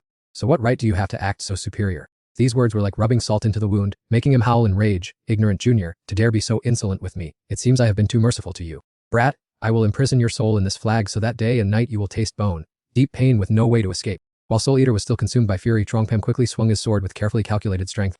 A single slash at the effigy left Soul Eater astonished. What is this? Isn't this that familiar sword intent? This brat has only recently received Ling Xiao's legacy not long ago. Impossible, a single strike has already severed the source of my manifestation's providence. Enjoying his opponent's confusion, Truong Pham planted his sword into the ground. Just a coward who drained the providence of the Heavenly Cloud continent before daring to step into the South Emperor region. His calm attitude combined with a defiant look successfully enraged Soul Eater. Kid, today even if I have to exhaust everything I have, I will crush you to death right here. Even if I have to drag the entire Heavenly Cloud continent down to the grave with me, it will be worth it. Seeing him heavily wounded yet still trying to create an energy sphere, the boy rushed forward. I originally wanted to keep your worthless life to interrogate you about the mastermind, but it seems that's no longer necessary. The holy power condensed on the tip of the sword quickly linked together and shot straight towards the skeleton like man. Soul Eater focused all his strength on absorbing demonic energy, causing the sphere to swell further. My 10,000-year cultivation supported by the providence of the heavenly cloud continent. How could I lose to a brat like you? No sooner had he spoken than the effigy was easily crushed by the pure wave released by Truong Pam. Intense pain surged through his body so sudden that he couldn't comprehend what was happening. Just one sword strike. Impossible. This is truly absurd. As Soul Eater's body began to vanish, he continued to mutter incessantly, I can't believe that as soon as I escaped Ling Xiao's seal, I encountered his successor. It has truly thwarted my dream of global hegemony. Hearing those words, the boy's sharp tongue found another chance to strike, a piece of trash like you dreaming of world domination. Evil people really do love to talk big.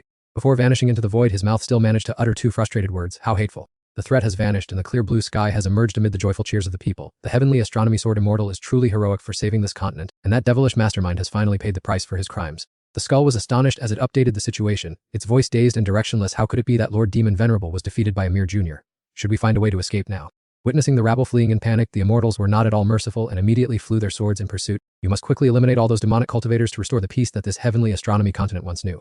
Having shed the burden that had weighed him down for so long, Dan Hien spoke openly as if unburdening his heart. Chuang Pham, I will lead the way to sweep away these remaining demonic remnants. Chuang Pam's eyes turned toward the floating ship in the distance. He spoke with hidden meaning and a touch of anticipation. Do not be so hasty, old Taoist. This matter is not yet over, and there are still underlying secrets. Unfortunately, those whispers were carried away by the wind, so he did not hear them at all before quickly departing from his original position. Riding on that strange flying ship, Kuda stood behind Ufet, wearing a cunning and sinister smile. Swan Kong looked up at the ship drifting slowly in the sky. He scratched his head, looking puzzled. Was that not the flag of the upper heaven immortal realm? Why would this rabble come to the Lutian van? Chuang Pam's reply carried a strangely cheerful tone. Perhaps they never left this place to begin with. Dan Hoyan suddenly appeared at his side and asked Wang Pham, are you implying that behind the soul-devouring devil, there is the interference of those people? His deep eyes intently watched every movement above. Is that not obvious, old Taoist? You should focus on purging the demonic cultivators and stabilizing the continent.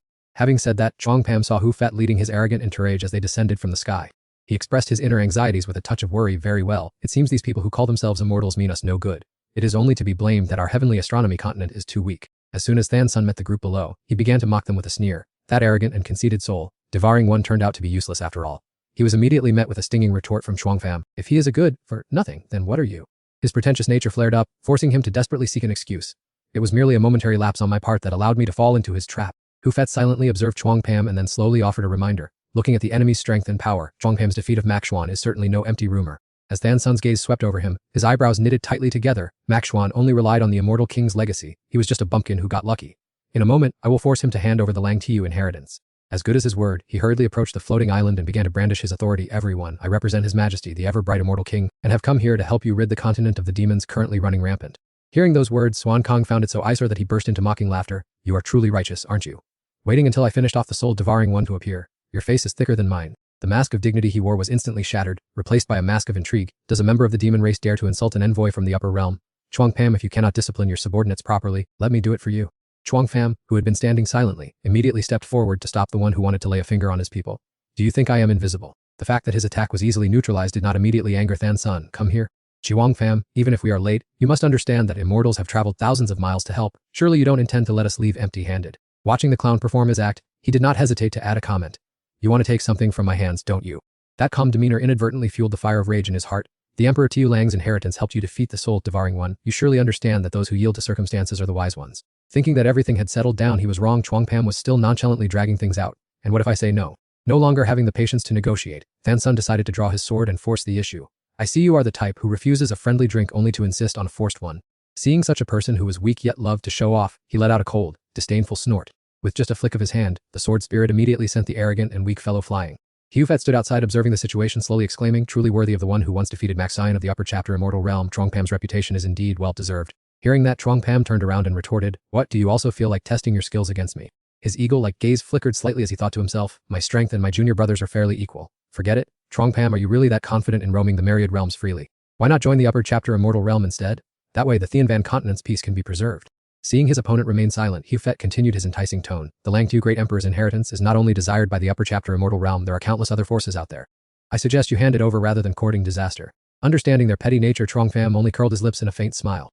Thank you for your kind reminder. You've just helped me understand one more thing. Therefore today, none of you upper chapter immortal realm lackeys shall dream of setting foot out of here. Holy power surged from him, forcing those two brazen men to struggle as they retreated. That decisive action made Hufet roar in fury. Chuang Pham, don't look for death. I am carrying His Majesty's token on me. Before they could resist further, an explosion occurred, sending them both flying far away. Scanning through the thick smoke, he made a sarcastic comment. So what? Judging by your tone, it sounds as if he's about to manifest right here. Than-sun and He Yu-Fet barely escaped death, their minds still reeling, so they didn't dare say a word. On the contrary, Trong Pham heroically swung his sword forward. None of you should dream of keeping your lives today. Just then, a giant purple hand appeared in midair, accompanied by a majestic voice echoing, How audacious. Seeing Trong Min, the two shouted in joy. It is His Majesty the Immortal King. Your Majesty, please save your subordinates. Sensing danger, Ngaklian shouted in worry, Master, be careful. While Don Hyan looked up in horror, why would an immortal king interfere in a battle from so far away? Everyone was in extreme panic. Trong Pham coldly pointed his sword at the giant hand. The upper chapter Immortal Realm is truly shameless, following the path of utter dishonor. Trong Min's face turned purple with rage as he pointed directly at him and yelled, You wet behind the ears brat, how dare you cause such an uproar? Thinking he could intimidate him, Trong Pham immediately lunged forward. You are just an old man who only knows how to hide in the shadows to plot against others. Trong Min didn't yield. He quickly gathered his inner energy. Today, this king will teach you what rules are. Ignoring the warning, Trong Pham shot forward like lightning, gliding past the hand in an instant. At that exact moment, a massive explosion resonated throughout the area. Seeing this, Trong Pham smirked smugly. Oh, it seems your strength is only at this level, old thief. Below, the two disciples could not hide their amazement, shouting in unison. How is it possible? He not only blocked His Majesty's long-range attack but even successfully counterattacked. Having repelled Trong Min, he turned and pointed his sword directly at them, his icy gaze unwavering. It seems your immortal king can't save your pathetic lives after all. Yu-Fet stubbornly shouted, Trong Pham, you should know that behind us stands the powerful upper chapter Immortal Realm. Your tiny continent cannot withstand the consequences of offending one of the four immortal realms. Expecting those threats to make him hesitate, Trong Pham instead gave a cold smile. The situation has only become this dire because your group harbored malicious intent toward the Tian Van continent. Suddenly, Nungoklian screamed, Master, watch your back. Trong Pham immediately turned around to check the situation behind him. Fortunately, you were quick, witted enough to slice the token in half. I knew all along that a sinister old fox like him would resort to a sneak attack. Even though it was shattered, his voice still echoed from the fragments. Hef Trong Pham, this time this king cannot strike you directly. Before vanishing, Trong Min managed to add, this king has etched your face into my memory. And as soon as he spoke, another world-shaking explosion occurred. Regardless of his body disintegrating, he rasped, in the future I will surely make you regret the humiliation you inflicted upon this king today. Trong Pham didn't bother staying silent anymore. He replied curtly, wait until that time comes. Hu-Fet's voice rose from below in a plea, Trong Pham, please spare our lives, I swear loyalty to you. Paying no heed to the small fry's babbling, he swung his sword once, finishing both of them off. After finishing his business, Trong Pham landed. Ngaklian ran over excitedly, Master, you're so talented! Who would have thought you could defeat that immortal king? He patted her head gently, Old Tong, you and Old Hong go quickly and activate the Dao Noi Grand Formation. Don Hyan looked puzzled. Trong Pham, is it possible that you are capable of infiltrating the void? He inquired anxiously. Should we consider this carefully before deciding? After all, the opponent is a powerful force from the immortal realm. Trong Pham turned his back, looking grumpy. What does it matter if it's the immortal realm? Everything is just a single fragment within the 10,000 realms. He raised his hand high, his eyes boiling with determination. That old thief has harmed me time and again. If I don't give him a gift in return, it would truly be a letdown. Trong Pham gathered his strength and crushed the token fragment into powder. Witnessing that, Don Hyan could only sigh helplessly. Trong Pham's actions were no different from placing a heavier burden on the shoulders of the Tian Van continent cultivators. Indifferent to any idle talk, he swung his sword to cut through the void, aiming directly for the old thief Trong Min. The boundary opened and Trong Pham's voice echoed inside decisively. Reciprocity is the only way to honor our past relationship. Fox spoke up cautiously. Is that not the voice of that fellow Trong Pham? Kwok Hai chimed in. Could it be that immortal Emperor Trong Min of the Upper Trung realm was defeated by that youngster? Does he even dare to counterattack? On this side, Trong Min pondered the challenge. Old thief Trong Min, tit for tat, receive the strike of my sword. His face clearly showed animosity. This arrogant brat really has the audacity to cause trouble. Outside, a blinding beam of light was surging straight toward the city. The guards cried out in panic. Who has the guts to desecrate the Upper Trung realm? His Majesty the Immortal King will surely punish him. Anticipating the situation, Trong Min unleashed a giant hand. The Upper Trung realm is not a place for a brat like you to meddle as you please. Instantly, the beam of light was halted. He roared, in the future, I will personally visit the Thin Vian continent to display your severed head before all realms. A thunderous explosion occurred, and the guards whispered, who dared to challenge His Majesty the Immortal King? Well, in the end, they were still suppressed by His Majesty. Trong Min was so furious that his hands clenched tightly, as if he wanted to crush his enemy to dust. He gnashed his teeth in hatred. A youngster who only recently attained immortality could actually injure me. Below, Han Thui bowed respectfully, reporting to your Majesty, I do not know who this lunatic is. He stood still, his cold eyes sweeping over Mak Shoyan. Han Thui and Tu King grew panicked when they received no response. Your Majesty, could it be that Trong Pham has already defeated Mak Shoyan? That is truly absurd, for even if that fellow has some talent, how long has he been ascended? The entire mainland immediately fell into an eerie silence. They began to speculate, thinking that it seemed Trong Pham had indeed triumphed over Mak Shoyan. Suddenly Chu Min spoke up, extinguishing that fear. Mak Shoyan, do you currently have enough confidence to defeat the one who once took you down? Han stood straight before him and firmly asserted, I do. Waiting for exactly this answer, Trong Min drew out a command token. Good, I grant this to you. Go to the treasury and select immortal artifacts and cultivation resources. He quickly handed it to Mak Shoyan. Do not let me down again. This is your very last chance. After receiving the token, his gaze became firmer than ever. I will use Trong Pham's blood to wash away the stain on my sword heart and reaffirm my strength once and for all. Mak Shoyan triumphantly took his leave. Trong Pham. Witnessing this, he secretly thought, he is indeed the sword art's successor of the Lingxiao Emperor. It is no simple matter to be wounded by a mere boy. He pondered for a moment. Wait until I obtain the inheritance. At the same time, on the floating island of the southern wilderness in the Tian Van continent, Don Hun stood deep in thought, gazing at the horizon. He watched the warriors practicing from afar, originally hoping that the emergence of a sword immortal like Truong Pam would make the Thien Van continent more prosperous, even though the world-protecting formation had lost its effect. Don Hein sighed and turned to look at Truong Pham, who would have thought it would now turn into a situation of adding more troubles to existing ones. He offered some comfort. After all, the Thien Van continent once produced a prodigy like the Ling Xiao Emperor, so there will inevitably be successors. Oh, that's right. Then he changed the subject. Old Taoist, I feel that the Thien Van continent cannot rely solely on me, everyone needs to become stronger as well. Hearing this, Don Hein looked embarrassed and coughed lightly. Cough cough, this old Taoist and all my fellow practitioners are truly ashamed. As seniors of the immortal path, we are not even a fraction as good as you, Truong Pham. He quickly explained, that is not what I meant. I want to share the cultivation resources on the floating island with the Thien Van continent, such as spiritual fruits, but they must be carefully selected. Those words left him astonished. Truong Pham, are you truly willing to open the resource vault on the island? But Truong Pham was very resolute. My word is as good as gold. Do not forget that you are also an excellent senior, but the juniors still need you to shield them from the storms. Upon hearing this, Don Hein felt somewhat relieved. Very well, this old Taoist will definitely screen and nurture them very carefully. He suddenly clasped his hands, his face appearing somewhat hesitant, as if he were harboring something. In the blink of an eye, Don Hun's voice echoed throughout the deep forest. I never thought this old Taoist would also have the chance to step into the ranks of the immortals. Everything gradually came to a peaceful end, and Truong Pham also felt relieved. The sword domain has been repaired, and the enemies are just like that mysterious person who attacked me before. Even though I am invincible in these times, I still need more assistance. Now Kaivan is intently observing what is in front of her. Is this the Haiyan Fong continent that the senior brothers are investigating? Everything looks very normal. She gripped the sword hilt tightly. I wonder if that person's wounds have fully healed yet. If it weren't for the urgent sect mission, I would be guarding the Thien Van continent right now. As soon as she finished speaking, Kaivan did not hesitate and mounted her sword, diving into it. Then she calmly spoke, everyone stop hiding. The fact that you are lying in ambush here proves that my senior brothers have run into trouble. Immediately countless enemies surged up from the water at a terrifying speed. Afterward, Linghu pretended to explain thoughtfully. After all, the fellow disciples of this fairy are talents of the Van Nengi immortal realm, not to mention the fairy herself, so of course we had to make extremely thorough preparations. Hearing this, Kaivan did not bother to argue with him further and immediately launched an attack. Knowing so much about the upper nine heavens immortal realm, it seems your identity is not trivial. Let me uncover the face behind that mask and see. Linghu did not flinch but calmly commanded his subordinates, demanding that the fairy be captured alive and that she absolutely must not be allowed to escape the Haiyan Fong continent. She was silently calculating the situation in her mind. The opponent had already set a trap, and she feared that even a messenger flying sword would not be able to leave the control of this land. Kaivan felt a brief moment of hesitation in her heart. Was there really no other choice but to rely on Truong Pham alone? The moment the assassins charged, she immediately struck out and sent them all flying, thinking, did these heretical lackeys really expect to block my path? Seizing the golden opportunity, Kaivan quickly pulled the jade pendant out of her sleeve. It was now or never. At that time at the floating island manor, Ingoklian respectfully reported, Master, this is the spiritual tea sent by the sect leader of the Haiyan Tian sect to thank you for graciously gifting the immortal fruits and rare treasures. Truong Pham relaxed against the tree and took a sip of tea. I have a generous nature and wish to bring blessings to the world. After all, I hail from the Thien Van continent, so naturally, I hope this land becomes increasingly prosperous. Hearing this, Nguyen Lang did not hesitate to offer praise. The High Immortal truly has a soul that encompasses the whole world. You are indeed a person of great virtue and righteousness. Seeing this, Ngoklian looked worried and chimed in, by my count, Sister Vian has been away from Thien Van for a while. I wonder how the task assigned by the sect is progressing. Truong Pham stroked his chin thoughtfully. It is likely going smoothly. After all, Kaivan's sect belongs to the Van Nik immortal realm, which has been a major sect for over 1,000,000 years. He gazed into the distance and lost himself in thought. How could a sacred land that once produced an immortal emperor be compared to other ordinary sects? Furthermore, an immortal emperor still presides there. Looking at Truong Pham's dazed expression, Ngoklian suddenly felt annoyed. Master is thinking about Sister Vian again. Clearly I was the one serving by his side first.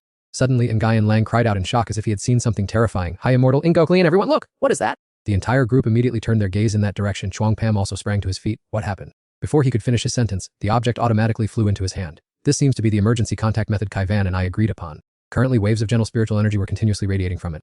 Ngoklian expressed her doubt. Master, could Sister Vian be using this jade pendant to send a message because she is in danger? Immediately after, Kaivan's voice came from the jade pendant. Truong Pham, I was ambushed on the Haiyan Fong continent and am being besieged by enemies. Please help me call for reinforcements from the sect. These words caused Ngoklian to widen her eyes in panic. Master, Sister Vian is truly in great trouble. I wonder how she is doing now. In contrast, Truong Pham remained calm. Naturally, we must set out to rescue her. Ngoklian's tone was slightly hesitant, but Sister Vian told us to call for reinforcements from her sect. He turned around to explain, we have no way to contact the Van Neki immortal realm, and the whereabouts of Kaivan's master are unknown. We cannot sit idly by waiting for them to verify our identity. Although this reason was quite persuasive, she still had a few misgivings. Truong Pham approached and gently placed his hand on Ngoklian's shoulder as a reassuring gesture. This made her flustered, and she hurriedly declined, Master, I messed up last time. This time. However, he quickly interrupted her with a determined gaze. Ngoklian, I believe in your ability. Ngoklian was so flustered that she began to stammer, Can I really handle this task? A moment later, Truong Pham recalled the scene from earlier. Fortunately, Ngoklian had nodded in agreement. Now, as he floated outside the barrier of the floating island, looking at Ngoklian's determined face, he felt reluctant to reveal the sword's new function. It could bring him back to the sword realm from anywhere. After checking everything, Truong Pham gave instructions and assigned tasks to everyone. I have to be gone for a while. Help Ngoklian protect Thien Van and the floating island. Focus on your cultivation. If resources are lacking, tell Ngoklian to provide them. Finished speaking, he immediately spurred his sword to fly away like lightning. Saving lives was the priority. The situation was critical, and he had to set off first. Standing below and watching his figure fade into the distance, everyone shouted in unison, hoping their master, lord, or immortal would be safe and sound. After traveling many long miles, Trong Pham finally stood before the void crack at the edge of the Haiyan Phong continent. He stopped abruptly to observe the strange scene. Could this be the place the secret report asked him to come and rescue? Without a moment's hesitation, Trong Pham decisively dove into the epicenter to discover the truth for himself. Suddenly something caught his eye. It was in that direction. Trong Pham rushed to approach, hoping to find some clues regarding the secret report, but the result was an absolute zero. Curling his lip with a look of sarcasm, Trong Pham secretly thought, do these scoundrels not know that such excessive peace is the most ominous sign of all? Continuing to glide over the vast sea, he muttered to himself, let me see what tricks you are planning after all. In a village located on the mainland, the scene of people bustling about appeared before his eyes. Blending into the crowded stream of people to observe more closely, Trong Pham realized that everyone was robust and possessed immense strength. It seemed this place favored physical training. Jiang Min suddenly approached and whispered in his ear, hey big brother, are you that high-level expert from afar who just appeared out of our sea? He cautioned him quietly, this place is full of prying eyes and watchful ears, so follow me to this spot for safety. Trong Pham nodded and silently followed in the direction Jiang Min was moving. A look of curiosity appeared on his face. As it turned out, this Haiyan Phong land had many interesting things to offer after all. Just a moment later, the heavy bags of goods on the man's shoulders were set down on the floor. Stopping in the small courtyard, Jiang Min bowed humbly and said, I am Jiang Min from Haiyan Phong. It was too chaotic over there earlier to properly introduce myself, so I hope you will be generous and overlook it. Trong Pham returned the bow. Just call me Trong Pham, a traveler from a distant realm. Brother Ngai went straight to the point without any beating around the bush. Don't be shy, brother Trong Pham. This Haiyan Phong land is peculiar, and anyone arriving from far away is easily spotted. He then asked, you mentioned earlier that a strange cultivator appeared on the island. Do you have any information regarding her whereabouts? Jiang Min was busy recounting other grave matters, saying, this country is currently being corrupted by those who invite evil forces, leaving most cultivators caught off guard and suffering heavy devastation. Not wanting to listen to a long story, Trong Pham politely interrupted, brother Ngai, my mind is currently only on that young woman. As for the rest, I can observe that for myself. Ngai Jiang Min scratched his head awkwardly and offered a wry smile. Right? Seeing how you rushed to Haiyan Phong, you must be very anxious. Let me lead you to meet them immediately. That cryptic phrase suddenly caught his attention, so it was an entire group of people. While pushing open the door, he explained slowly, there are still many people here who refuse to bow to evil, so they formed this group. The injured cultivators were also rescued by us to heal. Sipping a cup of hot tea, Trong Pham slightly raised his eyebrows in surprise. Looking at Niam's group, who were clearly anxious, he finally spoke up, brother Niam, I thought you all would have fallen into a truly dire situation. Glancing at the heavily guarded soldiers outside, he smiled and said, it seems Senza and the others are living quite a peaceful life after all. Suddenly Jiang Min stepped forward and remarked mockingly, this kid really knows his place. He realized he couldn't escape, so he obediently played the part of the defeated. Those taunts did not bother Trong Pham in the slightest. He even replied with a calm smile, indeed I am fully prepared and look forward to everyone's kind guidance. Just one provocation was enough to make him so angry he gritted his teeth. Immediately he ordered his lackeys to use the sealing stones to tightly lock away his spiritual energy. Trong Pham feigned excessive surprise as he looked at his cuffed hands. He didn't show any fear but instead smirked. This guy was fast. He had thought he would have to endure torture. And Nian spoke up, asking, Junior brother Chuang, aren't you and junior sister Vian supposed to be at the immortal demonic battlefield? How did you end up lost in this place?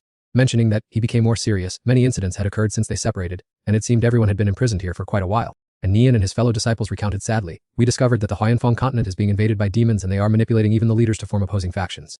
This news shocked Trong Pham so much that he exclaimed, what? Afterward, he chuckled nonchalantly, so they have used this trick many times. I was just tricked into falling into this trap using the same tactic. He rested his chin on his hand comfortably. That's right, let me tell you all what is happening outside. He even turned to make a request to the Feng Yu guy standing nearby. Beautiful lady, bring me a cup of tea, and I will be a good prisoner for you all. After the person left, Trong Pham shared a lot of information with Nian's group, including shocking news that horrified him. What? The demons dared to blow up the Blood Lotus battlefield just to seize the source of the world. He added, that's right, the Tianvan continent almost suffered the same fate, but I managed to stop it in time. And Nian nodded as if he understood. So that's it, the Haiyan Phong continent meeting with disaster is likely also because of the demons' plot to seize the world's source. Trong Pham suddenly became serious. That's right, there is still one important thing I haven't revealed to everyone yet. Seeing this, he also became tense. Junior brother Truong, why on earth haven't you told us why you came here personally? He frowned and announced, Kvan has reached the Haiyan Phong continent and has sent an urgent message requesting reinforcements from everyone's sect. And Nian was shocked and stood up, banging the table. Since when did junior sister Vian arrive at the Haiyan Phong continent? Trong Pham stood up to confirm, yes, master sent her to provide support. When she left the immortal demonic battlefield, she headed straight here. I thought I would meet her in this place. This made him even more worried. We haven't received any news at all, and during our entire time in captivity, we haven't seen any sign of her. A pressurized aura radiated from Trong Pham's senior brother, and everyone must be very bored after being imprisoned for so long. Sensing the killing intent, the two Feng Yu men immediately rushed forward, full of momentum. And Nian hurriedly intervened, Junior brother Trong, we are all wearing sealing stone cuffs, we cannot use our magical power. Before he could finish his sentence, the power from Trong Pham burst forth, shattering the shackles. These petty tricks were nothing. A flash of sword energy surged, instantly smashing through the solid stone wall. He sheathed his sword and looked coldly at the cowering crowd. As the dust settled, the Feng Yu gang lay scattered on the ground, while Trong Pham remained unscathed. Although he hadn't seen Kaivan yet, he now had fellow disciples to support him. He looked up at the hole in the ceiling. I really want to see who is bold enough to make Kaivan send a distress signal. At this moment, Kaivan had just escaped a deadly battle, her wounds were not too serious and were gradually healing, and it seemed she had shaken off her pursuers. Suddenly, a brilliant pillar of light shot into the sky, catching her attention. This overwhelming feeling is exactly Trungpam's sword intent. This matter left her quite bewildered. Why did he appear on the Swanfang continent? Could it be that he rushed here before even having time to report to his sect? Despite being suddenly attacked by a bear, she was still grumbling. It was truly strange how that guy could remain unbelievably calm in an unfamiliar land filled with dangers. That ferocious bear was immediately sent to the afterlife by Kaivan. Having dealt with the danger, she began to analyze. Chuangpam was signaling her to hide from the enemy, implying that he had arrived, but fearing that the evil spirits had also caught wind of it. At this moment, on the mountaintop of the central island, Aniam was looking up at the sky, sighing in dismay. Before his eyes were countless flying ships hovering across the sky. He couldn't help but feel anxious. I know all too well what junior brother Chuang plans to do, and junior sister Vian must have seen that sword light as well, but the current situation is just too difficult. In contrast to his anxiety was Chuangpam's ease and composure. If Kaivan could see it, those evil spirits certainly wouldn't miss it either. Senior brother An, look, they are approaching. Even though he had planned for safety beforehand, the other was still restless. The evil spirits had planted their people on the Shanfeng continent long ago, and since they held the upper hand here, they would definitely arrive faster than his junior sister. Finally, Aniam turned to advise Chuangfam, junior brother Chuang, I didn't have a chance to tell you earlier, but our magic powers are sealed, so our current strength has been significantly reduced. Despite his restless worrying, he calmly reassured him, no need to worry, they are just minor lackeys following the evil spirits, I can easily handle them on my own. His leisurely attitude drove Jiang Min mad with rage. What an arrogant brat who doesn't know the height of the heavens, or the depth of the earth. He roared, threatening Chuangpam's group. I originally intended to let you enjoy some peace before being sacrificed by the lords, but I didn't expect you to be so tired of living. Then, Chuangpam added fuel to the fire, provoking him further, a bunch of lazy people who only know how to ride the coattails of evil spirits without knowing what they are about to lose. How truly pitiful. The provocative words wounded the pride of the lackeys, who jumped down from the flying ships in droves, while Jiang Min shouted to boost morale. Don't just be good at talking. Show these foreign cultivators the power that our Lord has bestowed upon us! In addition, he took the opportunity to belittle Chuangpam's group. How could you cultivators from the outside world understand how terrifying the power we possess is? This made them boast loudly, just wait to be terrified by our power and die in excruciating pain. Meanwhile, Chuangpam had already assumed a stance, ready to draw his sword. With just a single simple move, he knocked back all the lackeys, leaving Kong Tik both panicked and trembling with fear. How could this be possible? For someone like him who already knew the outcome, there was only contempt. To think you dare to cause trouble with such meager skills. Not stopping there, the power of Chuangpam's strike even destroyed their flying ship. Even now, Jiang Min could not believe his eyes. Impossible! Thanks to the body tempering power of Shanfeng, our defense was supposed to be invincible. How infuriating! Witnessing this pathetic scene, Chuangpam could only smirk. They fled in panic and disarray, hastily retreating to report everything to their lords. Only then did Chuangpam leisurely turn to Aniam's group. Oh, I didn't expect to make a few other surprising discoveries. His words made Aniam even more anxious. What is it, junior brother?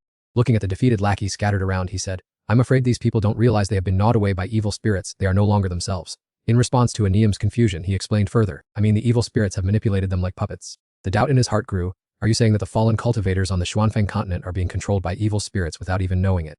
Chuangpam analyzed seriously, even the words of that hypocrite show me that these cultivators will eventually become sacrifices for the evil spirit's dark plot. And Niam's heart was filled with pity but also immense anxiety. That is indeed sad, but is it really alright to let them go?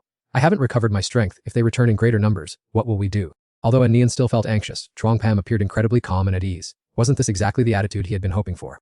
Seeing Chuangpam's serene demeanor, Anian couldn't help but press him. Junior brother Truong, what exactly are you plotting? He tried to guess the opponent's intention. Could it be that junior brother Truong deliberately stirred things up to lure the demons out into the open? Chuangpam gazed into the distance, a confident smile playing on his lips. Senior brother An, you didn't want to beat the grass to startle the snake, preferring to investigate secretly, but what was the outcome? Being hit on a sore spot made Anian flustered. That was due to our carelessness. We didn't expect that the Xuanfeng continent had already fallen under the control of the evil forces. He glanced at the sky and replied, so, they have taken control of the Xuanfeng continent. I cannot keep hiding forever, it's better to openly confront them. Suddenly, Chuangpam smiled and waved his hand, signaling, only by beating the grass will we know what kind of snake it is. Just then, Kaivan controlled her sword to descend from above and landed. Trungpam, you are indeed here! As soon as she landed, she saw him hastily explaining, Kaivan, I received urgent news so I absolutely had to be here immediately. Despite hearing his explanation, she still pouted angrily. Hemph, you must have acted on your own again without reporting anything, right? This reaction left Chuangpam speechless. After venting her anger, Kaivan finally noticed her surroundings. Senior brother An, why are you all here? And you're with Chuangpam too. And Nian scratched his head awkwardly. As soon as we arrived at Xuanfeng continent, we fell into a trap set by the evil forces. Fortunately, junior brother Chuang came to our rescue. Then, he skillfully changed the subject to her. Junior sister Kaivan, when did you arrive here? We were imprisoned and didn't know what was happening outside. Kaivan briefly recounted, ever since I lost contact with you, senior brother, the sect assigned me this mission. Let's find a place to rest and then discuss further. And Nian and the others followed, riding their swords, swiftly gliding over the sea. In front, Kaivan unexpectedly turned and expressed, thank you senior brother Chuangfam. This surprised him quite a bit. Ha! Seeing her awkwardness, Chuangfam secretly guessed, Kaivan must be feeling uneasy. It's the first time I've seen her express such emotions. As soon as he finished thinking, he comforted her. Back when I knew nothing about the myriad heavens and realms, you always helped me. There's no need for us to be so formal with each other. As soon as they stopped, Kaivan began to outline the plan. Chuangfam, I guess, according to your intention, we will ambush the evil forces here, right? This synchronicity deeply impressed Anian and the others. Junior brother Chuang hasn't even spoken yet, and junior sister Kaivan already understands his intention. It's truly astonishing. She pointed towards the study area. That's Nagai and Zhang Min's former stronghold. Let's go there to rest. It'll be like revealing ourselves to let them know we are here. While everyone was just settling down, Chuangfem was already perched on a stone bench. While we wait, Kaivan, tell us about your journey. At this moment, inside an underground cave, Zhang Min and his group were kneeling before someone. He was sweating profusely but still tried to defend himself. Reverend Lord. It wasn't this humble one's carelessness. It was because they were too cunning. Wei Hao paid him no mind. I will temporarily not report this matter of yours to the higher-ranking lords.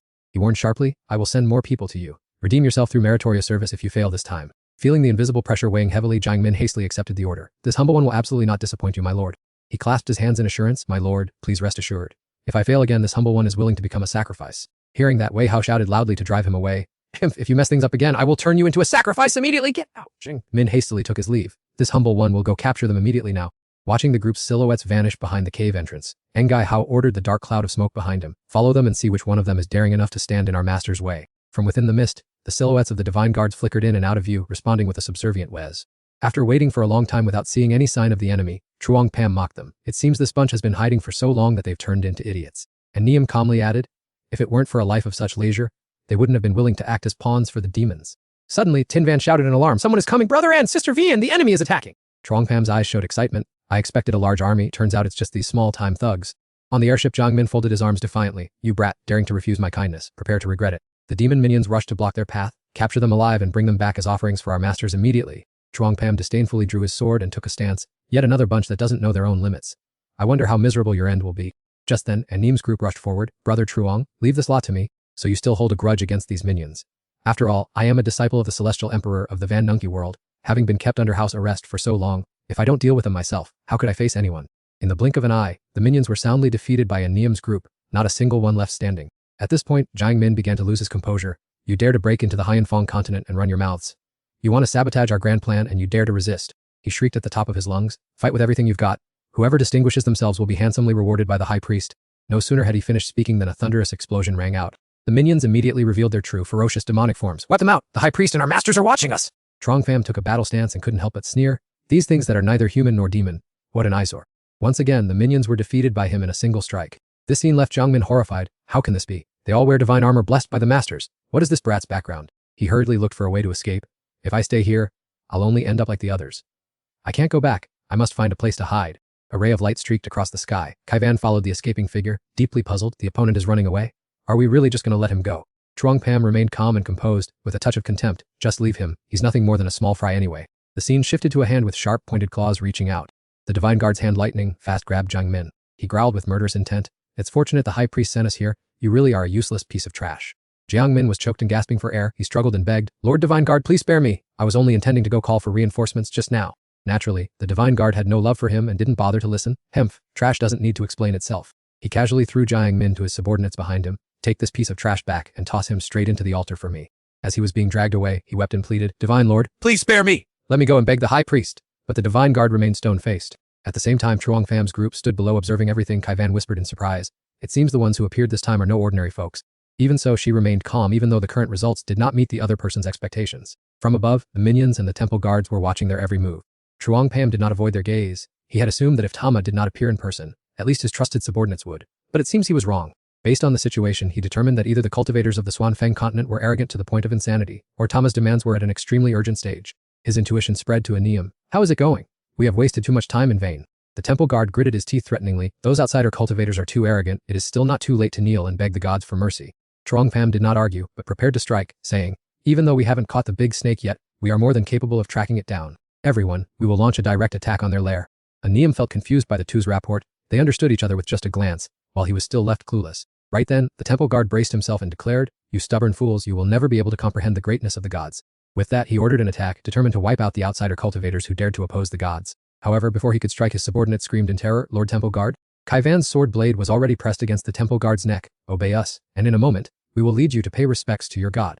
Truong Pham stood aside and thought to himself, after receiving the inheritance of the Lingshao Immortal Emperor, the sword domain had gained new skills, but there was no need to use them yet. His life was now completely in Kaivan's hands. The temple guard's mind was in turmoil, wondering who these outsider cultivators were, as it was clear that Ngai Zhang Min had captured them without any effort at all. Aniam approached and asked, Junior sister, junior brother Truong, do you really intend to let them lead us into their lair? Is this plan really safe? Truong Pham gave a sly smile. Without hesitation, the temple guard knelt down. I am willing to go through fire and water for you. I am ready to take the risk. However, he secretly sneered in his heart, you outsider cultivators, how could you understand how great the gods are? He then eagerly raised his head, but his heart still harbored a scheme. Fortunately, you have sought your own death, so I will still be a loyal follower in the eyes of the gods. He crossed his arms and looked at the temple guard with contempt. As long as you move fast enough, there will be no problems. Immediately after, Kaivan led the group to fly forward. We should not delay any longer, let's set off now. At the altar, Ngai Hao and the followers were gathering in front of a large pool of water. He raised his staff and ordered, the gods have just bestowed a prophecy, prepare the sacrifices, for the ritual is about to begin. Thuongda quickly replied, everything is ready, High Priest, please rest assured. Upon hearing this, Ngai Hao expressed his satisfaction. That is good, all that is left is to wait for Ngai Jiangmin to drain the blood of those outsider cultivators. Suddenly, Amtran rushed in panic and Thuongda shouted, what has happened that you are being so disrespectful before the High Priest?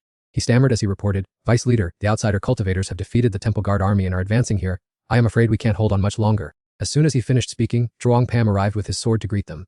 Is this the lair of you evil demons? Amtran pointed his index finger at the three people standing in front of him and asserted that it was them. Ngai Hao sighed deeply and muttered, you broke the great formation so quickly. It seems Ngai Jingmin was bound to fail, and even his companions were no better. He waved his hand toward them smugly. Anyway, it is a good thing that you have walked straight into the trap. Ngai Hao excitedly declared, the prophecy ceremony is about to begin. You will have the honor of being sacrifices to the gods, so you should feel proud of that. Ngai Hao stood on the crest of a giant wave, rushing straight toward Zhuang Pam's group. He roared arrogantly, the gods are about to descend upon the Huyanfeng continent to grant us ascension. You foreign cultivators actually dare to stand in our way, today is your doom. As soon as he finished speaking, Ngai Hao launched an attack. No one is strong enough to stop my grand plan. I will punish you all on behalf of the gods. Hearing this, Kaivan replied without the slightest fear, a coward who only knows how to take shortcuts, yet you dare to preach to us like that. Without any hesitation, Anim drew her sword to prepare for battle. Junior brother, junior sister, let's strike together. With that, he charged straight into the giant wave. I want to personally see who is bold enough to mess with my companions. Ngai Hao sneered contemptuously. It seems you lot are not mediocre after all. Immediately he raised his scepter to unleash a technique. The gods are protecting us! Everyone charge and capture those arrogant fools alive! The Succubi shrieked in excitement and charged forward. The gods are watching our every move. Kaivan sneered disdainfully as he drew his sword. What a bunch of ugly and pathetic freaks. With just a few lightning-fast sword strikes, he swept them all away. One of them held his face in shock. Why has the protection of the great god suddenly disappeared like this? The female mage gently swept her gaze over those hideous Succubi. Ngai Hao no longer had his initial confidence. It seems I underestimated you. No wonder those sent before all failed miserably. Even so, he stubbornly persisted. You don't understand the greatness of the gods at all. Don't even think about stopping our progress. In the blink of an eye, Ngai Hao summoned a towering column of water. Noble lord, please hear my prayer. Respond and descend. A massive vortex enveloped Zhuang Pam's group. Hao, you cannot escape! Your doom has come, tremble! But when he looked down, he couldn't help but be surprised. Why are you still standing there completely unscathed? He roared from the crest of the wave. You should have collapsed in fear. Why are you standing there blocking me? Zhuang Pam calmly suggested a plan. How about we cooperate and put on a little show to entertain him? Kaivan winked in agreement. If you think it's good, just go ahead and do it. Being ignored, Ngai Hao was driven mad with rage. You dare to insult me and desecrate the gods! Kneel down, beg, and weep in despair! These words grated on Zhuang Pam's ears. My hands are really itching. I originally intended to let the old man live a bit longer. As soon as he finished speaking, he leaped up and delivered a powerful slash. Since you want to taste my sword, I will oblige. I have some free time anyway, so I'm quite interested. Strangely, however, he showed no fear at all. It is already too late. Suddenly, a giant hand rose from the water and gripped the edge of the pool tightly. A scornful tone rang out. I never expected the Immortal Alliance to send such inexperienced fools. Kaivan observed the bizarre creature and muttered, so we've finally met. Hak Vu maintained his arrogant demeanor. You of the Immortal Alliance are still the same as always, slow and acting so high and mighty. He arrogantly asserted, in any case you are already too late, the die is cast, and the world origin of the Huyanfeng continent will sooner or later fall into our hands. Zhuang Pam swiftly drew his sword from its scabbard, bracing himself for the grueling battle ahead. Hak Vu lunged straight toward Zhuang Pam. Excellent, the blood soul power from you immortals is exactly what will help us accelerate the process of seizing the world origin. He calmly swung his sword in response. You are truly blind, not knowing your own limits yet still insisting on provoking the wrong people. Instantly, Hak Vu took a powerful slash, his body sent flying far away. Unfortunately, the impact of this terrifying collision ended against the solid stone wall behind him. Hak Vu gritted his teeth in fury. How can a young immortal like you possess such astonishing power? As he finished speaking, Hak Vu struggled to his feet with a large wound on his back. But no matter how strong you are, don't even think about stopping us. As soon as he finished, Hak Vu erupted with a terrifying burst of power. We have already begun draining the world origin of the Huyanfeng continent. Your efforts are just a drop in the ocean. Anian nimbly dodged the flying stone debris. Senior sister, junior brother Zhuang, what should we do now? Zhuang Pam remained composed. Obviously, we must enter through the very path he opened. We should charge straight out to stop those demons. Hearing this, Hak Vu smirked and pointed to the space gate. Our true demon blood gate is a technique specifically designed to open paths. How could a bunch of juniors easily undo it? However, the scene before him made his eyes widen in astonishment. Impossible. How can that guy have the ability to open a similar gate? He easily created a spatial path that was just as good. This guy has no more value, let's finish him off now. Thinking Hak Vu would show signs of fear, he still retorted defiantly. It is true that I underestimated you, but wanting to kill me, that is unthinkable. Finishing his sentence, Hak Vu hurriedly turned to retreat. And Nian only had time to let out a desperate shout before he slipped into the gate. Stop right there! He sighed in frustration. And just like that, we let him escape. Kai Van stepped closer to reassure Anian, senior brother, you wouldn't believe that Chuang Pam just slashed his sword randomly and actually found the way into the demon's lair, would you? He heard this and was stunned. Huh. Without hesitation, Chuang Pham pointed to the path beside them. It's done. Now let's quickly pursue them through this path. The group immediately set off while Anian firmly insisted, alright, we must definitely stop their conspiracy. In the cave deep underground, Chuang Pam's group had just arrived and saw Hak Vu Ta Lin, Kai Ko and Da Soa surrounding a giant sphere of fire. Discovering he was being followed, he looked annoyed. You lot really have no fear of death, daring to tail me all the way to this place. Ta Lin took the opportunity to mock Hak Vu. I never expected you to be beaten to such a pulp by a bunch of young immortals. You're really an embarrassment to us true demons. Meanwhile, Kai Ko maintained her pragmatic look. That's enough. If they've delivered themselves here to die, then it's a good thing. She coldly ordered. Capture them alive to use their fresh blood to sacrifice to this world origin. Once that's done, we can finally relax a bit. The scene before him made Anian feel uneasy. Why are so many demons gathered here? The situation is truly critical this time. With his protagonist aura shining, this was nothing to Chuang Pham. Senior brother An, rest assured I see these demons as nothing but small fries. The Yaksha rushed forward like a crazed moth. Aha, this brat must be scared out of his wits by now. The demoness spoke with pride. Hurry and entertain us a little. The footsteps glided swiftly and with extreme precision. Anian landed as light as a feather and reminded Chuang Pham and Kai Van, junior brother, junior sister, these evil spirits are swarming in too many numbers. He frowned tensely. Furthermore, they have halted the ritual to focus all their strength on attacking us. At this moment, the arrogant spectre declared, this prince indeed underestimated you, but your game ends here. Henkot's craving had reached its peak. Devouring their souls will definitely be delicious.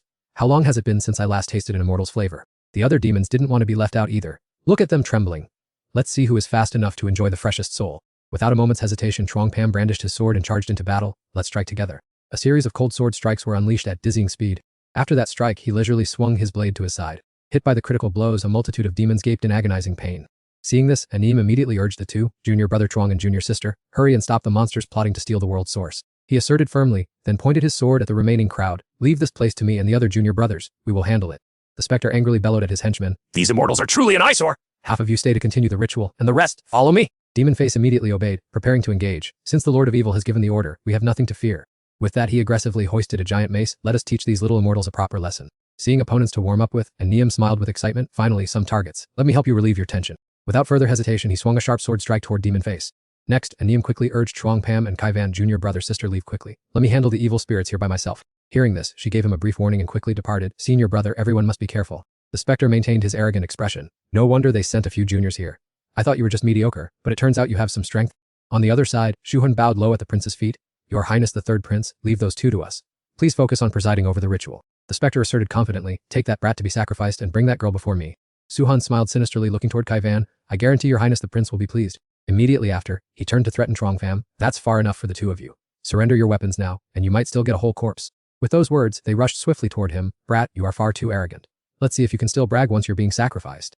In the blink of an eye, his figure vanished, leaving only a strong gust of wind behind. Chuang Pam's blade struck Shu Huan, who still sneered cockily. Kid, you seem decent. Now it's my turn to show you what I've got. Upon hearing this, Chuang Pam replied with utter contempt. You're all talk. I don't have time to waste on you guys. Hey brother, don't worry about Kai Van's words anymore. Hurry up and climb. Those demons are about to complete their plot. Kai Van blew softly, and a bright red flame flared up on her sword. Then she swiftly sent a demon to face the king of hell, her eyes filled with determination. I will never let them achieve their goal. Watching the demons fall one after another, Wai Lin was beyond furious. Those two useless fools. He shouted, ordering the ritual to be paused. Deal with those two brats first. The subordinates behind strictly followed orders, moving like the wind. Beneath the damp ground, an earth-shattering battle was about to erupt. In just a short while, Anem was already drenched in sweat. Jun, junior brother Chuang, our plan to strike directly at the enemy's lair seems a bit reckless now. Seeing his tension, Yulan laughed gleefully. Excellent. In stark contrast to them, Chuang Pam still composedly crossed his arms. At least we don't have to go through the trouble of finding them one by one anymore. He arrogantly assumed everything was in his grasp. Let the people of this realm regret daring to disturb my plan. Gather them up quickly. Encouraged, the subordinates' fighting spirit was extremely high. They charged towards their prey with greedy gazes. I smell delicious souls already. I'll take care of the shares belonging to those unlucky guys from earlier. Kai Van hovered in midair, golden energy pouring from her hands. Brother Chuang Pham, are you so confident because you've prepared beforehand?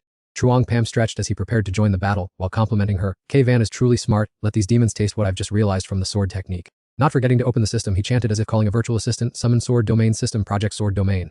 Next was preparing everything system project the sword domain within this cave, and the screen showed the sword domain encompassing the area. The ground immediately shook violently, yet Chuang Pham remained standing firmly on the deep blue formation. Seeing this, the demons fell into chaos. What is this? It seems to be that immortal Rumbrat's domain. Trying to stay calm? Extract that boy's soul first. Without wasting words, he unleashed a move immediately. Humph, let me open your eyes to the legacy of Tu Dao Lang Tiu. Perish, you evil demons. Immediately after, hundreds of swords suddenly appeared in the sky. They rushed down toward the heads of the dazed demons below.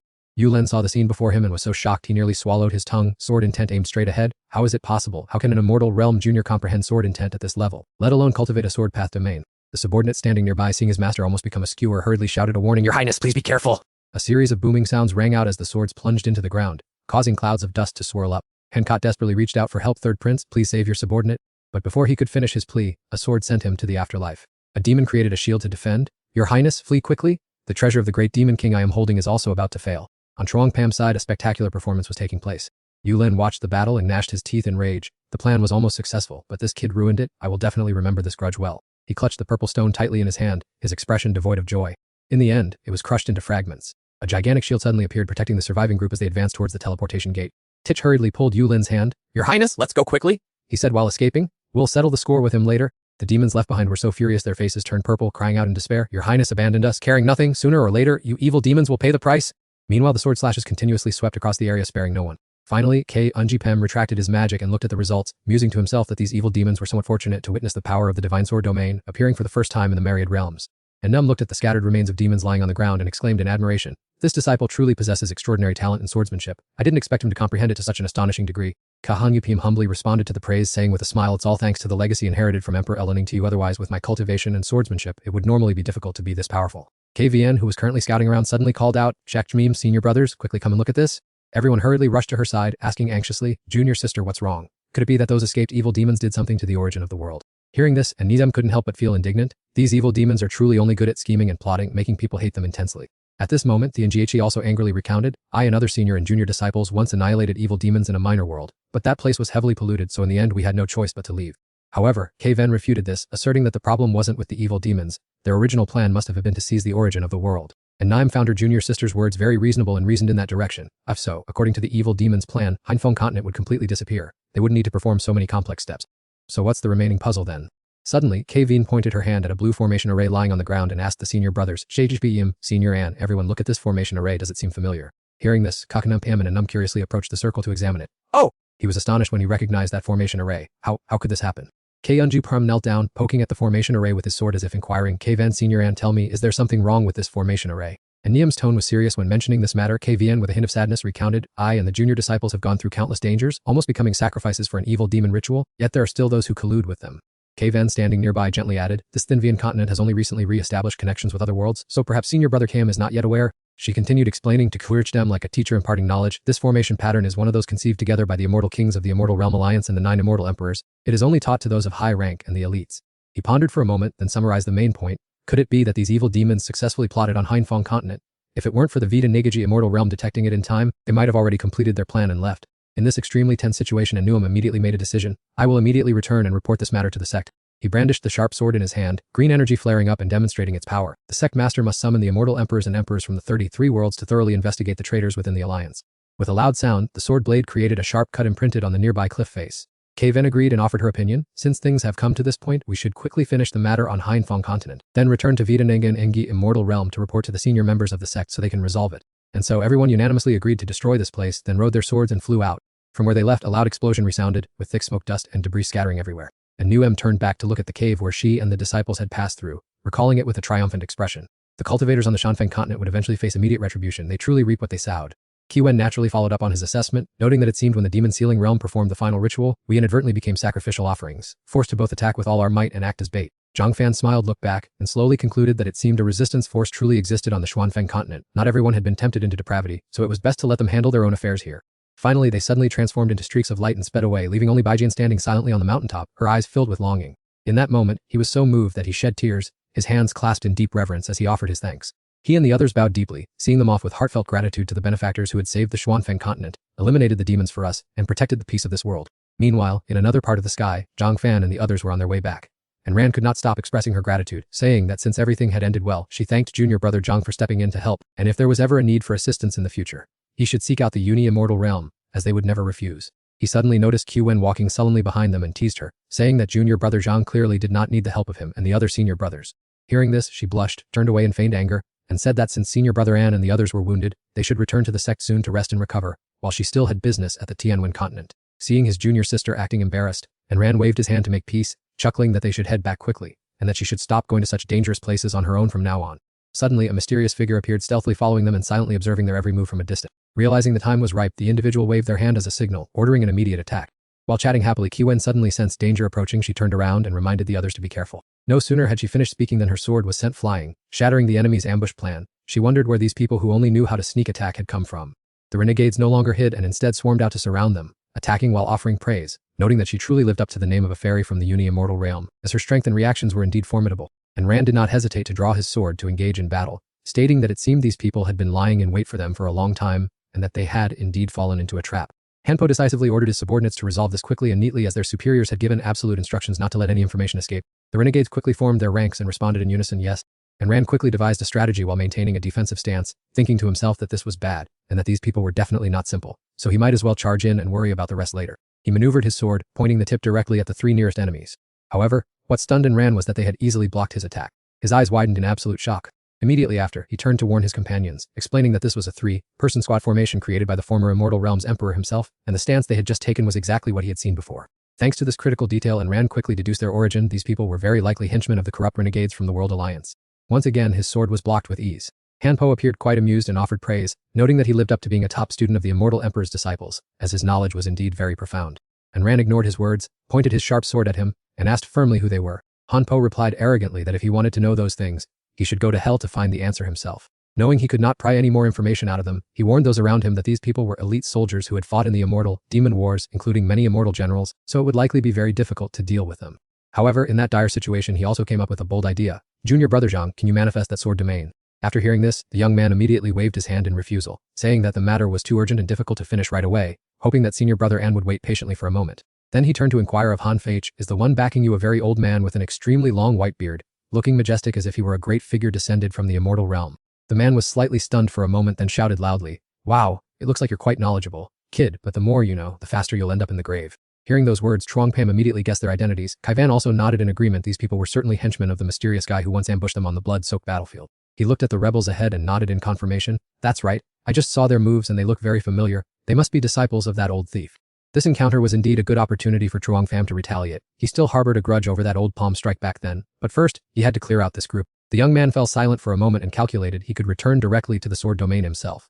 But Kai Van's group would be stranded. Unfortunately, being in this place meant he could not use that technique. Thinking he was feeling insecure, Kai Van approached to comfort him. Truong Pham, don't be sad, you're progressing so fast while I'm still standing still and cannot keep up. She flattered him while subtly showing off her own skill. Your swordsmanship is truly domineering, full of profound meaning, but lately I have also realized quite a few interesting things. Han Fetch was fed up with the two people having a heart-to-heart, so he shouted to interrupt. Deploy the formation quickly, we must not let any of them slip away. With a whoosh, a gentle green light enveloped Kai Van as if she had reached an enlightenment beside her, and Niam's eyes widened in surprise. Junior sister, have you mastered the secret art in the sword scripture? A giant phoenix radiating shimmering blue light appeared in the sky. Seeing this, the traitors scrambled to tell each other. Oh no, here it comes! Without hesitation, Han Fate shouted at the soldiers. Quickly strengthen the formation, we must block their path at all costs. The henchmen hurried straight forward, clutching heavy swords that radiated a terrifying and soul-shaking killing intent. The giant blades plunged down like a meteor shower. The blue phoenix immediately spun around and spread its wide wings to resist. With just one swipe, that divine bird broke the large swords like dry firewood, knocking the rebels backward onto their backs, leaving them only able to cry out miserably, Save me! Lord, please save our lives! Han Fetch looked at the scene with a deathly pale face. Was that the cloud art immortal scripture? He couldn't believe Kai Van had grasped the quasi-saint technique of that land. The rest of them dashed after Han Fetch to pursue the divine bird. Brothers, follow me quickly. We must make amends immediately if we don't want to be miserably punished.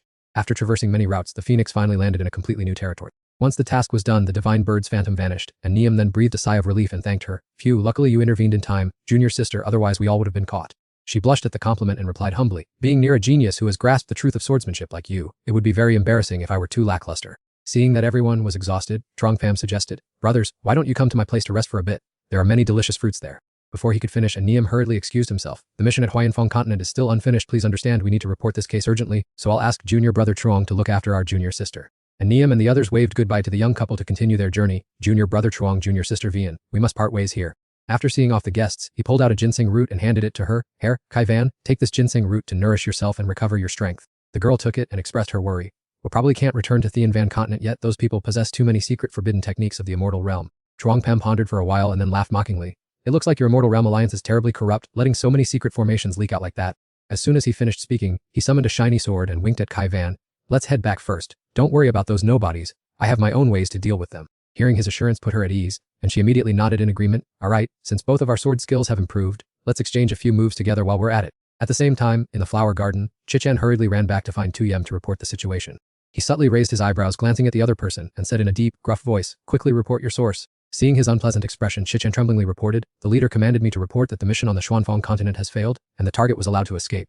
Tu Yem suddenly appeared before him, angrily gripping his head. "You lot are truly a bunch of good-for-nothings, no different from those evil spirits." He exerted his power to forcibly read memories from Shichan's brain, causing him to scream endlessly in pain. After learning the full details of the matter, Tu Yem gave a sinister cold laugh. "It's that kid again. It seems the legacy of that old man Lang Tiu is truly awakening." He threw Shichan onto the grass and growled an order. Summon Max Shoyan here. "Tell him to quickly follow that kid on the Tianvan continent. That traitor will surely obey without question." Just then a sweet female voice accompanied by graceful footsteps approached. Fitam's gentle words somewhat calmed Tu Yem's rage. "We should continue our cultivation." Currently, Trong Pam and Kai Van have set foot on the small island. As soon as they saw the two figures, Amda jumped up and cheered, "Woof woof, Master and Senior Sister Van have finally returned." At the same time, Engok Lian stepped out from the house to welcome them. "Master, you've finally decided to return." Cao Thian, standing nearby, also couldn't hide his joy. "Master and Senior Sister Van, it's wonderful that you two are back." The lush green trees along the cliff face seemed to sway their branches, joyfully welcoming the entire group. Tran and Guyan stood in front, sincerely expressing, "Master has returned, and with Fairy Van, seeing you both safe and sound, I am relieved." Hearing these words, Trong Pem somewhat surmised, "It seems that during my absence everything on the Tianvan continent has proceeded smoothly."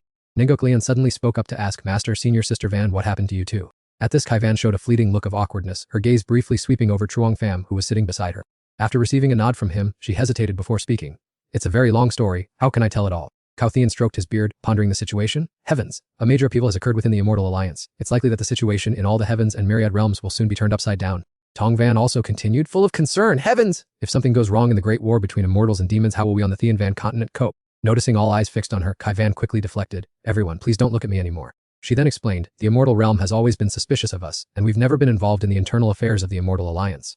Truong Pam also took the opportunity to speak. "Our Tianvan continent has its own traditions, we must inevitably confront evil spirits. As for their internal affairs, they have nothing to do with us." Seeing him there, Engok Line enthusiastically boasted of her achievements. "Master, while you were away, I and Senior Y selected several outstanding disciples and provided them with considerable resources."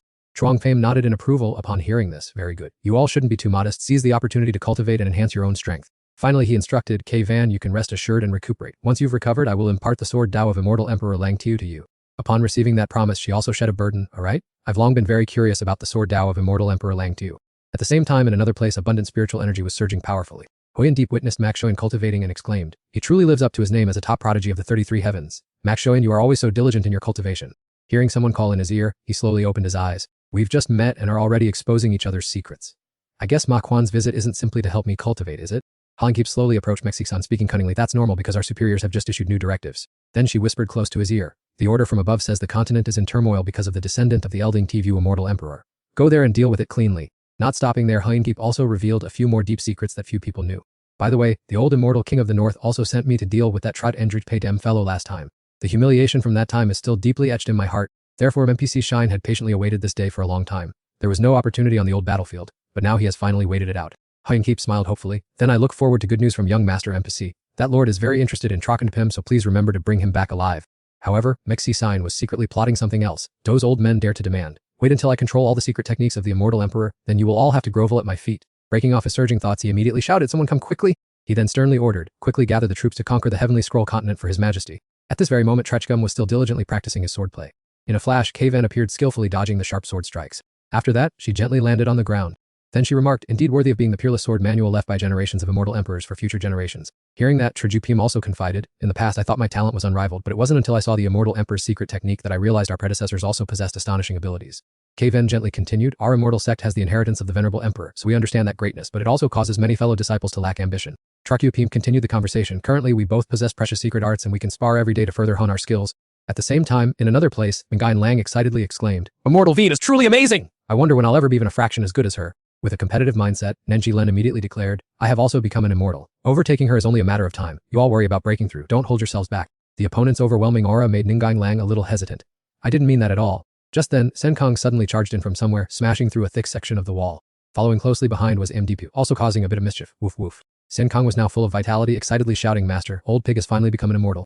MD didn't forget to express gratitude. "I have become an immortal, and it's all thanks to your long-standing guidance and cultivation." Just then, Septhian, who had just arrived, sighed a few words. "I've been cultivating for years and still haven't become an immortal. I wonder how much longer I'll have to wait." Walking beside him was TNG Vin, and both of them landed on the ground together. Seeing them arrive, Trotty Bam immediately handed each of them a top-grade spirit treasure. Not only that, he confidently instructed, "Everyone needs to work harder. If you lack any resources, just tell me." TG Vinen and Sipthine carefully held the precious gift in their hands, praising it profusely and not forgetting to express their deep gratitude to the high immortal who had bestowed this treasure. Trabem gently waved his hand indicating that formalities were unnecessary, then advised everyone to continue diligently cultivating their power. Before his words had even finished, a strange aura suddenly appeared, making him observe attentively. In the high sky, 3 brilliant streaks of light were shooting like arrows towards this direction. It turned out that they were guests from the Thai Thanung sect. As soon as he landed, Don Huan urgently spoke up. Daoist friend Trotter Engu, the Thai Daging sect has received secret intelligence that a foreign power is preparing to attack our Vin continent. Seeing the other party's panicked expression, Tredanju Pidem calmly reassured him. I haven't even had a chance to congratulate you, old Daoist brother, on your ascension to immortality. Please calm down for a moment. Upon hearing this, Sing showed an unusual excitement. What? Another foreign race wants to invade the Vin continent. This is truly excellent. Finishing his words, he powerfully thumped his muscular chest. Master, before I hadn't become an immortal, so I was stuck on the blood-smoke battlefield and itching all over. Seizing this opportunity, Sin Kang eagerly suggested, Master, let me go to the outer regions right away to scout the enemy situation. Just as things were escalating, Team MDB leaped forward to contend. Master, please let me go out there for a breath of fresh air. Sin Kang furiously grabbed the other's tail. This wretched dog, how dare you touch me? Kem Mga was not to be outdone. He opened his mouth and bit into his opponent's hand. Fat pig, Let go right now. The two incessantly struggled. You're the one who should let go first. this chaotic scene gave Trigunju Pechm a splitting headache, forcing him to decide, Nuff, you two go together and remember to stay safe, but first, listen to what old Taoist brother has to explain. Don Hu began to recount everything. Thanks to the support from the Immortal Realm Alliance, the Vin continent has established observation posts around the Grand Formation, thereby detecting many unfamiliar mortals appearing recently. At this point, Tro Donju Tem had vaguely guessed, but still wanted to ask for an opinion. Vin, do you think this is the force of that mysterious person? She also nodded in agreement. It's very likely. Then Tro Tenj Pim turned to instruct. You two go out to the outer regions and vent some energy, but don't forget your main mission is to investigate who those people are. Sen Kong and Tim MD Ki continued to glare at each other. Finally, the two reluctantly went their separate ways. Master, rest assured we will definitely get to the bottom of everything. In mid-air, a vigilant voice rang out, Captain, there are cultivators from the Thin Vien continent observing us over there. Standing on that small flying ship were 3 brothers. As soon as Chicken caught a glimpse of them, He roared, go back there! send them to the Yellow Springs Immediately! Enmin was terrified upon hearing this. It's over. Those people from the upper immortal realm have discovered us. Chicken disdainfully assessed his opponents. Only 3 young rascals like you. Your sect is truly cruel to send even those who haven't become immortals into the universe. He even made a sarcastic remark. I think whoever sent you here is truly too cruel. Suddenly, an earth-shattering explosion made Chicken start and turn back. Who dares? Sen Kong's sudden appearance had severely damaged his ship. Looking at your arrogant demeanor, I almost thought an immortal emperor from the 9th heaven had descended upon our Thin Vien continent. However, these words did not make Chicken afraid at all.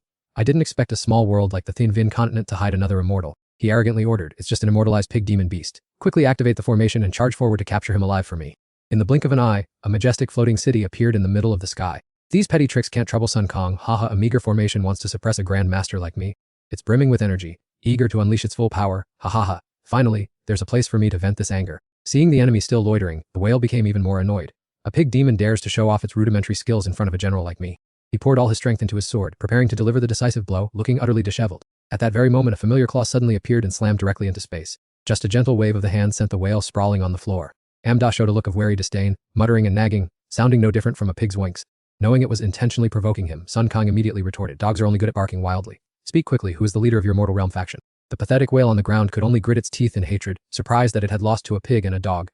But Lord Mac Cheyenne will surely avenge me. Hearing that name, Sun Kong clearly showed a look of wariness. What? It's Mac Cheyenne again, while Amda maintained his cold demeanor. The very next second, it unceremoniously kicked the obstacle off the boat. After seeing the obstacle cleared, the 3 quickly bowed, paying respects to the 2 senior immortals, Sun Kong and Amdai. This time Sun Kong sternly instructed, report all the intelligence you've gathered recently, then pilot this ship back to the Thin Van continent immediately. Still up to its old tricks, it turned to challenge Amda. Hey, let's make a little bet. See who can catch more of these pests hiding in the universe. Amda, while grooming his sleek fur with his paw, retorted, what's there to be afraid of? Let's play. In fact, Mac Sion and Hein Diep had been secretly observing until now. Now he finally spoke, asking, young master, aren't you going to intervene? To his surprise, Mac Shoyan calmly replied, why should I get involved? They are all subordinates of that old man Chuang Min. Hearing this, Hondeep could only give a knowing, right chuckle. Haha, I didn't expect the young master to be so ruthless, so indifferent in front of fellow disciples of the immortal realm. Mac Soyan calmly replied, isn't it because all of you are constantly trying every method to approach me, hoping to drag me into that whirlpool? He firmly stated, don't worry, I will make a move, but only to probe. I want to know how much Truong Pam and Vian Kai Van's cultivation has progressed. At the same time, Truong Pham was looking for a quiet, secluded spot to focus on his cultivation. Suddenly, he opened his eyes wide due to a shocking discovery. This is the Taihu coordinates that contain the next inheritance of the Lingshao immortal scripture. Kai Van sitting nearby noticed his unusual expression and immediately asked what happened. Truong Pham excitedly jumped up, boasting about his achievement. My cultivation just broke through, and I've received a clue about the next inheritance left by the great emperor. As soon as she heard this, Ngok Lian hastily approached and asked, Master, so we're departing for that place right now, aren't we? Truong Pham shook his head and replied, we will go, but first, I must clear out the demons and monsters lurking around the Thian Van continent. Before he finished speaking, he suddenly frowned and looked up at the sky above. That action caught Kai Van's attention. What's wrong? Truong Pham calmly announced that the sword key gave to Sun Kong and Amda for self-defense was being activated. Just as he sensed, both of them were currently surrounded by a group of people from all sides. Yet, Sun Kong was not the least bit afraid. He pouted and said he didn't expect the vermin of the upper celestial realm's Truong family to collude with despicable villains like them. The leader turned beet red and shouted, ordering his subordinates to quickly eliminate the troublemakers from the Heaven Cloud continent. On the contrary, Amda was even more excited than his companion, eagerly preparing himself to rush out and fight alongside this king. He spat out a burst of energy to suppress the crowd and immediately shouted, "Fat pig, take this chance to scramble." Having just escaped the encirclement, Sun Kang triumphantly taunted, Hey, you pathetic lot, keep chasing me if you want, I'm off." Not stopping there, he audaciously leapt onto Amda's back. He laughed gleefully and pointed, "Run fast, Amda, or they'll catch us." Being sat upon by someone he hated to the core made Amda go berserk. "You damn pig, who gave you permission to climb on my back? Get off me right now." Before long, the two had left the group far behind. The leader waved his hand to signal a stop, telling his subordinates to cease the pursuit and return immediately to report the news to Lord Mac. A henchman hurriedly reminded him, "Captain, we still haven't caught that pig and that dog demon. If the mission fails, how will we explain it to him?" Only then did the leader reveal that the true purpose was to lure Chuang Pam of the Heaven Cloud continent to the Great Void, as he was surely on his way there. Hearing that, the group felt at ease and withdrew. In reality, Sun Kang had been hiding behind a rock. Hearing everything, he sneered, knowing these people had no good intentions and were indeed trying to use them as bait. Turning back to see Amda still biting his arm, Sun Kang had to explain, "I told you I only jumped on your back because the situation was urgent. Is it really necessary to keep biting me until now?" Amda tossed his head in contempt. "Emph, you think I enjoy biting your smelly arm? We must tell the master quickly so he doesn't come here and fall into a trap." Sun Kang shook his head in disagreement, knowing the master's personality. If you use the sword key, he'll show up no matter what. Do you really think he's afraid of these small fry? Not knowing how long Trong Pham had been standing there, he spoke up calmly, "It seems you understand me quite well, don't you?" Seeing their master appear, Sun Kang immediately flattered him. "The master is heroic and mighty, how could he be afraid of these villains?" Amda also chimed in eagerly, "That's right, master. The leader of the Upper Celestial Realm faction is still that guy, Max Soyan." Truong Pam smiled and chatted, "Kai Van and Nengaklian's group are still on the floating island? I dropped by to see how the two of you were doing." He hugged the two creatures and instructed, "If they want to lure me, they certainly won't kill you. Keep harassing them. I want to see what else Max Cheyenne plans to pull." At the camp, the team from Max Soyan's faction was standing in neat rows. Hak Hao led the crowd in smashing the surrounding rocks, ordering, "Search this place thoroughly. They are good at hiding, so we must be very careful." A subordinate felt this request was too unusual and spoke up, "Captain, isn't this too conspicuous?" Thinking of the humiliation from earlier, Hak Hao became even angrier. "It has to be this loud. Besides, the words of that pig demon were truly unbearable." He added through gritted teeth, "Whoever sees that pig must give it their all to fight. I must boil it for 3 days and 3 nights to satisfy this anger." No sooner had he finished speaking than a spatial rift suddenly appeared right in front of them. The two main characters they were hunting stepped out from it. Amda stepped on the head of a black-clad man and teased, My, who knew someone would be so hungry for pig head?" Having been so aggressive just a moment ago, Hak Hao turned pale upon seeing them. Sun Kang cracked his knuckles and approached. "It seems you miss me so much that you wanted to find me yourself." Then it swung its hand and landed a heavy slap right on the other man's face, making him scream in pain. "Lord, please save me." Suddenly, the silhouette of a stranger appeared from behind, causing Sun Kang to become distracted. Not only was there one, but an entire group was tightly surrounding the two of them. Sun Kang clicked his tongue in annoyance, saying these people had indeed planned carefully beforehand. Amda also nodded in agreement that they were just waiting for the two of them to appear. Then it began to circulate spiritual power since they had long ago discovered its innate divine talent. A small, adorable figure formed from the energy around Amda, but that phantom shadow was interfered with by them. Sun Kang stepped away from the unconscious enemy, clasped his hands together, and determined that this time they would likely have to fight for real. Yet those people suddenly vanished, leaving Amda bewildered and wondering why they retreated so quickly after planning so thoroughly to capture them. Sun Kang suddenly discovered something strange and reminded that silly dog to look over to the other side. Amda looked in that direction and jumped in shock upon realizing it was the group from the Upper Truong Immortal Realm. Numerous warships, large and small, were hurtling toward this location. This coincidental appearance led Sun Kang to conclude that those mysterious black-robed men were definitely connected to the Upper Truong Immortal Realm. On the ship's prow, Max Xuan stood with folded arms, arrogantly remarking that it had been a long time and asking if they had also become immortals. He still harbored an old grudge and believed that young Master Truong must have progressed much further since their encounter on the blood-smoke battlefield. Upon hearing this, Sun Kang let out a contemptuous sigh, saying that their heavenly cloud continent and the animals from the Upper Truong Immortal Realm were not that close at all. Lai Huang, standing behind, flared up and declared that they should get lost quickly, or she would show them what for. Conversely, Max Xuan remained calm because ignoring his subordinate's insolent remarks was not exactly a pleasant matter either. He straightforwardly exposed the situation by asking why young Master Truong refused to appear if he had already arrived. Hearing this, Truong Pam finally revealed himself and commented that Max Xuan truly lived up to his reputation as senior brother.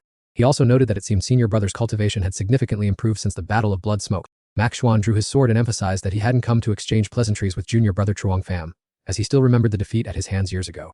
In an instant, he swung his sword in a powerful strike. However, Truong Pham dodged easily, causing the boulder behind him to explode into dust. It turned out to be a warning from Max Xuan, who asked if junior brother Truong Pham was satisfied with that single strike. Unfazed, he shot back immediately, asking if that was all he had. Seeing this, Max Xuan laughed loudly and said, "Haha, it seems junior brother Truong Pham's cultivation has indeed become far superior after receiving the inheritance of the Lingxiao Immortal Emperor." His tone became more cunning as he instructed him not to be impatient because they would compete later, then told his men to set up the formation and give junior brother Truong Pham a proper welcome. Suddenly, Sun Kang panicked and turned back to call his master. Then it informed Truong Pham of its recent discovery. The group from the Upper Truong Immortal Realm and the mysterious black-robed men seemed to be on the same side. Upon hearing this, he showed a look of interest, as it seemed their senior brother Max Xuan still kept many secrets unknown to the world. Now Max Xuan went straight to the main point. Junior brother Chuang Pham, immortal King Chuang Bin sent me to give you a chance. Hand over the Ling Xiao immortal scripture, and I will forgive your transgressions against the upper Chuang immortal realm. Hearing these words, Jun Fan only felt his hands and feet itching for a fight. As expected of you high immortals of the immortal realm, time and again, your schemes have suffered defeat at the hands of our Tianyan continent, yet you still have the thick skin to crawl back here for a third attempt. Mo Chun sighed with a look of regret. It seems junior brother Jun Fan is unwilling to cooperate and negotiate peacefully with me. As soon as his words fell, a massive array immediately surrounded Jun Fan's group. At this point Mo Chun also revealed his true colors.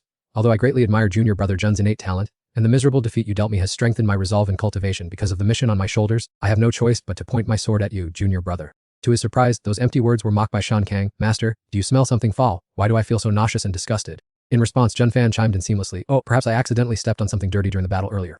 Receiving this embarrassing splash of cold water, Mo Chun's face flushed with anger and his body trembled, but he still tried to suppress his rage. As expected, youth is always arrogant and insolent. Another giant array formation once again manifested in the void. Shan Kang looked up at the sky with deep suspicion. Brilliant beams of light from the array were furiously pouring down onto the ground. Reacting extremely fast, Shan Kang enlarged his body to shield Jun Fan. Master, be careful! Witnessing this, Mo Chun was extremely smug. You truly refuse a toast only to drink a forfeit. The terrifying explosive power made Shan Kang spit out a mouthful of fresh blood. He thought to himself, this bastard has been scheming and treacherous for years. The moves he unleashes are indeed extremely ruthless. Zhang Fan quickly entered a battle-ready state, while turning back to instruct Shan Kang, shrink your body. Just leave this round of bombardment to me. Another surging wave of energy poured straight down violently. However, Zhang Fan successfully blocked it. Mo Chun roared in anger and ordered, activate the array with all your might, and immediately order the airships to bombard them. This demand made Lai Sheng hesitate slightly. My lord, His Majesty's decree is to capture Zhang Fan alive. Unleashing the full power of the array and sending the airships to open fire might be a bit too extreme. Hearing this, Mo Chun turned and lashed out at him. Or should I honor you as my lord, and hand over the command to you instead? Terrified of his authority, he had no choice but to bow and obey. This subordinate dares not be conceited. I will immediately deliver the military order. Suddenly, Mo Chun's face darkened as he barked, stop. In his heart, he was silently plotting, these loyal lackeys raised by that old man Zhang Ming. I will definitely teach you all what absolute obedience means in the future. Abundant destructive energy from the airships began to explode violently. And Ye quickly noticed the situation and hastily warned, Master, be careful! The airship fleet over there is about to rain down bombs. Zhang Fan casually swung a sharp blade, instantly neutralizing everything. Then, he gently reassured his companions, don't worry, Tang Huang, Qi Wen, Old Song and the others should be arriving soon. As soon as he finished speaking, a massive spatial rift instantly tore open. The soldier shrieked in panic to alert his comrades, on guard, there is a surprise attack by enemies from the Tianyan continent. From within the spatial rift, Zhang Fan's allied faction made a grand appearance. Yulian flew over on her sword and greeted happily, Master, we're here to help. As for Song Yun, he waved his hand, pointing straight ahead as he ordered, Old Huang, the floating island array is fully activated. Quickly assist the High Immortal in shooting down all of their airships. This sudden appearance threw Mo Xuan and his people into chaos. They quickly set up defensive lines, exercising extreme caution. The power of the immortal ships had been entirely focused on preparing for the attack, and our immortal energy had been completely depleted by the formation, making immediate summoning impossible. In just a brief moment, countless of their small boats shattered. Only Mo Xuan remained calm throughout. This behavior made Zhang Fan suspicious. Why was this person so unperturbed? It was as if he had anticipated everything. Immediately afterward, Mo Xuan ordered retreat, temporarily shelving this plan to return and continue devising strategies. Mo Xuan, with a condescending air, bid farewell from his luxurious airship. Junior brother Zhang and Fairy Yuan, our meeting today was rather rushed. Next time I will certainly bring gifts to apologize. With that, he clasped his hands and bowed, saying, then I shall take my leave here. Zhang Fan, not wanting him to leave so easily, swung his sword forcefully forward. A dazzling, cold steel-like beam of light shot through the air, aimed directly at Mo Xuan. The attack seemed to cause no harm, but instead amused him further. Junior brother Zhang, there's no need for such an enthusiastic send-off. We will surely meet again soon. He sheathed his sword behind his back and silently watched Mo Xuan's retreating figure with annoyance. From behind, Engok Lion sensed the tense atmosphere and hurried over to ask, Master, what's wrong? Those troublesome people from the upper immortal realm have already been driven away, haven't they? Without hurrying to explain, Zhang Fan turned to look at her. Qi Wen, did you notice anything strange about the power Mo Xuan used this time? She observed the space he had created for a moment before speaking. When you attacked earlier, I was paying close attention. It seems he can control the space around himself. Nengok Lian, bewildered, pointed forward and asked, so Master, can Sister Yuan tell us what this proves? It was then that she shared her speculation. This heavenly prodigy, who once stirred up so much trouble in the upper immortal realm, surely harbors an immense secret.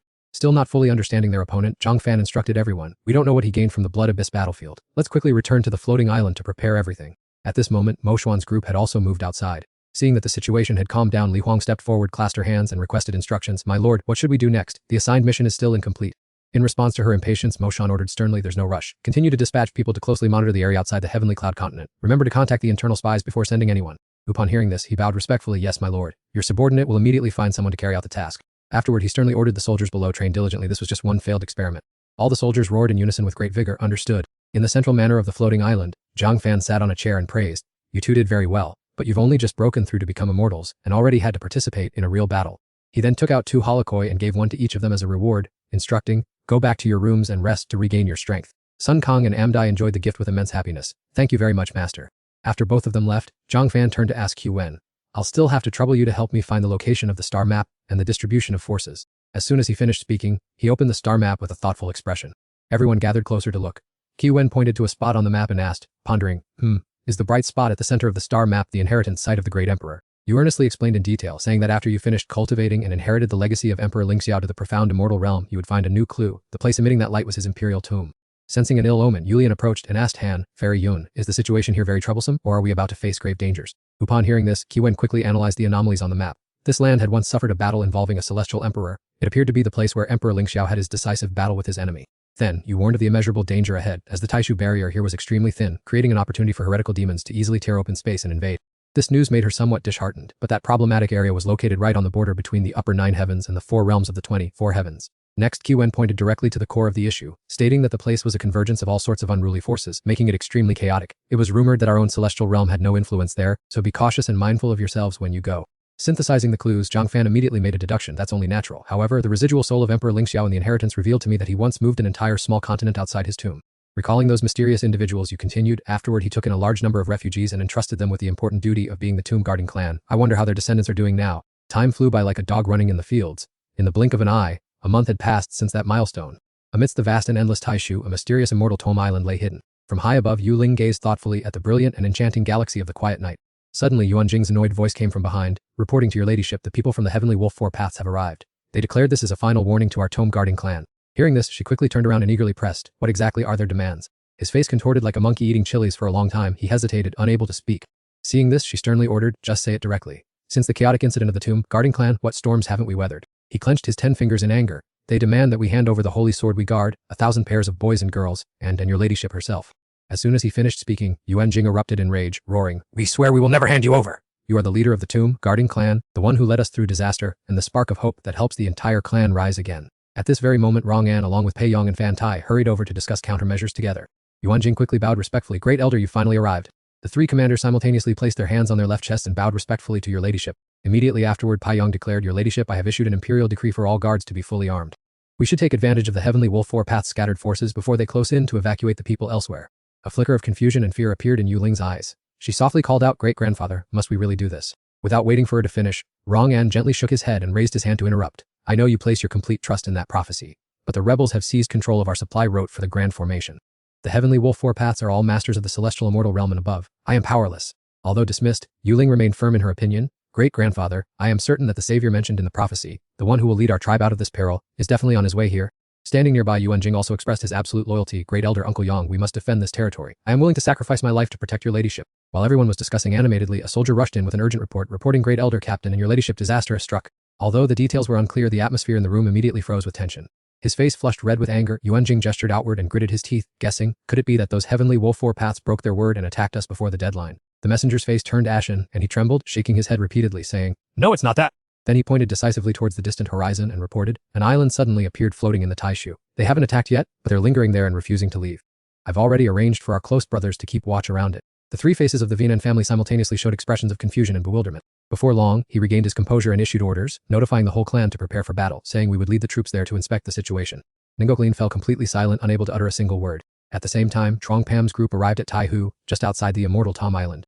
He happily shared his knowledge. This was the place where the legacy of immortal Lang Tiu was kept. He had built his tomb here, and used a small continent as a cover to hide it. A magical, shimmering, and mystical space stretched out before them.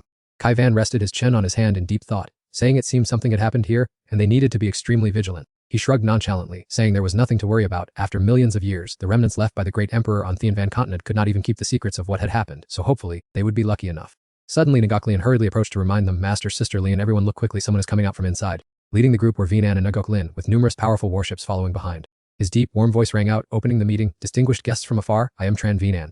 Greetings to you all. Trong Pam clasped his hands and bowed, politely introducing himself. I am Trong Pam and these are my friends. We pay our respects to you, senior. Ngokling immediately expressed her feelings. This young man's aura has no malice at all. He does not belong to the Four Paths of Thean Lang, nor is he an opportunist looking to cause harm in times of trouble. Perhaps we can... He signaled with his hand, ordering the young girl to remain silent. Afterward, he subtly inquired, I wonder for what purpose you distinguished guests have come from afar. If there is anything I can help with, please speak frankly. Having achieved his goal, Trong Pam smiled and turned to look at Kai Van. Then he straightforwardly asked for a favor. Indeed, there is a matter we need to trouble you with, senior. Vian could not help but be surprised by this sudden request. Vian lightly stroked his silver beard, a bright smile showing his agreement. Since the guests have spoken, I will naturally help. But you have come from afar, why not stop by our clan to rest, and meanwhile, let me hear what problems you are facing. Trong Pham immediately agreed, respectfully saying, then we shall trouble you, senior. Afterward, he assigned tasks to everyone. Kavan and Gokli and Kotu come with me. Swangkan and Guyan Lang, Old Tong, Old Hong Fien, you all lead the rest to guard the island. Under Vinan's guidance, everyone set off together to return to the clan. At this moment, Ningoklin sped up her sword, riding to fly beside him. Great-grandfather, do you want to ask them to help us stop the 4 paths of Thien Lang? He stated his thoughts frankly. After all, you didn't want to go either. Leaving the protection of the Grand Formation would put us in danger. The opportunity is right before our eyes, so naturally, I want to try. A helpless sigh escaped him. If I didn't see any hope at all, do you think your great-grandfather, would be content with living a secluded life, guarding this place with our ancestors? Hearing those words, her eyes involuntarily filled with tears. Great-grandfather? Before long, everyone gathered together and Vian started the conversation. This is the specialty immortal tea of our clan. He took the steaming cup of tea and gently placed it on the table. With eyes sparkling with pride, he enthusiastically introduced the drink that has a special effect on sword cultivators. Please don't be formal. Taking a small sip, the taste of the tea spread in his mouth, making him secretly admire it. Immortal tea is truly extraordinary. After drinking it, there is a strange sense of enlightenment. Suddenly remembering something, he turned and asked, by the way, senior, when I entered the family's territory earlier, I noticed everyone seemed extremely vigilant, as if something was about to happen. Has something occurred? Vinan sighed and recounted the difficult situation. The chaotic Sea Star realm was already inherently turbulent, and ironically, his family had caught the attention of a ferocious group of void-traversing bandits known as the 4 Heavenly Wolves. Upon reaching this part of the story, he trembled with rage and slammed his hand hard against the table, adding, if it weren't for a traitor in our house who leaked the transportation map of our protective formation to those Heavenly Wolf bandits, we wouldn't be in such a miserable state. Trongpem and Kaivan immediately exchanged meaningful glances. Immediately after, he tactfully proposed a plan that would benefit both parties. Currently, we have something we need to bother your family with, and we don't know how to repay you. If you trust us, senior, just let us help deal with those bandits. Overjoyed, the old man stood up abruptly from his chair and hurriedly asked, is this truly possible? Without hesitation, he stood up and spoke decisively. Senior, if there is anything you need us to do, just say the word. Finding a glimmer of hope for relief, Vianan was visibly delighted and replied, we are truly very grateful to you all. With that, he turned sharply and authoritatively commanded his subordinate, Boy Dung, hurry to the storeroom and get the celestial sword tea to welcome these distinguished guests. Seeing the other party was somewhat flustered, Chuang Pam waved his hand and smiled, saying, old senior, there is no need to be so rushed. We haven't even had the chance to explain the favor we need to ask of your family yet. Ving An gave an embarrassed smile, blaming himself. It is indeed because I was too anxious that I became confused. I have not yet had the chance to ask for what important matter you have traveled all the way to the chaotic Sea Star realm. He took a gentle sip of hot tea and spoke slowly. I originally come from the heavenly cloud continent. Hearing this, the old man and Ngoklin glanced at each other in astonishment. Their eyes were filled with unspeakable shock. He did not pay any mind to their reaction and continued calmly. In the past, my sect had a supreme senior who traveled throughout the world, but unfortunately he eventually passed away here in the chaotic Sea Star realm. Chuang Pam patiently explained the purpose of their trip. On his deathbed, he used his divine powers to send clues back to the sect so that we, the descendants, could find a way to bring his ashes and relics back to his homeland. Unable to contain her impatience, she hurriedly pressed him. Did you truly come from the heavenly cloud continent? Seeing her behave somewhat inappropriately, Vinan quickly raised his hand to signal her to be silent, saying, Ngoklin, do not be rude. Stroking his white beard, the old man began to clarify the situation. I hope you will forgive us. Our ancestral genealogy states that our clan also has its roots in the heavenly cloud continent, which is why this girl is so excited. With that, he turned to instruct his attendant. Bai Dung, our guests have traveled a long way and are tired. Besides good tea, remember to prepare some strong wine and bring it to the floating island so they can rest. Once everything was arranged, he bowed respectfully to them. You have just arrived from a distant land and must be tired. Please go to your rooms to rest first. In a while, I will send someone to bring you the map and important information about the chaotic Sea Star realm. Chuang Pam smiled and agreed to the plan. Then we will have to trouble you, old senior. As soon as everyone had gathered, Sunken curiously asked, Master, with the people outside the island guarding so strictly, shouldn't we discuss a counter-strategy? Master, the people outside the island are guarding it so tightly, should we not discuss a contingency plan? Chuang Pam accepted a cup of tea from Tran and Guyan and calmly explained, I accepted the request to help, but I am keeping some secrets, because no one can be certain if, after thousands of long years, those grave guards are still loyal to their ancient oaths. As soon as he finished speaking, he commanded in a stern voice, Kao Tu, go and scout the situation around here, and while you're at it, investigate the reputation of this family out there. Amda received the secret order and expressed great enthusiasm. As you command, Master, I am departing immediately. Looking excited, Kaivan hurriedly asked, so, are we going to rest now? I am truly eager to see the sword star of that immortal with my own eyes. Truong Pham was also full of excitement but did not forget to instruct, I am just as impatient, but for now, everyone should go to your rooms and get some rest first. Meanwhile, Van An was holding a meeting to discuss strategy with the others in the clan. Third Elder, you have been reaching out to neighboring forces these past few days. What is their stance? Are they willing to cooperate? As soon as the 4 paths of Sirius was mentioned, Mgentu immediately waved his hand in refusal, his attitude firm and without a moment's hesitation. He showed a clear look of anxiety. I had already anticipated that asking for help from the forces of the chaotic Sea Star realm at this time was nothing more than a pipe dream, and it would be a blessing enough if they did not make things difficult. At this moment, Ngoklin spoke up to inquire. Seeing Vin and remain silent, she decisively expressed her view that although young Master Truong Pam was not part of the prophecy, he was still very reliable. The image of Truong Pam suddenly appeared in her mind. She quickly added, he comes from the land that our ancestors mentioned. Furthermore, since they have agreed to help, we can fully trust them and open our doors to welcome them. Nevertheless, he cautiously advised, you must understand what our Mausoleum guarding clan is protecting. Letting outsiders know the secret would bring unforeseeable consequences. She remained firm in her thoughts, firmly believing in her heart that he was the person the prophecy had predicted. Just as both sides were arguing, Chuang Vu ran in frantically to report, Elder Holy Maiden, things have gone wrong. Boy Dung hurried forward to support him and asked pressingly, isn't old Chuang commanding the observation team of the 4 paths of Sirius? Why has he returned so suddenly? Ignoring his numerous injuries, he tremblingly recounted how the entire group was surrounded by the 4 paths of Sirius, and he had struggled greatly to escape from the fleet's gathering encirclement. Ngentig gnashed his teeth in anger. These people are truly shameless. The deadline has not yet arrived, yet they have already openly resorted to such underhanded tactics. Vianen slammed the table in rage. Quiet. Perhaps they have caught wind of our request for reinforcements. We must quickly find a way to respond before it is too late. Ngokling, pale-faced, analyzed. It was inevitable that Uncle Truong's involvement would be exposed, but for the enemy to act so ruthlessly yet still let them escape is truly abnormal. She bluntly concluded that the 4 paths of Sirius had already prepared a plan. They were not at all concerned about us migrating or seeking external support. A subordinate rushed in frantically to report, Captain, the lookout post just signaled an alarm. A fleet flying the Sirius flag is heading straight for us. Hearing this, Vianan's face completely changed. He could only utter in shock, how can they be so fast? Without hesitation, Ngokling quickly assigned tasks and hurried away. Grandfathers and Boy Dung, please handle the defense. I will go look for young Master Truongpam immediately. At this time, Amda led Truongpam's group near the cliff and introduced, Master, this is where the 4 paths of Sirius are currently stationed. Truongpam observed from afar and evaluated, the chaotic sea star realm is a formidable force. I wonder which of the 4 paths has appeared this time, or if they have all come together. As soon as he finished speaking, Ngokling's figure suddenly appeared before him. She hurriedly clasped her hands in greeting, young Master Truongpam, this humble girl visits unexpectedly. I hope it does not trouble you. As soon as she landed, she hurriedly introduced herself. Trangokline, Holy Maiden of the Mausoleum Guarding Clan, greets young Master Truong. Her gaze was filled with urgency. Young Master, our clan's enemies have arrived at our doorstep. I hope you and your friends can lend a hand to stop them. He glanced at the inscriptions behind him and nodded with a smile. I gave my word to Miss Tran and Senior Vin, and last time, I will certainly keep my promise. Hearing this, Ngokling clasped her hands together in boundless gratitude. Thank you, young Master, for your noble assistance. He immediately turned to order his disciple, Ngoklian, lead Old Tong's group to quickly move the floating island to that area. She quickly replied with a bright smile, yes, Master. At the same time, a massive fleet of warships was aggressively approaching their territory. A subordinate knelt and reported respectfully, reporting to the 4th leader, someone ahead is blocking our path. Huamian did not say a word, only silently watching the mysterious island that had just appeared. He smirked triumphantly, then turned to ask everyone that even though he had grasped the power dynamics in the area, did anyone know whose floating island was blocking their path? No sooner had he finished speaking than Min Nen replied that in this chaotic star sea, they had never heard of the existence of a floating island capable of moving through the void. This strange detail piqued his curiosity. Someone go check it out. Tell the Guardian that I, the 4th Master, have set my sights on this island, and it is now my property. Hodian sneered, his face revealing a cunning and sinister expression. Very quickly, his henchmen flew in swarms toward the island. Upon returning, Vong Yu was bruised on his face, and he whined, 4th Master, you must get justice for me. That pig monster didn't even let me finish my sentence before beating me black and blue and forcing me to repeat those words. Hoadian slammed his hand onto the armrest in anger. They dare touch a subordinate of mine. It seems the reputation of the Heavenly Wolf's 4th path in this sea is not yet enough to strike fear into them. What message did it tell you to deliver? He trembled as he recounted, that pig monster said the Heavenly Wolf's 4th path should wash their backsides, wait for him to come over, and then kneel down and wag their tails to grovel. Hoadian could no longer contain himself and swept his hand, flinging him far away. The blatant insult ignited his rage. He ordered all ships to accelerate, saying, I will flatten them, leaving not a single one alive. As soon as the order was given, the entire fleet closed in and surrounded the floating island. Hoadian tried to regain his composure and interrogated, Kid, did you order that pig monster to beat my subordinate, and do you dare make us kneel and beg for mercy? Completely unfazed, Chuongpam calmly replied, I expected the entire Heavenly Wolf's 4th path to show up, but it turns out it's just you. Feeling insulted by a mere brat, he flew into a rage and shouted, Kid, you're tired of living, aren't you? Having said that, he casually broke a wooden piece from his chair and threw it straight at the boy. But with just one hand, Chuongpam caught the object with ease. Hoadian's eyes narrowed with interest. Impressive. No wonder you dare to act so boastful. You have some skill, but by offending the Heavenly Wolf's 4th path, no one in this region can save you. He gestured forward with his chin and roared, all of you charge! Those fairies over there look pretty good too. Just remember not to hurt them. Seeing the beautiful women behind Chuongpam, he was overcome with lecherous intent, thinking, I want to take them back to share with the other bosses. The henchmen brandished their weapons arrogantly. Don't worry, 4th Master, watch me capture those fairies for you. The chaotic battle between his side and theirs quickly began. Chuongpam confidently ordered Sun Kang to join the fight from the very start. Stepping forward, it heroically threatened. You didn't pay your debt in full last time, and now you've brought yourselves to my doorstep to be beaten again.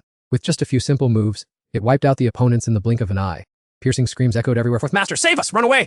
Hoadian sat calmly on his chair and gave instructions, so he has a beast pet. Order the subordinate leaders below not to miss the opportunity. Min Nan bowed respectfully, yes, Master. At this moment, Sun Kang was still attacking frantically. Ha ha ha, do lowlifes like you dare to come here and challenge me. Suddenly, Bongta rushed in from somewhere to block its path.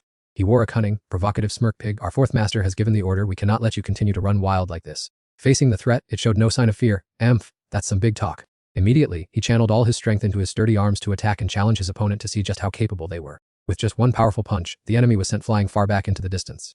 Furious, he shouted loudly for the others not to just stand there watching, as this opponent was tough, and ordered them to hurry up and help. As soon as those words were spoken, 3 more rushed in to sacrifice themselves. How useless. Remember to treat us to some good wine after this. Brothers, charge! From afar, Zhang Fan calmly watched the progress of the battle from the beginning until now. Immediately after, he ordered his subordinate QC go over there and finish off the rest. He excitedly obeyed, "Yes, master." Dark Knight utilized his top speed and leaped over large boulders to close in on the battlefield. Witnessing this, Huamian grew even more furious upon realizing that there were quite a few experts around that brat. As he spoke, he stood up and put on his majestic battle armor, saying it seemed he had to take action personally to see how good this brat was and show him who truly ruled the chaotic sea star realm. With a decisive and authoritative motion, he unsheathed his sharp sword from its scabbard. Huamian leaped into the air, swinging his sword to unleash a surge of deep purple power, and provoked, "Brat, you're not bad. I, the fourth master, will take you on personally." Seeing this, Ngoklin hurriedly shouted a warning, "Young Master Zhang, please be careful." Without any rush, Zhang Fan calmly waited for the right moment before drawing his sword. With a powerful slash, he unleashed a wave of sword kai that tore through space toward his opponent. Taking the full brunt of the strike, Huamian was completely stunned, unable to believe that this brat possessed such terrifying strength. He was thrown back onto his own ship by that overwhelming power. Despite being covered in injuries, he still shouted a warning, "Brat, I lost today, but my elder brother is someone you should not mess with." Then, Huamian growled an order, "Retreat quickly. Brat, just you wait, my brother will soon come to settle the score with you." Ngoklin's eyes widened in amazement as she thought that she never expected the people of the Heavenly Wolf 4 Dao to be driven away so easily by young Master Zhang and his subordinates. She immediately knelt down to show her gratitude. "I will deeply remember the great kindness of young Master Zhang towards our tribe. Whatever help you need, please just say the word." He looked at her with cold eyes and replied, "It's not over yet. The Heavenly Wolf 4 Dao will surely return. We need to devise a plan for their next attack soon." Hearing that, she did not hesitate to stand up and bid farewell. "The situation is urgent. Young Master Zhang, please forgive me as I must leave first." Kai Wen silently watched Ngoklin's figure fading into the distance. As soon as she had left, Q Wen approached and asked, "Earlier you didn't capture the fourth leader because you wanted to eliminate them all at once, right?"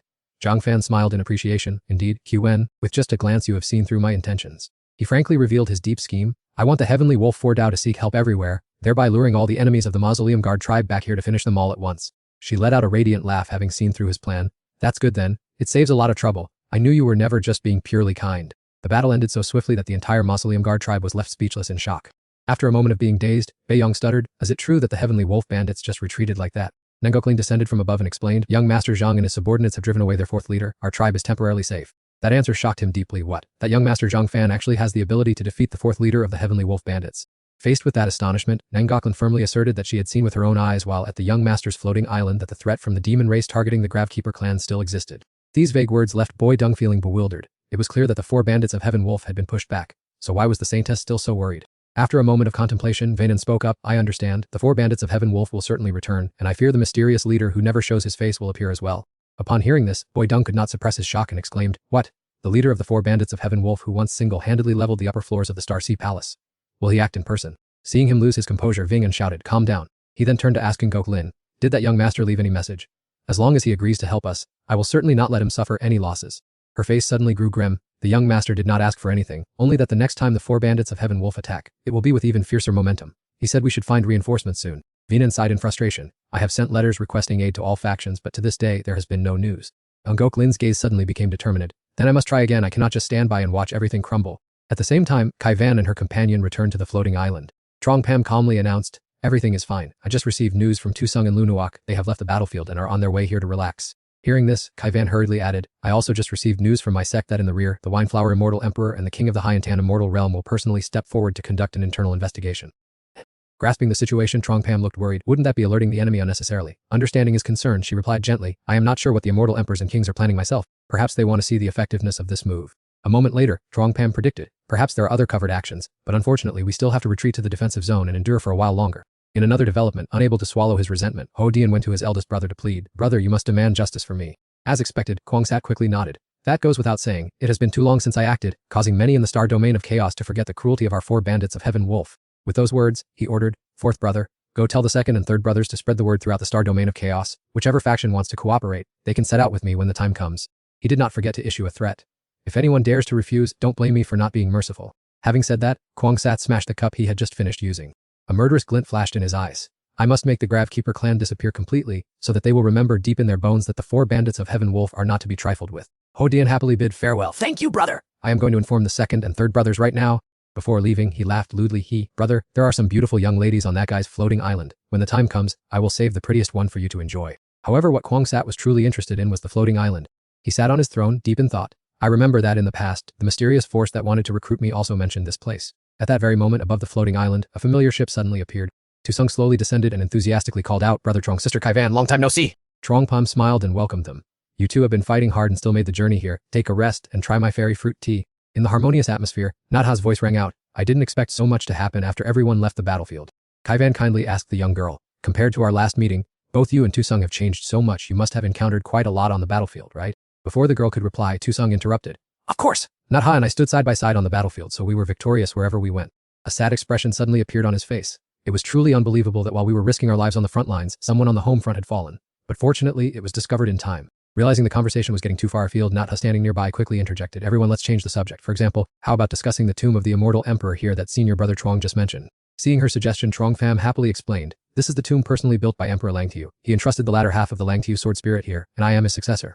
His revelation greatly excited junior brother too. This is truly the first time I've heard of such a unique immortal emperor's inheritance outside the immortal realm. Senior brother Chuang, after you've received the inheritance, let's have a match together? Hearing that, Chuang Pham didn't reply immediately but pondered for a moment. Junior brother 2 was truly a very straightforward person. Looking deep into his eyes, he saw only excitement and anticipation without a trace of selfish desire. A moment later, the young man responded, once I successfully receive the inheritance, everything will certainly be fine. But for now, I still need to rely on junior brother 2 and junior sister Lu to help me quell these troubles. Hearing these words, Netta's face suddenly brightened. That's certainly not a problem. I eagerly await the day senior brother Chuang receives the inheritance to see what differences there are between the immortal emperor's inheritance of our immortal realm and yours.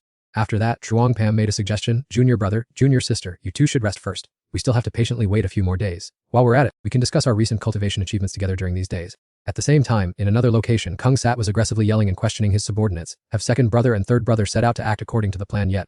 The masked figure standing hidden behind quickly reported, yes big brother, second brother and third brother have both departed. They will definitely carry out the actions exactly according to the plan you arranged. Immediately after, he continued issuing commands. Tell the vanguard forces that I am very pleased they obediently followed our orders and came here. I promise to give them a deserved outcome. With a face filled with murderous intent, Kung Sat sternly warned, but you must remember to clearly tell everyone that this time, I want to witness their true combat abilities. The masked figure quickly assured, I guarantee I will convey these words thoroughly. Otherwise, those people will soon realize the heavy price for daring to deceive our celestial Wolf Warpaths gang. Having gained Kung Sat's trust, he immediately issued commands very decisively, then sent word to everyone, deploy the troops. Then he stood imposingly on a high rock and shouted, my command, depart! After that resonant cry, a large and powerful army boisterously set out, heading straight towards the target. Meanwhile, on the other side of the battle line, Boy Dung's trembling voice, full of fear, rang out, Saintess Elder, the celestial Wolf Warpaths have led their soldiers to close in. But we still haven't found anyone willing to lend us a hand. In stark contrast to that anxiety, Vinan calmly gave instructions. I found help a long time ago. All right, Boy Dung, quickly tell all the clan members to prepare for battle, and take the women and children into the secret chamber at once. He then turned to carefully instruct, Unagoklan, if the situation becomes unavoidable, quickly flee to young Master Chuang's island. Even though it was only precautionary advice, Ngok Lin seemed to sense an ill omen. She softly called out, Grandpa Tai. Without waiting for her to finish speaking, Vinan took the lead to command, esteemed elders of our clan. Let's go. Let us use these old bones to block their advance first. To ignite the soldiers' fighting spirit, he loudly awakened their unyielding instinct. The enemy has arrived. Everyone must absolutely not forget the mission to protect the sacred temple that our ancestors have always resolutely upheld. Those resolute words successfully ignited their fiery morale. When he saw the enemy approaching their boundary, Vinan decisively issued the order, immediately activate the Great Clan Protection Formation. Everyone prepare to fight. The enemy was increasingly narrowing the gap, closing in on the target. At this moment, Kung Sat very smugly ordered, quickly inform the traitor of the Mausoleum Guard clan to prepare to act.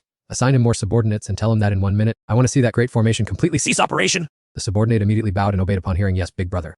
Suddenly, the masked figure spoke up, discussing, I've heard rumors that the Mausoleum Guard clan back in the Chadic Sea Star territory possessed incredibly vast power, making everyone curious about whose tomb they had been guarding for so long. An extremely eerie smile suddenly appeared on his face. This question has kept the people across the chaotic Sea Star territory curious for tens of thousands of years. But we only need to wait a little longer, and we will know the answer clearly. Exactly 1 minute later, the protective barrier surrounding the island gradually faded and then completely disappeared. Sensing that the situation had turned dire, Boy Dung immediately reported, Holy Maiden Great Elder, those rebels just snuck through the rear formation, causing our grand formation to collapse. The moment those words were spoken, Vinan turned pale with horror. What did you say? She immediately issued a decisive order, Goklin, Boy Dung, all masters follow me to engage the enemy, the rest of you must stand firm and guard the tomb. Kwang Sat looked at the crowd rushing toward them and sneered. Are you trying to throw eggs against rocks and court your own deaths? He continued his mockery, you couldn't achieve anything even with a grand formation, let alone now. How ridiculous. Hoa Dian, standing nearby, chimed in, indeed, a bunch of arrogant people who don't know their own limits. He suddenly froze when he spotted the floating island of that young man. He had been waiting for the right moment to intervene. But this time, all 4 of us great villains are present. Immediately after, Hoa Dian asked loudly, Big brother, how do you intend to deal with the kid over there? Kwang Sat replied without hesitation. If he is willing to kneel and be a dog for our Thean Lang, I might spare his life, otherwise, don't blame me.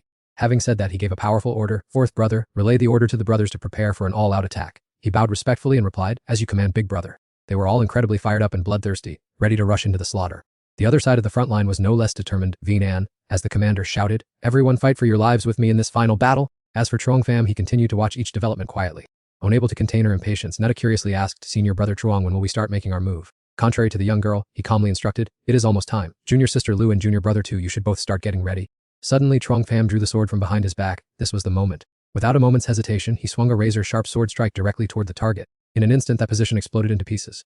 Witnessing the terrifying scene just now, Hoa Dian and his cohorts were stunned for a moment. Ningok Lin was extremely excited. It is young Master Truong who made the move, he is still willing to help us this time. Observing Truong Fam's technique, Venon couldn't help but admire. The sword intent is both powerful and imbued with a mysterious quality, he is truly worthy of being called young Master Truong. At the same time, on the opposing side, Kwang Sat turned to ask his subordinate, was that sword energy attack from the kid who defeated you? Ho Dian's face suddenly changed. That's right, big brother, it is that kid. I will never forget this distinct sword intent. Upon confirming that the opponent was Truong Pham, the corner of his mouth curled into a smile. Bring me my sword. It seems I have found a formidable opponent today. Seeing Kwang Sat's intention, he exclaimed joyfully, does big brother want to take the field personally? Very well, I will go get the sword right now.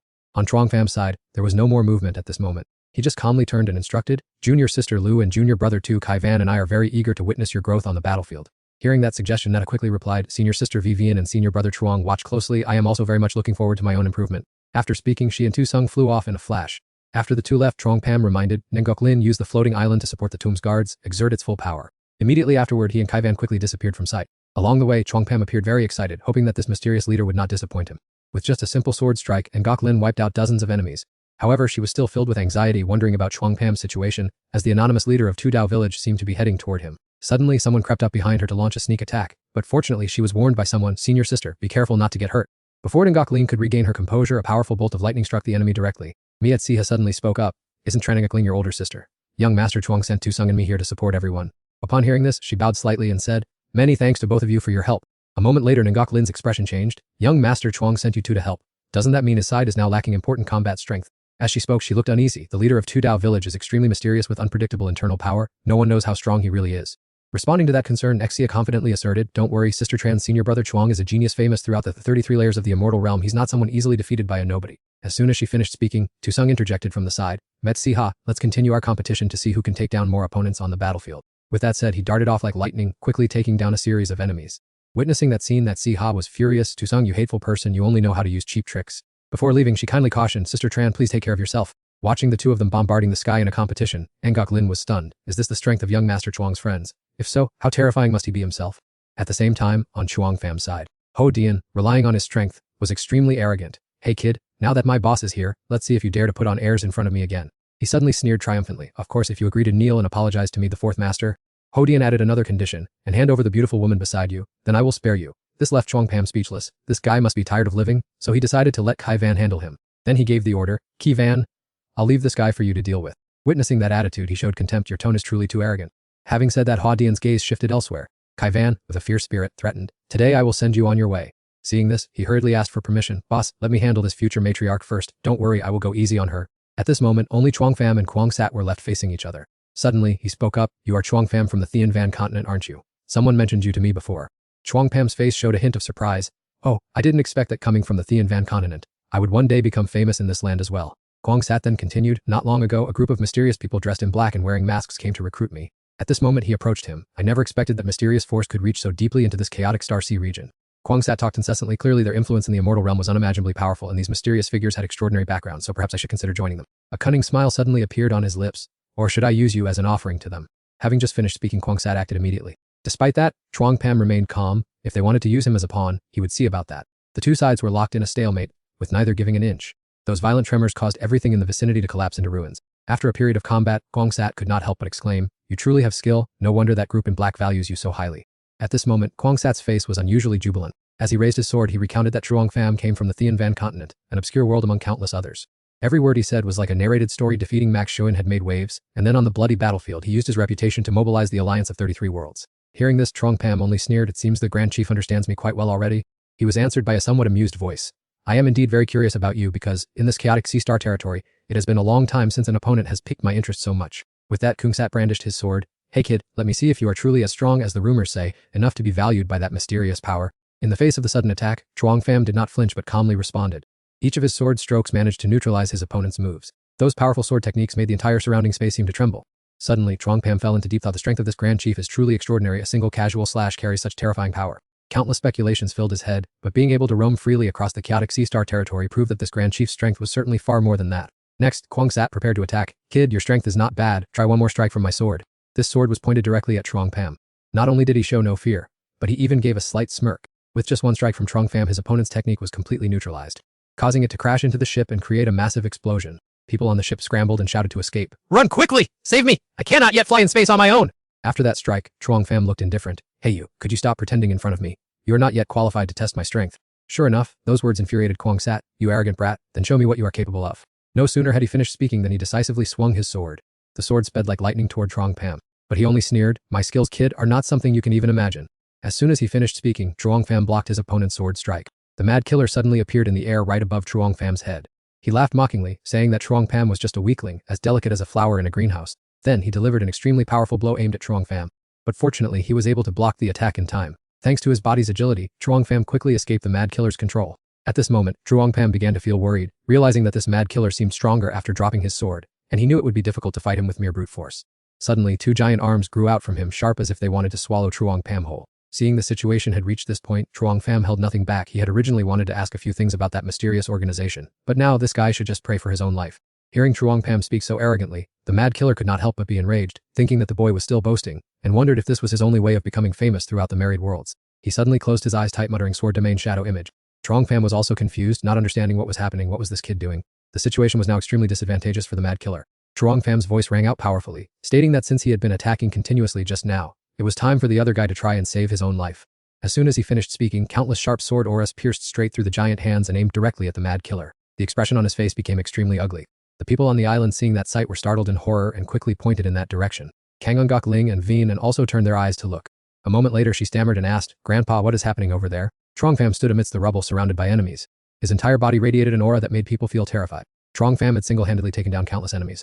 However, he still calmly said that it seemed there would be no chance to get information about that mysterious black-robed organization from this guy anymore. In contrast to Truong Pham's calmness, the mad killer's men cried out in panic. The boss is gone, the boss has been defeated, brothers, run quickly. This news spread rapidly across the ships. The boss has lost, emergency report, brothers, let's retreat.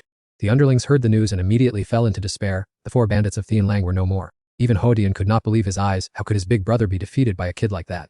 This was impossible. While he was still stunned, a sharp sword strike flashed past him. That was Kai Van's gentle warning to Hodian. At a time like this, you still have the mind to look elsewhere. Even now he was still stubborn. The woman had said, I just didn't want to destroy a beautiful flower, so I waited until it was time to use my full strength. Suddenly, Hodian wore a strange smile. The boss has already run away. I have no choice but to run. Number 2 and number 3, you two look out for yourselves. He revealed his plan in a sincere tone. Little lady, I am about to slip away. I am going to give it my all now, so just be a good girl and follow me as we make our escape. Having said that, Huimian waved his hand and launched a barrage of attacks toward Q Wen. Deep down he calculated that as soon as she dodged the attack, he would seize the opportunity to dash off without looking back. Yet reality dealt Huimian a crushing blow. Oh well, that's that. Suddenly Zhang Fan appeared right behind her. This guy really didn't care about his own life and threw himself into danger. He gazed into the distance, thinking that it wasn't just him and her who had improved, but that both Ru He and Zisong had undergone astonishing transformations as well. The young girl stood calmly on her sword, continuously unleashing powerful fire attacks. In the blink of an eye, everything Ruo He swept past exploded into ashes. Afterward, the girl flew over to Zisong to show off. Hey, I've surpassed you now, so keep trying, you cute boy. He didn't bother to reply, merely calling out calmly, thunder and lightning. Immediately following that command, all the ships were struck by bolts of lightning and destroyed in an instant. Following that, Zisong turned to retort to Ruo He. Now it's hard to tell who is better than whom. The girl replied angrily, Hemph, you really are a stubborn guy who doesn't know how to yield to a girl at all. Ruo He quickly changed her tone. Hey Zisong, back then at the Shuyan battlefield were you still harboring dreams of competing against senior brother Zhang? He immediately countered, isn't it the case that you lords of the immortal realm are always comparing me to that senior sister? We are no different from each other. Ruo He pouted with a mournful look. Fine, from now on, the two of us must put in double the effort. I don't want the gap between us and senior sister Bian and senior brother Zhang to be too large. At the same time, news arrived from the island that the great chief and the fourth chief of the Sky Wolf Four Paths had perished. The enemy forces realized the situation was dire and fled in a panic. The Sky Wolf Four Paths are finished, let's retreat quickly. Pai Yong hurried to report the news. Respected Saintess, great elder, we have won, the enemy is scattering and fleeing. Linger's face glowed with joy. Grandfather, we really won? It is all thanks to young Master Zhang and his friends who came to our rescue. Bing An was even more excited than her. Pei Yong, hurry back and tell everyone to prepare the most precious gifts. Saintess, come with me to pay our respects to young Master Zhang and his friends. Just then, Zhang Fan and the others arrived at the scene. As soon as Ruo He landed, she couldn't stop marveling. With all these experts gathered here, the reception is truly grand. Opposite them, Bing An led his group forward to greet them. Clan leader Ling wishes to express his deepest gratitude to the young masters and immortals who saved our clan from destruction. He enthusiastically began, I cordially invite young Master Zhang and the fellow immortals to follow this way. We have already prepared a banquet to express our sincerity. Zhang Fan did not stand on ceremony. It is better to obey than to decline. We will graciously accept your hospitality. It was evident that Bing An highly valued this meeting. Please take a seat. These are local spirit fruits and some rare spirit beasts. I hope you will be satisfied. He laughed broadly and then turned to instruct everyone. Celebrate our clan's escape from destruction. Let's feast and celebrate for 3 days and 3 nights. Afterward, Bing An turned toward Zhang Fan. Please, make yourselves at home. He was also at ease with him. Well then, we won't stand on ceremony. Only then did Bing An get to the point. Young Master Zhang mentioned that you had an important matter to attend to when you arrived in the Chodic Sea Star domain. May I ask what it is? I, clan leader Ling, will certainly do everything in my power to assist. Truong Pam felt smug inside because the other party had spoken up first, saving him from having to use many flowery words to lead the conversation. He sipped a glass of wine to toast the senior, taking the opportunity to say that since the senior had taken the initiative, he was spared the trouble of racking his brain to start the conversation. Vian laughed heartily after hearing this and urged young Master Truong to express himself freely. Truong Pam finally revealed his purpose, stating that he had come there to locate the resting place of the immortal Emperor Lang Tiu. Upon hearing this, both Ngok Lin and Vina jumped up in surprise, completely stunned. She was shocked and could not believe her ears, asking how young Master Truong knew about the immortal Emperor Lang Tiu, even knowing that he came from the Thian Van continent. Truong Pham was not surprised by that reaction and asked bluntly if the Saintess wanted to know why he was so certain about the location of the mausoleum in the Luan High Star region. Ngok Lin confirmed it immediately and Truong Pham calmly explained that he had accidentally received half of the inheritance which mentioned the coordinates of this tomb. This information shook Ngok Ling and Vinan violently, and they wondered in confusion whether this guest's words were true or just made up. To increase his credibility, Truong Pham revealed that he knew the Gravekeeper clan was guarding this very place at the center of that small continent. Boy Dung gasped in surprise upon hearing this, unable to believe that what they had been protecting all this time was actually the mausoleum of the legendary immortal emperor. Ngok Lin was fully convinced by this point. She bowed respectfully and identified herself as the saintess of the Gravekeeper clan to pay homage to the great emperor's successor. The people around them followed suit, bowing in unison to pay respects to the great emperor's successor. Truong Pham hurriedly helped them up, saying it was just luck, and that he now wanted to ask for their help to open the mausoleum to find the remaining part. Hearing this, Vinan's face suddenly showed an unusual expression of distress. Seeing this reaction, he couldn't help but wonder if something untoward had happened there. The old man looked sad and said that this was the clan's shame, but since he was the great emperor's successor, he dared not hide anything. The group silently followed one another along the path leading to the top of the mountain. As they approached their destination, the whole group stopped in their tracks. Vian commanded Boy Dung in a stern voice to lead his men to surround the outside area and absolutely not let anyone approach. Afterward, Vinan turned to invite Truong Pam and the Saintess to follow him inside. He and the others silently followed his instructions. A moment later, Vinan's tone deepened, and he revealed that this was the most secret forbidden area, known only to the head of the clan for generations. Truong Pam felt no less tense as he looked at the scene before him. The surrounding atmosphere suddenly became unusually heavy and solemn. Natha could not hide her excitement and urged the great elder to open the door so that everyone could see it for themselves. Vinan looked embarrassed, and Ngok Lin stepped in to explain that the method to open the entrance to this forbidden area had long been lost. Natha was stunned to hear this unexpected news. Her mood sank as the door contained the inheritance that senior brother Truong had been seeking, yet it had now become an insurmountable barrier. Ngok Lin was also full of remorse, apologizing for not being able to open the door for the young master as expected, because the previous saintess had passed away suddenly, and a traitor had aided the enemy, leading to this current situation. Vinan grew more remorseful the more he thought about it. The act of opening the gate was meant to be separate from the inheritance, and the ancestral relics of the great elder were merely auxiliary tools, as the saintess's cultivation method was the primary key. It was a pity that 3 of the 9 ancestral relics had been stolen by a traitor. At this moment, Truong Pam spoke calmly. Everyone, do not worry, the inheritance I received has a different way to be activated, though it can only be used exactly once. That statement made both Vinan and Ngok Lin stare at each other in astonishment. What? Truong Pam gently comforted them. How could a great emperor lack a contingency plan? Besides, what is done and there is no point in blaming yourself. Thus, without hesitating for another second, he took action immediately. As soon as the sword was unsheathed, the earth and sky suddenly trembled violently. Witnessing that earth-shattering scene, Ngok Lin was shocked and stunned. This is the Lingxiao sword intent, the type of sword intent contained within the forbidden artifacts passed down by the ancestors. A moment later, the massive gate ahead slowly opened. Everyone held their breath in anticipation, wanting to see what the world created by the immortal emperor behind that door actually looked like. Contrary to their expectations of gold jewels or precious spirit herbs, what met their eyes was nothing but a bleak gray void. Kaivan and Tu Sung were bewildered and speechless, unable to understand what kind of terrifying enemy the Lingxiao immortal emperor had faced back then, and why other immortal emperors had not stepped in to help. Finally, she broke the suffocating atmosphere. This was originally a Dao Palace secret realm within the immortal emperor's body. I never expected it to be devastated like this. What kind of horrific incident could have occurred back then? Tu Sung was deeply confused. The fall of an immortal emperor along with his enemy is an event that would shake the 10,000 realms, yet there isn't a single record of it in the sect. Nat, hearing this, also realized that her own immortal realm was completely silent on the matter. Too many anomalies made Kaivan even more anxious. Truong Pam, you must be careful. It is highly illogical for an immortal emperor to fall in battle and have all traces of him erased from every immortal realm. Conversely, Truong Pam was fearless. Let's just go, we will head inside and see for ourselves. Everyone must remain highly vigilant. Having said that, the whole group walked into the secret chamber together. As if sensing these strange intruders, the space inside began to shift strangely. At the same time, Netta suddenly shivered. The scene here is so strange. I have a gut feeling that someone is secretly watching us. Tu Sung hurriedly agreed. I feel the same way. This very sense of unease makes me even more curious about this place. In an instant, a major question arose in everyone's mind: who exactly was the one who confronted the Lingxiao Great Emperor? Before proceeding deeper, Truong Pam reminded them, Ngok Lin, no one knows what dangers the Great Emperor's enemy left behind. The 3 of you must stick close to me and never move even a step away from one another. Kotukak replied cheerfully, I understand, Master. Both Amdai and Swang Kang replied in unison with stern faces. Do not worry, Master, we will protect the young lady completely.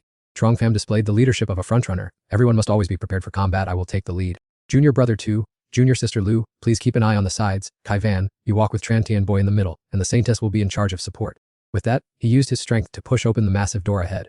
Observing the scale of the structure, Chuang Pam determined that this must be the reception area of the main palace. Confusion was evident on his face as he frowned deeply. This should have been the place destroyed the most. This abnormal situation made everyone cautious, especially a careful cultivator like Kaivan. Everyone stay alert, there is something wrong with this palace.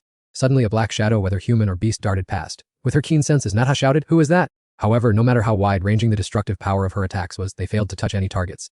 Tu-sung, standing nearby, also frowned upon hearing this and asked, "Nukha, what did you see?" The girl replied, "I just caught a glimpse of a dark shadow flashing past on the other side." Kaivan spoke in a stern voice, emphasizing every word to warn everyone, "Be careful outside, dense black clouds obscure everything and there is no light. I fear the tomb of the Lingxiao Emperor harbors something bizarre." Chuang Pam had been silently observing the conversation while lost in his own thoughts. As an immortal with keen spiritual perception, he could not have been mistaken. It seemed the enemy who had fought the Lingxiao Emperor was formidable indeed. Finally, he could only offer instructions as he stepped forward. Everyone must maintain a high level of vigilance and no one is to stray from the group. No sooner had he finished speaking than the sword in Chuang Pam's hand immediately swung out, slashing a figure that was rushing toward them. Witnessing the monster collapse onto the cold ground, he understood that everything had gone according to plan. From the moment he entered the main hall, he had felt as if he were being watched, and Lu's discovery further confirmed that intuition. Looking at the hideous creature in front of him, which he could not identify, he couldn't help but exclaim, "Indeed, something extremely terrifying exists in this place." Even Tu-sung, who was seasoned in battle, was horrified. What kind of creature is this, half human and half demon? Even Qyu's monsters didn't give off such a sickening vibe. Kaivan stepped closer to examine it with sharp eyes. There is no aura of Qyu, so it is certainly not his minion. It seems to be wearing a badge on its body. As soon as Chuang Pam gathered this information, he channeled his spiritual energy throughout his body to see which sect it belonged to. The two characters Lingxiao, full of authority, struck their eyes clearly. This was the identity of the tomb's owner they were currently infiltrating. Upon seeing it, Ningok Lin went pale from a terrifying thought. Could this be the final resting place of the Lingxiao immortal emperor? Chuang Pam immediately dismissed this, as it was too absurd. It absolutely cannot be the emperor. If it were him, how could I have easily taken it down with a single sword strike? Thanks to this, she calmed down and let out a long sigh of relief. Perhaps the eeriness here just scared me. It was likely one of those who pursued the emperor back in the day. Before they could examine it thoroughly, the corpse, which had no discernible form, slowly dissolved into a puddle of bright red blood. Facing this strange situation, Tu-sung suddenly recalled some key facts. I once heard that the secret realm within an immortal emperor's body could transform into a small world. I fear this tomb is something similar. Looking around and reflecting on the scene when they first entered, he speculated, the emperor's secret realm has been destroyed, and even the pursuer was consumed by the mysterious power. The emperor's enemy was truly terrifying. At this moment, worrying wouldn't solve anything, so Chuang Pam stepped up to urge them on. There are countless more monsters like that behind us. Everyone stay focused, and if you see anything unusual, strike immediately without hesitation. They continued to trudge through the white misty space, completely unaware that something was trailing them from afar. It even manifested in mid-air and issued a command like a true immortal. All disciples, hear my order, drive back the enemy to assist the emperor. It is unclear what the outcome of that ancient call was, but for Chuang Pam's group, only ruins and decay remained before their eyes now. Ngok Lin gripped her sword tightly, feeling extreme tension. What is going on? Why has the space suddenly gone pitch black? At this very moment, Nuka's Firebird ability proved to be a highly effective support.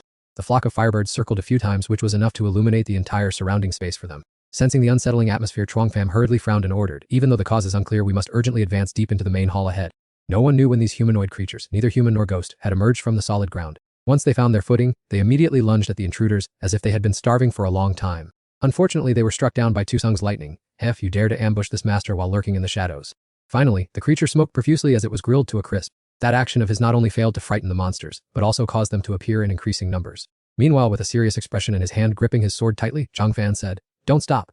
Qi Wen, lead the way, I will bring up the rear." Thus everyone followed his orders without objection, which was enough to show the absolute trust they placed in him. And then another pitch-black monster suddenly leaped out, letting out a menacing hiss. It was greeted by sharp sword strokes from Qi Wen, who warned, everyone be careful. The one chasing us earlier wasn't the only instance. The remains of the immortals in this secret realm might all turn into monsters. Soon enough, the group unleashed their techniques to deal with the horde of demons. As the demons gathered like a violent wave, Qi Wen urgently urged them, "Get inside quickly! These monsters aren't inside." The last person to enter was Zhang Fan, who quickly slammed the door shut. It was true that once they entered this area, not a single phantom could sneak in. The group gradually regained their composure and began to survey their surroundings with vigilant eyes. Suddenly Nungaklan spotted something and immediately cried out, "Master, be careful ahead!" As it turned out, they were not the only ones in the Great Hall. A group of immortals sat there in meditation. Curiously, and perhaps not surprisingly, it seemed all of them had passed away in that very posture. Seeing this, Zhang Fan spoke to reassure them, "It should be fine. I observed last time, as long as we are within the range of this field, those black shadow monsters won't be able to get close." At that moment, Qi Wen added an explanation. "This is also exactly why I told everyone to get into the Great Hall so quickly." Hearing that, Natha ran over and released a flurry of rainbow bubbles, exclaiming, "Oh, Sister Qi Wen is amazing. You're both beautiful and attentive. While we were stressed about the surroundings, you had already noticed these details." After the brief conversation dispelled some of the tension, her expression turned serious again as she speculated, "We are still about 7 great halls away from the center of this palace complex. I'm afraid the number of monsters at the center will be even greater." Zhang Fan understood and said with a sympathetic sigh, "Yeah, but it's been hard on you, Qi Wen, and everyone else." He even felt a twinge of self-reproach, knowing that everyone was in such danger because of his inheritance. Tossing an item in his hand, Zidong said excitedly, "Senior brother, you're being too formal. Right now, I'm just really curious about the ancient war that took place here. Hearing this, Zhang Fan thumped his chest and said cheerfully, in that case, I won't bring it up again. If you need my help with anything in the future, just let me know. Just as the atmosphere was starting to lighten up, Ngok Lin's panicked scream rang out. Watch out, young master! He immediately reflexively scanned the area behind him. In the blink of an eye, a sword strike cut down the monster that was lunging from the shadows. Faced with this, Zhang Fan suggested, it seems there are quite a few monsters outside. Let's take a rest first. Shortly after, the group gathered around the fire, taking the opportunity to recover their energy. Suddenly, Ngok Lin's voice broke the silence. Master, why do you all think these immortals placed 7 bronze bells underground? Seeing her curiosity, Tutong replied, to set up the 7 stars array, of course. This type of formation is typically used for protection or suppression. No sooner had he spoken than something caused Qiu Wen's group to look up at the ceiling of the hall. Immediately after, they stood up one by one, their bodies tense and their vigilant eyes scanning in all directions. Ngok Lion knitted her brows tightly, her face showing clear signs of anxiety as she asked her master if there was anything unusual about the bodies of those immortals. Tusung pondered for a moment before slowly explaining that while the 7-star formation was originally set up for protection, the fact that they died in battle showed that this was not the core of the problem. He pointed in another direction and continued, I just realized that this formation lost its defensive and exorcism capabilities a long time ago. Everyone looked in the direction he was pointing, and their faces revealed looks of shock and astonishment. At the spot Tusung had just indicated, the bronze bell that should have been firmly in place had been shifted from its original position. Trong Pam suddenly understood when he saw the marks left on the floor. This bell had indeed been deliberately moved by someone. A rising sense of unease prompted him to sternly remind everyone to stay on high alert as this secret realm was extremely unpredictable. Kaivan looked up at the sky through a hole in the palace ceiling and said that once the situation outside stabilized, they would leave immediately.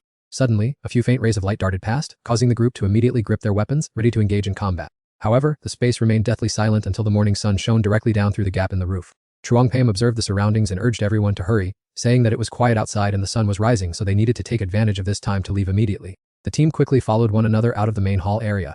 Upon stepping outside, he was stunned by the desolate and ruined scene, silently thinking that there must have been a bloody battle here that caused many of those pursuing the great emperor to lose their lives. Chuang Pam immediately raised his guard upon noticing that the corpses had disappeared. Perhaps they had turned into monsters during the night, so everyone needed to leave quickly to avoid danger. Amda was just about to continue walking when he suddenly jumped and turned around abruptly. His face flashed with panic as he realized something extremely unusual. He waved his hand to signal the group to pay attention. The bodies of the immortals that were in the main hall just moments ago had vanished. Hearing this, everyone was shocked and simultaneously turned to look back. Chuang Pam decisively ordered that while it was still bright, they would not stop at the next hall but would push straight ahead. Finishing his sentence, he dashed forward to lead the way and simply uttered a cold command, go. As he glided past the ruins, Chuang Pam wondered to himself whether, before passing away, the great Emperor Lang Tiu had managed to destroy the enemies he had fought against. Not long after, the group arrived in front of the main palace gate. He turned around and sternly cautioned everyone that this was highly likely the pivotal area of the ancient battle, and the situation would be extremely dangerous, so everyone must be cautious. Then, he immediately gave the order, move out. The group quickly rushed forward without the slightest hesitation. A moment later, Ngok Lin unexpectedly saw strange rays of light heading toward her and hurriedly shouted, watch out! Just then, Nata waved her hand, summoning firebirds to assist Tusung in battle, and said, leave this part to me, you all continue to advance. Thanks to the protection of the firebirds, she cleared the obstacles, opening a path for the team. However, as her spiritual energy was depleted, Natha began to stagger and collapse to the ground. A steady hand immediately reached out to catch her in time. KVN quickly carried Nat H flying forward so that she could rest assured and recover her strength for the upcoming journey. She would be the one protected. Another strange object was neatly dealt with by the firebirds. The whole group steadily advanced straight ahead without stopping, and Jixi Lun was still a little stunned after escaping the dangerous encirclement. She thought to herself, even the plants in the Emperor's secret realm forest are controlled by a strange power. If it weren't for Nutich Fairy's magic, we might not have escaped so easily. Hearing that, Nutich smugly said, of course, we immortals are best at fire control techniques. Call me Big Sister. The girl obediently and happily called out, yes, not Big Sister. On the perilous journey, Tridunji Chachim immediately warned everyone to always be vigilant. We don't know what remains from the great war of yesteryear hidden among these ruins. We absolutely cannot let our guard down for even a second. Tiong Kong, Nadi HD, and T Sung replied in unison, alright, we won't let our guard down. Along the way, Njiki Lun swept past patches of dilapidated ruins with various tools scattered everywhere. She didn't understand what had happened here. The girl looked at the dilapidated refining furnace and thought to herself, before it broke, it must have been where supreme, great elixirs were refined. The surrounding cabinets containing medicinal ingredients were also no longer intact at all. Charjapim looked around and speculated, it seems this place was once where the great emperor used to refine elixirs. Meanwhile, Veena glanced around and softly murmured, what a pity! These medicinal ingredients along with those elixirs are all rare and precious items. After speaking, Njiki Lin intentionally joked to dispel the tense atmosphere. She said, even if they still retain their original properties, this secret realm has been invaded by a strange power. Who knows what might happen if we use them? Charjapim involuntarily stopped and announced, head is the end of the road. Then he waved his hand signaling, alright, let's continue forward and quickly pass through these ruins. Kven seriously added, we cannot predict when the sky will change, so we must quickly reach the Grand Hall. So the group continued to hurry, moving towards their final objective. As they approached the entrance, the entire group stopped to observe the surroundings. Nanjik Lin let out a sigh of relief, yet her mood was still full of worry. The girl thought that these ruins still harbored strange or dangerous powers, so she didn't dare to let down her guard even a little. Trienji PM turned back and gently reminded them, the situation here is very complicated. We don't know what happened in the past, so caution is still best. They entered just as the fog was gradually dispersing. Nagilin suddenly discovered something and shouted, everyone look straight ahead! A trace of panic crossed her face. Master, what should we do now? Aniki Lin's voice trembled as she saw countless dried, stiff corpses standing there. The girl asked, "These corpses are all immortals from back then, aren't they?" The girl made an assumption upon seeing that each of them had different postures and expressions, looking as if they were still alive. Perhaps their lives were snatched away in an instant. Immediately Juchpim sternly instructed later absolutely no one is to make any sound. Pass by them silently. Hearing that, Estiandrakhan quickly put a hand over his mouth. "I guarantee I won't make any sound." However, as she passed by, Nenjiklin almost touched an immortal nearby but then told herself, absolutely do not touch them. After an extremely tense period, Nut-H sighed in relief as if a heavy burden had been lifted. We finally got past them. When I walked by them, I didn't even dare to breathe. T-Sung smiled and joked, "We are all immortals. We don't necessarily need to breathe. It's fine if you don't breathe." The girl looked annoyed and replied indifferently, "Why do you have to say that?" Then the girl involuntarily recalled some of the immortals from earlier. Even though 10,000 years had passed, a few corpses still exuded a powerful aura, similar to what she had once felt from some immortal lords. Swang Khan frowned with suspicion upon hearing that. He wondered if they meant these corpses included high-level immortal monarchs, and if so, why such powerful beings would die mysteriously right in the middle of the plaza. At this moment, Truong Pham folded his arms across his chest and mused to himself that it was a truly bizarre and unbelievable scene. Those on the verge of becoming saints, even immortal kings or immortal emperors, and even immortal monarchs who dominated vast regions, all lay dead in this place. Filled with curiosity, he turned to the person beside him and asked, "Immortal Senior Saintess, your clan has always guarded this secret realm. Has your ancestor ever left behind any strange stories about it?" Caught off guard by the question, Vinan pondered for a moment before answering honestly, "Actually, the secrets of our clan are only passed down to the succeeding Saintess." He then stroked his beard and recalled the past. "I remember my father saying that my great-grandfather once served a great master, who was also the one who laid the foundation for our clan, but I am afraid I will disappoint you, young master." At this, Vinan looked contemplative, adding, "After thinking about it carefully, I realized that our founding ancestors all passed away at a very young age." He looked down at the immortals below and continued, "I don't know why that powerful being guarded this place, which makes me suspect our ancestor was a fugitive. Fortunately, no one investigated back then, and we were even entrusted with the duty of guarding the tomb." Hearing the story, Truong Pham fell into deep thought, saying, "We will know everything once we reach the central area." He spoke slowly as they approached the large gate, explaining that they would understand the full story once they were inside. Without hesitation, Truong Pham placed his hand on the door, thinking that this would reveal what had happened all those years ago. But just as the door began to move, Ngoklin's panicked voice rang out, "Master, be careful! They are moving suddenly!" Her words made him stop and immediately switch to a defensive stance. Truong Pham turned around, a myriad of questions racing through his mind. How can that be? They suddenly moved. Who are they? He was shocked to witness what was happening before his eyes and wondered, why can those corpses move? Everyone froze in place as the immortals marched forward, one after another chanting, "Your Highness, Your Highness." They did not seem to see his group at all, focused solely on the path ahead. Homa suddenly exclaimed with emotion, "Your Highness has opened the door. The great emperor has returned. He has returned after wiping out the enemy." At the same time, the immortal beside him also burst into excited cheers. "It's open. Finally, I am under the protection of the emperor once again." Truong Pham signaled for silence, then led his group to the side to make way for the procession of figures shuffling past. Nengoklien waited until the last footsteps had faded before daring to whisper, "They have gone inside. It is so terrifying." The bizarre situation made Truong Pham skeptical. Have the corpses of the immortal monarchs also mutated? But looking closely, it doesn't seem so. His gaze shifted toward the ancient palace. Surely, there must be something inside the main hall that is attracting them. Unable to suppress his curiosity, Truong Pham suggested, "Let's go inside and take a look." As soon as he finished speaking, Amda shuddered slightly. "Master, could it be that the great emperor those immortals are calling out to is the Lingxiao immortal emperor?" The unexpected question made him pause and scratch his head in a natural reflex. Perhaps. But if they couldn't enter the hall while they were alive, why is it so easy for them now? Kaivan frowned in thought and quickly offered a logical speculation. Not being able to enter proves that the owner of this place had denied them access. She quietly observed the traces of destruction and stopped at the only place that remained intact. This might be the center of the formation. It is heavily fortified, so it wasn't destroyed. But without the proper authority, don't even think about stepping inside. Truong Pham listened in silence and nodded in agreement. "Your analysis makes perfect sense." He recalled the strange appearance of the corpses from earlier. No wonder, regardless of the expressions on their faces, their bodies automatically walked toward the main hall. They must have wanted to hide inside. He began to imagine the scene from all those years ago. In the end, they must have all been desperate because they couldn't enter. "Tell me, what do you think the master controlling this hall was thinking at that time?" Truong Pham looked eager, as if about to discover a great secret, believing that everything would become clear the moment they stepped inside. However, Kaivan silently prayed in her heart, hoping that no obstacles would arise. Ngoklian walked cautiously, examining her surroundings and finding the layout strangely familiar, just like the great halls she had known before. As soon as she stepped inside, Nukha released several glowing birds. They served to guide the group, shining as brightly as golden sparrows. The birds led them to an area where the living were gathered in large numbers. Suddenly, a voice rang out in utter astonishment. "It really is them." Standing there was a statue of majestic and magnificent appearance. Those people were sitting gathered at the base of the statue. Truong Pham immediately recognized the familiar figure. It was none other than the statue of the renowned Emperor Lang Tiu. After a moment of silence, Kaivan suddenly raised a question, wondering if they might have been subordinates serving under Emperor Lang Tiu. He stepped closer and gently reached out to probe the surrounding space, wondering why there were no immortals in this hall to control the secret realm's formation. Where had they all gone? Immediately, Nukha gave an order to the golden birds still hovering around, "Let me try to investigate." Just a few minutes later, she received all the information from the birds and quickly relayed it to the group. "I didn't detect anyone else besides us." Truong Pham remained silent for a moment before speaking thoughtfully. The subordinates in the secret realm originally offered their power to the emperor in exchange for his protection, so the guardian of this place must surely be an expert at the immortal monarch level, rather than just ordinary immortals. He subconsciously rubbed his chin, pondering something very serious. "This is the crux of the problem." He continued, "Where on earth have all those immortals gone? At that moment, Kaivan gently spoke up to pull Chongpam out of his wandering thoughts. Chongpam, don't forget our initial purpose. You should take this opportunity to receive the inheritance first. He scratched his head, smiling sheepishly at his own forgetfulness. I almost forgot all about it, he muttered. Natha, standing nearby, was also startled, having been so curious that she forgot the main task. If not for Sister Kaivan's reminder, I fear I would have been so distracted by the mysterious atmosphere of this secret realm that I would have forgotten our important mission, she said. Only then did Chongpam begin to lead the way, instructing the group, according to the Emperor's remaining decree, we must pass through this great hall to reach the place of the inheritance. Afterward, he took the lead and urged everyone, let's set off.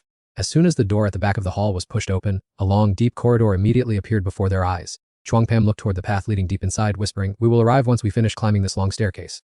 The group gazed silently into the depths of the space ahead, a feeling that was hard to put into words rising in each of them. He then let out a long sigh, as if to gather more courage for himself. And then, he looked at his companions with a confident expression, please wait for me here for a moment, let me go in to receive the inheritance. I have inconvenienced you all too much. Chongpam looked ahead silently muttering to himself, the Emperor's aura is manifesting right above there. A feeling of intense tension mixed with extreme excitement made him tell himself, there is only one final step left. However, at that very critical moment, Chongpam's expression suddenly shifted.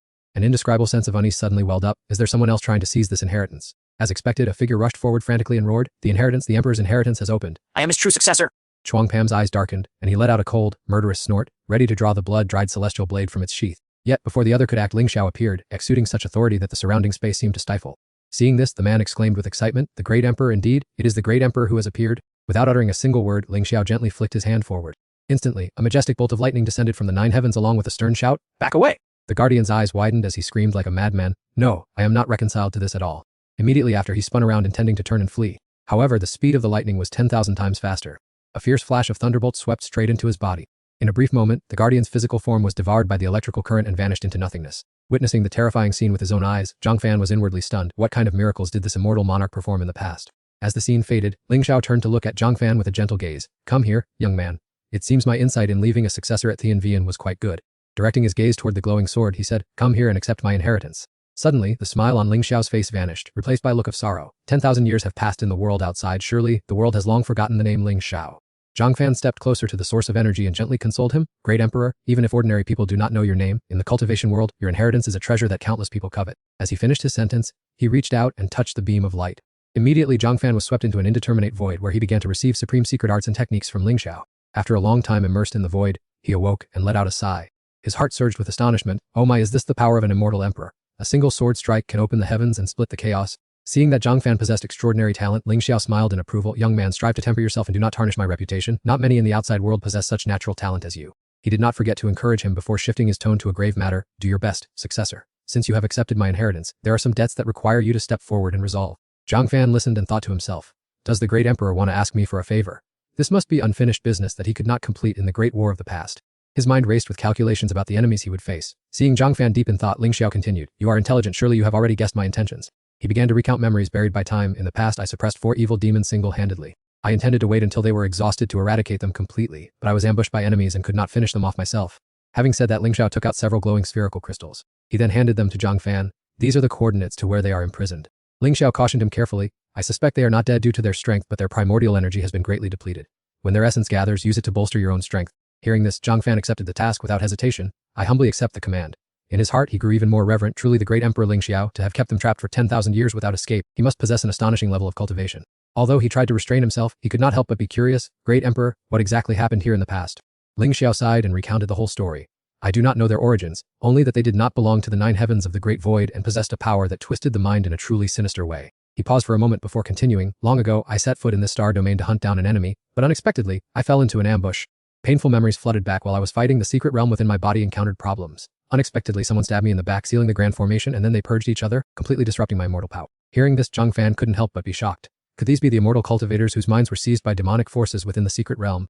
Recalling the past, Ling Xiao frowned deeply. Although I couldn't kill him in that battle, I was ultimately the victor. I have now sealed him in 5 locations within this star domain. When you comprehend the inheritance, use my sword to bring everything to an end. Zhang Fan's heart surged with emotion, and he replied with extreme determination, this junior understands. This mysterious enemy still has 4 great emperors whom you once suppressed. I will handle them cleanly on your behalf. Ling Xiao seemed satisfied with the response. I don't know his origins precisely, but I vaguely sense a connection to the upper 9 heavens. However, years have passed, and things have changed greatly. I no longer have a firm grasp on everything, so you must be careful. The image of the 7 fallen ones unconsciously appeared in his mind. This junior will remember. I will certainly do everything with utmost care and seriousness. As he finished entrusting everything, his figure gradually faded. Then I am at ease. You must strive to cultivate more. Your current cultivation is still too weak. Don't disgrace this old man. A moment later, a dazzling light and overwhelming power erupted throughout the space, making those waiting outside the secret realm gasp in fright. Yulan strained her eyes to look inside, full of worry. Master, will you be safe? At that very moment, a divine sword flashed from the center of the light, hovering directly in front of Zhang Fan. He slowly approached the source of holy energy. The moment Zhang Fan's hand touched the sword hilt, an indescribable trembling sensation rushed over him. This was the precious sword that had accompanied Emperor Ling Xiao for his entire life. Moreover, in this forbidden flying zone, he could now move freely. Seeing Zhang Fan step out, his friends immediately rushed closer. Yulian exclaimed excitedly, Master, have you received the complete inheritance of immortal Emperor Ling Xiao? His face showed undisguised pride and a hint of arrogance. Of course I have. But the great emperor also had some things he needed me to do, and as his successor, I cannot shirk responsibility to others. Ruo He's eyes darted around, searching. Oh, where is the great emperor? Although Lord Ling Xiao isn't famous everywhere, I've heard of him and admired him for a long time. Zhang Fan gently explained, the one who passed it on to me was just his last remaining will. Once I accepted the inheritance and remembered his instructions, that will naturally vanished. Her face fell in disappointment at not getting to meet her idol. Alright, before entering here, I had really hoped to converse with the great emperor about his glorious achievements on the Nine Nether battlefield. At this moment, Quen approached and inquired, Zhang Fan, what did immortal Emperor Ling Xiao instruct you about? He hesitated, unsure whether to reveal it. Seeing Zhang Fan hesitate, she became very impatient. Don't hide anything. A matter that a great emperor had to instruct about before vanishing is certainly not trivial. He shrugged with an indifferent face, as if there was nothing to worry about. Alright, I know there's no way I can hide anything from someone as intelligent and perceptive as Quen. Zhang Fan then presented the items Ling Xiao had left behind. These 4 points of light are where the evil spirits, once defeated by the great emperor, are suppressed. My task now is to deal with them and receive the essence that he purified. After listening, Quen pointed at the remaining point of light. What about this 5th point? They look just like those in the Chaotic Sea Star domain, don't they? He replied without hesitation, yes, it is precisely them hiding in the Chaotic Sea Star domain. Quen gently touched her chin and slowly offered a conjecture. Senior brother Zhang, could these 5 locations be where the great emperor successively suppressed his enemies after the great battle of yesteryear? Hearing that, Zhang Fan put his hands on his hips and laughed in appreciation. You all are truly too shrewd! You've already guessed everything so quickly, so I don't need to explain at length anymore. That's precisely how it is. At this moment, the scene shifted outside the Grand Hall. Everyone gazed at the immortals in the distance. Even though they had sacrificed themselves, they were still solemnly maintaining the formation. Kai Van shook his head and said that we should leave this place first, then sit down calmly to discuss things further later. The group moved to another room where Truong Pam spoke in a low voice, recounting his need to help the great emperor eliminate enemies that the emperor could not defeat himself.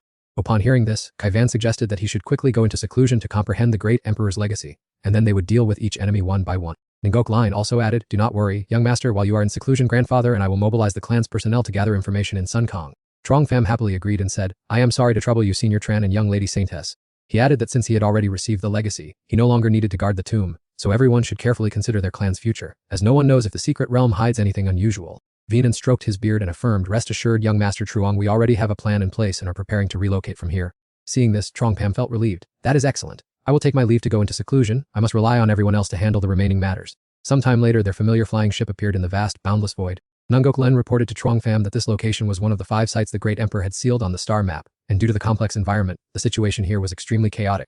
He frowned and asked if the chaotic sea star territory was this worrisome everywhere. Seeing Nungok Len hesitate to answer, Nungok Len prompted, Master, according to the information we have gathered, while the chaotic sea star territory is indeed chaotic, the Hat Vukshihon region here is very different. Hearing these words, Truong Pham touched his chin and pondered. Kai Van immediately spoke up, confirming that his suspicion was entirely correct. All 5 places where the Great Emperor sealed his enemies were extremely unique points within the chaotic sea star territory. Ngok Ling continued, Master, although the exact location of the seal has not been determined, the terrain here is quite different from the surroundings and even the local natives are very unusual. Ngok Ling explained further that the natives on these 2 continents possess special abilities. Upon reaching adulthood, they can control their own shadows. At first, our clan members only thought it was their innate talent. Truong Pham looked ahead in contemplation, noticing that the enemy shared many similarities with the bizarre entities they had encountered in the Great Emperor's secret realm. Ngok Lin agreed immediately, that is true. The natives in the other 4 places also have strange characteristics. Some clans can displace their wounds, while others have unstable spirits and are prone to sudden fits of madness. While the group was discussing, a strange ship suddenly rushed forward to block their path. Don Hai laughed loudly, pointing at their ship and mocking. Look at that! Who dares to fly through the void without flying the Hat Vukchihon flag? They must be tired of living. Immediately, the group of bandits steered and turned around to block right in front of them. Noticing Truong Pham's puzzled expression, Ngok Lan patiently explained, Master, this is a common occurrence in the chaotic sea star territory. You will get used to it once you see it more often. The people on the other ship were as excited as if they had found treasure. Haha, so many beautiful ladies! Brothers, we've just caught some easy prey, let's make it quick. At this moment, Tu Sung proactively stepped forward and said, let me deal with them. The leader on the other side laughed manically, hoo-ha, did you hear what that boy said? He wants to take us all on by himself. Ignoring the provocation, Tu Sung just casually flicked his finger. The bandits on the ship were struck by lightning and screamed in agony. We're done for! We ran into a master! Please, sir, spare our lives! Witnessing this scene, Truong Pham could only sigh and wonder if the bandits here were always this naive and ignorant. They were beaten to a pulp and lay scattered all over the deck. Seeing this, he became even more puzzled. Without scouting the terrain or investigating their opponents, they just rushed in to attack. Could it be that they felt they had lived long enough? Natha, standing on this side, also felt it was ridiculous. It was a characteristic of the Chaos Sea astral region, where the chaotic scenes allowed pirates to act even more rampantly. Chuang Pam continued to lead after the introduction. We are heading straight inside near the seal. There will surely be clues left behind by the Lingxiao Emperor's sword. Ngok Lin obeyed immediately. I will tell those people to maneuver the ship and depart right now. He did not forget to remind everyone to stay vigilant. The strange power within the secret realm is quite troublesome, as you all already know. The vanguard ship gradually moved deeper into the astral region. Seeing Chuang Pam in deep thought, Tusung spoke up and asked, Senior Brother Truong, could it be that you've been frightened by the chaos of this place? He stepped forward to stand by the ship's rail next to him. When I explored this place before, I was just like you. I never expected that such a chaotic place existed within the myriad heavens and realms. Ngokling, standing behind them, spoke up to explain, this land also contains several very special reasons for its condition. Before their eyes were scenes of collisions ranging from objects as large as continents to those as small as ships. This was not only due to groups of bandits, but was also intentionally caused by the natives, who even took great delight in this instability. Hearing this, Chuang Pam chuckled half-jokingly. Are there really people who enjoy such a chaotic atmosphere? Every region is indeed unique. Taking this opportunity, she also did not forget to advise him. Young master, you must be extremely cautious later. The natives here kill each other, prioritizing their clans, and the 6 great families are the ones in power. Suddenly, Nuakha chuckled and said, well, speak of the devil and he shall appear. It seems our journey this time will not be very smooth. A signal flag appeared right in their line of sight. Immediately afterward, a massive fleet of ships swarmed in to block their path. Ngokling quickly recognized them as the Feng clan, one of the 6 powerful great families that evolved from an ancient tribe. Her eyebrows rose slightly as she said, I have heard rumors that the members of this family are inherently very overbearing and reckless in their conduct. Yet, the man named Feng Lu from the other side spoke gently, brothers over there, why have you come to the Abyss Ring? This place is extremely complex, so if you have no business here, please leave quickly. Seeing this, Chuang Pam repeated her words, overbearing and reckless, why don't I see that at all? Making Ngok Lin almost want to jump up in frustration. Ha ha! Seeing that he was being ignored, Feng Lu immediately looked displeased. His face darkened as he cupped his hands. Brother, I have the heart to advise you, so do not ignore or look down on my words. Only then did Chuang Pam remember the other's presence. Oh, my apologies, young master, I was just a bit surprised. Meeting someone as reasonable as you in such a chaotic place is truly rare. Feng Lu's face clearly showed his displeasure. That is because a few families behave improperly, which tarnishes the reputation of the Abyss Ring. However, it would still be better if you left soon. He smiled awkwardly and tactfully declined. Thank you for your kindness, young master, but we still have some important matters to attend to. Seeing this, he turned away abruptly. If that is the case, have it your way. Look out for your own safety. And so, the 2 ships quietly sailed past each other in parallel. Chuang Pham's group's ship gradually drew closer to its destination. He called out to Ngok Lin, Saintess, tell them to stop the ship. Directly ahead is where the great emperor left the inheritance seal. She replied and quickly gave the command, stop the ship immediately. Everyone, maintain high vigilance so that the formation can reach its maximum efficiency. Next, Chuang Pham drew his sharp blade from its scabbard. As soon as it left the sheath, it emitted a powerful vibration. Upon observing this, Nada was quite surprised. Is this the reaction of the Lingxiao Emperor sword to the seal? I will take the lead.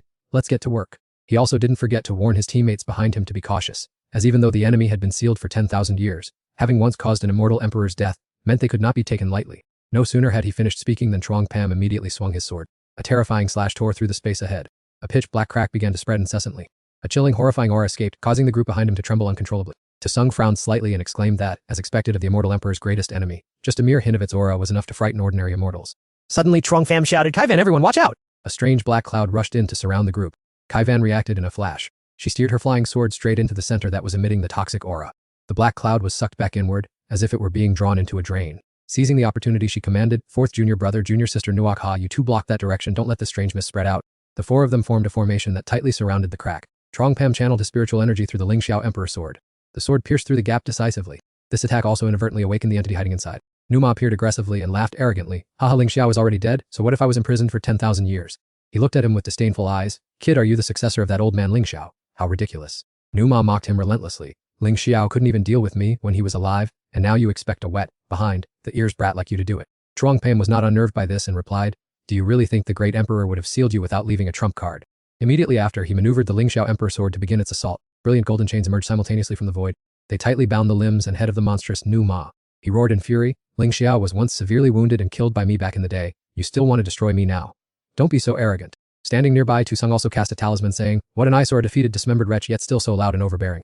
Hit by Tusung's spiritual energy attack, Numa shrieked in resentment, wait until I break free, and all of you will become my meal. Just then, Ngok Lane hurried over. It's not good, young master. Cultivators from both sides of the Gemini continent are approaching. Chuang Pham turned to look and saw that, indeed, a group of people was closing in. Sun Kong and Amday immediately stepped forward saying, Master, let us go and intercept them, you may rest assured. At this moment, the dark demon smiled dangerously. Little brat, do you think that being imprisoned here for tens of thousands of years means I can't do anything? But you underestimate me. You're just easily deceived. You came early and even prepared so meticulously. As soon as he completed the action, Zhang Fan shouted loudly, Qwen, junior sister Riha, junior brother Xu Sung, please everyone lend me a hand! The dark demon looked at the great sword in front of him, which was absorbing spiritual energy, with a look of surprise. A sense of wariness arose in him. Has Lingxiao, the old evil, still left a portion of his power within his sword? Because of that, I had to endure so much bitterness. Lingxiao, why won't you let me go even after you've died? Zhang Fan focused on circulating his energy. Qwen Riha Xu Sung, attack now.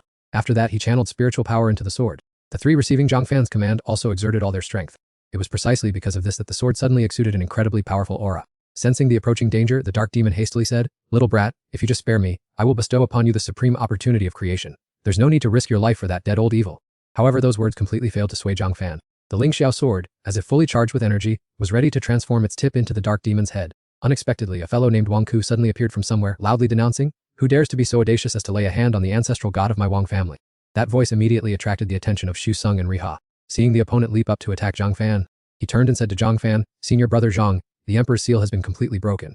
Riha and I will block the enemy, you just keep going." Hearing this, Wang Ku became furious. "Himph, you immature little brat, how dare you speak so presumptuously? I am the patron of the Wang family, one of the 5 great families on the Twin Star continent. No one has ever dared to be so arrogant with me!" The spiritual energy binding the dark demon suddenly grew stronger, startling him. Thus, Wang Ku boldly declared, "Though I don't know why you outsiders are here seeking our ancestral god, your act of destroying the ancestral god is an act of defiance against the 5 great families." Su Sung scoffed contemptuously, "Hemph, you're just a bunch of frogs at the bottom of a well." On Zhang Fan's side, the dark demon was still loudly threatening, "You human brat, do you think that this esteemed one, having been sealed here for tens of thousands of years, can do nothing?" Nevertheless, he paid no heed. "Himph, those are just some petty tricks. Both the Emperor and I are already prepared. Do you think you're very clever?" The spiritual power surrounding the Ling Xiao sword was stronger than ever. Zhang Fan rushed towards it. "You demonic monster, now is the time to end the war between you and the Emperor from tens of thousands of years ago." He gripped the sword tightly, with surging power surrounding it. Zhang Fan seriously prepared to cast his spell. In the dense space, though tightly bound, the dark demon continued to threaten, "Little brat, you still have time to release the sword. Otherwise, even if you manage to destroy a part of my avatar, you still won't be able to leave this place." Amidst the boasting, Zhang Fan gave a contemptuous smile. "The Emperor could defeat you, seal you here, and hand you over to a successor, so why wouldn't I be able to handle some native you've corrupted?" As soon as he finished speaking, he unleashed an explosion of spiritual power that tightened its grip around the dark demon's entire body, while the dark demon shrieked in pain and fury. "I refuse to accept this." When the energy source reached its bursting threshold, Zhang Fan swung his sword and shouted loudly, fulfilling the last wishes of the immortal Emperor to purge the demons today. A dazzling stream of light like a torrential waterfall rushed straight toward the target. Facing the destructive light, the evil demon still tried to resist, crying out that he absolutely could not die and that they would never be able to destroy him. Ignoring the desperate screams tearing through the air, the sharp sword blade continued to fly forward with lightning speed. The terrifying power devastated everything and then pierced through the body of the evil demon. The fiery encounter caused it to explode into pieces amidst a final agonizing scream. Just as the echoes of the battle were still reverberating, Qi Wen quickly flew in from afar. It scanned the ruins before turning to Zhang Fan and asking whether everything had been handled properly. After a moment of silence, he looked toward the opposite side and said that the Emperor had arranged everything, but the remaining troubles needed his final attention. In the distance, the rebels led by Wang Ku were lining up to face Ruo He and Si Chong. "You all should prepare to go and meet King Yama now." The whole group showed clear killing intent and did not hesitate to use their superior numbers to bully the few. Not letting the atmosphere stagnate, Wu Du roared in a fit of rage, "You destroyers of the Dark Ring's ancestral god, I will make you suffer the most painful end." Witnessing this scene, Zhang Fan could only shake his head in wariness. "These troubles come from the seal and must be cleared. I calculate there are 4 more times I must do this." In the blink of an eye, the battle broke out intensely as Ruo He drew her sword and unleashed the fire phoenix. Serving evil spirits without shame and aiding the enemy in a conspiracy to free him. You all deserve to die. Seeing the situation turn so abruptly, the rebels could not help but be stunned. How could these juniors be so terrifyingly strong? When they saw the spirit beast appear, the entire group could only scream in panic, demanding a retreat. The scorching heat from the phoenix caused the rebels to completely lose their fighting spirit. Seeing his subordinates trembling, Wang Qiu shouted angrily, "Gentlemen, hurry up and unleash all the power the ancestral god has bestowed upon you." However, the moment he looked up, the sight before him left Wang Qiu speechless. What on earth was happening?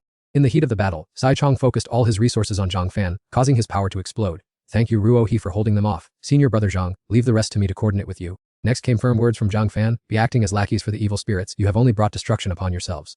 Having finished speaking, Zhang Fan swung his blade, unleashing a sharp beam of light that sliced through space. The sweep of power caused Wang Ku to only have enough time to scream before vanishing into a fine dust. He watched the remaining crowd until they were all subdued by a single strike. Once certain that everything had stabilized, Zhang Fan affirmed that without the evil spirit seal, the inhabitants of the Gemini continent in the Black Ring region would no longer suffer. From behind Ru, he slapped her forehead in exasperation. "Oh goodness, just thinking about there being 4 more points is giving me a headache." Right then, and Ye and Shuang Kang rushed forward eagerly to boast, "Master, we have already dealt with all of them." Upon hearing this, Zhang Fan silently turned his gaze toward the dilapidated ship ahead. Then, with a thumbs up and an enthusiastic smile, he said, "Good job everyone, let's get on the boat to rest for a bit, we still have to reach the next location." A month passed and the group gathered around Truong Pem with haggard faces, exhausted from overwork. Tu Sung slumped his head onto the table and waved his hand, complaining, "Brother Truong, you have to treat us to a proper feast. We've been working so hard for the past month that our limbs feel like falling off." Upon hearing this, Truong Pem brightened up and raised his wine cup, saying, "That's a definite promise. The great Emperor's victory this time owes a great deal to the contributions of you and junior sister Nana." Natha, who had been feeling down, suddenly jumped up with excitement. "Then could you give me a few ginseng roots? My senior and junior sisters love them, they make the best gifts to bring home." Truong Pam laughed heartily to reassure her, "Feel free to take them, my treasure trove of ginseng is still plentiful." Afterward, he turned aside and gave a firm order, Tran and Gian 2, go and fetch some items here. The man bowed respectfully, yes, master. Seeing the other's generosity, the young girl giggled happily. Then I won't stand on ceremony with you. Just then, Tusung spoke up in a lazy tone. Senior brother Truong, senior sister Vian, there is something I have been keeping in my heart that I would like to ask you both. Kai Van smirked teasingly. I was just wondering how much longer you could hold it in. Caught in the act, he scratched his head and asked in a flurry. Who exactly was that mysterious man in black? Why was the seal destroyed? And why did those traces carry the aura of the immortal realm? Hearing this, Natha quickly chimed in. Senior sister Kai Van mentioned it before, but Tusung and I never found the right opportunity to ask in depth. Senior brother Truong, what exactly happened? Seeing that everyone was focused on him, Truong Pham smugly said, let me explain the full story and the mysteries that weren't convenient to discuss while we were at the Chaos Star territory. A while later, after clarifying everything, he ended the story with a familiar assertion. The group couldn't help but gasp in shock upon hearing the circumstances. How could it have reached that point? Natha could not hide her astonishment. When you told us last time, I thought it was just some ordinary degenerate. I didn't expect it to be this serious. He took a sip of tea and calmly explained, I suspect the person who attacked on the blood smoke battlefield was an immortal emperor. Because at that time, I was holding the emperor weapon left behind by the Ling Xiao immortal emperor. As soon as he finished speaking, Natha and Tusung stood up in a startle. An immortal emperor. Truong Pham nodded, confirming with a calm face. That is why Kai Van and I didn't dare to reveal too many details before. Realizing the gravity of the situation, Tusung anxiously suggested perhaps we should report this to the sects of the immortal realm. Natsa still bewildered at I truly cannot understand how an immortal emperor could go bad. Regarding this issue, Truong Pham himself had long since seen through it. Immortal emperors can also face death in battle, and immortal emperors can also lose their way and fall. He furrowed his brows and said in a serious tone, therefore, that immortal emperor must have been seduced by some unimaginable promise. Finding it too taxing to think about, Tusung decided to dismiss it. Let's leave that matter for the elders to worry about. Junior sister Natha and I will stay here. We might as well spar a few moves with you and senior sister Vian. Truong Pham naturally did not refuse and happily agreed. I welcome you both to stay. Tran and Gian 2, you and Igoklean go and arrange the lodging properly. The man quickly replied, yes, master. Once the challenge was accepted, Truong Pham immediately lunged into the fight, causing the space to erupt with surging battle energy. Tusung channeled his internal energy, bracing himself to withstand the rapid fire attacks coming his way. Below, Ngoklean's group watched the match so intently they forgot to breathe. Observing for a while, the girl secretly admired. I wonder when I will reach the master's level. Even a genius like young Master 2 is no match for him. A few hours passed, and Truong Pham and Tusung both landed on the ground. The dramatic battle finally came to an end. Satisfied after the fight, he clasped his hands in a salute as expected of senior brother Truong. Your sword Dao has improved significantly. It is much faster and stronger than before. Just then, Natha and Kai Van walked over, and the girl teased. Hey, Tusung! Upon arriving, Natha did not forget to mock him. I clearly remember you boastfully declaring as we left the battlefield that you would teach senior brother Truong a lesson once we got back. That statement left him rooted to the spot like a statue, only able to utter a single word, oh. To save a little face, Tusung hurriedly coughed to change the subject. Ahem, senior brother Truong, don't listen to Nenetziachi's nonsense. I only wanted to compare skills with you to see how much progress I've made. Faced with that, the girl mischievously curled her lips. Right. Witnessing the two of them bickering made Truong PM laugh out loud. We are practicing together to improve together after all. Just then, Trendengine stepped forward and said respectfully, Master, I have prepared fragrant tea. Please sit and rest for a while. He couldn't hide his excitement and quickly urged the group. Let's go. Let's take a short break. At that very moment, a beam of light suddenly shot up into the sky of Thin Venan Island. It turned out to be Din Hoon arriving with an icy expression. Drained of all color, Duist Truong, esteemed young masters and ladies of the immortal realm, a bad omen has arrived. Afterward he landed quickly, causing Truong Plem to turn around in surprise. Seeing that it was him, he couldn't hide his joy and went to greet him. However, his face showed no signs of cheer. On the contrary, he continuously issued extremely grave warnings. Upon hearing the full details from Dan Hai, and none of them, not even Nayach Siad or Tusung, could hide their utter astonishment. Truong PM and KVN remained silent, looking at each other as the atmosphere grew thick and heavy. After pondering for a long time, he finally looked up to probe for the information he wanted to know. In response, he remained standing in place and explained every small detail clearly. As the story unfolded, Tusung rubbed his chin, his eyes deep in thought. Dean Hein stroked his beard with an incredibly tense expression. When the last word was spoken, Truong Pleichum's group felt as if they had been struck by lightning, standing frozen in place. Dian Hoon sighed helplessly. Young friend Truong, a powerful and prestigious immortal emperor has fallen. I fear all the heavens and myriad worlds will be shaken. Our Thinvian continent cannot stay on the sidelines. Waiting for him to finish, it was Truong Pem's turn to speak with a serious face. KVN, Junior Brother 2, Junior Sister NHT, you all come from the 9 great immortal realms. I am afraid I will have to trouble you for the upcoming situation on Thinvian continent. Mech Siach clenched her fists, radiating a resilient spirit. It's fine. The disappearance of the Wine Flower Immortal Emperor will surely shake the heavens. Our 3 immortal realms and Thinvian can certainly support each other. Receiving their assurance, Dean and Hein bowed his head respectfully. Many thanks to the 3 of you, my heart is much more at ease.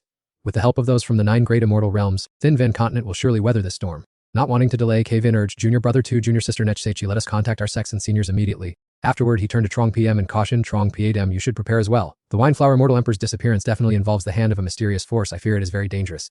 Seeing her concern, he nodded in understanding. I understand what you mean. The 9 underworld demons and the great void demons will certainly not let this opportunity pass. He then turned to his disciples along with Tipanji Vin and Nenjiki Len, Old Teague, assist the Taoist in distributing resources and immortal energy so that the entire Thayan Vian army is ready for battle. Both responded in unison, understood. Just as Trongpem finished his instructions, the jade pendants of Tu Sung and K veterans suddenly glowed with messages. Demons are inciting a great war between immortals and demons. That content sounded out, causing all 4 of them to immediately look serious. Disciples. Members of the sect returned to the immortal realm immediately. Looking up, Trongpem frowned in anxiety. I don't know what will happen to the heavens and myriad worlds in the future. I fear the fires of war will consume the entire world. A period of time passed, and the entire immortal realm gathered in one place. Amidst the tranquil space, Don Hyan gently stroked his silver beard, thinking that after young Master Trongpem eliminated the soul-devouring demon Venerable, the Tianvan continent could finally practice cultivation in peace and ascend to the immortal realm. He looked up at the sky and sighed warily, unable to believe that turmoil had struck so quickly. He wondered when this land would ever find its former peace again. Trongpem crossed his arms over his chest to reassure him. Taoist, please rest assured, leave everything to me. Just then, a shadow suddenly appeared in the fiery red sky. It was a flying vessel silently gliding past. Tongvan jumped in shock, pointed upward, and exclaimed, Master, Sect Master, everyone look over there. From far away, Laklam piloted his flying sword toward them with a pale, panicked face. Sect Master, Immortal Venerable, something terrible has happened. As soon as he touched the ground, he knelt down to report. While my fellow disciples and I were patrolling around the world, protecting formation, we were suddenly ambushed by a group of people. Tears streaming down his face, he choked out, my fellow disciples sent word that they sacrificed themselves to protect me. Don Hyan hurried over to help Laklam up, saying, I will definitely seek justice for you all. First, recount the details about those enemies. To which he tremblingly replied, yes. Wiping the tears from his cheeks, he continued, they were one of the 9 nether evil spirits recorded in the book the Immortal Venerable gave us. But while my brothers were protecting me, I also saw some strangers. Clenching his fists, with the image of the enemy flashing in his mind, he said, saw a group of cultivators in pitch black robes standing behind the evil spirits. Sect Master, Immortal Venerable, you must punish them. After hearing the situation, Don Hyan placed his hand on Laklam's shoulder to reassure him. Very well, I will definitely take revenge for you and settle this blood debt. He watched silently as Laklam's retreating figure faded, his heart heavy with sorrow. When he turned back to see the other 2 still lost in thought, he could not help but ask, Trongpem, Kaivan, what is the matter with you 2? After a moment of silence, Trongpem spoke slowly, Taoist, do you remember when I returned from the Hyan Yen battlefield and went into seclusion on the floating island? Don Hyan narrowed his eyes in speculation. Could it be that at that time, you were not just breaking through in cultivation, but also suffered severe injuries that forced you into seclusion to heal? He did not answer immediately but stroked his chin, memories of the past surfacing. On the way back from the Hyan Yen battlefield, I was ambushed by a group of strangers, and afterward I clashed with that force many more times. These words caused Don Hyan's expression to change. Who exactly is this mysterious force and why are their minions colluding with evil spirits? He mused, last time, Trongpem fought on par with a king. Those who challenged him must be significant figures in the immortal realm. If so. Just then, Kaivan added, everything that happened afterward, Taoist, you already know, but there is a speculation that Trongpem and I have never disclosed to you. She frowned and emphasized with suspect that the disappearance of Immortal Emperor Nuako is closely related to this mysterious force. Upon hearing this, Don Hyan was stunned. What if that is true? They have already targeted the Tianvan continent. I fear that every move of yours is already in their grasp. After a moment of consideration, Trongpem decisively ordered Gokli and you and Old Tong prepare immediately. The Tianvan continent is unprepared. We must act first. Don Hyan soared into the air. I will go prepare for the battle. They surely would not dare to touch the Tianvan continent just for you alone. Meanwhile, Trongpem below gave a loud order, everyone quickly prepare for battle. Kaivan, the task of contacting the immortal realm depends entirely on your connections. Having already intended to do so, Kaivan nodded. I will inform my sect immediately. This matter is no longer just the business of the Tianvan continent. Not long after, the cultivators only saw a giant island flying rapidly over their heads. Trongpem and the others had arrived at the palace on that floating island. Tongvan was furious at this moment. Those evil spirits are truly damnable. Opposite them, Ngoklan suddenly pointed forward. Master, over there is the army of evil spirits. Sure enough, groups of evil spirits were swarming toward them as numerous as ants. The whole group sat on the boat, completely relaxed, their gleeful laughter echoing through the air. This sight made Capthian's blood boil. These evil demons had to be completely eradicated. That demon was extremely smug, laughing gleefully as if he were already on the floating island. Next, he was about to make a suggestion to report the situation to the lords. Before he could act, Capthian swung his sword and slashed forward, sending a message. It was already too late. A sharp beam of light tore through the air, blowing both them and the boat to pieces in the blink of an eye. After striking, he felt no remorse. These loathsome demons did not deserve to exist in the 9 heavens in the first place. Tongvan also flew over to join them as the surrounding demons began to panic. Their numbers are quite large. Let's return to the floating island to help the master secure it. As soon as they stepped back onto the floating island, the atmosphere suddenly grew heavy. Capthian quickly cupped his hands to apologize. Please forgive me, master, for being too hot-headed just now. Trongpem did not blame him at all. Don't worry about it. As a cultivator of the Tianwen continent, who could endure seeing our kind's corpses being desecrated by demons like that? Right then something appeared that caught the attention of both men. Capthian's eyes widened in shock. What is going on? It turned out that the demons were swarming in, their numbers far exceeding all previous calculations. Only then did Kaivan make an assessment. It seems they are deliberately lying in ambush, waiting for us. On the contrary, Trongpem looked full of interest. Oh, isn't this like using bait to fish for demons? With his sharp perception, he had long seen through the plot. They couldn't possibly break the grand array left by the Lingxiao Immortal Emperor, so they found a way to lure us out. She also guessed Trongpem's plan. You did this on purpose because you didn't want the newly recovered Tianwen continent to suffer more damage, which is why you took the risk of bringing me out. Hearing this, he turned around with a bright smile. I believe that whether I said it or not, you would definitely help me anyway. As soon as he finished speaking, a sharp longsword instantly appeared in his hand. The weapon fit snugly in Kaivan's palm as she prepared for battle. Of course. Since you didn't mind traveling so far to rescue me, how could I just stand by and watch? Looking at the approaching demon army, an excited voice rang out. It looks like another tough battle is about to begin. Truong Pam was also full of fighting spirit at this moment. Is everyone ready? Then he calmly assigned tasks to Mingai and Lang, Old Tong and Old Hong. Everyone control the floating island together and at the same time give your all to attack those demons. The whole group shouted in unison, understood! He continued to direct the tactics. Ngok Lian, Yu Sun Kong and the Dark Knight Demon King worked together to wage guerrilla warfare. Don't let them interfere with Ngai and Lang and the others. Sun Kong obediently replied, yes master. However, Ngok Lian still seemed worried, but what about you master and sister Vian? It turned out Truong Pam intended to personally capture the leader. Those cowards don't dare to show themselves, only knowing how to hide in the shadows to cause trouble. I will drag them out. Then, he decisively drew his sword to meet the challenge. I really want to see if any of these demons can stop my steps. At this moment, the floating island is under a tight siege from all sides. The lead demon let out a powerful roar. All of you, charge and attack the floating island for me. As soon as the command was issued, the minions swarmed like a disturbed nest of bees, aiming straight for the floating island, determined to devour every living soul there. On the opposite side, Truong Pam hurried to remind everyone to be cautious. Ngok Lian, if you or anyone else feels exhausted, you must immediately retreat to defend the island. Ngok Lian, sword in hand, replied, yes. Now is the moment for you to show your strength, Kai Van. Let's go clear out these pests together. Without the slightest hesitation, both of them flew on their swords straight into the heart of the enemy forces. The demon leaders were so delusional that they were drooling. Let me taste what the immortals of this world are like. That little fairy looks so tender, I like her very much. To their surprise, they all crashed face first into the ground after a strike from Kai Van. It was truly unbelievable. She looked at them with utter contempt. 9 nether demons trespassing on the territory of the 33 Immortal Realms Alliance, you all deserve to die. It turned out the leader of this expedition was Hoyan Diep. As expected of the fairy and the young master of the Chuang family, your talents are indeed superior to others. With just one look, Truong Pam immediately recognized a familiar face. It was Demon Lord Hoyan Diep. Seeing them standing side by side, Hoyan Diep became even more annoyed. The two of you really are a well-matched couple. Then she decided to make a bold move to shock everyone. It's been a long time, I hope you two are well. For this final time, I will personally see you off. Instantly, a group of giant great dukes surrounded the positions of Truong Pam and Kai Van. Huyan Deep covered her mouth and laughed gracefully amidst the yellow butterflies. I ask of you 10 great dukes, the orders from above are to treat these two honored guests very hospitably. However, Truong Pham quickly struck her with his sword. Demon Lord High and Dip, since you've come all this way, why are you in such a hurry to leave? That swarm of demonic butterflies was instantly and completely blown apart. This gave Hoyan Deep a fright. I didn't expect young Master Chuang's strength to have advanced so remarkably, even breaking through my escape technique. He didn't beat around the bush and pointed directly at her face, declaring, last time on the blood-smoked battlefield you escaped, this time don't even dream about it. Next, he channeled energy into his palm, sensing that this person was linked to a mysterious power. Capturing her alive would surely reveal many things. Chuang Pham's giant spectral hand rushed toward High and Dip as fast as the wind. At that critical moment, it was suddenly bound tightly by a chain appearing out of nowhere. It turned out that Tang Yu had arrived in time to save her. A mortal brat, we are your opponents. Though the man looked fierce, the young man felt no fear at all. On the contrary, Tang Yu was full of fighting spirit. Hoyan Deep, take the others and quickly attack the floating island, then seize the chance to conquer the Thean Van continent. Hearing this, High and Deep gleefully activated her escape technique. Everyone please treat these two lucky fellows very hospitably. With his spirits bolstered, Tang Yu viciously swung his chain toward Chuang Pam and Kai Van. She took a defensive stance and countered with words, a demonic great duke having to follow the orders of a lapdog. Now that is a rare sight. With just a simple sword stroke, she easily parried the attack. But from behind, Magap, Hayat Ningyu, and Bao Duong simultaneously charged with their weapons to launch a sneak attack with their sharp blades.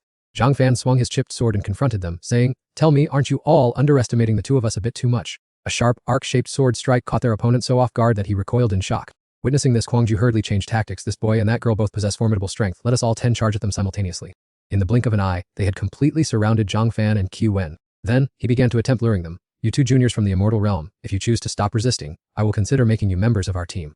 However, he didn't even bother to care, replying, you talk too much. Today, all of you will become stepping stones for me to reach the pinnacle of the immortal path. Hearing this, Qinu ordered an attack. Imph, since you are so stubborn, don't blame us. Both of you geniuses will die here today. Attack! The 10 great state dukes roared in unison and launched their assault. Despite the blinding lights and thick, dark smoke surrounding them, Zhang Fan and Qi Wen remained as calm as could be. It turned out that all of their attacks had absolutely no effect on either of them. In an instant, the two disappeared from their original positions. It was truly baffling where you people got such confidence from. Zhang Fan was perfectly capable of finishing off this entire group with just a single sword strike. The weapons in the hands of the state dukes spun wildly in mid-air. The scythe was pulled back into Dinyu's hand, but he still couldn't believe his eyes.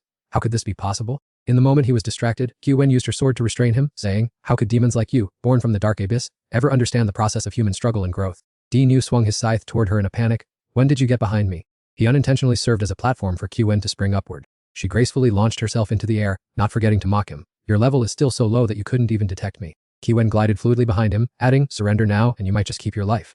Dinu could only groan softly before vanishing, and she didn't even bother to look back, remarking, invading the immortal realm and causing such chaos. This ending is still too merciful for you all. Yanju was so terrified he was shaking. A great state duke had officially perished. Fearing their morale hadn't crumbled enough, Qinu gritted his teeth and emphasized, not just one, 2 great state dukes have been finished off by these 2 youngsters from the immortal realm. As soon as he finished speaking, the man standing next to him was sent straight to the afterlife. This was already the 3rd person to lose his life. Seeing this, Qi Wen delivered a sharp final remark, everything is so simple and effortless. Zhang Fan decided to get serious, huffing, taking down people like them doesn't require using my full strength, let's finish this quickly. Being openly scorned by the pair, Zhang Niu boiled with rage and shouted, damn it, these two immortal juniors have strength no lower than mine, and that immortal sword is a rare item no one needs to hold back anymore. He formed a group with Mo Jie and Xu Nu, shouting, brothers, let's charge together. Meanwhile, Yanju and Guangju were still busy exchanging glances, wondering, do you really want to rush to your deaths? Zhang Nu dashed quickly toward Zhang Fan and yelled, go to hell! Zhang Fan looked at him with utter contempt, saying, what a fool, why don't you look and see what your companions are currently doing? In the blink of an eye, Tang Nu stopped abruptly and cried out in confusion, ha! It turned out he had been played a trick by his comrades, which made him furious. What kind of trick are you playing? Yet Yum Jiao at this moment didn't hesitate to show his attitude. I can't fathom why he has remained so firmly in the position of Grand Duke for so many years. Do we demons also care about integrity and morality? Sich Nu also spoke sarcastically. It's just a bunch of fallen ones from the Immortal Alliance begging for our help and making us act. Why should we risk our lives to confront these two? Then he laughed loudly, without any deference. It's as if the demon god only needs to give an order and you will rush to your deaths to complete the mission. Yum Jiao, standing beside him, chimed in, of course not, because we are inherently demons. Hearing these words, they all burst into laughter. Hayat Deep was so angry she gnashed her teeth and cursed under her breath, those damn demon Grand Dukes are truly hateful. Her eyes revealed a chilling gaze along with the schemes in her heart. I will definitely report this matter to His Majesty so he can punish you. Zhang Fan swiftly blocked Tang Nu's path. Truly a demon, to be able to utter such vile things yet still appear so calm and confident. His face suddenly contorted and his two bloodshot eyes looked as if they were about to burst into flames. In an instant, Tang Nu's entire body was instantly torn apart by spiritual energy exploding. The remaining demon Grand Dukes were terrified, their voices becoming stammering. Hey, what should we do now? They shrieked, then all turned and fled. Let's retreat quickly. But how could Zhang Fan let this matter easily pass? Having gone to such lengths to find them here, how could he let them hastily escape? Hayat Nu roared in anger. Brat, what do you want? I don't want to get involved with you. Just mind your own business and protect your immortal text continent. He didn't bother to care and quickly unleashed his spiritual sword forward. The spiritual sword, carrying a surging storm-like momentum, swept away many demons in its path. Gripping the trident tightly in his hand, he still had enough strength to mock truly an incurable, arrogant human brat. In Hayat Nu's mind, he secretly calculated, why is this kid relentlessly targeting me, taking advantage of me being held back? Those other guys must have escaped by now. But he didn't know that his comrades were also suffering the same tragic fate. What is this? He was so horrified that his eyes widened as if they would pop out. How can this be? What divine ability has this guy ultimately unleashed? Zhang Fan and his clones simultaneously formed hand seals to summon weapons. Since you've come all this way, let Q Van and me thoroughly entertain you Grand Dukes. He pointed forward and shouted loudly, Wolf Howl Sword Rain! Immediately a stream of spiritual energy carrying earth-shattering power poured down upon them in torrents. Hayat Nu was both defending and panicking. This is absolutely not the strength that a junior from the immortal realm could possess. Guangzhou only then realized something. We've been tricked by those little rats. But it was too late, so he could only desperately swing his sword. Those rats want to provoke us and the Immortal Alliance into a great war. They truly are the type to fish in troubled waters. Guangzhou cried out in panic, we've fallen into a trap. As soon as he finished speaking, a heaven-shattering explosion immediately occurred in the sky and blinding light covered everything. The demons trembled before the terrifying sight. What kind of power is this after all?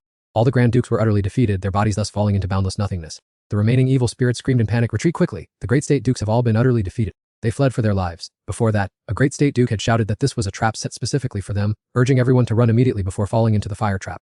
Huan Dai was shocked by the sudden turn of events, never expecting that Zhang Fan's strength could have advanced so rapidly after not seeing him for just a short while. She then gritted her teeth and swore that she must deliver this news to the two majesties at all costs. Ningoklian lunged forward with her sword and roared in anger. You want to escape? It won't be that easy. She decisively swung her sharp sword, but Huan Dai had already transformed into a butterfly and vanished without a trace. Ningoklian looked annoyed at Sun Kang and Amda as they ran over, vexed that the wicked woman had escaped again, as she was the one who had controlled the evil army to hunt them down earlier. Sun Kang gazed anxiously into the distance, wondering how his master was currently faring. Meanwhile, Zhang Fan was holding two pastries, calmly taking a small bite. As he chewed, he told himself that he should not be so reckless in the future, as concentrating the power of the sword domain while completely exhausting his cultivation base had almost left him depleted. Even so, defeating these state dukes brought Zhang Fan great satisfaction, though that move was indeed pushing his limits, otherwise the outcome might not have been so favorable. On an island not far away, a group of people dressed in pitch black attire was hiding. They silently observed everything unfolding on the opposite side. Then, Nongyi Hao coldly waved his hand, let's withdraw. Those evil spirits are no longer of any use, they have utterly failed. Suddenly, a spiritual sword carrying a terrifying wave of power tore through the air and shot toward them. It stabbed firmly into the ground right in front of him, its dispersing power forcing the group to immediately assume defensive positions. A pair of feet landed weightlessly on the hilt of the sword.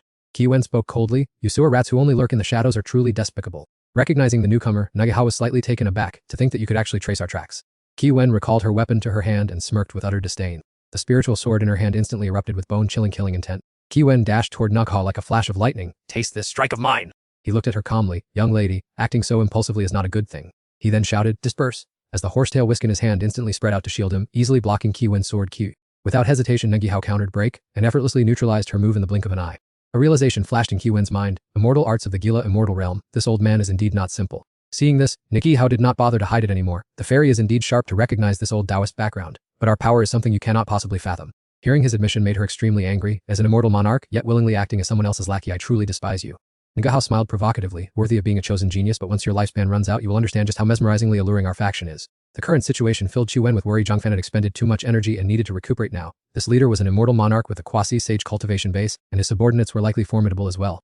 After a moment of hesitation and deliberation, she decisively let her weapons fall from her hands. Kai Van determined to take a gamble, forced to use the technique she had just learned while practicing with Chuang Pham, even though she had not yet truly mastered it.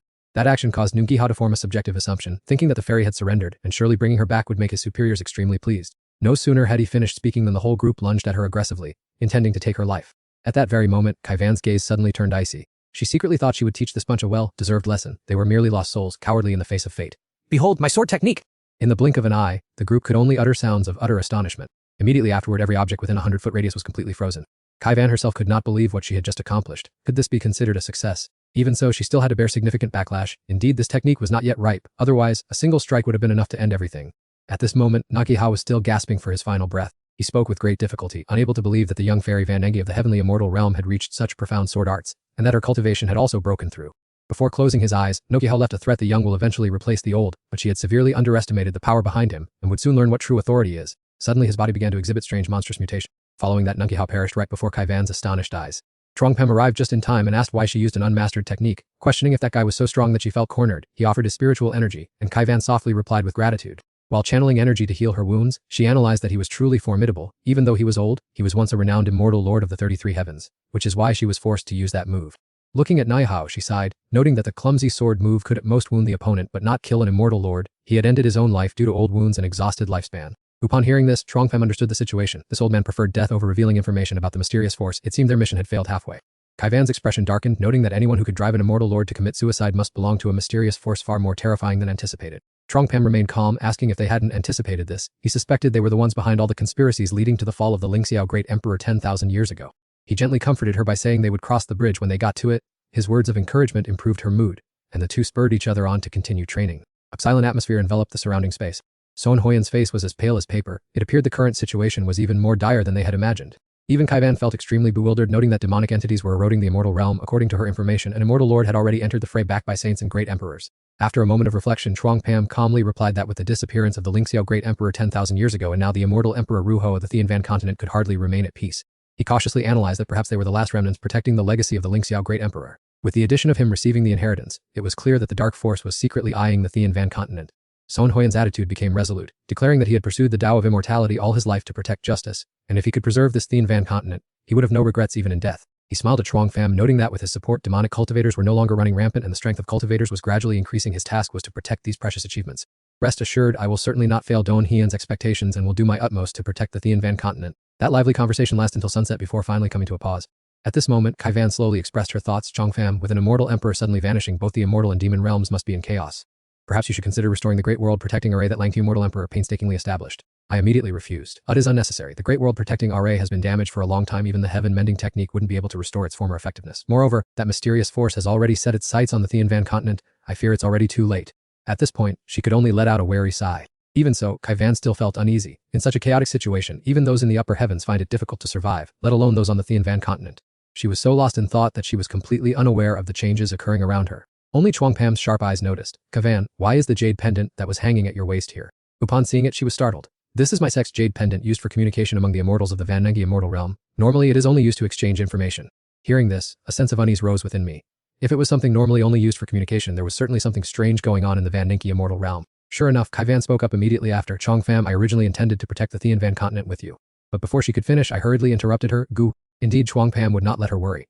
Return to the Van Nengi immortal realm immediately. The first thing you must do is report the situation to me. I will contact Tu Sung and Lu Uakha. Don't forget everything we have been through together. Those words moved Kai Van to tears. You must take good care of yourself as well. Then, without any hesitation, she hurriedly set off on her return journey. At this moment, a suspicion flashed through Chuang Pam's mind. Could that mysterious force have conspired with the evil demons to attack the Van Ni immortal realm? The more I thought about it, the more puzzled I became. The Van Nunki immortal realm is at the center of the immortal alliance, so why would they bypass the immortal realms of the 24 heavens and other small worlds to the south? Finally, Chuang Pam thought of the worst-case scenario. If they had actually managed to do that, the current situation for the Van Nungi immortal realm would be extremely dire. Then I decisively turned around. Tran and Goat. Chuang Pam gave a solemn order. Quickly summon Ngok Lion and Old Tong here immediately. Tran and Guyan appeared like a gust of wind. At your command, master. In less than a minute, everyone had gathered together. The universe before Chongpam's eyes was both magnificent and mystical, yet it harbored countless dangers. The communication jade pendant in my hand continued to glow incessantly. Suddenly, Nathar appeared. Senior brother Chong, I have consulted the elders in my clan. Our South Pole immortal realm has not received any distress signals from the Van Neck immortal realm. Chongpam didn't know whether to take this as good or bad news. Alright, I understand. Just then, Tu Sung also sent a message. Senior brother Chuang, Natha, I just asked the elders of my sect. Our South Pole immortal realm hasn't received any information either. This situation left Nata stunned. Senior brother Chuang, this is far too unusual, you must be careful. Even Tu Sung sensed the danger. The Vanagi immortal realm was attacked suddenly. It's clearly an emergency. Yet none of the other 33 immortal realms have received any word. This is truly strange. Chongpam's face showed little emotion. I understand, I will act carefully. In reality, he was extremely anxious, wondering how Kai Van was doing at that moment. I know Chongpam's character all too well. Our South Pole immortal realm cannot dispatch troops for reinforcement, but an elder and I will lead a group to support you. Natha also knows what you plan to do next, as does Tu Sung. You must protect yourself well. Those words warmed Chongpam's heart.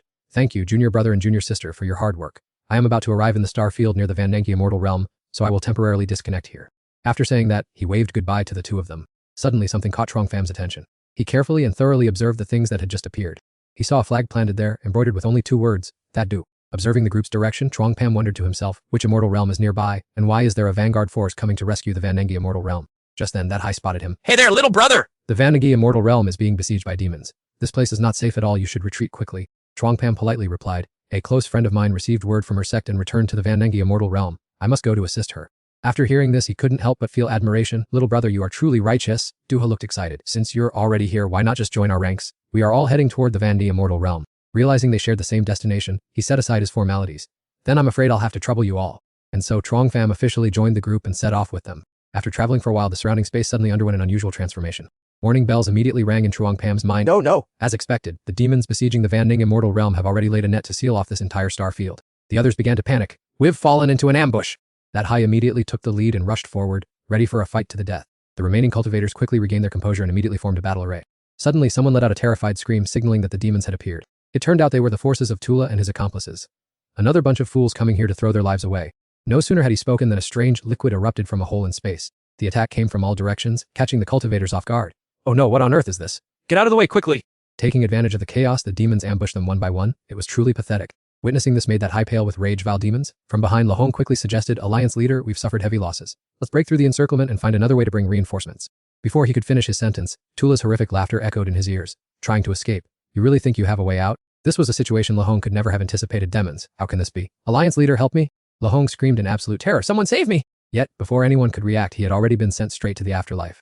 The horrifying scene before his eyes left that Hai both resentful and shaken to his core. On the other side, Tula laughed triumphantly. You weaklings really think you can come to the rescue of the Van Nengi immortal realm. While he was gloating, a cold voice rang out. Is that so? You sound awfully confident. Are you really that strong? Tula was genuinely scared out of his wits. How could this person approach me from behind so silently without being detected? Recognizing who was standing before him, he cast aside his anxiety. As it turned out, it was just a puny human, and these humans were truly seeking their own deaths. Chongpam completely ignored him, coldly declaring that he would personally take care of this great Duke Tula. A disciple panicked and turned to ask that Hai for advice. Alliance Master, what should we do now? Faced with this situation, even you cannot act recklessly while being overwhelmed by that kid. Chongpam's arrogance infuriated Tula. He was truly just an insolent brat who didn't know his own limitations. Without a moment's hesitation, he roared and lunged forward. Tula's attack speed was truly not to be underestimated. He decided to finish the boy off in an instant. Get lost to the netherworld, you brat. Regrettably, Tula's attacks in Chongpam's eyes were no different from mosquitoes buzzing around his ears. The astonishing power from the boy made him turn pale. The sword was too fast, and the sword aura was terrifyingly sharp. With just this one move, the foundations of the Tama clan were completely razed. Even that Hai could not hide his shock. Such terrifying sword intent. Who exactly is this young man? At this moment, Tula's appearance looked miserably beyond description. His eyes clearly showed extreme terror. This was absurd. How could a human with such a short cultivation time reach this realm? Chongpam calmly turned his body in another direction, leaving Tula standing there frozen in shock. He silently assessed the situation. After defeating the Tama, it seemed that the capabilities of the 7 luminaries were not too bad. Suddenly, that Hai shouted at him, Young brother, be careful! It turned out that Tula was still plotting a sneak attack. You insolent brat, you are too careless. I will drain your life essence to heal these wounds. However, before he could even touch his opponent, he stiffened in place. A split second later, Tula's body began to disintegrate into pieces. Witnessing that horrific scene, the Tama were in extreme panic. This is bad, the great Duke has failed miserably. That Hai would never let them off. He immediately rallied his disciples to pursue and annihilate them, not letting these demons have a shred of strength left to cause any more trouble. It was clear that they had decided there was no turning back this time, and the Tama fled in droves. After finishing up, he hurriedly moved toward Chongpam. That Hai did not hesitate to express his respect. Many thanks to you, young brother, for stepping in to help. If it weren't for you, even if we had set up the 7 luminaries star formation, we would have struggled to resist Great Duke Tula. Chongpam waved his hand dismissively. It is all for the safety of the Van Nengi immortal realm. I certainly could not just stand by and watch. As the two were still talking, the remaining cultivators quickly returned. Alliance Master. The second disciple was still filled with resentment. The demons are dying off. Alliance Master, we must seek our revenge at all costs. Seeing that the danger had passed for the moment, that High ordered the injured group and the damaged warships to stay behind to clean up the battlefield and bring the bodies back to the Seven Luminaries continent, while the rest were to quickly head to the Van Nunki Immortal Realm. Everyone understood that this was the most optimal solution at this time. Then the group continued their journey, set off immediately. We must reach the Van Nunki Immortal Realm soon. At this moment, that High turned to Chuang Pam with pleading eyes. Since the Van Nunki Immortal Realm was still some distance away and the path ahead was fraught with dangers from evil spirits, he hoped the young brother would exert himself to assist.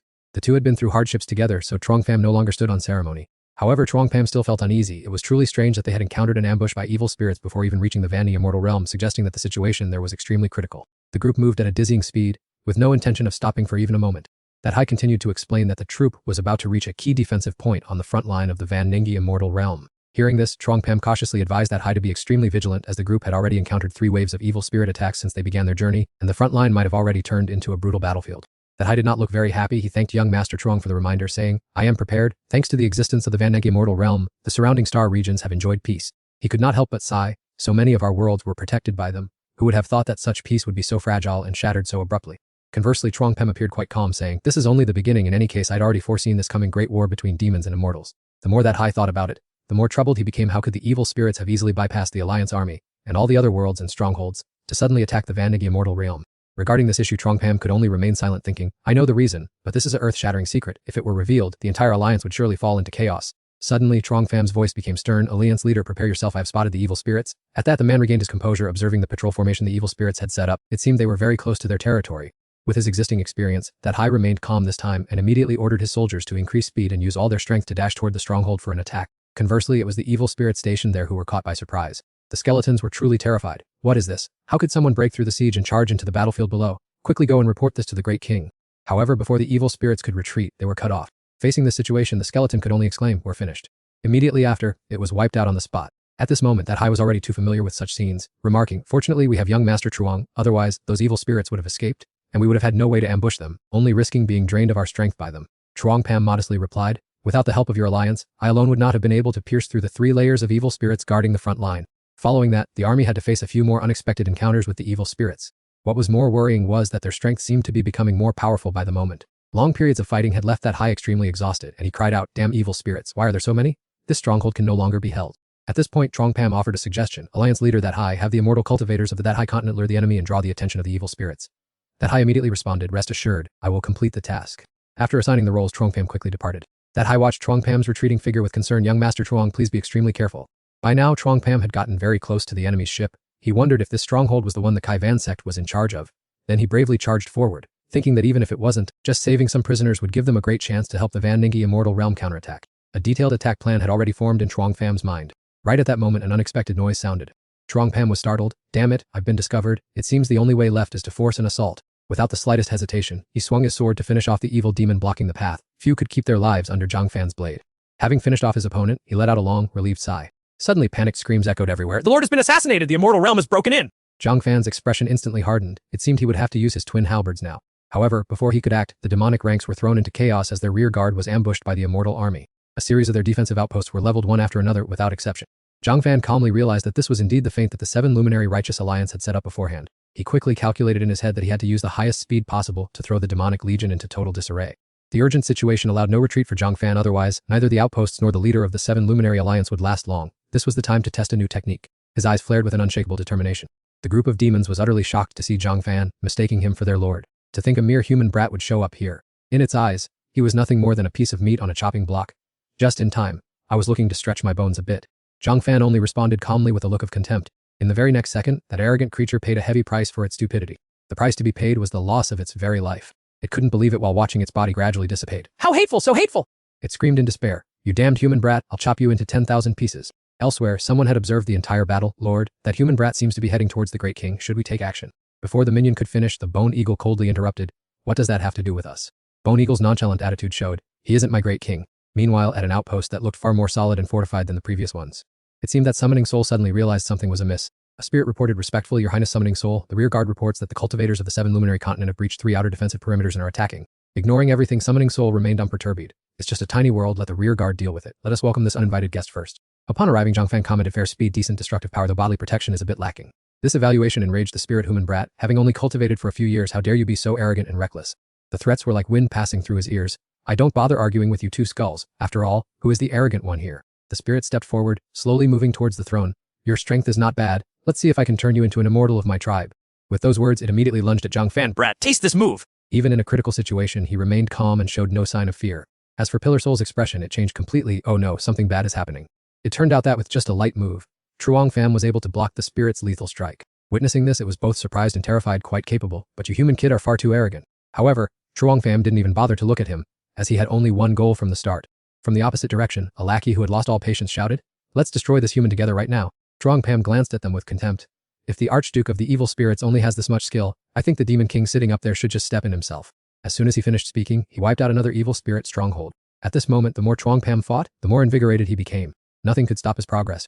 Even Pillar Soul had to look at him with a different gaze. This human kid is truly unusual. His life aura clearly shows he only became an immortal a few years ago, so how can he possess such formidable strength? As the spirit was about to risk its life against Truong Pham, saying, "Kid, you're too arrogant," Pillar Soul suddenly spoke up. "You step back." Despite that, it still felt extremely resentful. However, he didn't care about the spirit at all. "Your strength is impressive. Join the abyssal spirits, and I will grant you immortality and a position above 10,000 but below only one in this nation." Those hollow inducements made Truong Pham unable to stop himself from laughing mockingly. Then he threw down a challenge. "What if I want to sit in your chair?" Hearing this, Pillar Soul was stunned for a moment. Aeons have passed. Whether it be the 9 netherworlds, the Great Void, or your realm, countless have craved this throne, but none have ever succeeded. Truong Pham continued to mock him.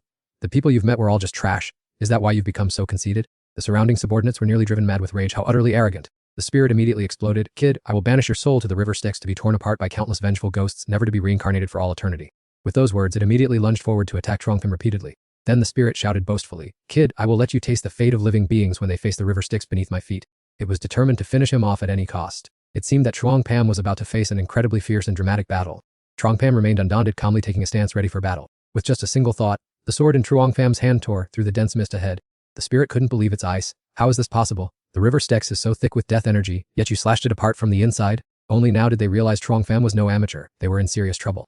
Realizing that fighting individually wouldn't work, they decided to gang up on him. "You arrogant brat!" Even so, Truong Pham only needed to wave his hand to scatter them all. "Get lost." This time the undead was truly terrified, unable to understand what kind of strange sword intent he was wielding.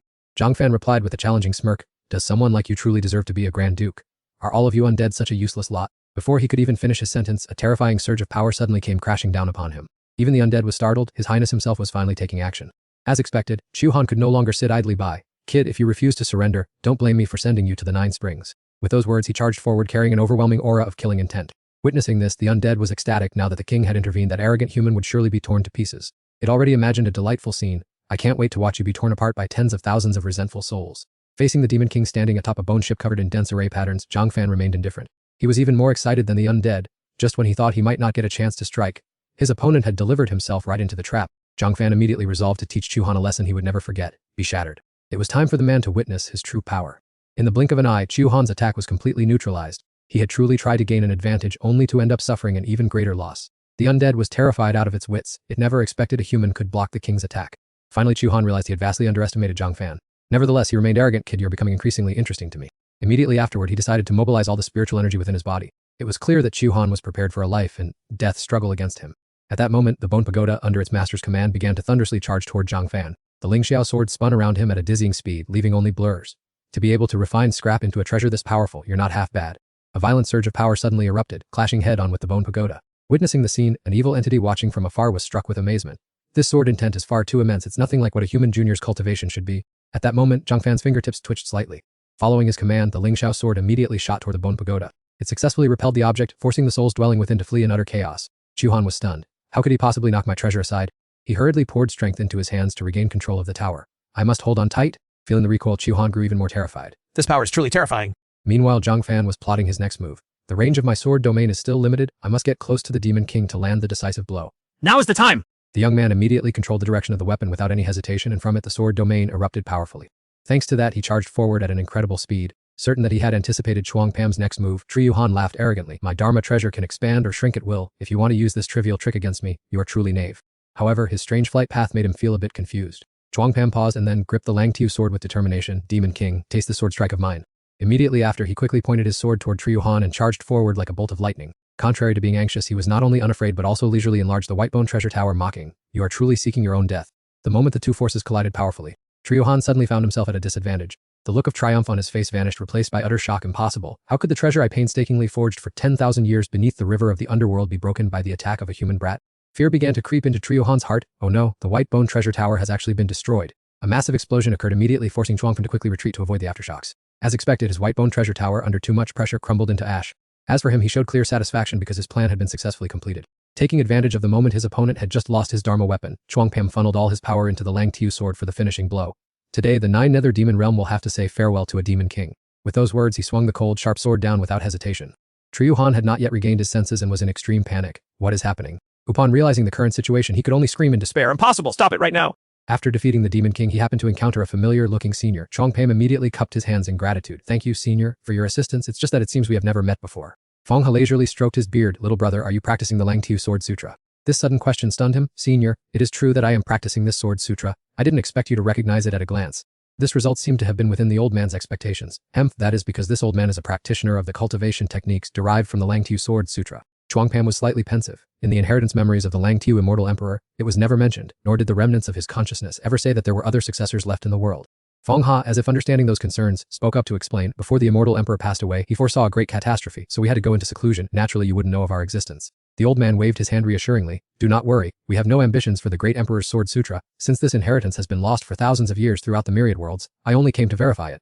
Feng He turned to leave. All right, keep up the effort. That performance just now made this old man feel quite satisfied. As soon as he finished his sentence, he flew into the air on his sword, leaving Chuangpam standing there in a daze. Watching the old man's retreating figure fade into the distance, he could only smile helplessly. Suddenly, from the distant horizon, something was approaching with a grand rumble. It turned out to be flying ships of immense size. Seemingly sensing something unusual, Chuangpam slightly turned his head to look behind.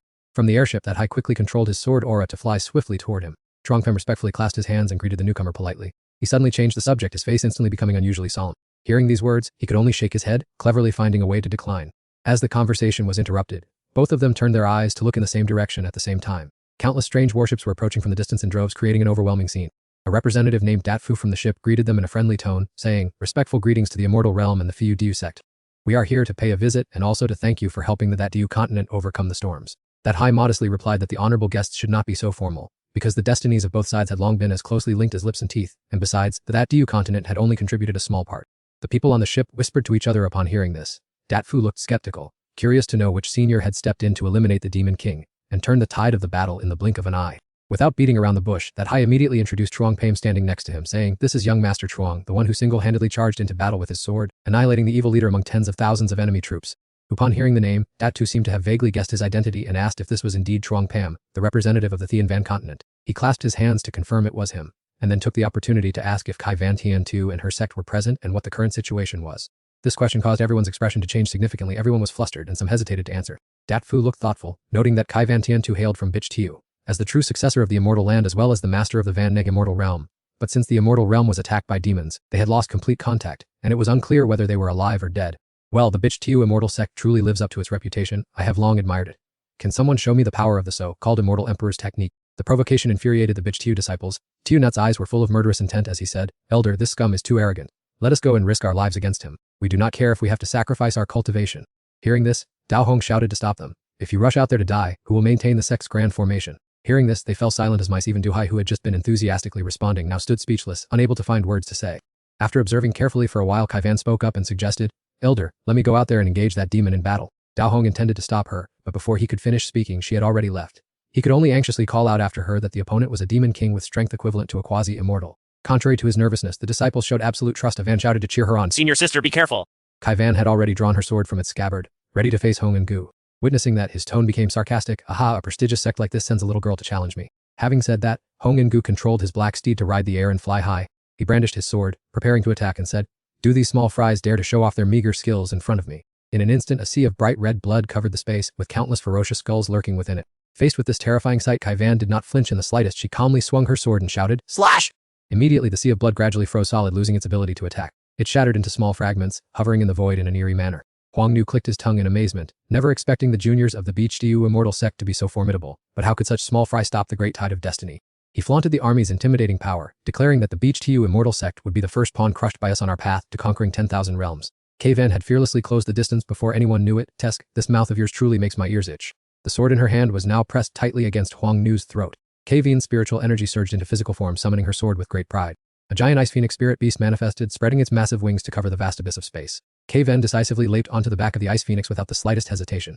The sight left Huang Nu in total shock. How could a wet, behind-the-ears child condense such profound sword intent? The disciples watching from a distance could not hide their extreme excitement.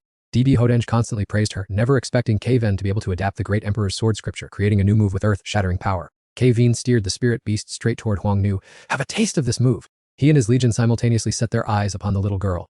This action clearly infuriated Huang Nu. This little girl is far too arrogant. As he spoke, a violent surge of evil aura shot directly toward the ice phoenix. But unexpectedly, the spirit beast flapped its wings in a fierce response. Driven by the beats of the ice phoenix's wings, a terrifying tornado began to spiral. Seeing this, Huang Nu was so stunned that his face armor cracked. How can this be possible? He quickly composed himself and ordered his subordinates, move forward, now! The demon horde immediately rushed forward like starving beasts. They raised their fists and roared, insects, meet your death! The Chitiu sect disciples from afar were deeply worried. Oh no, the enemy is so numerous, what can we do? In contrast to the crowd's panic, the ice phoenix effortlessly broke through the monster encirclement in a split second. Instantly, Huang Nu suffered a backlash of power and spat out a mouthful of bright red blood. He struggled to rein in his horse and roared, how can such a tiny girl possess such terrifying strength? The sudden shift in momentum made the disciples cheer with excitement. Senior sister is so mighty! Senior sister is truly a genius! After retreating a good distance, Huang Nu brought his horse to a complete halt. His face turned gloomy. I have finally seen the immortal emperor's power. Little girl of Biachigu immortal sect, you are indeed extraordinary. However, without waiting for him to finish, Ven had already closed in riding the ice phoenix. He pointed forward with a malicious laugh. You cannot save your sect.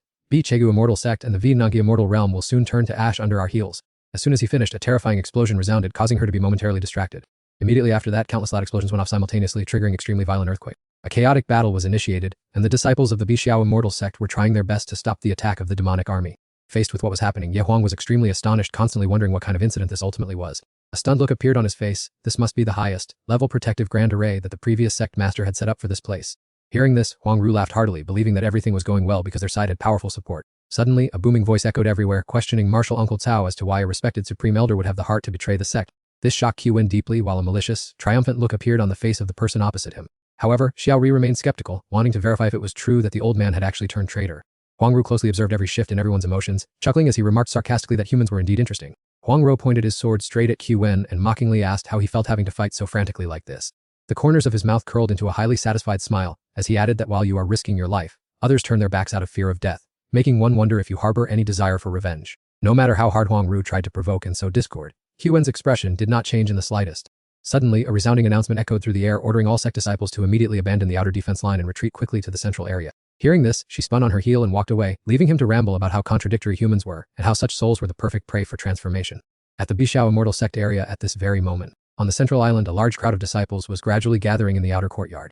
Inside, the elders were busily discussing how to break the siege, worried that the traitor had revealed the inner workings of the array to the demons. Amidst the tense atmosphere, a hand was raised, signaling everyone to calm down and pause their debate. Then, Chen Yi stood up and spared no praise, stating that Wen had done an excellent job. Li Hu, sitting nearby, also smiled in agreement, expressing his surprise at the miraculous speed of Elder Chen's disciples' advancement, as her strength was now on par with the immortal monarch level. Hearing this, Chen Yi smiled politely, clasped his hands, and excused himself to take his student away for private matters, asking to be notified later of any official decision.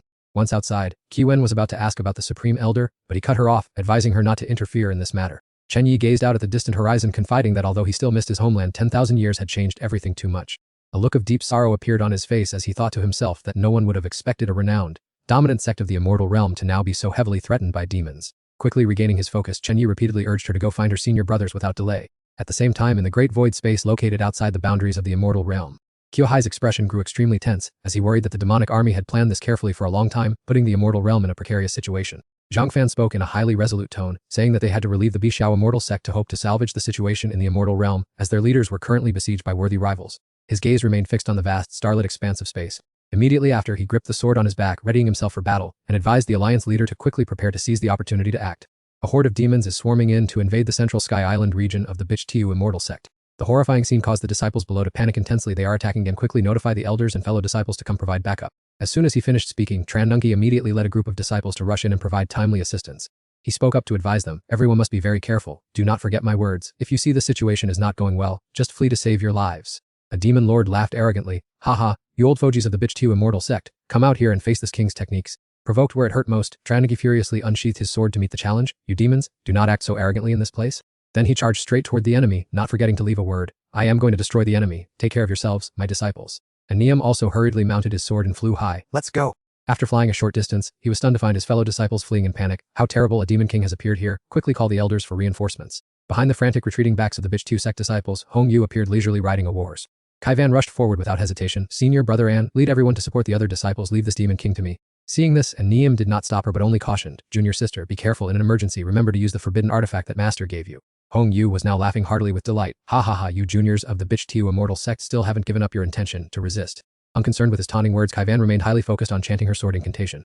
In contrast to her, Hong Yu leisurely clapped in applause. Truly stubborn human cultivators, what a boring performance.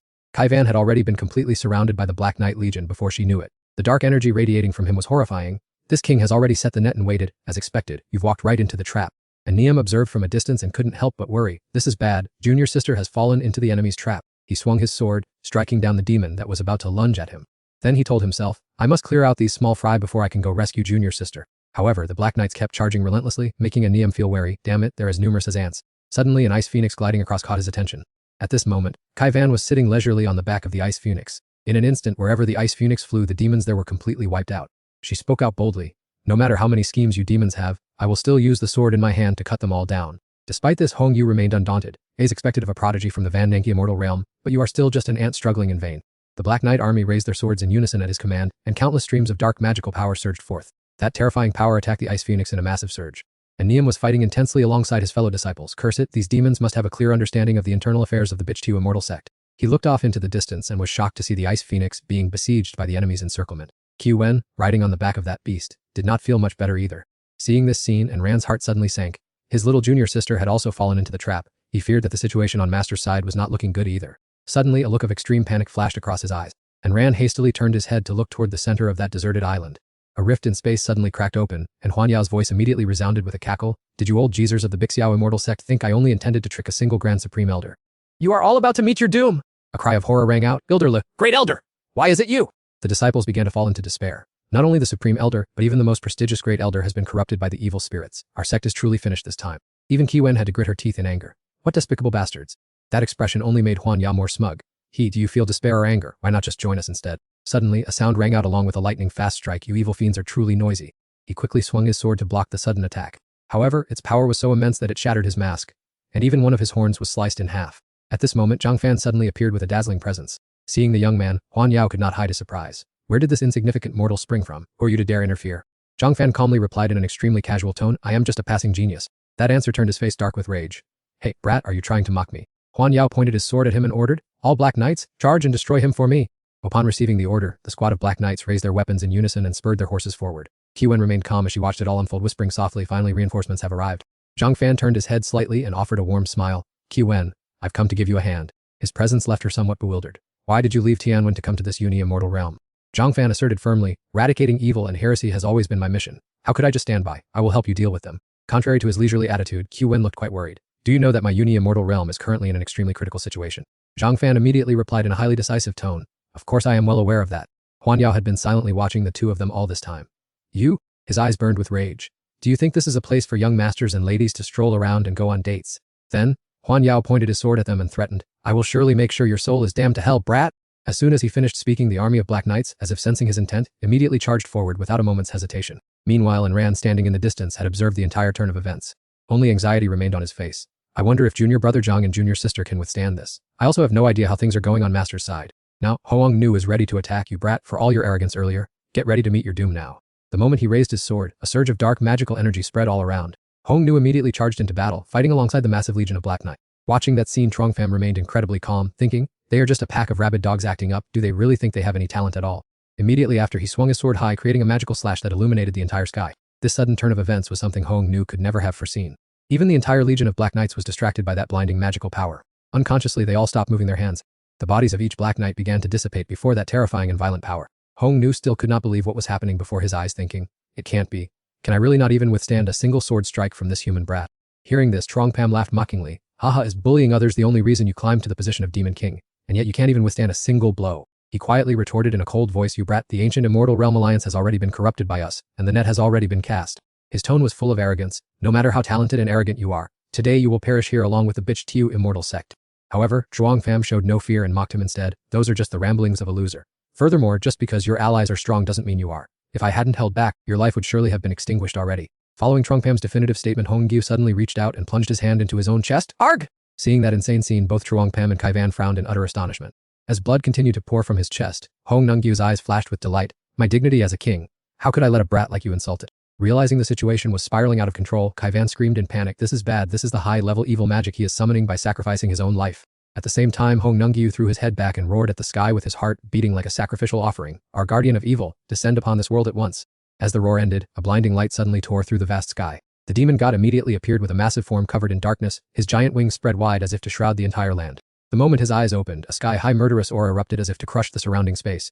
From afar, Aeneum stood frozen with trembling lips, unable to speak, knowing that the demon god's will is a projection summoned only when a demon king sacrifices their own life. At this moment, the demon god's lips curled into a bone-chilling smile. Who dares to confront my will directly? Are you trying to challenge me? Immediately he swung his hand down with a thunderous shout. Slash! Following his command, swirls of black mist condensed into the shape of a giant blade. Seeing this, Trongpam did not back down but instead gave a defiant smile. You are the bold one for daring to look me in the eye, you base creature. The last two words echoed like a lightning bolt, causing the demon god to pause. What did this human brat just call me? That astonishment lasted only for a split second before transforming into intense fury. You insects dare to look down upon this supreme existence. You truly deserve to die. His giant sword received the order and immediately tore through the air, plunging straight toward Trongpam's position with infinite power. Witnessing that scene, Aeneum screamed in horror, calling out the names of junior brother Chuang and junior sister Vian. However, that fear was unnecessary. The demon god's weapon shattered into pieces in the blink of an eye. Then a blinding radiance erupted, powerfully sweeping through the entire surrounding space. The intense light left Aeneum stunned, eyes wide and unable to speak. The brilliant beam of light, like a scorching sun, forced the demon god to retreat. A mournful cry echoed until he vanished completely. Lang Tiu, what was that? The cultivators who witnessed the scene were momentarily frozen in shock, as if they could not yet grasp what had happened. They watched Chuang Pam's back and whispered to one another that the young man beside senior sister Vian had just destroyed the demon god's projection with a single sword strike. Amidst the crowd, a shrill voice suddenly rang out. He is the one who caused the chaos last time. Chuang Pam comes from the small world of Thianvan continent. Upon hearing his identity, the crowd waved their swords and cheered excitedly. Junior brother Chuang is truly remarkable. Junior brother Chuang is so formidable. After Chuang Pam's strike, the demon god roared in pain as his body began to crack. Impossible. Hong Yu looked at his disintegrating body and stammered in a panic. How can this be?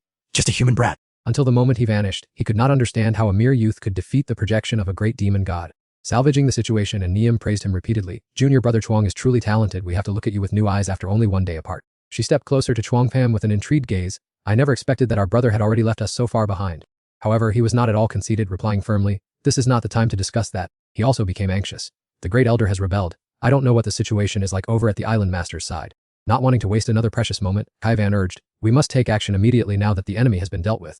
She took command, senior brother, and lead the disciples to support Kong Dao, starting from the periphery, release your energy and then regroup. And Neum hurriedly replied, Right brothers, let's go. She turned to her side with a look of concern. Chuang Pham, we are heading to the center. I am sorry for bringing you into the most dangerous place. Hearing this, the corner of his mouth curled up with a knowing look.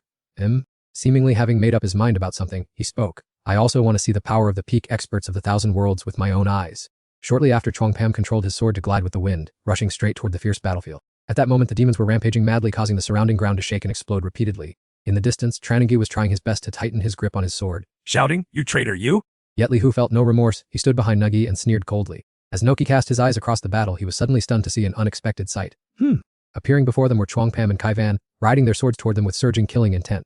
Feeling the change, he could not help but be amazed. There was just a fluctuation of a supreme expert over there. It seems the strength of the younger generation of Bitch Tiu immortal sect is truly extraordinary. In the heat of the battle, Tranengi was also surprised to see the two. Kaivan, why are you here?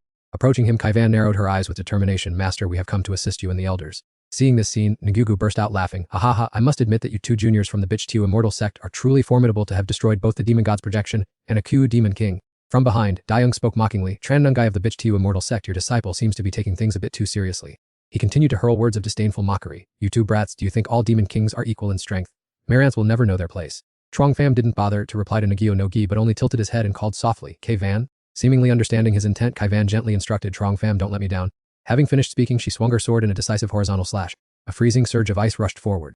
Not only was Dayoung unafraid, but he was also disdainful. Mumph, human junior, you truly don't know the height of the heavens or the depth of the earth. However, the ice block suddenly accelerated at a dizzying speed, startling him. How could this happen? In the blink of an eye, his entire body was frozen into a solid block of ice. Using all her strength to deal with the monster left Kaivan so exhausted she spat out blood. Chuang Pham, now it's your turn. Hearing this, he stood ready with eyes burning with excitement. I will not let you down. Amidst the glowing space, Chuang Pham raised his sword horizontally and began to chant an ancient incantation. Sword domain, shadow dual, great Dao sword intent, Ling Xiao sword sutra, technique of the immortal emperor. As soon as he finished, a blue light burst forth, radiating a terrifying pressure everywhere. Witnessing this, both Tranengi and Dahong were stunned. The sword key was truly horrifying. Beside them, an elder from the same sect marveled. Taoist Master Tran, the technique of this disciple Kaivan is too impressive. To think it has already sealed a demon king. Without lowering his guard, Dahong shouted loud, everyone be careful and get ready! At that exact moment, the sword in Chuang Pham's hand thrust straight forward and he shouted loudly, sword breaking through the 9 heavens. The layer of ice trapping Nugiumai also shattered into pieces because of that power. Before him now was a surging wave of sword ki crashing down. A flash of lightning tore through the sky, sweeping past him along with a cry of despair. No. The demon stood frozen as if turned to stone before the surging power crashing towards them. The terrifying speed left them only enough time to gape in horror. Despite this, Nunuka did not flinch. He waved his hand and began summoning Demon Parasol. Instantly, a parasol appeared to block the path, followed by a roar. Begone. In a brief moment, the demon parasol and the stream of sword intent collided extremely violently. This earth-shattering clash caused the divine domain space to crack to the point where the people of the Bitch Tiu immortal sect were stunned. What is that? The star domain has been shattered again. One of the elders wondered. With sword intent like this, its power is no different than if the immortal emperor had personally performed an immortal technique. Da Hong frowned in annoyance and reminded, now is not the time to sit and discuss such things. The moment he finished speaking, he gripped his weapon tightly and lunged forward shouting, attack now. In an instant, all the sword intent that had enveloped Chongpem faded away, leaving only tremors lingering in the air. Nunu gasped for breath, straining to withstand a pressure as heavy as 1,000 pounds. Those hiding within the protective barrier were still safe, but not everyone was so fortunate. 2 of them turned into dust the moment they were touched by that powerful force. Witnessing this scene, everyone was stunned. How could a single sword strike kill 2 demon kings? At that same moment, Da Hong's eyes became sharp and narrowed in tension. Without wasting time, he stood in midair and declared, this battle should end now, elders, let us strike together. Yet, the one named Nunu was not afraid. Instead, he retorted arrogantly, the ones who should be finished are you lot. He braced himself and raised his sword, his breath coming in heavy, ragged gasps. As he poured magic power into his weapon, Nunu gritted his teeth and cursed, that detestable human brat from the Bitch Tiu immortal sect. Then, he swung his sword violently toward them, shouting, all of you will perish under my majesty's magic sword. The steel blade hissed with a grotesque sound like a demon before flying rapidly toward Da Hong. Not letting his opponent revel in triumph, he snorted with contempt and raised his hand. Do you think my Bitch Tiu immortal sect doesn't have a single saint? As soon as he finished speaking, a magical artifact flew from his palm and expanded into a colossal, inspiring form. Da Hong controlled that giant artifact, sending it crashing straight into the demon army led by Nunu. In the midst of casting, he turned to urge his fellow disciples, junior brothers, quickly charge with me to suppress these demons. The speed of the artifact was so great that the monsters could not react. They could only scream, it's over. We cannot escape. Following those terrified screams, the entire group was crushed into particles of energy. Once the front line was cleared, Da Hong hurriedly ordered law enforcement elders lead the disciples to pursue the remaining remnants. Afterward, he turned excitedly to call everyone, Chan Elder and the others as well, follow me to welcome the hero of the Bitch Tiu immortal sect. Opposite them, Chongpem and Kaivan were both exhausted, breathing heavily. Just then, Da Hoang walked slowly toward them, drawing the attention of both. He and the elders bowed in unison, saying, the entire Bitch Tiu immortal sect thanks young Master Chuang for his life-saving assistance. He then solemnly presented a vial of pills and instructed, young Master Chuang, this is the Immortal Emperor pill refined by the Immortal Emperor himself. Please use it to recover your essence. Accepting the vial, Chongpem smiled with interest. Then I thank the sect master. He then handed it to the person beside him. Kaivan, you should also quickly take one to recover your strength. Da Hong could not hide his admiration as he praised, young Master Chuang has exceptional talent at such a young age. You already rival the masters of the past. Kaivan, the great emperor would surely be pleased to see you have a successor. Upon hearing this, he slightly turned and raised an eyebrow with curiosity. I wonder how the war is going on the great emperor's side right now. However, when he saw the deep, gaping cracks on the starry screen, he suddenly froze, breaking into a cold sweat. He could only shyly scratch his head and stammer. It was nothing really. Facing Chongpam's embarrassment, Da Hong calmly reassured him that it was fine. Had it not been for young Master Chuang's sword strike, the Bitch Van immortal sect would have suffered even greater losses, and the sect's protective array could simply be repaired. While the group was engrossed in conversation, the atmosphere suddenly fell deathly silent as a figure unexpectedly appeared. Who could it be? With graceful steps gliding lightly over glowing lotus flowers, the person was none other than the renowned Bitch Van immortal emperor. Upon seeing him, Da Hong and the entire group hurriedly bowed in greeting. We respectfully welcome your majesty. Witnessing that transcendent demeanor, Chongpam could not help but widen his eyes in astonishment. Is this truly the Bitch Van immortal emperor, one of the 9 heavens of the immortal alliance? Even after the great battle against the demon emperor, he does not show the slightest trace of wear. Meanwhile, after scanning the area, the emperor finally spoke. Everyone has worked very hard. Following that, in a calm and deeply moved tone, he shared that this lightning raid by the former demon emperor was unexpected, but he had clearly witnessed everyone's sacrifice and courage. Bitch Van then turned his gaze toward the key figure of the battle and smiled approvingly. Chongpam, your reputation has long echoed throughout the 10,000 realms. Meeting you today proves that talent truly knows no age. Saying this, he cupped his hands in a salute. Young friend Chongpam has bestowed a life-saving grace upon the Bitch Van immortal realm, which I will hold in my heart. If you ever need any assistance in the future, do not hesitate to seek me out. Hearing this, Trangai glanced at Chongpam, who was still scratching his head in bewilderment. Having received such a promise from an immortal emperor, Kaivan's friend would surely be free to roam the entire immortal alliance in the future. However, he only smiled modestly. Your majesty, you are too kind. He cupped his hands in return. This junior is a descendant of the Langtiu immortal emperor, and I personally have a vendetta against the former demon emperor. He then excitedly added, moreover, Kaivan is my life or death soulmate. Seeing her in danger, how could I stand by and do nothing? Kaivan's face turned as red as a ripe tomato. Chongpam had crossed the great void without hesitation for her sake, breaking through layer upon layer of the demon army to come to the rescue of the Bitch Van immortal realm. Thinking of this, she placed her hand on her rapidly beating heart, unable to tear her eyes away from the figure before her. Seeing his determination, Bitch Van smiled with satisfaction. Young friend Chongpam is truly righteous, but as an immortal emperor, my promise is always worth its weight in gold. As he finished speaking, he sighed softly as if to release the heavy burden of anxiety and sorrow he had carried for so long. He then slowly revealed his inner thoughts. The demon race is full of schemes and plots. It is only because we in Bitch Van have lived in peace for 10,000 years that we became complacent and suffered this catastrophe. Da Hong and the elders bowed in unison to accept the blame. It was our negligence that caused the immortal realm to suffer this calamity. Even dying 10,000 times would not be enough to make amends for our mistake. Seeing everyone in such a state, Bitch Van raised a hand to stop them. I am the incompetent one for being the immortal emperor. This has nothing to do with you all. Pull yourselves together and return to handle the matters at hand. Before departing, Da Hong did not forget to turn back and instruct, Kai Van, please take care of entertaining young friend Truong Pam for me, and then the space returned to its inherent peace and tranquility. Moans mingled with painful screams echoed everywhere. Help me, it hurts so much.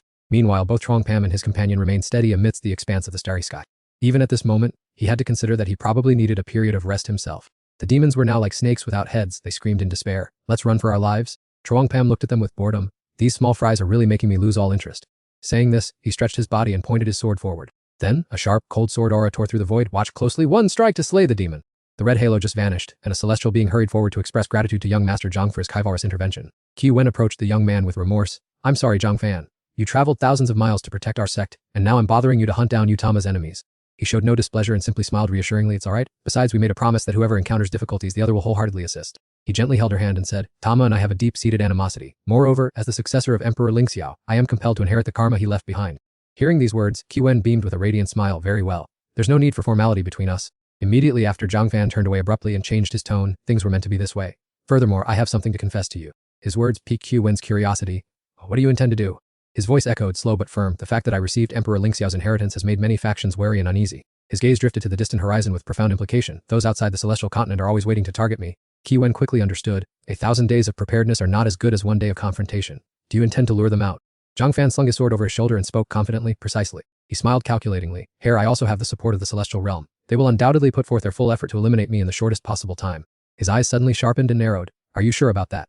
A large rock flew towards him, but Zhang Fan dodged it with masterful agility. As expected, mere vermin who only know how to sneak around behind people's backs. Immediately, sword energy shot towards the source. In an instant, a blinding streak of light split the rock into 2 pieces. The impact's force rippled outwards, causing the surrounding space to shake violently. Amidst the dissipating dust and smoke, several figures began to emerge clearly. From the mist, a group of people walked out leisurely. It's unexpected that young Master Zhang detected our presence so soon. Their leader Yang He spoke with disdain. To dare abandon the protection of the Celestial Emperor and step into the Great Void, you are truly audacious. In response to the provocation, Zhang Fan merely sneered. 10,000 years ago, you colluded with demons and gods to kill Emperor Ling Xiao. Now you can only hide and cower. Truly pathetic. Galian didn't seem bothered either and casually offered a polite compliment. Young Master Zhang is indeed a rare prodigy. With that, the group, under Yang He's command, began to surround him. But you are too arrogant. As the encirclement tightened, Galian confidently asserted, Emperor Baiyun likely cannot come to your rescue. At the same time, 4 vibrantly colored flags were suddenly planted in the ground. Yang He and 3 confederates formed a circle, immediately channeling magic to activate the formation. He spoke in a mesmerizing whisper. Young Master Zhang's celestial maiden Baiyun. Seeing the opportune moment, Galian extended an invitation. If you are willing to join our organization, you will be warmly welcomed. How about it? Zhang Fan's contemptuous reply was, you mere rats who dare not stand openly before all realms presume to recruit me. Having anticipated the answer, Yang He was not angered. It seems young Master Zhang here chooses the hard path over the easy one. He braced himself, gathering his vital essence, and thought to himself that at this point, there was no need to show any respect to people of this sort anymore. Just as Duong Hua shouted the command to attack, the horde of ferocious beasts charged madly forward, shattering the ancient barrier. In the face of that, Truong Pam calmly swung his sword lightly, treating this motley crowd as nothing more than a cheap joke. He lightly swept his blade in a single stroke, and the fierce bird along with the red dragon were instantly torn into hundreds of pieces. On the other side, Kai Van also unleashed countless phantom swords to sweep away the enemy and spoke up, Truong Pam, there is something very strange about this formation. She quickly leaned her back against his to take a defensive stance. We cannot keep lingering here, you must think of a way. I understand. Furthermore, I suspect the escaped demon deliberately lured us here. Looking at Duong Ho and his group riding on the backs of ferocious beasts, Truong Pam frowned slightly in disgust. They were no strangers to colluding with evil spirits. Having already devised a plan, he whispered, Kai Van, let's pretend to fall into the trap and lure all of them deep into the formation. Without the slightest hesitation, she nodded in agreement. All right. No sooner had she finished speaking than she waved her hand, creating a series of phantom swords that hurtled toward the enemy. In the blink of an eye, both were tightly protected by a vortex of radiance from the intertwining sword tips. Thinking the opportunity had come, Duong Ho smugly pointed his finger and ordered the entire army to launch an all-out attack. The pack of ferocious beasts and the evil spirits surged directly into the sphere of light, determined to end the lives of the two. Seeing the plan unfold exactly as intended, Truong Pam sneered mockingly, your brains truly are nothing more than garbage. A surge of destructive energy erupted from the sphere, sweeping through everyone rushing forward. To think you dared to dive headfirst into such a simple trap? Duong Hoa quickly leaped away to dodge the attack. That brat dared to trick us, but don't get too smug too soon. At the same time, Kai Van continuously unleashed waves of cold sword energy. You little rats are always this foolish. Despite the sarcasm, he chuckled grimly and pulled out a pile of magical artifacts. We know full well the capabilities of young Master Truong in this fairy here, so the great master has already prepared everything. Duong Ho raised the 4-sided flag high to summon evil monsters. This is a special gift I have prepared specifically for the two of you. At the sudden change, Kai Van frowned, realizing this was the 4-sided flag of the 9 nether winds. She feared it was a supreme demonic artifact, and was surprised that such an evil object existed in this world. Truong Pam scoffed upon hearing this. You people have sided with evil for tens of thousands of years. It is only natural that you possess demonic artifacts. In an instant, the two were surrounded on all sides by demonic beasts as Duong Ho declared, "The fairy truly is knowledgeable. Young Master Chuang is equally confident, so I invite you two to enjoy the hospitality I have meticulously prepared." As soon as his words fell, Kaivan unleashed a move to freeze all the ferocious beasts, frost and snow. However, this technique consumed too much of her spiritual power. "This demonic energy is truly strange. It is corroding both my celestial energy and my celestial sword." At that moment, Chuang Pham stepped forward and unleashed a decisive slash of light. "Don't worry, let me handle this guy." Witnessing this, Duong Ho stood from afar, rubbing his chin in admiration. "The Langtiu Imperial Sword. I never expected to have the honor of witnessing an Imperial artifact once more." Feeling annoyed by the comments, he directly activated a destructive stance. "I didn't expect you to know of the Langtiu Celestial Emperor. It is high time then. I want to collect some interest from you rats. Invincible sword domain." Chuang Pham swung his sword down forcefully. "You shameless rats, go down there and apologize to the great Langtiu Emperor." The billowing slash of light swept away all the ferocious beasts and the henchmen under Duong Ho's command. That terrible shockwave even caused his own mask to shatter into pieces. The Langtiu sword scripture has long been famous. Who would have thought its successor was still hidden in this world? As the fragments fell, Kaivan was shocked to realize it was none other than Duong Ho, the illustrious saint of the Crimson Sun world. He was equally stunned, never imagining that a junior with the cultivation of a fairy like her would recognize this old man. Chuang Pham asked himself in shock. It turns out this old man is a powerful figure, but what exactly is his background? Seeming to understand his confusion, Kaivan explained without hesitation that Duong Ho the saint had been famous throughout the myriad realms for 100,000 years, and even the current Crimson Sun Immortal Emperor was his disciple. Hearing himself mentioned, Duong Ho laughed mockingly. "Everyone has their time as a prodigy. That Crimson Sun boy is indeed better than his master. I've taught many disciples, but I never thought I'd one day produce an immortal emperor." Kaivan, standing opposite him, criticized him immediately. "There have been rumors for 30,000 years that Duong Ho the saint had disappointed the Crimson Sun Immortal Emperor. I never expected you would fall so far, colluding with the demons to prolong your miserable life until now." As if hearing a joke, Duong Ho burst into an arrogant laugh. "If I am capable of teaching an immortal emperor, how could I not become a saint? Moreover, I was simply not willing to watch myself gradually wither away with time." Consumed by rage, he became more somber and sinister than ever. "I've used all kinds of longevity pills only to extend my life by 70,000 years, yet I still haven't reached the pinnacle of the immortal Tao. How could two people like you ever understand this resentment?" Chuang Pham replied with contempt, "A failure will never succeed. With such a dark heart, why do you keep blaming the world for treating you poorly?" At that moment, Kaivan angrily pointed her sword at him. "Wang Ho, those reasons are not enough to justify your fall in collusion with the demonic cult. On behalf of the immortal realm, I will eliminate a corrupt individual like you." In an instant, he transformed into a bloodthirsty demon. "Chuang Pham, I originally intended to give you a quick end out of respect for that brat Langtiu, but now I'll have to exert some effort to send you on your way." Feeling it was a waste of time, he lunged forward to attack. "If the great emperor were still alive, he would surely execute a traitor like you with a single strike. Stop pretending to respect him." Two forces of good and evil collided violently, creating powerful shockwaves throughout the space. "You shameless, thick-skinned old man. Taste this sword strike as I punish you on behalf of the great emperor." A powerful shockwave rippled out, causing Duong Ho's henchmen to vanish into dust instantly. He himself was horrified to have sustained such heavy damage. How can this be? Even if that brat from Langtiu were in the same sword realm, he couldn't possibly possess such terrifying power. Then, he appeared right in front of him and interrupted. "Who is truly worthy of reaching the peak of the immortal Tao? I, Chuang Pham, will prove it with my sword rather than living in the shadows like you." Duong Ho let out a low, guttural laugh and charged at him once more. But he didn't expect that Kaivan had already swiftly struck, piercing through his chest. "Duong Ho the saint, if you were meant to have passed away 30,000 years ago, then just accept your fate and depart already." Chuang Pham frowned mockingly. "I really don't know what the great emperor did 50,000 years ago to keep these old rats so obsessed. This old man is nothing more than a lost soul who took the wrong path." After Duong Ho vanished, he felt a slight sense of melancholy. Although he knew this mysterious power was lurking within the Alliance of Worlds, he hadn't expected a legend lost 30,000 years ago to reappear in such a state. Chuang Pham looked into the distance and sighed. Eternal life is the aspiration that all beings pursue, but unfortunately, not even an immortal emperor can live as long as heaven and earth. At this point, he revealed his great ambition. "Just because an immortal emperor couldn't do it doesn't mean I won't be able to achieve it in the future." Seeing his confidence, Kaivan fully supported him. "Indeed, I also want to break through the fog obscuring the peak of the immortal Tao that the emperors face, to see once and for all if the immortal Tao has an end." Chuang Pham smiled and sheathed his sword. "As cultivators, we always need confidence. Even without eternal life, I would still choose a glorious end rather than hiding in the shadows." Gazing up at the abyssal void, she asked curiously, "Chuang Pham, what do you plan to do next?" "What Duong Ho said earlier is correct. We cannot allow ourselves to be led by the nose forever or hide under the shadow of the great emperor's glory." He stroked his chin thoughtfully. "This matter is quite troublesome. The person on the battlefield knows a great deal about the great Emperor Langtiu. I fear he may have been involved in the disappearance that occurred years ago." At this point, Kaivan felt a hint of concern. With the demons currently launching a large-scale offensive, the immortal emperors will certainly be caught up in the chaos, making it difficult for them to keep an eye on this mysterious force. Seeing her unease, Chuang Pham gently reassured her not to worry, explaining that the Lingxiao emperor had long foreseen everything before his fall, knowing well that his descendants would be targeted by evildoers. Upon hearing this, Kaivan could only sigh, feeling slightly more at ease, but she still urged him to be extremely cautious in every situation. Outwardly, he nodded with a smile to reassure her, but deep down he was calculating his options. Possessing the invincible sword domain system, he feared nothing for himself, only that these rats might try to cause trouble for those around him. Dismissing the thought, Chuang Pham changed the subject, noting that the fleeing demons had been cleanly wiped out, and it was now time to return, as the trip had been relatively brief anyway. Hearing Chuang Pham mention the Tianwen continent as a safe haven, she smiled and said that once she and her master had finished dealing with matters at the Wangni Immortal Realm, she would certainly visit him there. As they parted, she was still harboring the intention to find a way to borrow the imperial weapon that the previous emperor had left for her master. Somewhere in the distance, someone was watching their every move with a probing gaze. After observing for a moment, Huayan Dip could not hide her pensiveness. She was truly astonished to see that Yang He Tranthan had died here with evil energy in his hands. Looking at the subordinate's corpse drifting aimlessly in the void, she found it utterly baffling. The Lingxiao Emperor's tomb had just been opened, yet that man had already achieved such formidable strength. She then decided to leave immediately, eager to see the look on that person's face when they received news of this failure. On the island, Ngok was clutching her sword tightly with constant worry, wondering how the battle at the Wangni Immortal Realm had gone for her master and her elder sister. As if reading her heart, Gian Lang slowly approached to reassure her, saying that Ngok should not be too anxious. The island master possessed superior cultivation, and the Fairy of the Jade was an exceptional swordsman, so surely both would be safe and sound. Sun Kong, standing nearby, also hurried to bring over a plate of fruit and added, "That's right, young lady, rest assured, the master is incredibly capable, and everything will be settled smoothly." These words helped Ngok regain her confidence. Her master was one of the top experts in the Wangni Immortal Realm, and with the support of the Immortal Emperor, there was certainly nothing to worry about.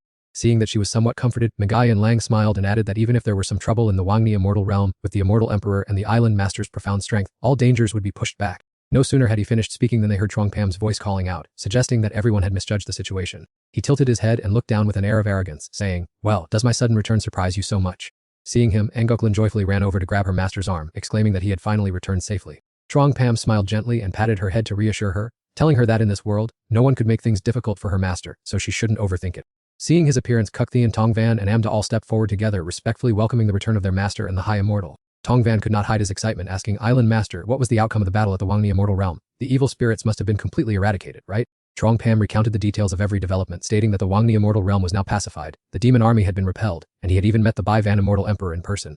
Noticing a shift in his expression, Ngok curiously asked, "Master, was the battle there so intense that it weighs so heavily on your mind?" Chuang Pam replied in a serious tone, "They combined forces with Elder Bichtiu to break the formation from within, causing the disciples to be severely injured, and the entire immortal realm was almost completely controlled by the evil spirits." Hearing this, Tongvan indignantly exclaimed, "I never expected such a powerful immortal realm to almost collapse. Did the Bai Van Immortal Emperor just stand by without intervening?" Chuang Pam calmly explained that the demons would not easily let the Immortal Emperor be, as that abyssal demon emperor was always trying to keep the Bai Van Immortal Emperor pinned down to prevent him from coming to the rescue. After pondering for a moment, he contemplatively offered a conjecture, "Island Master, I fear these demons are not just targeting the Bai Van Immortal Emperor, but are also plotting to destroy other immortal realms according to a pre-planned schedule." Seeming to have understood everything long ago, he affirmed, "That is certainly the case, not to mention that this scum is also linked to the death of the Lingxiao Immortal Emperor back in the day." Ngok was shocked, asking, "What do you mean? Could it be that those mysterious enemies who attacked you outside the blood-smoke battlefield have appeared again?" Chuang Pam admitted straightforwardly, "At any rate, I managed to counterattack. These rats have revealed their true intentions by knowing far too much about the process of my Lingxiao Imperial Sutra cultivation." The whole space only echoed with his shrill voice, "Those guys are sure to blow a fuse soon. Hurry up and prepare, lest they find their way to our doorstep before long." In parallel with that conversation, someone in the deep void was busily reporting that, based on our eyes and ears, Chuang Pam has not yet stepped foot outside the Thianvan continent. Nu Dai curled his lips in satisfaction. "Oh, that is perfect. I have been racking my brain trying to figure out how to collect a blood debt for my dear brother." Immediately after, the mysterious figure looked up and made a formal proposal, "So this matter must be left entirely to you, Prince. I hope this business partnership will sail smoothly." He only responded with a sneer full of contempt, "To be honest, I truly look down on you lot, a species not even equal to the likes of us demons." As the mask was removed, part of Ku Duong's face became visible. He asserted that his course of action would not affect the mutual agreement. Looking out into the vast endless void, Nu Dai commented with delight and nodded in agreement. "Humans are truly hypocritical, but fortunately, thanks to such degenerate individuals, I have the opportunity to avenge my beloved younger brother." A moment later, Don Hyan was busy updating the latest situation. The Alliance has just ordered a mobilization of troops to block the evil spirits, and the Thianvan continent is also expected to contribute to the forces of the Southern Polar Immortal Realm. Chuang Pam remained silent. He only gently asked the senior for his opinion. "Old Taoist, in your view, should we join in this matter?" Although Don Hyan did not say it outright, his words implied consensus. "Let things take their course. If the 33 Heavens Immortal Realm hadn't been supporting us, this place would have become hell long ago. Thianvan cannot stand idly by." Upon hearing this, he beamed with a radiant smile and replied, "The old Taoist is truly an enlightened sage. I also believe the Thianvan continent should not be indifferent. After all, this land once belonged to the ancient immortal realm."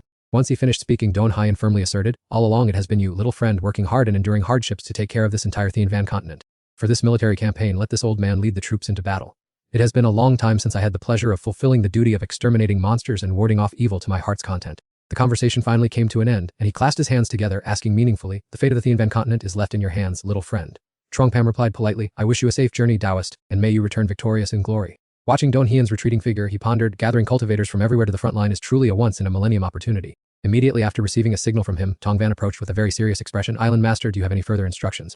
Chuang Pam gave orders calmly with overwhelming authority, leaving no room for dissent. "After the old Taoist departs, use my name to gather the cultivators, and act well to make the world believe that the Thianvan forces are extremely thin." Naturally, he obeyed immediately. "Understood, I will go scout the situation and get everything prepared thoroughly right away." At this moment, he kept his eyes fixed on the jade pendant with a pensive expression. "Let's see if you lot are really conspiring to repeat that plan once again this time." The scene shifted to deep space where Ku Duong and his group were watching the fleet begin their journey across the vast sea. He calculated for a long while before turning to order his subordinate standing next to him, report to the leader that almost all the military strength of the Thian Van continent has been dispatched. In the end, Don Huyan's army set off without knowing that a terrible catastrophe was looming over their home. In the blink of an eye, the land that was once lush and full of life was gradually covered and swallowed by thick, black smoke. The culprits were none other than the group in black cloaks and the knights, who were extremely excited.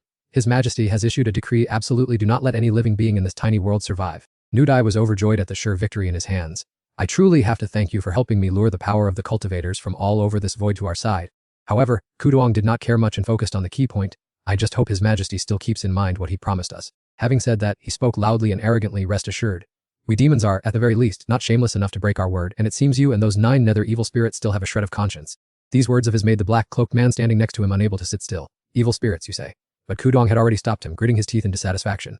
If His Majesty has chosen to cooperate, it is best not to use such harsh words. Nu Dai didn't bother to pay attention and replied nonchalantly, oh, then that was my slip of the tongue. My sincere apologies. By the way, kid, since you've joined this group, drop that righteous, heroic face to save yourself the trouble. He coldly dismissed this, as if wanting to remind those who accompanied him, our final goal is immortality. Let's wait and see who will be the last one standing here 10,000 years from now. While they were engrossed in their conversation, Ngok Lian, standing on the Thian Van continent, was suddenly stunned by the strange phenomena in the sky. Master, what exactly is that seen above? At this critical moment, Thian Nai hurriedly arrived on a flying sword to report, exalted immortal, the old Utama group has suddenly appeared outside our Thian Van continent. Chuang Pam already understood the situation, so he wasn't at all surprised. He calmly asked if the disciples had retreated safely. As soon as he finished speaking, his subordinate reported that as soon as the demonic aura appeared, they followed the exalted immortal's orders and retreated to the Thian Van continent. He nodded in satisfaction and said, go and rest to recover your strength. Once finished, he continued to give instructions to his disciple, Ngok Lian, tell Old Tong that we are starting to implement the plan as scheduled. Then, he broke into a confident smile, like someone who held victory in the palm of his hand. As expected, I didn't underestimate the shamelessness of you rats. At the same time, Tong Van immediately executed Truong Pham's orders, and the plan to deploy the floating isle to the outer regions to engage in battle began. As for Nu Dai, he was still unaware that he had walked straight into the Zhang family's trap. He issued an order. This king decrees, according to the battalion plan those rats handed over, everyone must go and protect the eroding boundaries of this small world. Seeing the terrifying power this group of soldiers was preparing, he couldn't help but exclaim in contempt, "Hemph, to harm their own kind, these rats truly spare no effort." Having said that, a massive, fierce wave of energy charged straight at the protective shield that the island had established. Although everything was proceeding exactly as planned, Nu Dai's face showed no joy but instead turned solemn. The floating isle. I didn't expect the target to be captured so easily. He didn't stop there but also commanded evil spirits to go forth and stir up more trouble. Go and see how much power Truong Pam really has to dare kill my younger brother. The monster tore through space and charged straight toward the floating isle. Kid, use your life to please His Majesty. At that moment, Sun Kong also refused to stand still and immediately channeled his internal power. Master, please let me handle this. He boldly rushed out to intercept the evil spirit's powerful hammer swing. You lowly creature, there's no need to trouble my master to show himself personally. But alas, after only a few seconds of showboating, Sun Kong's body was sent flying far away. Master, this evil spirit's power is terrifying. If not for the protection of the floating isle's array, I wouldn't have been able to hold my ground. Truong Pham had long understood this guy's temperament, so he firmly emphasized, weren't you very confident just now? Keep charging ahead, I will help you turn the enemy into meatballs, which made him turn pale. What? Having just taken a hit from the evil spirit, Sun Kong didn't want to fight anymore, and began a tragic performance. Master, I was a bit arrogant just now. It's truly a pity I won't get to see my child grow up. Please give my wife a message. He even burst into tears, sobbing, old Ju owes her this life. Please take good care of the children. He gave him a direct kick. What a drama queen! The floating isle has already buffed your stats to the max. Now get out there! Upon hearing this, his morale surged once again. I know Master is the most generous person. Old Ju will definitely catch this shrimp of a soldier. Seeing Sun Kong and the evil spirit facing off in a decent fight, Nu Dai didn't show any anger at all. As expected of a chosen one of the Immortal Realm Alliance, truly extraordinary, even a servant has such impressive ability. Only then did Truong Pam raise an eyebrow and take notice of him. Such a thick skin! What a coincidence, it feels like I've met you somewhere before. Although he was smiling, Nu Dai's eyes were icy. Of course we're old acquaintances. Mr. Truong, you're quite forgetful. It was you and that fairy who sent my younger brother to the afterlife in the literary world. As soon as he finished speaking, he clapped his hands innocently. Now that you say it, I remember. But who would bother remembering trash that couldn't even block one of my sword strikes? Nu Dai's murderous intent erupted in an instant. My brother truly was useless. Master Truong and I share the same view. What a pity. He tightened his grip on the weapon in his hand and declared forcefully, Truong Pham, my brother could only belong in my hands. Since you lost that perfect toy, I want you to be its replacement. Unfortunately, Truong Pam was not someone easily intimidated. Haha, if I already killed your brother, I won't mind killing another piece of scum today. Nu Dai was so agitated that he lost his cool entirely. Roaring in challenge, he swung his sword and charged straight at him. Then let me see what you're capable of. Facing Nu Dai's furious storm-like attack, Truong Pam remained completely composed, standing his ground. Without needing to expend any internal energy, he easily and cleanly dealt with that guy in an instant. Seeing that sight, he was not angry at all. Instead, he laughed heartily and applauded. Truly a descendant of the Ling Xiao Immortal Emperor, a reputation well deserved. With just one move, you have wiped out all 9 of my demons. Truong Pham was no pushover. With a cold face, he immediately struck back. As for the abilities of you 4 young masters, someone will come personally to inquire about them shortly. Don't be so arrogant and smug. While young Master Chuang's strength is indeed formidable, what about the Thean Van continent? With such exceptional talent, it has made the 10,000 worlds look up in admiration in just a few years. The ferocious hordes under Qudong's command immediately obeyed, launching a massive attack on the continent with a snap of his fingers. At this moment, he was feeling quite triumphant, believing he held full control, and having quickly risen to become a top-tier expert on par with old monsters like me, but Chuang Pam remained unshaken by Ngu Dai's provocation. After the fall of the Lingxiao Immortal Emperor, it has taken tens of thousands of years for a genius like you to appear, but the overall strength of the Thean Van continent still cannot compare to the outside world. He continued to ramble on, saying that even though the Thean Van continent has had many immortals recently, none of them are here now. Chuang Pam, how do you intend to cope with my army? Finally, he spoke up in response. Do you think that when I learned the Thean Van continent was being eyed, I didn't have a contingency plan? In the blink of an eye, a staggering, shocking surge of energy suddenly erupted from the void. A confident smile appeared on his lips as if every move Dai made was already under his control. This young master had Taoist Donhain lead the people in a retreat just to feign defeat, making you think the plan succeeded, and that's not all. Just as the light vanished along with the destruction of those dragons, a towering figure appeared, casting a barrier that enveloped the entire Thean Van continent. He was stunned, unable to believe his eyes, his mouth agape in horror as he screamed, "How can this be possible? Lingxiao Immortal Emperor!" It is hard to believe that the senior who should have sacrificed himself thousands of years ago has now reappeared in the world. Only then did Ngu Dai truly panic and shout, "The Lingxiao Immortal Emperor died long ago. His soul couldn't even return to the Thean Van continent." Chuang Pham then calmly explained, "The great emperor had long sensed that someone in the immortal realm was colluding with you evil spirits." A terrifying wave of sword energy shot straight toward Ngu Dai like a declaration of war. "This young master and the great emperor have been here waiting for you for ages." Unfortunately, the sword energy grazed past him and struck directly at the enemies hiding in the shadows. "Are these your masters?" Chuang Pham sneered, emphasizing every word. "To have reached this point and still want to cower and hide. Such a nature is hard to change. Is it that you've grown so used to being dogs that you can't quit?" As soon as he finished speaking, Qudong calmly stepped forward, without a hint of fear. "Lingxiao, great emperor, I truly did not expect this day to come." He even lamented like an old friend who hadn't been seen in a long time. "After tens of thousands of years, I still have the chance to meet you again." As the old man confirmed, the two had a relationship from before Chuang Pam was born. "I never expected that after so many thousands of years, I could still return to these 10,000 worlds and reunite with an old friend." While observing the conversation, Chuang Pham deduced, "The old friend the Lingxiao great emperor mentioned must be this person. I didn't expect him to be a formidable figure from the ancient immortal realm." Qudong no longer hid his identity and revealed himself directly. "I never thought that after all these years I would fall into your hands, Lingxiao, and still have the chance to meet." Both chatted as calmly as if they were gossiping in a tea house, not at all like a tense battlefield. "Fellow Taoist Qudong, we haven't met for tens of thousands of years. Before I ascended to the throne, I visited your Taoist temple several times to seek wisdom and pay my respects." Finally, Lingxiao got straight to the point. "I just didn't expect that you fellow Taoist Qudong, who were famous among the three scholars of the three heavens, would fall into the demonic path and collude with them to oppose me." Faced with Lingxiao's reprimands, Qudong sneered, "Lingxiao, the last time you came to my temple, you had actually realized it long ago. Why bother pretending to be surprised?" The smile on his face suddenly vanished, replaced by seething anger. "Lingxiao, you once possessed such an astonishing presence. I could only stand from afar and watch someone like you become an emperor, while I myself was nearing the end of my life." At this point, his attitude turned sarcastic as he pointed directly at his opponent's weakness. "But now, after tens of thousands of years have passed, I, the old Taoist, am still standing here, and what about you?" Hearing these two dragging things out and wasting time, Ngu Dai could not help but interrupt. "It's just the lingering soul of a fallen great emperor. Why bother with a weak remnant spirit here?" Just as he finished speaking, Qudong also came to his senses and began to condense surging energy. "His Highness is right, let's strike." With a powerful lunge, he shot forward with surging momentum. "Ln2, let me see how much skill your 10,000-year-old remnant soul still possesses." Facing his old foe, he showed no fear or respect, slowly speaking, "Tibu PM, just hand over that fellow Taoist to me. Let the two of us reminisce with an old acquaintance for a bit." As soon as he finished speaking, the censer in his hand immediately flew into the air and gradually expanded. In the blink of an eye, the majestic magic artifact stood guard right in front of him. Yet Cudn showed no panic. Instead, he arrogantly provoked, "Logi to you, 10,000 years ago, we once made you fall in this very place." A torrent of spiritual energy mixed with demonic aura surged from his body with each growled word. "Now you are merely a remnant soul. What tricks can you possibly pull off?" Ketchwent observed and synthesized the previous analyses. "Indeed, Kvan and I were not wrong in our earlier guess. It seems this mysterious force participated in the conspiracy that led to the great emperor's fall more than 30,000 years ago." At the same time, Lujutu's eyes remained as calm as water, seemingly unconcerned that his magic artifact was under attack.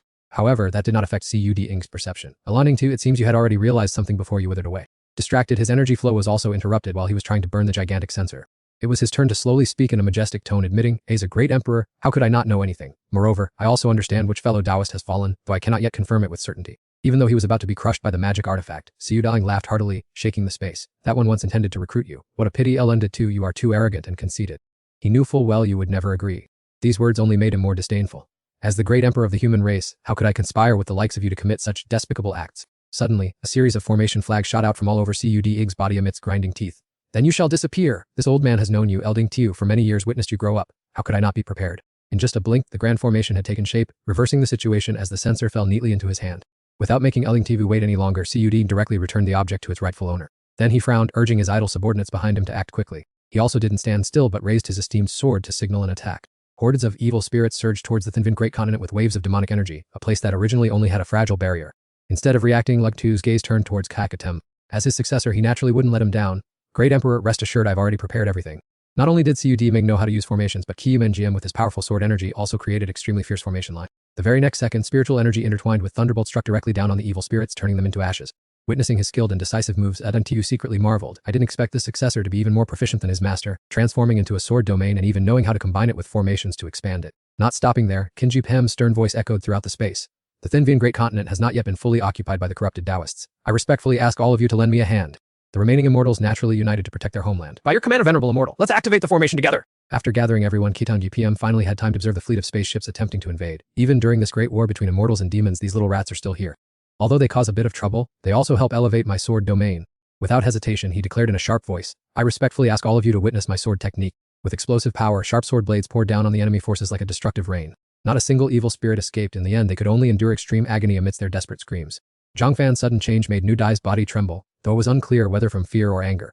Damn it, didn't you guarantee me that there were hardly any cultivators left on this continent? Zhu Yang frowned tightly at the current situation. He hadn't expected Zhang Fan and his companions to be so well prepared. It seemed they had deliberately hidden their forces beforehand. Without another second of hesitation, he immediately gave an order.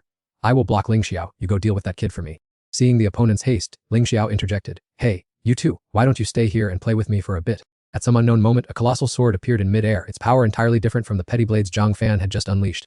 Its presence was truly terrifying to the point that even Zhu Yang was startled. How can an ordinary remnant soul possess such dreadful power? Ling Xiao calmly raised an eyebrow, full of mockery. This old man was originally a great emperor. Even if only a wisp of a remnant soul remains, I am still a human race great emperor. The more he listened, the more furious he became, roaring, I have endured a precarious existence for tens of thousands of years to become like this. Is there really no way to defeat you? Witnessing his old acquaintance's derangement, he could only sigh with wariness. Jiang, when you've become this wretched, you can never stand on the same level as me. You're just a scurrying rat hiding in the shadows. The moment Ling Xiao's attacks descended, a crimson surge of demonic energy immediately enveloped both of them. Although their bodies were smoking profusely, at least the Nu Dai group managed to survive. If not for the treasure granted by the demonic emperor, I would have been annihilated here just like my subordinates. Despite the fear surrounding him, he still puffed himself up with arrogant defiance. Jiang, if you have any trump cards left, just unleash them all here. In contrast, Jiang now wore a profound, unpredictable expression. Ling Xiao, this treasure was originally prepared for you. Using it on you now is perfectly fitting. Now, not only was there the battle banner, but also a small bell, clearly a top-grade magical artifact threatening everyone. Ling Xiao observed for a moment, then exclaimed in surprise, unexpectedly, after tens of thousands of years, this old man can finally confirm that the one who plotted against me from behind all those years ago is none other than this fellow Taoist. Zhu Yang had now regained his confidence. That's right, but what good does knowing do? Tens of thousands of years ago, you were outmaneuvered by him, and this time he also anticipated your arrival long ago. In the blink of an eye, a barrage of fierce beasts was unleashed, accompanied by his war cries. Ling Xiao, remnant souls like you should no longer exist in this world. Unfortunately, someone possessing such arrogant power as Ling Xiao didn't hesitate in the slightest. Tens of thousands of years ago, this old man already greatly wished to duel him. Thus, the grand battle between the colossal sword and the magical artifacts began unfolding with immense difficulty and ferocity. Next, he summoned a host of spirit beasts with the declaration, It's been tens of thousands of years! Let this old man and you all have a proper fight! The battlefield between these two seasoned grand figures was truly not to be underestimated. Zhang Fan immediately made an assessment. Unexpectedly, the one who caused that great emperor's downfall tens of thousands of years ago had also meticulously set up their schemes long ago. Gazing at the demonic horde rushing in like a flood, he thought, it seems I, too, must exert my full strength to cope. Just then, Song Yun and Cap Thean rushed over to report, Island Master, everything is ready for your command. However, Zhang Fan calmly replied without immediately issuing an order, alright, let's wait and see. They definitely still have hidden tricks up their sleeves. With just one swing of his sword, overwhelming power was unleashed. I will send all of them out immediately. The surge of formidable energy caused such a terrifying shockwave that it blew away numerous flying ships along with the besieging demonic horde. This sudden change attracted the attention of Ji Yang, who had been completely focused on confronting Ling Xiao. With just one brutal sweep from Zhang Fan, the remaining demonic horde was horrified. What in the world has happened? This is bad. Quickly mobilize troops to fill the gaps and call for reinforcements from other directions immediately. One of them suddenly noticed something unusual. Everyone quickly look over there. It turned out that the one with fire raging around his body was none other than Zhang Fan. At that moment, Bai Shenshen, who was originally a high-ranking general, appeared. You two come here quickly and help me stop this insignificant human brat. Shishin had not yet noticed the difference between them and was still preoccupied with resentment. Indeed, we cannot let this kid casually destroy His Royal Highness's grand array. The three of them rushed forward together with Whitehorn in the lead. Zhang Fan, although His Highness finds it inconvenient to act, subordinates like us are more than capable of capturing you. He wasn't the least bit afraid and even offered a sarcastic smile. You three and Bentama must have a rather unpleasant relationship, don't you? Those words left them so stunned that they froze in place. Look, he did not hesitate to bring up the past. In the Yunting battlefield, how many Grand Dukes have perished under my sword? Do you three not see your comrades just standing there watching? It was only at this moment that Whitehorn and the others looked back and realized in horror that their subordinates had long since vanished. Seeing the situation, he understood perfectly. They surely knew exactly what was happening, staying silent all this time to wait for us to go to our deaths. Just as they realized it, the group bore the brunt of a powerful sword strike from Zhang Fan. Truly three idiots. They fled after barely parrying half a move, leaving him deep in thought. Could I have guessed wrong? Did I overestimate how much importance they placed on me? Before he could think further, an arrogant voice rang out, "Boy, you are truly leisurely, these petty demons are indeed good for nothing." The newcomer was none other than Huan Dai. "Young Master Zhang, it has been a long time since we last met. I have always been keeping an eye on you." Expecting a whole army to arrive, Zhang Fan only looked around indifferently. "Could it be there are only 2 individuals of your caliber?"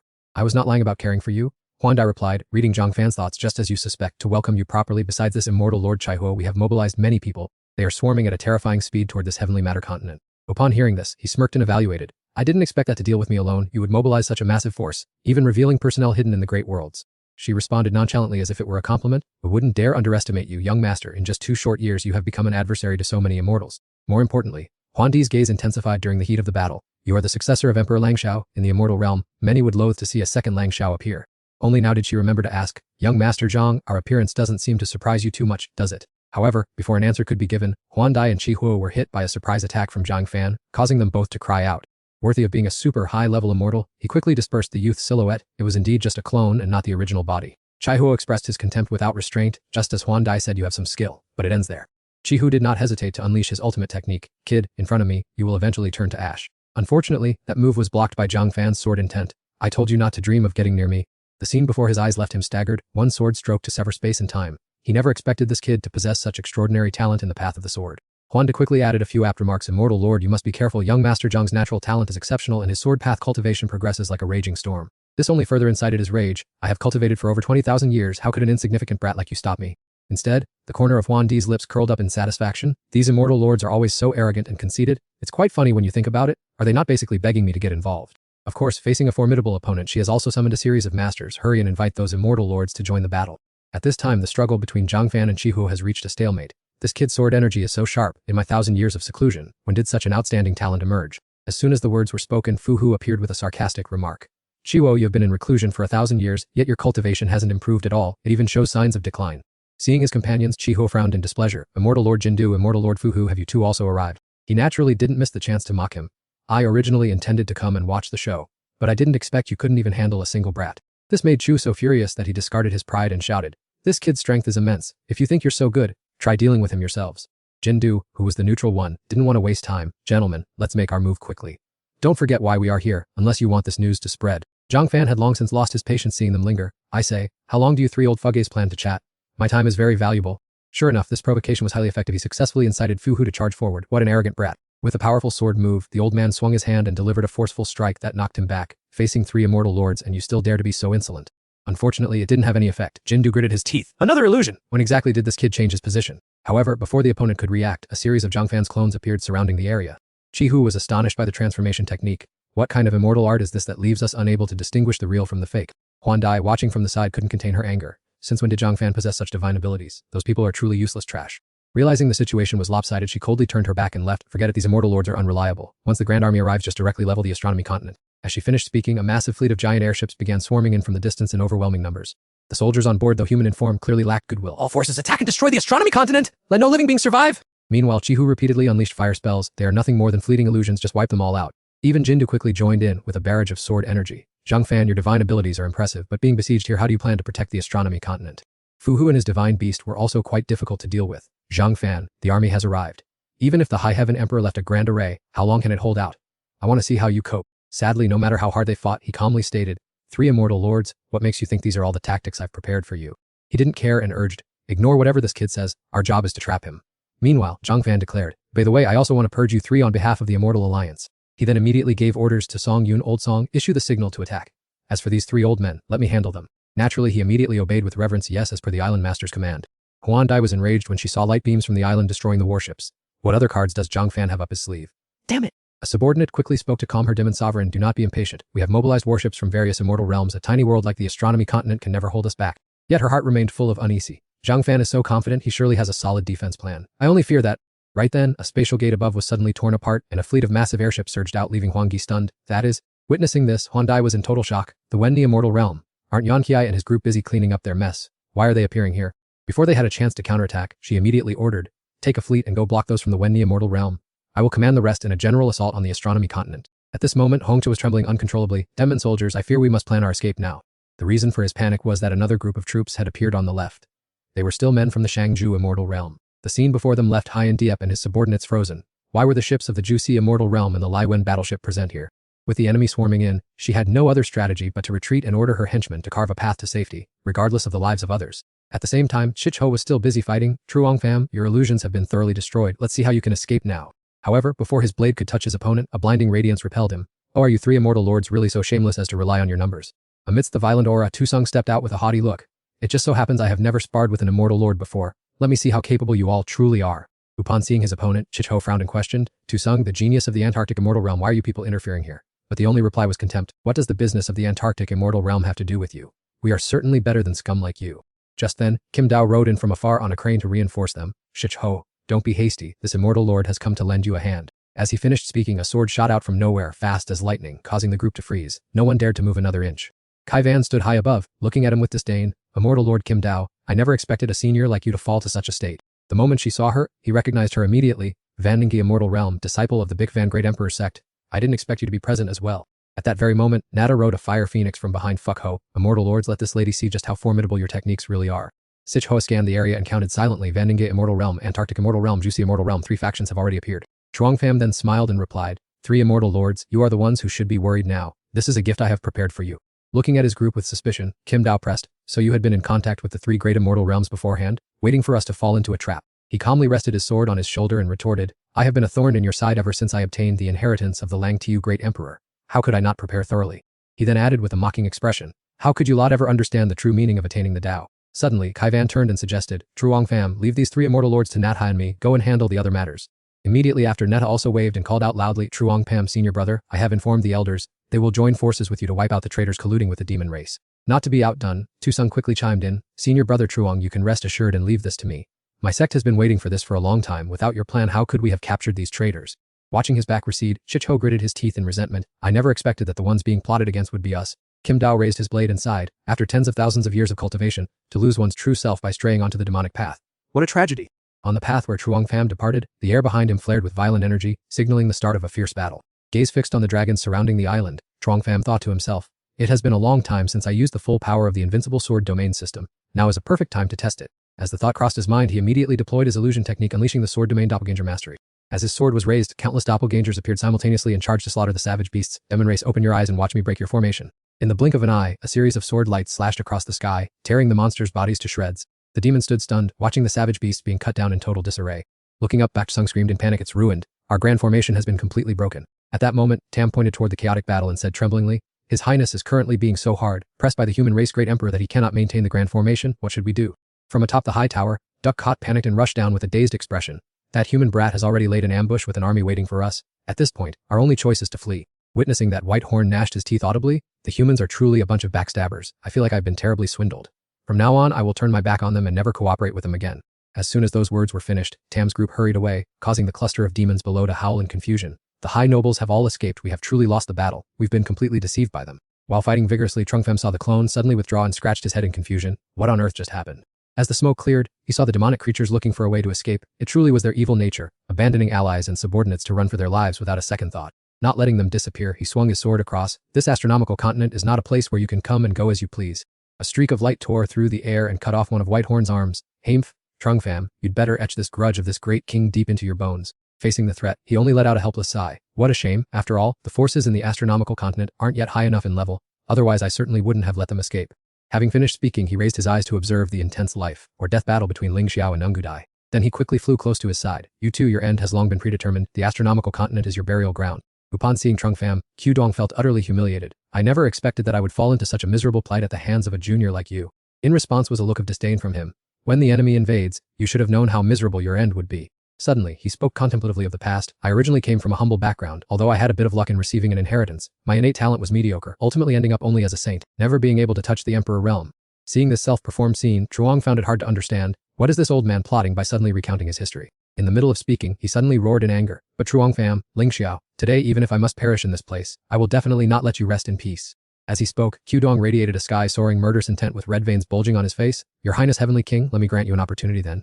Seeing the aggressive momentum, Ling Xiao gripped his tripod edge and judged. It seems Ku Duong has used some kind of forbidden technique. Its power is truly formidable, but the price to pay must be very high. Then, he glanced over and reminded, Truong Pham, be careful. Although the ancient secret arts of immortal monarchs or saints are rare, their power and immortal magic are truly more terrifying than they look. Immediately, Qudong surged forward with a billowing cloud of toxic qi, shouting loudly, Ling Xiao Trongfam, those 100,000 years I hid away weren't just spent idling around. Then, he put his whole heart and soul into launching a furious attack toward them. As the power descended, Ling Xiao calmly caught it with both hands. Xu Duong, your secret technique is indeed very impressive. I fear there are few throughout the 33 heavens who could withstand it. Witnessing that, Trongfam was left speechless, remembering how the great emperor once told him never to be overconfident, yet now he was acting like this. Oh great emperor, you lectured me back then just so you could show off now. Seeing that Ling Xiao did not counterattack but only nonchalantly blocked the strikes, Qudong became even more enraged. Ling Xiao, are you trying to mock me? After finishing his words, he once again frantically unleashed a surge of furious power while the senior calmly replied, no, this old man is sincerely praising you. A protective shield was erected to block the blow as he exclaimed, it has taken 30,000 years for me to witness this secret technique again. It truly is quite different from my time. Brushing the attack aside as light as a feather, Ling Xiao solemnly declared, but Qudong, do you know whom you are facing? Even though both are heavenly emperors, back then Ling Xiao was the one who stood above everyone else. After hearing these words, the idolized image in Trongfam's heart collapsed completely. Truly a great emperor, your noble image in my heart has completely vanished. I didn't expect you to be this kind of great emperor. Qudong was so enraged he screamed, damn it, is the distance between me and you truly that great? Ling Xiao didn't bother to compete, only replying, it's not about being large or small, but the level between an ant and a dragon is inherently different. These words were like trampling Qudong into the mud. You have pushed me to a dead end. I will sacrifice everything to the demon god. The energy enveloping him made Trongfam jump in shock. This pitch-black flame was truly unbearable. At this moment, Qudong had transformed into a withered skull. Ling Xiao, look closely, I would rather drown in the demonic abyss than refuse to drag you to death with me. He then turned to give an order to Engu Day, I will intercept the great emperor Ling Xiao, you go and finish off that brat. He replied confidently, rest assured, since you no longer care about life and death, I will defeat that kid no matter what. As soon as he finished speaking, Engu Dai charged straight toward Trongfam, but he easily neutralized the attack. The shockwave threw both of them backward, yet Engu Dai still threw out a provocation. Kid, your strength is not ordinary at all, I won't underestimate you. Today, I must avenge my younger brother. On the other side of the battlefield, Qudong's spiritual energy slowly surrounded his target. Ling Xiao, come here, let yourself be corrupted by my demonic energy. You have been up high for too long, it's time to taste some bitterness from hell. Ling Xiao did not let him touch him, immediately channeling his internal energy and retreating. Unfortunately, he had underestimated his opponent. His hand was being eroded by that flame, and this mysterious demonic energy truly had the power to corrupt everything. At the same time, Engu Dai also unleashed a black flame similar to his comrade's. Kid, today I give you the utmost respect, allowing you to witness my secret magic technique. He then tilted his head back toward the sky and prayed, great demon god, please bless me. As soon as he finished, his body immediately mutated. This horrific transformation made Trongfam feel a chill. He never expected another head to grow, and the aura emanating was truly terrifying. Two onlookers could not help but exclaim, demonic energy covers the sky, this pressure is too overwhelming, I don't know what the outcome of this battle will be. Even Ling Xiao realized the situation was becoming difficult. Trongfam, you go first. Their breath is too poisonous, and I'm afraid it will be disadvantageous for you. Let me handle them personally. However, Nung Dai would not easily let his prey slip away. He shouted, don't even think about escaping.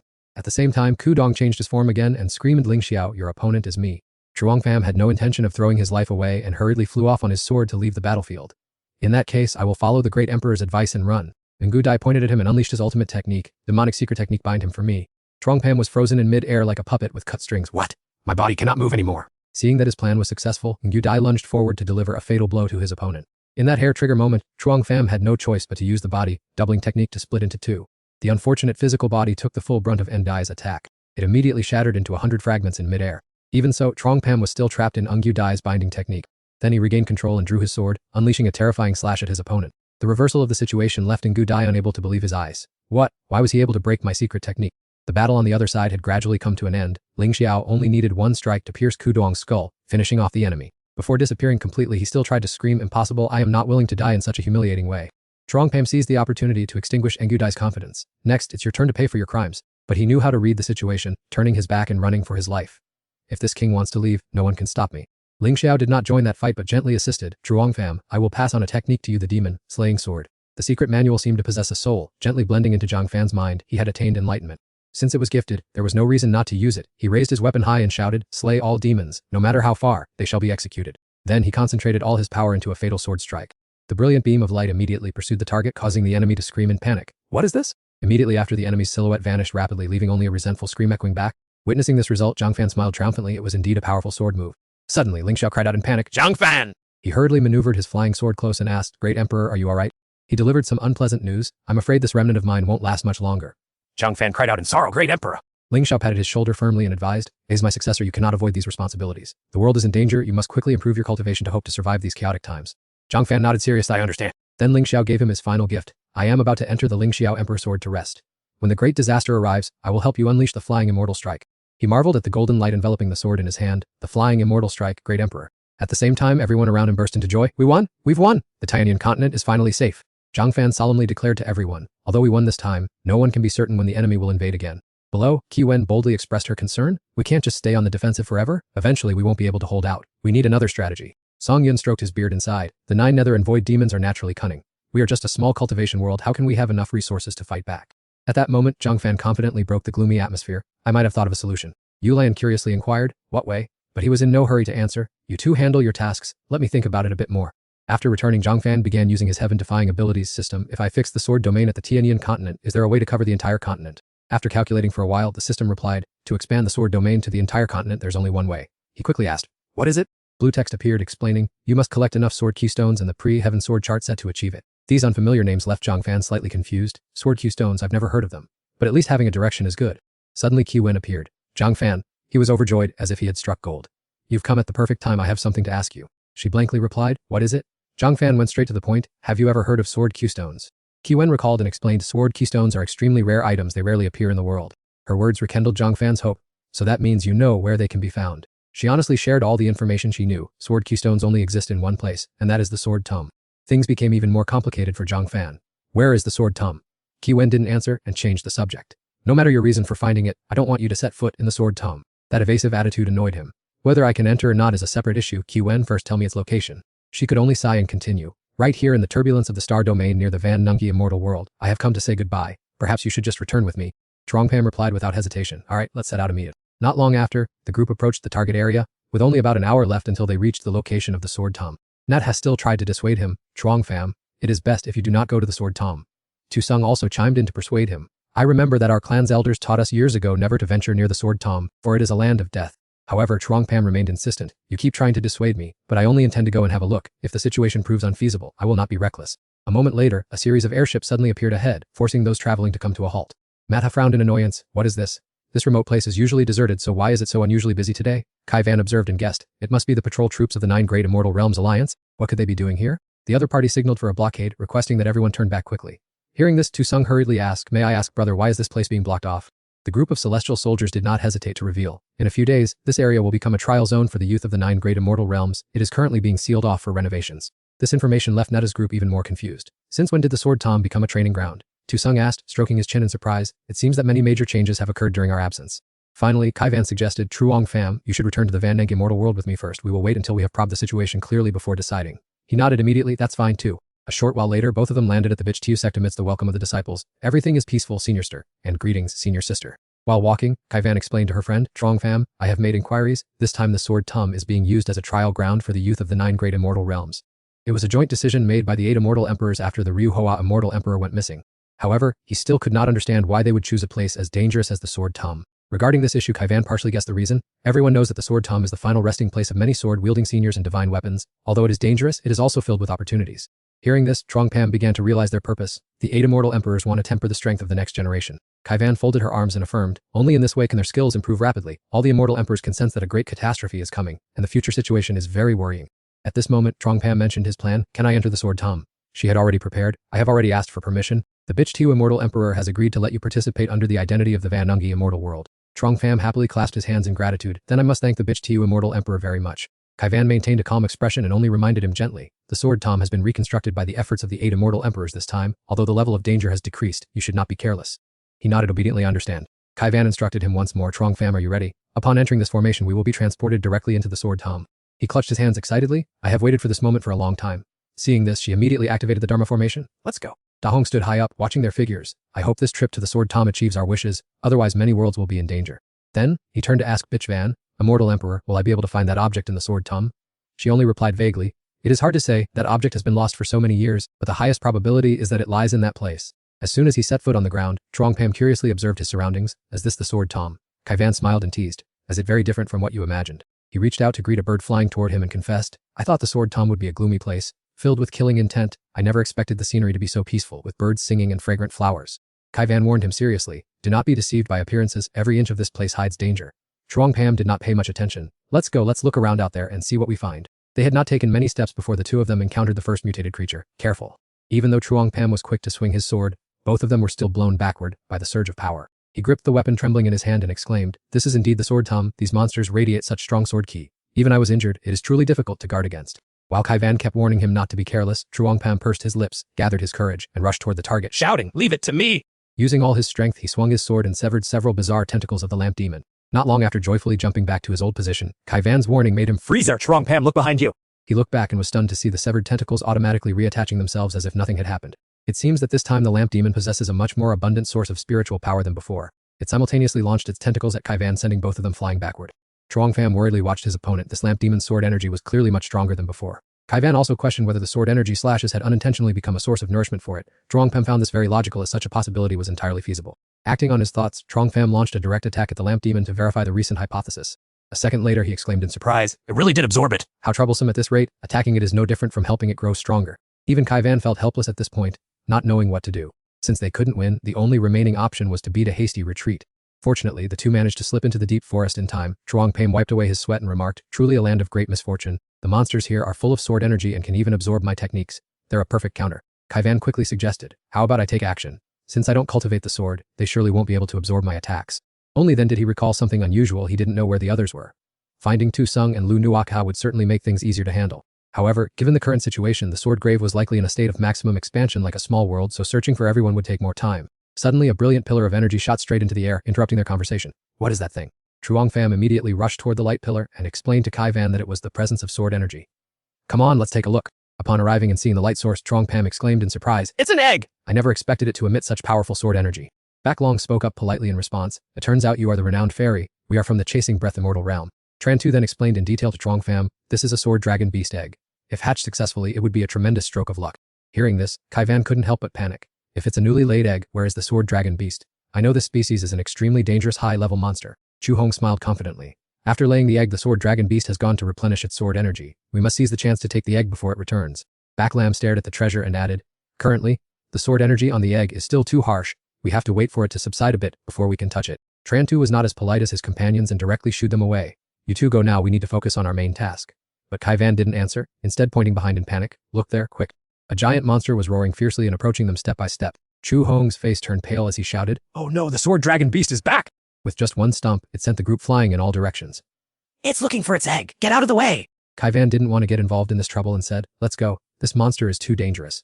But Truong Pham was as stubborn as a child. "I still want that egg."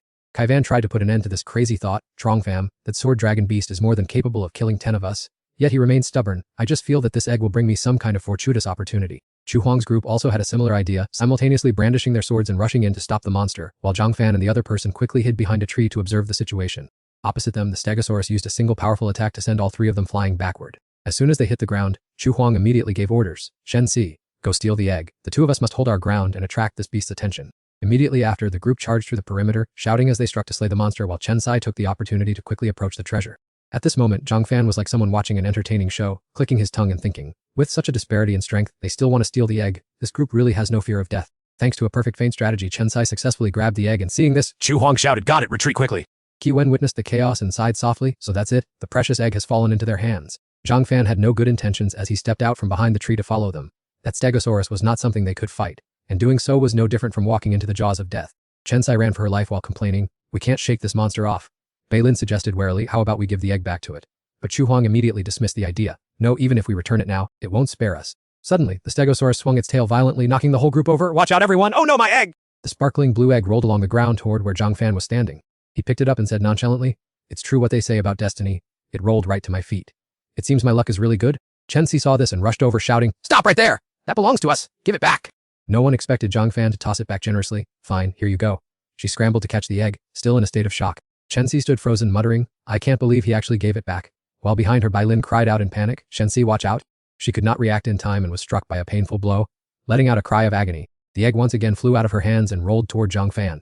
How convenient, it's back to where it started. This time, Chu Huang personally stepped forward to reclaim it. "Give that to me." Before he could finish, Zhang Fan tossed it over. "Fine, it's yours."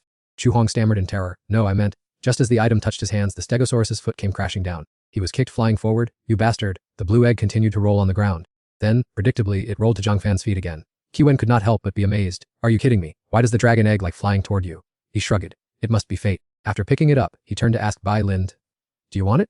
"If you do, I'll let you have it." He waved his hands frantically to refuse. No, I don't want it. This cursed thing only brings disaster. Don't give it to me." Zhang Fan took the opportunity to press him. "Since you don't need it, I'll take it then." Bai Lin hurriedly pushed the egg away. Right, take it all! Just take it far away from me! Having said that, he turned and ran. "Let's go. Hide quickly." Qi Wen saw this and reproached him. You're too impulsive. What's the point of stealing the egg when we can't even escape? Chu Huang asked bitterly. That is the egg we shed blood and sweat to win. Why did you give it to him so easily? Bei Lin retorted warily. If we didn't give it to him, do you think you could have kept it? Just as expected, the Stegosaurus changed direction to chase Zhang Fan, much to the group's astonishment. We could never have kept it. This monster is too strong, and resisting it only leads to death. Suddenly, Bai Lin smirked confidently. Just wait, that kid won't be able to keep the egg either. Sooner or later he'll be killed by the Stegosaurus. On the other side, Qi Wen asked his companion while running. This monster is relentless. We can't keep running like this. What's the plan, Zhang Fan? He calmly reassured her. Being chased is fine. I have a way to deal with it. After speaking, he soared into the air. Follow me? Qi Wen was still full of questions. Where are you leading me? She had just lifted herself off the ground when the massive foot of the beast came crashing down. Run quickly. The sword dragon beast is hunting us. A moment later, Chuangpam landed and signaled that they had arrived at the right spot. Let's go. Kaivan gradually guessed his intention. This area is full of bitter demons. Are you planning to use them to lose the sword dragon beast? Chuangpam smiled slightly and slipped through the bushes. Exactly right. Remember to be careful where you step.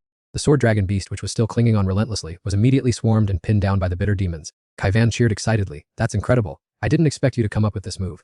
You're so smart. The two immediately turned and fled. Run faster! Those bitter demons won't be able to hold the sword dragon beast for long. After a long while, Chuangpam finally spoke up. Let's rest here. Kaivan was still curious. Now what do you plan to do with this egg? He swallowed hard and replied. Into the pot, of course. I'll take care of the garlic, chili, and spices.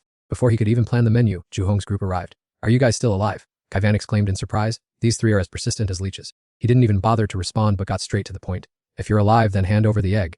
This audacity left Chuangpam wide-eyed with astonishment. He pointed angrily at the object in his hand. Don't you have any shame? You clearly gave this egg to me voluntarily. Bachlam began to go back on his word. That was a forced situation earlier, now we've changed our minds.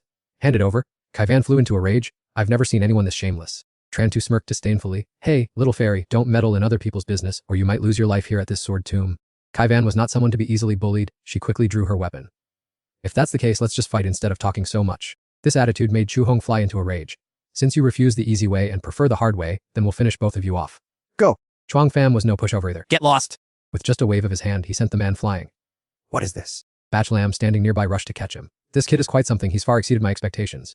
Right then, Trantu shouted a suggestion. Use the triple array to kill them all. He nodded quickly. Not a bad idea. The three of them moved into position, their voices becoming triumphant. Let's finish this quickly. You have no way to escape this time. Kaivan recognized the opponent's technique and warned, be careful. This is the famous triple array. It combines their cultivation into one with terrifying power. I didn't expect them to pull out this ancient formation. This only made Chuang Pam more excited.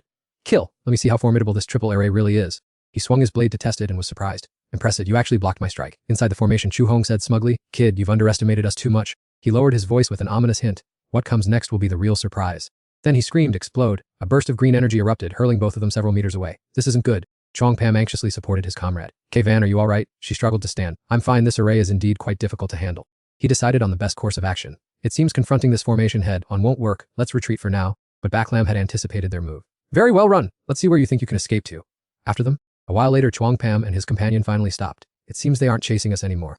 Suddenly, a cold, detestable voice rang out like a bucket of ice water. Do you really think so? He turned his head in astonishment, wondering what the hell was going on. Their pursuit was incredibly accurate, and there must be something fishy going on. Chu Hong swung his blade directly at Kaivan's back, causing her intense pain, and shouted at the crowd to surround her. Chuang Pam immediately squeezed her hand and picked up the pace, saying, Run fast, this formation is amplifying their strength far beyond our capabilities. After going a bit further, Kaivan panted and called out, Chuang Pham, there's no point in just running like this. They have a way to track us. Only then did he carefully observe the object in his hand, thinking that perhaps this egg held something unusual, as it was the only thing they had taken from them. Kaivan then suggested using spiritual energy to examine it, saying, Give it here and let me see. Afterwards, she sighed and said, It's a tracking formation. They placed a mark on the egg, which explains why we are always being followed. And Chuang Pam hurriedly asked, Is there any way to remove it? Kaivan smirked confidently, That's a piece of cake. And then with a wave of her hand, the egg immediately underwent a noticeable change. Having dealt with the tracking mark, the two began to make a plan. Let's go. Find a hiding spot. They won't be able to find us this time. Before long, they found a fairly ideal place, noting that this cave wasn't bad at all. Chuang Pham took the initiative to go inside to clear out the beasts. After landing, he announced, This place is very safe. There are only a few small beasts. And Kaivan nodded, saying, All right, we will rest here. Watching Chuang Pham start a fire, she asked in surprise, Are you really going to roast it? He calmly replied with an experienced air. First, those three could show up at any moment. Second, even if they don't, there is still the sword dragon beast. Keeping this thing on us is just asking for trouble. Chuang Pam smiled and continued, Furthermore, I have a feeling that this egg brings me some special destiny. Kaivan did not stop him, saying, If that's the case, then do as you wish. I'm going outside for some fresh air. And Chuang Pam sincerely replied, Thank you. A while later, he held the fragrant, roasted egg and called out, Kaivan, it's done, come and eat. However, she waved her hand in refusal, saying, I won't eat, since you feel that this egg is meant for you, enjoy it yourself. Chuang Pam still insisted on scooping a plate and handing it to her, saying, It's fine, just try a bite and see, and Kai Van, finding it hard to refuse any further, said, right then. As soon as she touched it, a blinding stream of spiritual energy immediately erupted. Ah! The cry startled Truong Pham, who asked, what's wrong? Kai Van, still in shock, replied, I didn't expect that even after roasting it, the egg would still contain such powerful sword energy I can't swallow it. Hearing this, he picked up a piece and put it in his mouth, saying, let me try it then. Even with just a small bite, a brilliant flow of spiritual energy surged to envelop Truong Pham's body. Kai Van curiously asked, how is it? He squeezed his hands happily and said, I'm fine, the sword energy within me is enough to neutralize the sword energy from the egg. That's a relief then. Kai Van said, waving her hand and turning away, it seems I don't have the fortune to share this. This egg is truly meant for you. I'll go outside and keep watch. 1 minute and 30 seconds later, Truong Pham had devoured the giant egg, and the last piece was gone. Spiritual energy erupted violently, shaking even the spot where Kai Van was sitting outside, and she called out, Truong Pham, what's happening to you? He replied happily, it's nothing, I'm overflowing with sword energy, this is a process of transformation. And hearing this, she felt reassured, saying, it seems you really have found a great destiny. Half an hour later, Truong Pham smiled and announced, all the essence from the sword dragon beast's egg has been absorbed by me. Kai Van could not hide her curiosity, are there any special changes? The young man did not answer immediately but instead asked, Kai Van, do you still remember the common trait of the demonic beasts in this sword tomb? Although a bit puzzled, she calmly replied, of course I know, they grow by absorbing sword energy. Truong Pham spread his arms as if to verify what he had just said. I feel like I now possess that strange ability as well. Upon hearing this, Kai Van exclaimed in surprise, is that really true? If that is the case, then surely you have. Before she could finish her sentence, he interrupted, let's go, let's head out and test it. Suddenly, a swarm of demonic beasts rushed out from deep within the cave. Kai Van muttered, no need to go outside anymore. Truong Pham was equally stunned, so many rats, are we sitting right in the middle of their nest? She hurriedly stopped her friend's grim joke, come on, use your skills quickly, don't just stand there. Truong Pham quickly swung his sword to create a halo of light, come here, my lovely little friends, I will give you a burning embrace. That gentle sword strike successfully knocked away the entire swarm of rats rushing toward them.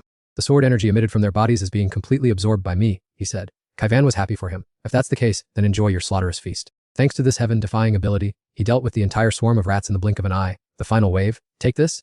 Kai Van approached and asked, as it cleared out, how do you feel? As Truong Pham sheathed his sword, he replied, let's leave, these beasts were too weak so I didn't gather much sword energy, but my own sword energy has certainly become much more condensed. Just then, a violent tremor struck, causing the surrounding rocks and earth to collapse. What's happening? The ground is shaking. From the thick darkness, a massive lead rat lunged out. Kai Van cried out in terror, monster this huge, it must be the demon king of this region. The rat king roared as a greeting, then spat and attacked toward the two humans. While parrying the blow, Truong Pham asked his companion, Kai Van, is the gem on this creature's head the sword energy stone? Even while busy dodging, she frankly replied, I wouldn't have noticed if you hadn't mentioned it.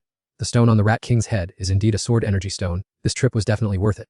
Having received the confirmation he needed, Truong Pham excitedly swung his sword, in that case I'll be taking its life now. Seeing his attack blocked, he didn't get angry but laughed instead, very good, those claws are quite sturdy, aren't they? The situation only made him more exhilarated, then taste a bit of the power of my sword energy. A series of energy currents erupted with Truong Pham's 18 dragon subduing sword Strikes cut. Those currents of sword energy spiraled together, aiming straight for the rat king's neck. Truong Pham calmly withdrew the sword energy from the beast carcass. Done. Standing nearby, Kai Van couldn't help but ask, Truong Pham, what was that 18 dragon subduing sword strikes technique? I've never seen you use it before. He brushed off his clothes and replied, my mind was clear, so the idea suddenly struck me, I just followed the momentum to unleash the strike. It's not truly perfected yet. Kai Van smiled in appreciation, 18 dragon subduing sword strike sounds quite extraordinary. I hope to see you unleash it to its highest level one day. Truong Pham reached out to take the sword energy stone and firmly stated, I definitely will. The item he had just obtained emitted a brilliant light in his hand, which fascinated him deeply. I can feel a very strong sword intent. Using this to set up a formation would be truly formidable. Seeing this, Kai Van approached and asked, Truong Pham, how many sword energy stones do you plan to need? He did not intend to hide anything, at least 18. With her innate keenness, she concluded, it's likely these things were all claimed by the demon kings. Only by killing them can one hope to reclaim the sword energy stones. This aligned perfectly with Truong Pham's calculations. The demonic beasts here are much stronger than those outside, and there are the legacies of the great emperors, so I need to push further in here to complete this tour of the sword tomb. The two of them walked side by side toward the cave entrance, working together to achieve their established goal. A while later, a lush green meadow appeared before them. Let's go, the sword tomb is vast, we still have many places to visit. Just as they began their journey, the two immediately encountered a swarm of ferocious killer bees. Truong Pham bravely stepped forward to shield Kai Van, maintaining high vigilance as the killer spoke. Immediately, he swung his sword in a perfect arc. I will send you on your way, he declared, slashing. Unexpectedly, right behind them, a swarm of killer bees surged forward like a waterfall. The horrifying sight made Kai Van hesitate slightly. Why are there so many? Zhang Pudem calmly reassured, don't be afraid, let me handle this. Then he powerfully swung his sword, hacking repeatedly at the swarm of bees. His invincible sword domain opened, and the bees were all wiped out. However, in the very next second, Truong Pham was hit by a powerful backlash, coughing up blood in shock. Kai Van rushed over to support him. What's going on? What's wrong with you? At this moment, Truong Pham finally dared to confirm his hunch. Ever since I stepped in here, I've felt my sword domain vaguely suppressed, unable to unleash my invincible sword domain. This made her extremely surprised. How can that be? He quickly and meticulously explained, I can't use the sword domain I've cultivated. It seems Makham's enormous sword domain is blocking all my techniques. Seeing the killer bees closing in, Kai Van immediately grabbed his hand and fled. Let's go quickly, she said, running. As they fled, they worriedly discussed, there are so many killer bees. How can we destroy them without a sword domain? Besides, they're about to catch up. In this critical situation, Zhang PM immediately led the way to escape. Quick, that way. Meanwhile, BPUCHLMM and Trentibe were extremely frustrated. How detestable! That brat dared to destroy the formation. It'll be hard to find him this time. If I ever meet him, I'll chop him into 8 pieces. Just then, someone cheerfully interrupted. Hello, everyone. He looked around strange. I think I heard him. It must be an illusion. Chihodenji immediately pointed. It's not an illusion. Look. From the forest, Zhang Pitum ran out as if they were old friends. Hello, 3 of you. Long time no see. I've missed you all so much. Before disaster struck, Bukuchalam rejoiced as if striking gold. Excellent. They walked right into the trap. These fools are truly insane. Destroy them now. Trentibe immediately volunteered to unleash her technique. Leave it to me. Die. However, Zhang PM and Kveen quickly dodged to either side. Quick turn back, leaving her to face the entire swarm of bees. What's going on? When she realized she had been set up, it was too late. Trentibe could only stand rooted to the spot, crying for help. Save me. Faced with this dire situation, Bikushelam and Chuhoden decided to turn and flee for their lives. These are killer bees! Run! Although Chuhodenji still had a shred of humanity, he looked back. What about Trenti now? But Bikushelam bluntly stopped him. Go back and save her then! There are tens of thousands of bees over there. In the end, they abandoned her to face death. I'm not going back. Would I even survive if I did? So you intend to leave her to fate? Finally, Trenti's life came to an end. The remaining 2 could only roar with hatred. Junior sister is dead! Damn you, Zhang Pim! I will definitely take your life! After the storm passed, Zhang PM and KVN emerged from the water. The bees are all gone. We're safe for now. As soon as they got ashore, someone asked, what are you 2 doing? She cautiously scrutinized him. Who are you? The opponent quickly revealed his identity. Allow me to introduce myself. I come from the Dilucky Immortal Realm. My name is Dion Kai. This name made KVN widen her eyes in astonishment. I've heard of the illustrious reputation of the Little Heavenly King. Daijakai! He appeared humble. It's just an empty title. What were you 2 doing, coming out of the water like that? At this point, Zhang Piatim spoke up. Let's go. We can talk after we get ashore. When he understood everything, Dion Kai nodded and commented. I see. Do you want to deal with that swarm of bees? KVN looked at him skeptically. You have a way. A few minutes later, Zhang Pem led the way. Ahead is the territory of the killer bees. Dafeng Kai boldly stepped forward. Let's go! We'll wipe them all out there. Feeling uneasy, he hurriedly grabbed their arms and said, Wet, are you sure you have a plan? This isn't a joke. He replied firmly, Don't worry, I am the bane of these corpse worker bees. Giwen concluded, and he seemed extremely confident. Shortly after, Zhang Fan finished his role as a decoy. Hurry, the corpse worker bees are coming. Yang Kai quickly channeled a spiritual energy. You all move aside. A violent vortex swirled up following his loud shout. Samadhi True Fire. While he still kept his eyes fixed behind him, damn it. Kiwen's eyes were opened wide as this Samadhi True Fire. Yang Kai is truly formidable. The title of Little Heavenly King is no exaggeration. Zhang Fan standing nearby added, These bees fear fire most. I didn't expect Yang Kai to have such a perfect move to counter them. At that moment, she turned skeptical, wondering what Yang Kai's true motives were for approaching them, while he let out a sigh of relief. It's done. Kiwen asked without hesitation, Yang Kai, why are you helping us? Yang Kai replied bluntly, because I want to drink royal jelly. Hearing this, she hesitated for a moment but had to admit, well, that's a reasonable reason. Zhang Fan stepped down to act as the guide. Let's go, the beehive is just ahead. Everyone be very careful. Seeing the object hanging from the branch, Kiwen couldn't help but exclaim, it's so big like a miniature mountain. Yang Kai was already impatient. Let's go quickly, I can smell the royal jelly. After entering inside, she was still overwhelmed. The beehive is so huge that it's like getting lost in a vast cave. Greeting them was an aggressive worker bee. Yang Kai immediately warned, be careful, that's a worker bee. He intended to finish it off but failed. What, does fire have no effect? Seeing this, Kiwen reminded, careful, dodge quickly. It was Zhang Fan's turn to make a move, slashing his sharp sword directly at the worker bee. Yang Kai's legs went weak, and he collapsed to the ground. You scared the life out of me. Thank you, brother. He was currently collecting its spiritual energy. The sword energy on this worker bee is much stronger than that of spirit beasts of the same level. He then vaguely guessed, you're a sword cultivator. But your style of sword cultivation is very strange. Zhang Fan domineeringly took down the second worker bee with one hand. What's strange about it? Aren't we all just sword wielders? Yang Kai argued, compared to ordinary sword cultivators, your sword energy and swordsmanship are far more refined. Before long, he and the group arrived at the royal jelly pool. We're here. He was the first to take some. It smells so good.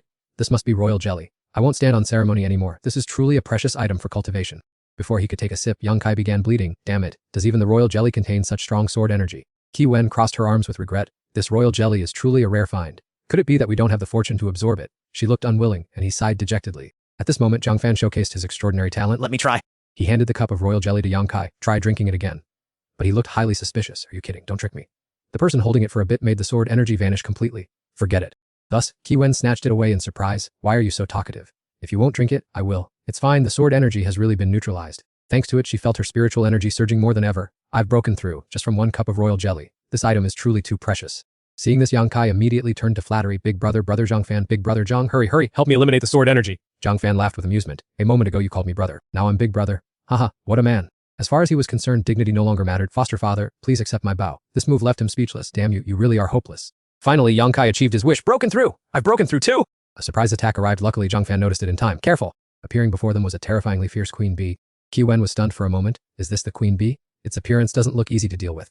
But he reacted very quickly. Let's go. Retreat for now. Ignoring the imminent danger, Yang Kai still stubbornly lunged forward. I'm not going, I still have to enjoy the royal jelly. The sharp thorns pierced his body, making him shriek in agony. Oh my, it hurts so much, save me! Truong Pham had no choice but to grit his teeth and rush to his aid. He hadn't even seen any money yet and almost lost his life, but he had to pull him away first. He decisively grabbed his hand and they ran away together. Let's go, quickly. But Duong Kai was strangely stubborn. If I leave, how will we deal with that queen? The queen finally caught up. So, Kai Van and Truong Pham had no choice but to risk their lives. Let's fight, charge! However, the group was no match for it. They couldn't stop it at all. This thing is too strong. Kai Van and Truong Pham decided to retreat first. We're no match for it. Run quickly. Duong Kai chased after them in a panic. Hey, wait for me a moment. In the end, he was still struck by the thorns shot by the queen. Ouch, it hurts like hell. Truong Pham hid behind a rock to observe the situation. The queen was no longer chasing them but seemed to be guarding the honey. He kept groaning, boo-hoo, it hurts so much, should we take the opportunity to take its honey? He suddenly became full of fighting spirit. Honey this precious must be obtained, besides I also want to exterminate it. Seeing this, Duong Kai panicked. What are you planning to do? Truong Pham stepped up to lead himself. I will attract the queen's attention. You two take the chance to sneak in and steal the honey, steal as much as you can. He was determined to test his strength against the queen with a sharp sword in his hand. Let's go. Indeed, the monster was so agitated that it chased after him. Come here, chase me if you can. I'll show you what a real show is. On the other side, Kai Van and Duong Kai seized the opportunity to carry out the mission. Hurry up, get as much as you can. But we need a container to hold it. Hearing this, he took out a treasure. I have already prepared thoroughly. Which made her eyes widen in surprise. You really know how to plan. You even brought a jar. In just a moment, Kai Van ran back in a panic. The queen is coming back, run. Duong Kai also rushed to follow. Wait for me. At least they had safely brought it back to the hideout. I'm exhausted. We finally got half a jar. It really wasn't easy. Truong Pham acted quickly. All right, let's start. Kai Van turned to ask, Truong Pham, are you okay? He excitedly recounted, I'm fine, but that queen is so obsessed with the honey. As soon as I lured it away for a bit, it turned back immediately. At this moment, both she and Duong Kai were full of vitality. Ha ha, I've broken through. I've just reached 2 levels higher. I never thought leveling up would be this easy. This left him extremely amazed. What? You're even more of a genius than I, Duong Kai! But Kai Van just calmly looked over. Truong Pham, what about you? Truong Pham swung his sword once and created 3 sword energy waves. Although he hadn't reached a new realm, he had gained quite a bit. Seeing this, she marveled. Triple sword strike. This is truly a profound sword technique. Thanks to the first attempt being successful, he boldly suggested, let's go. Let's do it again. But Duong Kai quickly stopped him and proposed a bigger play. Wet, I've become much stronger now. The 3 of us can finish it off. As a result, the whole group was covered in thorns. Be gentle. Truong Pham didn't sympathize, instead scolding them. Who told you to run so slowly? Afterward, he teased, be careful, you might turn into a porcupine soon. Kai Van responded decisively, our strength is still not enough. This queen is much stronger than I imagined. Duong Kai had to go back to the old plan. Foster father, please lure it away again. We will continue to steal the honey. Truong Pham continued to provoke the queen. Here we go again. Come here and fight me. But this time it wasn't as easy to lure as before. Ha, why are you stopping? Do you know I'm using the lure the tiger from the mountain tactic? He had no choice but to use force. I will beat you up if you don't chase me. The queen then frantically shot sharp thorns in all directions. Zhang Fan couldn't dodge in time and was hit. It's dangerous, he's been stabbed. He had to retreat from the frenzied attack. Run quickly, it's impossible to withstand. On this side, Qwen urged repeatedly, hurry up, is it full yet? Yang Kai was equally flustered, be quick, it's about to overflow. A growl sounded near his ear. She immediately raised the alarm, oh no, the queen bee is back, let's retreat. But he would rather take the hit than leave the honey behind. No, I must protect the honey jar, it's so painful. After retreating, Zhang Fan struggled to pull out the stinger. I admire you this time, all for the royal jelly. Yang Kai cried out in pain, oh boy. Upon seeing the harvest, his eyes lit up. The large jar is full. Hurry, I can't wait any longer. I can definitely achieve a breakthrough. After using it, Yang Kai felt unusually refreshed. Aha, I've leveled up continuously. I really didn't let old Yang down. Zhang Fan saw Qwen's face looked abnormal and asked, are you okay? She replied hastily, I just broke through a major realm. The speed was so fast that I'm slightly out of control. He placed his hand on the sword hilt. Do you need help? Qwen said urgently. Guard me, don't let anyone disturb me. Zhang Fan understood. Okay, you just focus. While on guard, he wondered privately. I've consumed quite a bit of royal jelly, yet my realm remains stagnant. Perhaps there's an issue with my sword intent? Could there be such an unusual sword intent? Then he swung his sword for a strike. 1 sword, 5 chains, slash! The result left Zhang Fan even more confused, while Yang Kai behind him continued to brag, haha, 2 levels, I increased 2 levels at once, this is great. He was silenced immediately. Be quiet, Qwen is at a critical moment, do not disturb her. Yang Kai, being idle, started acting up again. Zhang Fan, I'm full of energy, I'm gonna solo the queen bee. He replied coldly, go ahead, take your time. He suddenly shouted, it's here, the queen bee is here, it found us on its own. Zhang Fan was stunned, who is here? Then he cursed, these beasts, what perfect timing, Qwen is breaking through, we absolutely cannot let it ruin everything. He and Yang Kai charged forward. Let's go, the 2 of us will block it. Haha, my strength has improved, now I can test my skills against the queen bee. The queen bee spat out sharp stingers incessantly, but Zhang Fan lunged to block them. 1 sword, 3 chains, slash! He realized its malicious intent, it was aiming entirely at Qwen, this creature wanted to kill her. Yang Kai tumbled to the ground. Oh, it hurts so much, my old wounds haven't healed yet.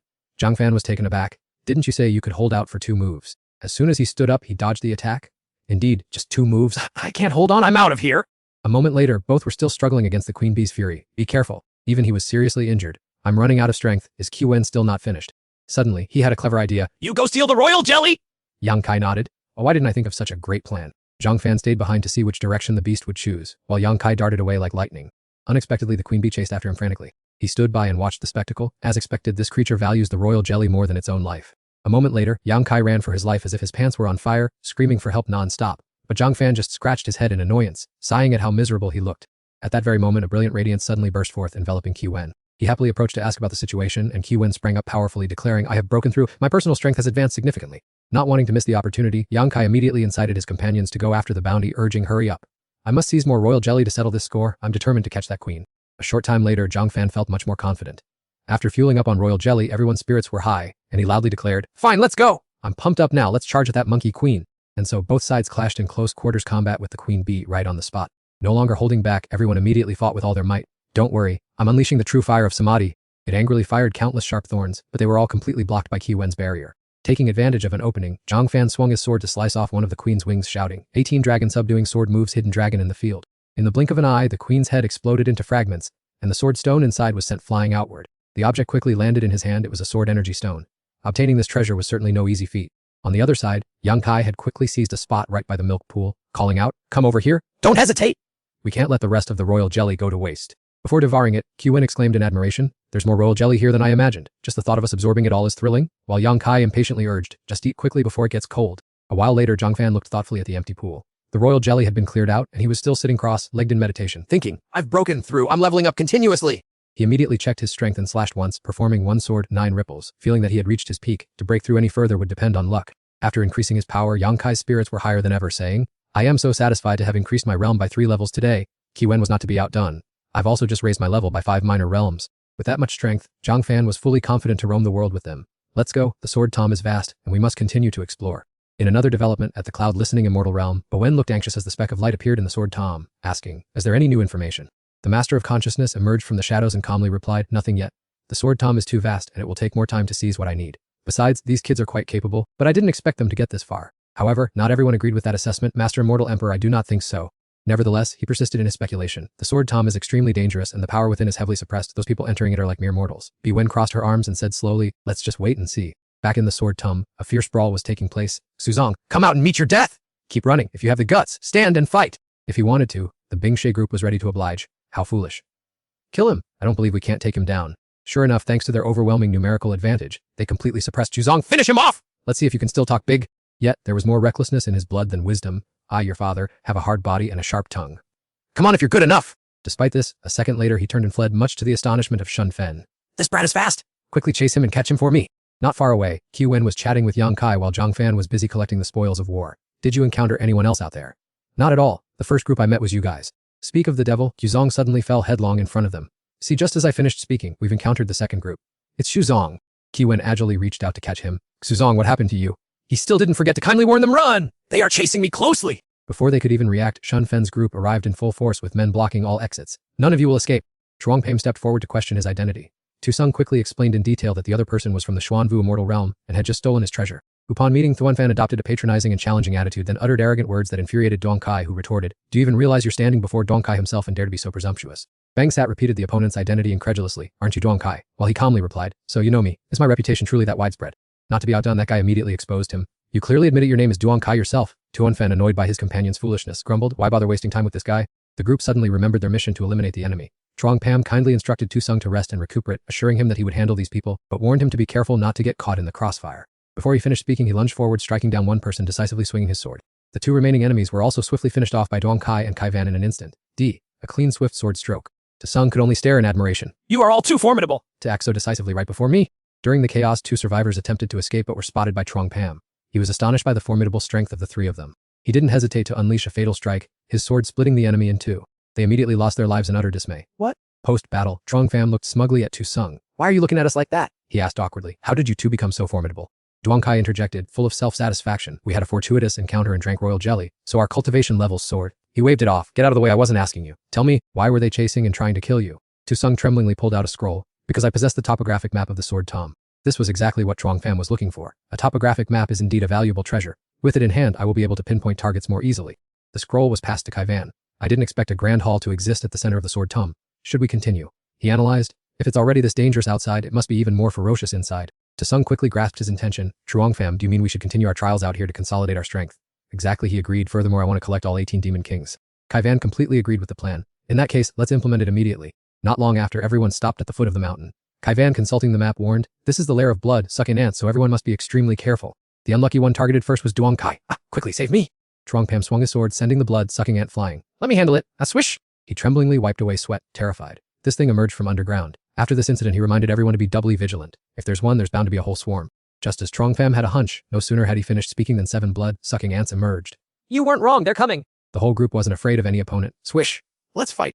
After a while, he calmly absorbed spiritual energy from the ants. This is great, my sword Q is gradually strengthening. But these are just small fry, it's still better to be cautious. The ground suddenly shook violently and cracked open. What's happening? Why is there such a fierce earthquake all of a sudden? A giant hole collapsed, sending the entire group plummeting downwards. Oh my goodness. As soon as they regained their composure, they looked around. Where are we? It seems to be an ant nest. This situation looks difficult to resolve. Duong Kai was again hotly pursued by the ants. This really is their lair, run. Truong Pham snapped irritably. Run, why run? As he swept past, he grabbed his shoulder to analyze the situation. This lair is intricate. This terrain is perfectly suited for a fire attack, we'll burn them all. Duong Kai regained his composure and unleashed his unique technique, Nine Heavens Tyrannical Fierce Fire. None of you will escape this. Looking at the ants lying scattered all over the place, he felt extremely satisfied now that they were cleared out. Truong Pham quickly stepped forward. Let's go, let's keep following this cave, we will definitely find the Ant King. Just as he predicted, the target appeared, it was the Ant King. Duong Kai observed the scene before him and assessed it. Those 4 don't look like pushovers, they seem like a tough challenge. The Ant King suddenly let out a ferocious roar, you humans dare to invade my territory. Die! This scene left Truong Pham and Kai Van wide-eyed. What? This Ant King can speak human language. This is the first time we've encountered a magical beast that can talk. Right after that, he commanded loudly, come on, each of us take on one. In just a blink of an eye, one was dispatched. First sword, 9 lotuses. It's done, I didn't expect it to be this simple. Kai Van also struck back in a very decisive and clean manner. Don't, the ones on my side are finished too. But the Ant King brought an unexpected surprise.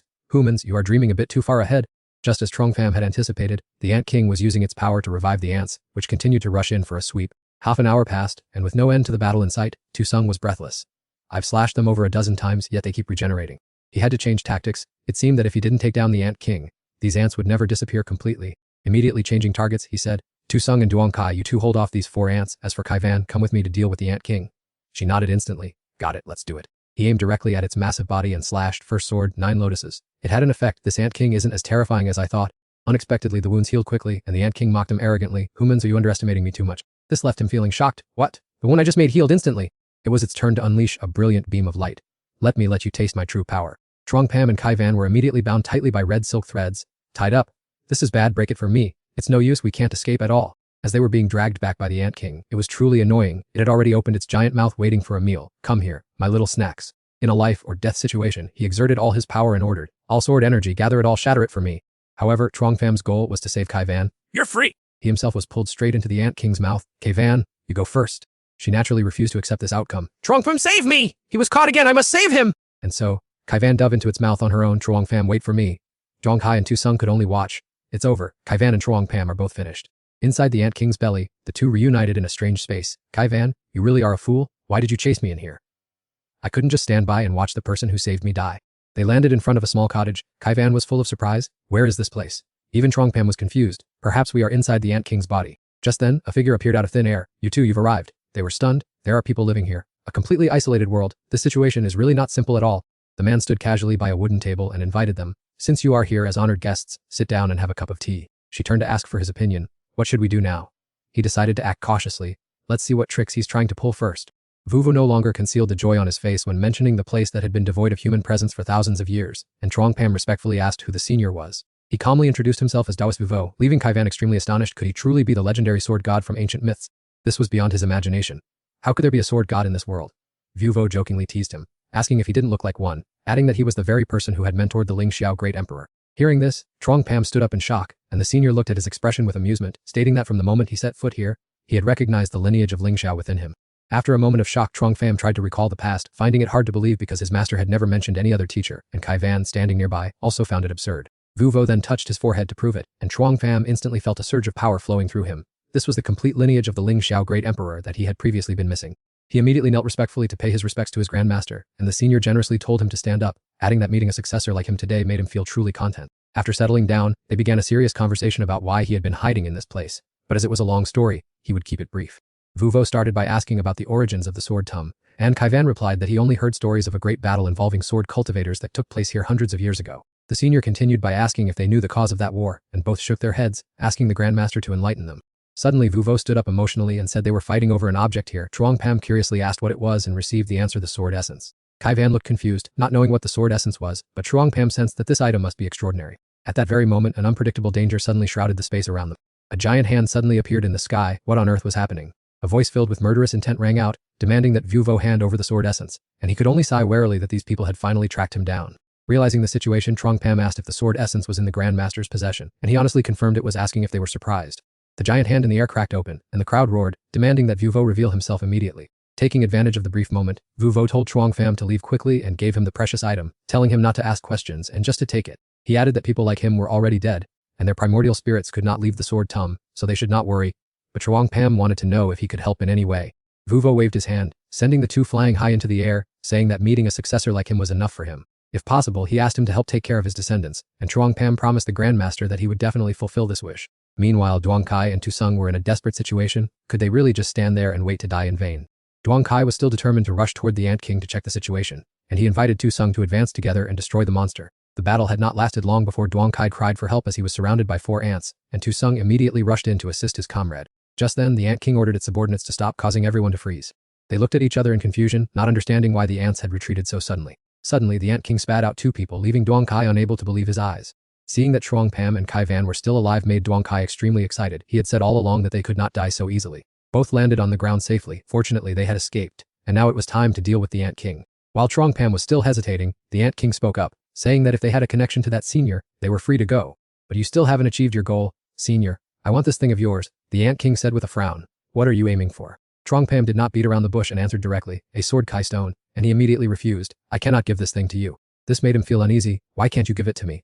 The Ant King calmly asked back. Do you understand why every demon king possesses a sword Kli stone? Truong Pam bowed respectfully. I hope you can enlighten me, senior. The Ant King honestly shared the origin. Sword Key stones are things we cultivate ourselves, not something we are born with. After that he asked no more. If that is the case, then I will not force you. After all, you and my Grandmaster share some sentiments. But he suddenly shouted, stop right there. Then he threw him a surprise gift. These 3 sword keystones are ones I once seized from 3 demon kings. I give them to you. Truong Pam said gratefully. Thank you, senior. I owe you a favor. If you need anything in the future, just say the word. The Ant King immediately took the opportunity to ask, there is an extremely ferocious sword dragon beast. If you have the chance, help me eliminate it. Unexpectedly, he shared the same grudge. I also happen to have a conflict with it. If I have the chance, I will deal with it for you, senior. On the way out of the cave, Tu Sung and Duong Kai chatted incessantly. Sword Tom is truly a strange place. Every demon beast has its own specialty. Kai Van wondered how was Truong Pam able to get out. He replied vaguely, that is a long story, let me summarize it briefly. After hearing the full story, he could not help but be astonished. I never expected such an absurd thing, it's hard to believe. Truong Pam still felt a bit regretful. Because time was too tight, we couldn't find out much more. He continued his hunt for demon beasts, this time a monstrously large rabbit. Slash! A giant snake king lunged out of nowhere to attack. Careful, what kind of monster just popped out suddenly? Before they could even fight, Duong Kai hastily guessed it was a snake king. Judging by its appearance, its strength doesn't look formidable. Kai Van beside him was already dizzy. Its strength isn't strong, but we have been poisoned. Truong Pam had a chance to show his skills. Move aside, let me handle it. You all step back, I have vaguely grasped that breakthrough point. With his hands in position and eyes closed as if in meditation, he said, I have one sword, according to my will. The next second, a green streak of light was seen slicing through space in an arc. The incident happened so quickly that the others looked at each other in confusion. What just happened? Why are the person and the snake standing so still? It's not very clear, but it feels truly extraordinary. Just then, Chu Hong and Bach Lam appeared and sneered, haha, brat Truong Pam. We finally found you! It seems they have all been poisoned by the snake. Serves them right, they are all done for. Kai Van looked on in anger. It's them. These two caused us trouble before. Truong Pam immediately warned them both. I will only say this once, get out of here. Naturally, this infuriated Chu Hong. Haha, kid, you're in such a state and you still dare to be arrogant. I will send you off. But very quickly, he and Bach Lam stared in disbelief at a once-in-a-lifetime scene. What? The Snake King has actually shattered into a pile of minced meat. As for Tu Sung, Kai Van, and Duong Kai, they had similar expressions. Is this the result of Truong Pam's previous sword strike? It turns out the Snake King was already done for. It just took effect now. Truly, some never shed tears until they see the coffin. Chu Hong and Bach Lam still tried to rush forward. Are you human or ghost? Impossible. Don't worry about him, finish him off. Truong Pam prepared to fight. I have one sword, following my heart's desire. As soon as they heard the words, their faces turned pale. I feel like something is not right. Me too. In the end, both had to depart from this world. While he calmly moved on, just got more sword keystones and solved 2 disasters, the best of both worlds. Truong Pam immediately returned to the main task. Let's go, this sword tom area is no longer stable. A moment later, another giant bird flew over to offer its life to him. Careful, another demon king. Let me handle it. But its flexible reaction surprised Truong Pam hemped to think it dodged my strike. It even swung its sharp claws to counterattack. I dodge! Not bad speed you've got there. No matter how much you struggle, you'll still be beaten to a pulp by me. I'm done joking with you. Get down here now. And so Zhang Fan has pocketed another windfall. The 11th sword energy stone is his without breaking a sweat. Let's go straight to the center of the area. Before long, a palace standing lonely in the middle of a wasteland appeared before their eyes. This was surely the most central location of the Sword Tomb. This structure looks rather bizarre. It's unclear how many people are inside right now. Zidong reached out and pointed forward, her eyes as sharp as sword blades. Well, do you intend to charge straight in? As soon as she finished speaking, the whole team looked in that direction, where the demonic beasts were gathering in droves. Their aggressive aura surged like a cascading waterfall. Yang Kai couldn't hide his horror. What the hell are so many demonic beasts doing here? And they are all led by demon kings. Qwen frowned, her eyes sweeping across the enemy formation like a spearhead, carefully assessing their strength. The leader is that sword dragon beast, and not just that one. Most of those in front are demon kings. This is definitely closely related to the mystery of the Sword Tomb. Not far away, two figures stood on a high floor, their cold eyes tracking every movement below, their expressions tense. It has begun. Success or failure rests on this one move. The man standing next to him looked disdainful. I don't think much of them. Do you know how many have already lost their lives? He shook his head slightly, showing disapproval. To open a new path, sacrifice is inevitable. It was as if he had seen through the ending long ago, his voice cold as if reading from a pre-written script. Half of the prodigies have already perished, and many more will follow soon. Zhang Fan felt the time was ripe. Lian Chen urged him hastily, his eyes never leaving that sky-high killing intent. Let's go quickly. If we don't seize the chance, it'll be too late. Yang Kai hurriedly took the initiative. It's unpredictably dangerous ahead, and behind us are all demonic beasts. I choose to keep moving forward to be safe. He still wasn't convinced by his assessment. Teach, I think you're crazy. Are we just gonna let those countless demonic beasts trample us to death? Zidong had no mind for jokes, warning with a grave expression. Stop rambling. The swarm of beasts is charging at us. No sooner had she finished than the whole group acted as a unified force, following Zhang Fan's orders like a battle-hardened army. Charge forward and close in on the beasts. In that very instant, countless beams of sword energy, brilliant as the Milky Way, roared and swept across the sky. Causing the earth to shake violently, the heads of the demonic beasts simultaneously fell to the ground.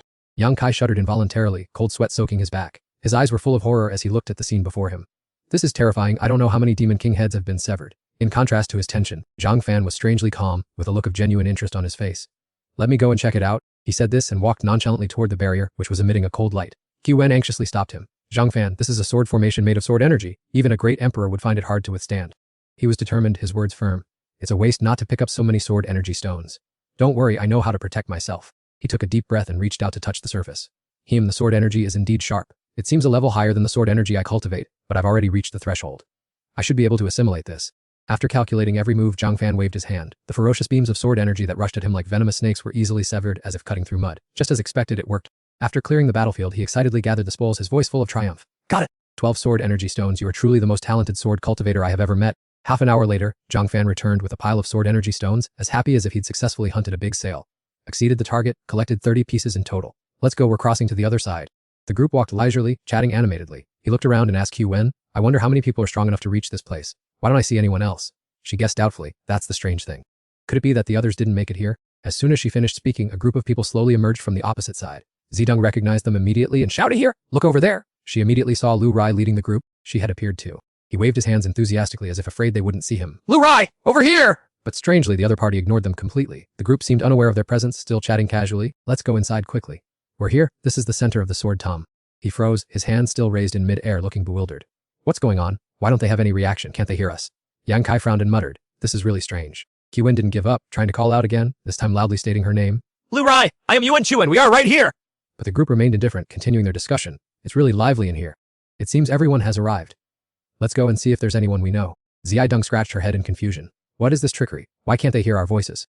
Zhang Fan hurried forward, reaching out to block the girl in front. Lu Rai, it's me, Zhang Fan. At that moment, a horrific scene occurred. Rai seemed to turn into a phantom. She gently glided through his body as if passing through a thin mist. He stood rooted to the spot, his mouth agape in shock. What? Did I pass right through her? Zidong frantically stretched out her arms to stop everyone. How can this be? Stop, all of you. Have we met a ghost? They were clearly real people. This is even more bizarre than encountering spirits. Duang Kai pondered for a moment before speaking slowly, his expression turning much more serious. This situation is truly strange. Never in my life have I witnessed anything so bizarre. Zhang Fan was calmer. His eyes narrowed as he considered what he had just witnessed. Right now, there is only one way. We must follow them silently and observe. Before long, the group followed the tracks and gathered in front of a golden, shimmering shrine, the tiles reflecting cold rays of light. Qwen widened his eyes in surprise. There are so many people here. He finally realized why they hadn't been able to find anyone earlier. It turned out they were all gathered inside. Duang Kai suddenly recognized a familiar face in the crowd. With bright eyes, he couldn't help but step closer. He stuck out his tongue teasingly. Hey friend, I'm your stepfather. There was no reaction at all. It seemed they really couldn't see them. Tudong, standing nearby, frowned as if she had just been slapped. How can a person like that be allowed? Duang Kai casually pointed at the person who had just been teased, his expression unchanged. It's nothing serious. This friend and I have a long-standing grudge. Just then, a middle-aged man stepped into the center of the crowd, his voice steady but authoritative. Everyone, since we are all here, let's start the exploration. As soon as he finished, the crowd cheered in response like fans seeing an idol announce a new album. We will follow Brother Duang completely. Brother Duang, we will do whatever you say. That's right, just give us your orders. Duang Kai's face darkened as if he had swallowed something unpleasant. He gritted his teeth. This guy's name is Duongbu. He's no good, yet those people listen to him so blindly. Suddenly, a thin object flew out in front of them, making the group jump in fright. What was that? What the hell is going on? A piece of paper. How did I not even know I had this in my chest pocket? Duongbu quickly grabbed the paper, held it high and said in a reassuring tone, "Everyone stay calm. Let's see what is written on it first." The crowd fell silent for a moment before immediately erupting into chatter. It turns out this is the task the great emperor entrusted to me. Mine is the same, only when I reached the central area did this paper fly out on its own. Listening to the whispers, he flashed a sinister smile as if everything was going according to plan. Even Zhang Fan's group realized the anomaly. A paper appeared in my place too. Mine as well. Zhang Fan maintained his composure, scanned his surroundings, and said, "Let's see what the content inside says." They read the lines one by one. I know that the quest for immortality requires me to collect an item. Same here, everyone was the same? He frowned slightly, full of questions. What kind of item is it? Qi Wen shook his head, responding vaguely, "I don't know, only that it is located on the highest floor of this place." After everyone understood the situation, Dongbu raised his voice to take command. "Everyone, you have all seen the task the immortal emperor entrusted to us. We have reached this point, carrying a mission. Now, listen to my orders and let's set off." Duong Kai pointed at the crowd starting to move and asked Zhang Fan anxiously, "What should we do now? Are we just going to stand here and watch them? Are we not going to do anything?" He pondered for a moment before making a decision. "Perhaps there is no other way, we will just follow them and see." A moment later they stood in the middle of the second floor hall. The light here was much gloomier than on the previous floor, and the vast space was completely empty. The group of cultivators scanned the area. It seemed there was nothing here, nor were there any dangers. Duongbu, uninvited, took on the role of group leader. He stepped forward and proclaimed, "Everyone look around to see if there is what we need. If not, we will proceed directly to the third floor." An overeager man immediately rushed forward. "I don't see any danger at all." But just then, a catastrophe struck. A sharp arrow of spiritual energy from beneath the ground pierced straight through his stomach. The horrifying scene made everyone jump. "What was that? Be careful, this place is truly full of danger." A quick-witted person came up with a strategy. Don't panic. "If the danger comes from under our feet, we just need to fly up." The idea seemed reasonable, but unfortunately not long after taking flight he met the same fate. Everyone suppressed their fear to discuss. "Why is it so long? This is not good. This spear can expand and contract at will. It seems we cannot risk rushing forward." Duongbu's face darkened, his eyes cold. "Everyone stop where you are and wait for orders. This place seems very abnormal." In a corner Qi Wen remained silent observing. He then asked Zhang Fan, "So in your opinion, what should we do?" He glanced toward the battlefield and walked over nonchalantly. "Let me test whether the mechanisms here will attack me."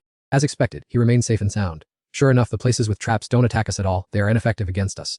Half an hour passed, and the crowd was still struggling to find a way across, impatience visible on everyone's faces.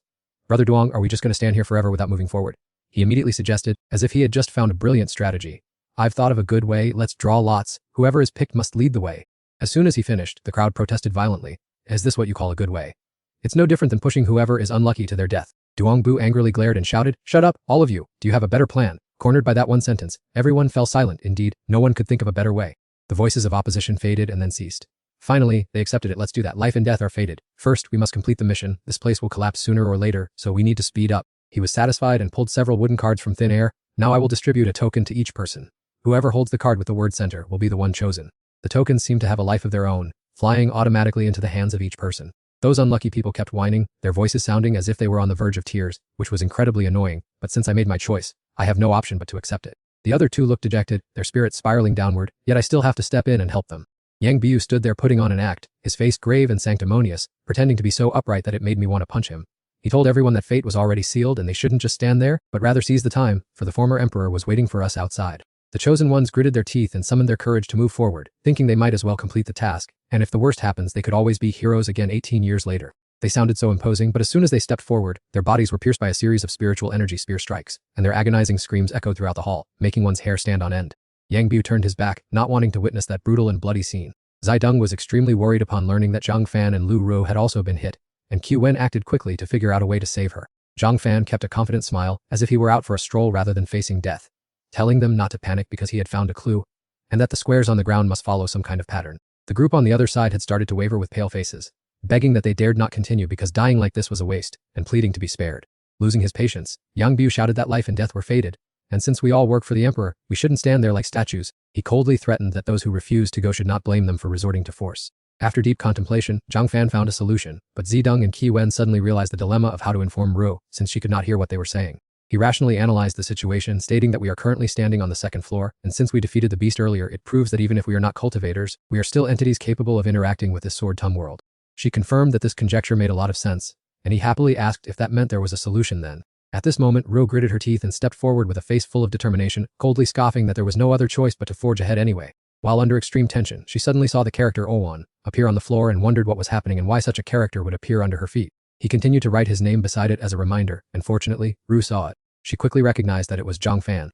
She looked around blankly, searching for Zhang Fan's whereabouts, wondering if it was him sending her a message. Standing nearby, Yang Bu could not help but sarcastically remark that since Ru was a famous prodigy, why was she standing still instead of leading by example for everyone? Ruo took a deep breath and stepped onto the square marked On, without hesitation, believing that Zhang Fan wrote that character to guide her. She followed his hints one by one, and now he wanted her to jump over 2 squares, and the result was indeed smooth sailing. Ruo passed the obstacles safely to the astonishment of many, thinking to herself that by following these numbers she had understood the pattern. The crowd could not suppress their surprise and began whispering, "Look, Ru is still safe. Perhaps she has found the way to solve the secret."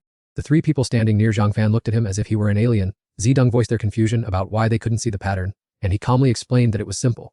Just follow the sequence of prime numbers. Everyone stared blankly, asking what a prime number was, as it sounded completely foreign to them.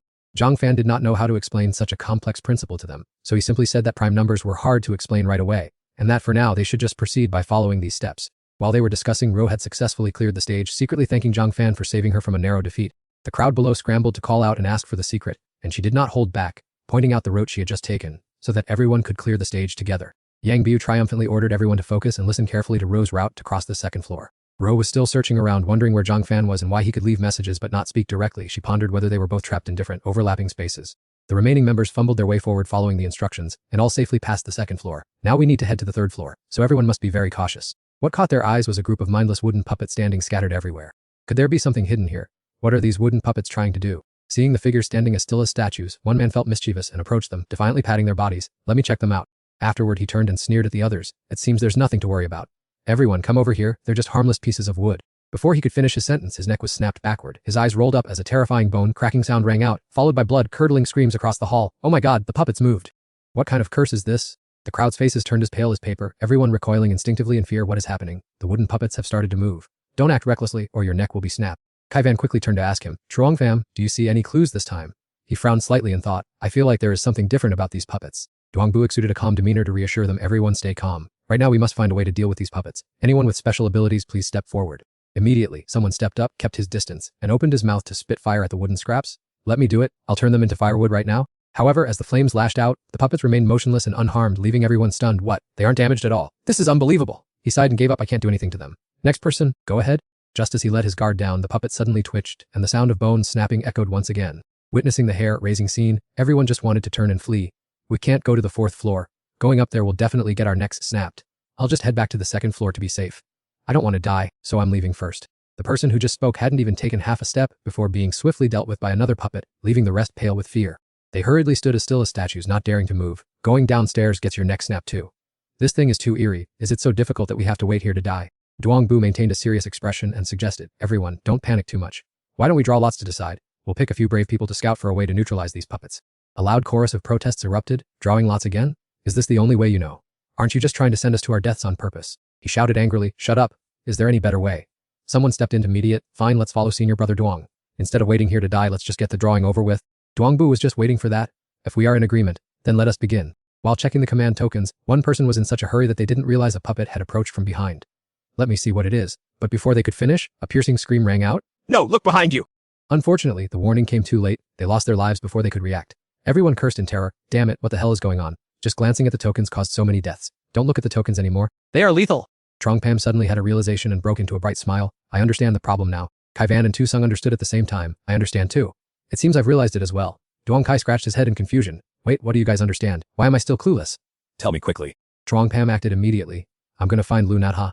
No, I can't write characters at her feet like last time. If I do, she will surely lose her life." He quickly came up with a more feasible plan. He could only write characters in the air. A message appeared before the girl. "Under no circumstances should you take your eyes off at least one puppet." Natha's eyes widened in surprise. "Oh, more words are appearing. Is Trongpam reminding me?" Receiving help made the girl much more confident. "My gaze must not leave the puppets." "So that's how it is, I understand." At this moment, Duangbu urged again. "Whoever drew a token, step forward voluntarily. If you're willing to bet, you must be prepared to lose. Even if you die here, it's a sacrifice for the sake of progress." Would she still be as lucky as last time? The girl silently repeated Trongpam's advice in her mind. Her gaze must always be fixed on one puppet. At the end of the path, Nata turned around, her eyes still locked on the target. "Now I have to walk backward to keep the puppets in sight." I did it. I've passed the 3rd floor. The crowd erupted like a crowd watching their home team score a last-minute goal. Good lord, she made it through. How lucky. Look, Lunatha is stepping onto the stairs to the 4th floor. Lunatha, tell us how to get across. Natha's expression turned solemn, and she reminded them loudly, "Don't look at me, everyone. Always keep your eyes on at least one puppet." Someone asked, "Lunatha, did you discover something? What is going on exactly?" The little girl calmly gave directions without hiding anything, saying those wooden puppets are only observing and won't harm us. But the moment our gaze shifts away, they will snap people's necks immediately. Duangbu laughed loudly with self-satisfaction as if he had understood the truth long ago. Haha, exactly as I predicted. Actually, I had been meaning to speak up for a long time. Even Duang Kai was speechless at the man's audacity. Oh, how could this guy be so shameless? His skin is thicker than mine, yet he still naturally rushed forward to take the lead to the 3rd floor. Everyone cautiously stepped up the stairs with hearts full of worry, mumbling and wondering what traps the 4th floor might hold, finding it miserable even though they were lucky enough to survive this level. The surrounding scenery had lush green grass and trees, flowers in full bloom like a fairyland. Where on earth is this place? It doesn't feel like we're in the middle of a difficult trial at all. As the tension eased, the group lay down to rest, some even yawning because the spiritual energy here was so abundant and lacked any danger. Let's just rest a bit to recover first. However, Duangbu was restless at this time, shouting himself hoarse, telling everyone not to be lazy and to proceed to the 5th floor immediately, but the lush trees left everyone dazed, with quite a few replying warily to just rest and gather strength here first. No sooner had the words been spoken than they all simultaneously lay down like falling leaves without a care for their image. It's no use, I just want to fall asleep because the scent of the flowers here is so pleasant. Truong Pam's group remained conscious. Kai Van awkwardly asked for his opinion on what to do now that everyone was fast asleep, as this was the first time he had fallen into such a dilemma. Elsewhere, Bitch Van and Chu Tuok were still patiently waiting, but by now they could no longer keep their composure. The attendant truthfully reported that 4/5 of the young geniuses had lost their lives, and they were struggling through the final perilous pass. He decided to personally go and check. Let's go. We will go out together to the Sword Tum. To which Y nodded without hesitation. Bitch Van hurriedly formed hand seals and mumbled incantations, spiritual power surging around her like waves. Heaven and earth, dark and yellow, the primal universe, rotate fate for me. Immediately, she suffered a backlash to the point of spitting blood. Chu Tuok sighed helplessly, knowing everything was futile. The Sword Tum is a place containing divine providence, even we cannot intervene inside. The situation inside the Sword Tum was extremely critical. Tu Sung was as frantic as if sitting on fire. We must wake them up immediately. We can't let them keep sleeping like this. Kai Van suddenly shouted to draw attention. A horrific scene gradually unfolded as tree roots began to grow through their bodies. In just a short while, everyone would be assimilated into the local vegetation. Truong Pam quickly drew his sword to sever the roots, tightly wrapping around someone. Let me give it a try. Before joy could settle, the severed parts quickly grew back as if given high-speed fertilizer. These things can't be cleared by chopping alone. We must find a way to destroy them from the roots. He calmly observed thoroughly and speculated that perhaps the fragrance from those flowers was the toxin causing everyone to fall into a deep stupor. Acting on his thought, he decided to try cutting the flowers to see if these plants had any reaction. Duong Kai closely followed every move, and seeing a victim move slightly, he joyfully shouted, That person had a reaction. Cutting the flowers is indeed effective. Bolstered with confidence, Truong Pham brandished his sword so fast it left only blurs. Then I will clear out all these flowers. Tu Sung frowned thoughtfully. Why can Truong Pham affect reality while we are in a virtual space? Duong Kai's mind truly could not explain this puzzling issue. Hearing this, Tu Sung looked annoyed. Kai Van quickly stepped in to suggest a hypothesis that it might be related to a special sword intent, or the Grandmaster he once met inside the Sword King's body. Just then, Truong Pham completed the task. Nada woke up groggily and coughed violently. What just happened? Why did I suddenly fall asleep? He sat down and gently explained that the flowers were poisonous, and that he had cleared them all out. She looked at him with gratitude and appreciation. Truong Pham, thank you for saving us all. Have you really cleared all those poisonous flowers? The others also gradually emerged from their stupor with dazed expressions. It turns out we were all poisoned and fell asleep. Duong Van picked up a flower to study it and confirmed it was poisonous, noting someone had timely removed them before everyone woke up. Manhwa quickly asked which great figure had stepped in to save the group. Duong Bu shamelessly stepped forward to take the credit without blinking. It's good that everyone is safe, I'm very glad. The others believed him completely and asserted that Brother Duong must have been the one to save them. He laughed loudly, pretending to be humble by saying there was no need to worry about such trifles. This scene made Duong Kai gnash his teeth. This guy is getting more shameless by the day. If I could intervene in reality, I would have taught him a lesson already. Nutty H2 was extremely annoyed but couldn't do anything about it. How brazen! Never mind, if Tradinundran Tum said he could do it, nobody would believe him now. Di Finungabu enthusiastically urged everyone to find a way to the 5th floor to continue their path to victory. They buzzed with talk, wondering how they would find it in this vast, immense place. It was truly frustrating. Han pointed towards the vast, majestic forest like a general entering battle, saying, the path to the 5th floor must be hidden in there. Everyone try cutting down the trees and vegetation to see. Di Finbu stood idly giving orders with all eyes fixed on him. Everyone began to cut down trees together. Overwhelmed by the pressure, the crowd reluctantly complied. Hurry up! Time is running out! Stick close to each other! Kevin still trusted Trudinj Phm and quietly asked if this method would be effective. Chartuutem shook his head, looking at the dense forest, and replied not necessarily. It would be a bit strange if finding the path were this easy. As time passed, the once dense forest became bare like a monk's head. The anxious crowd looked around, buzzing with chatter because they had cut down all the trees but still found no stairs. What do we do now? Without any shame, Difinjibu again gave orders with a confident air. Don't panic, everyone. Try digging 3 feet deep into the ground. A moment later, the ground was thoroughly dug up, but nothing appeared. Voices of protest rang out fiercely. DHST Han, everyone has dug everything up, but there's still no path. Are you even trustworthy? He began to awkwardly defend himself. This is beyond the scope of my knowledge now. T-Dung turned to look at Difin Kai, because she was also curious about where the stairs were. Being someone who didn't think much, he could only give up, saying, I completely surrender. The result was exactly as T-Dung had predicted. I knew you wouldn't be able to guess, she said. True, dear team, what do you think? He scanned the area with his eyes, then pointed upwards, calmly saying, there's nothing down here. Perhaps the path is up there. Kevin worriedly asked if they needed to inform Eltun HD. He replied decisively, no need. Ulun H must have figured it out herself. On the other side, the atmosphere gradually grew tense. Urgent voices rang out, quick, think of a way! We can't wait forever! That's right, time is running out! Hurry up! D-Dun GSD Hun rested his chin on his hand, appearing pensive. He suddenly turned his attention to the one who had been silently carrying the team Eltun HD. Do you have any brilliant ideas this time? The girl pretended to understand, repeating Tradi Pem's words. The only thing I can think of right now is the sky. Perhaps the entrance is up there. The others thought the girl was joking. In midair, that's completely impossible. How utterly absurd. Defin Yibu cautiously sent a few people to check. A few of you try flying into the air to see. They immediately took action. All right, I'll go check it out too. After that, they discovered a transparent barrier. It seems there's something here. Klaka reminded everyone to stand back so he could try slashing it. He swung his sword forcefully into the void. The invisible barrier shattered, and a path along with stairs appeared to everyone's astonishment. Well done. It really was here. Lucas T. From now on, I will never doubt you again. Defi and Jibu shamelessly took the credit. Let's go. Let's make the most of the time and head to the 5th floor. The sight on the 5th floor made everyone swallow in terror. Before their eyes was a bottomless abyss with red-hot lava churning below. Only 3 fragile iron chains stretched across the cliff face. This challenge seems a bit simple. That's right, crossing this canyon is actually very easy. A knave person volunteered to scout the way. He sprang from the cliff face, saying, "Let me go first to see if there's any danger." However, before he could react, he was swallowed by an erupting stream of lava. He screamed in despair, Help! This is bad! The remaining people were already too familiar with such scenes. They coldly drew conclusions from the experience.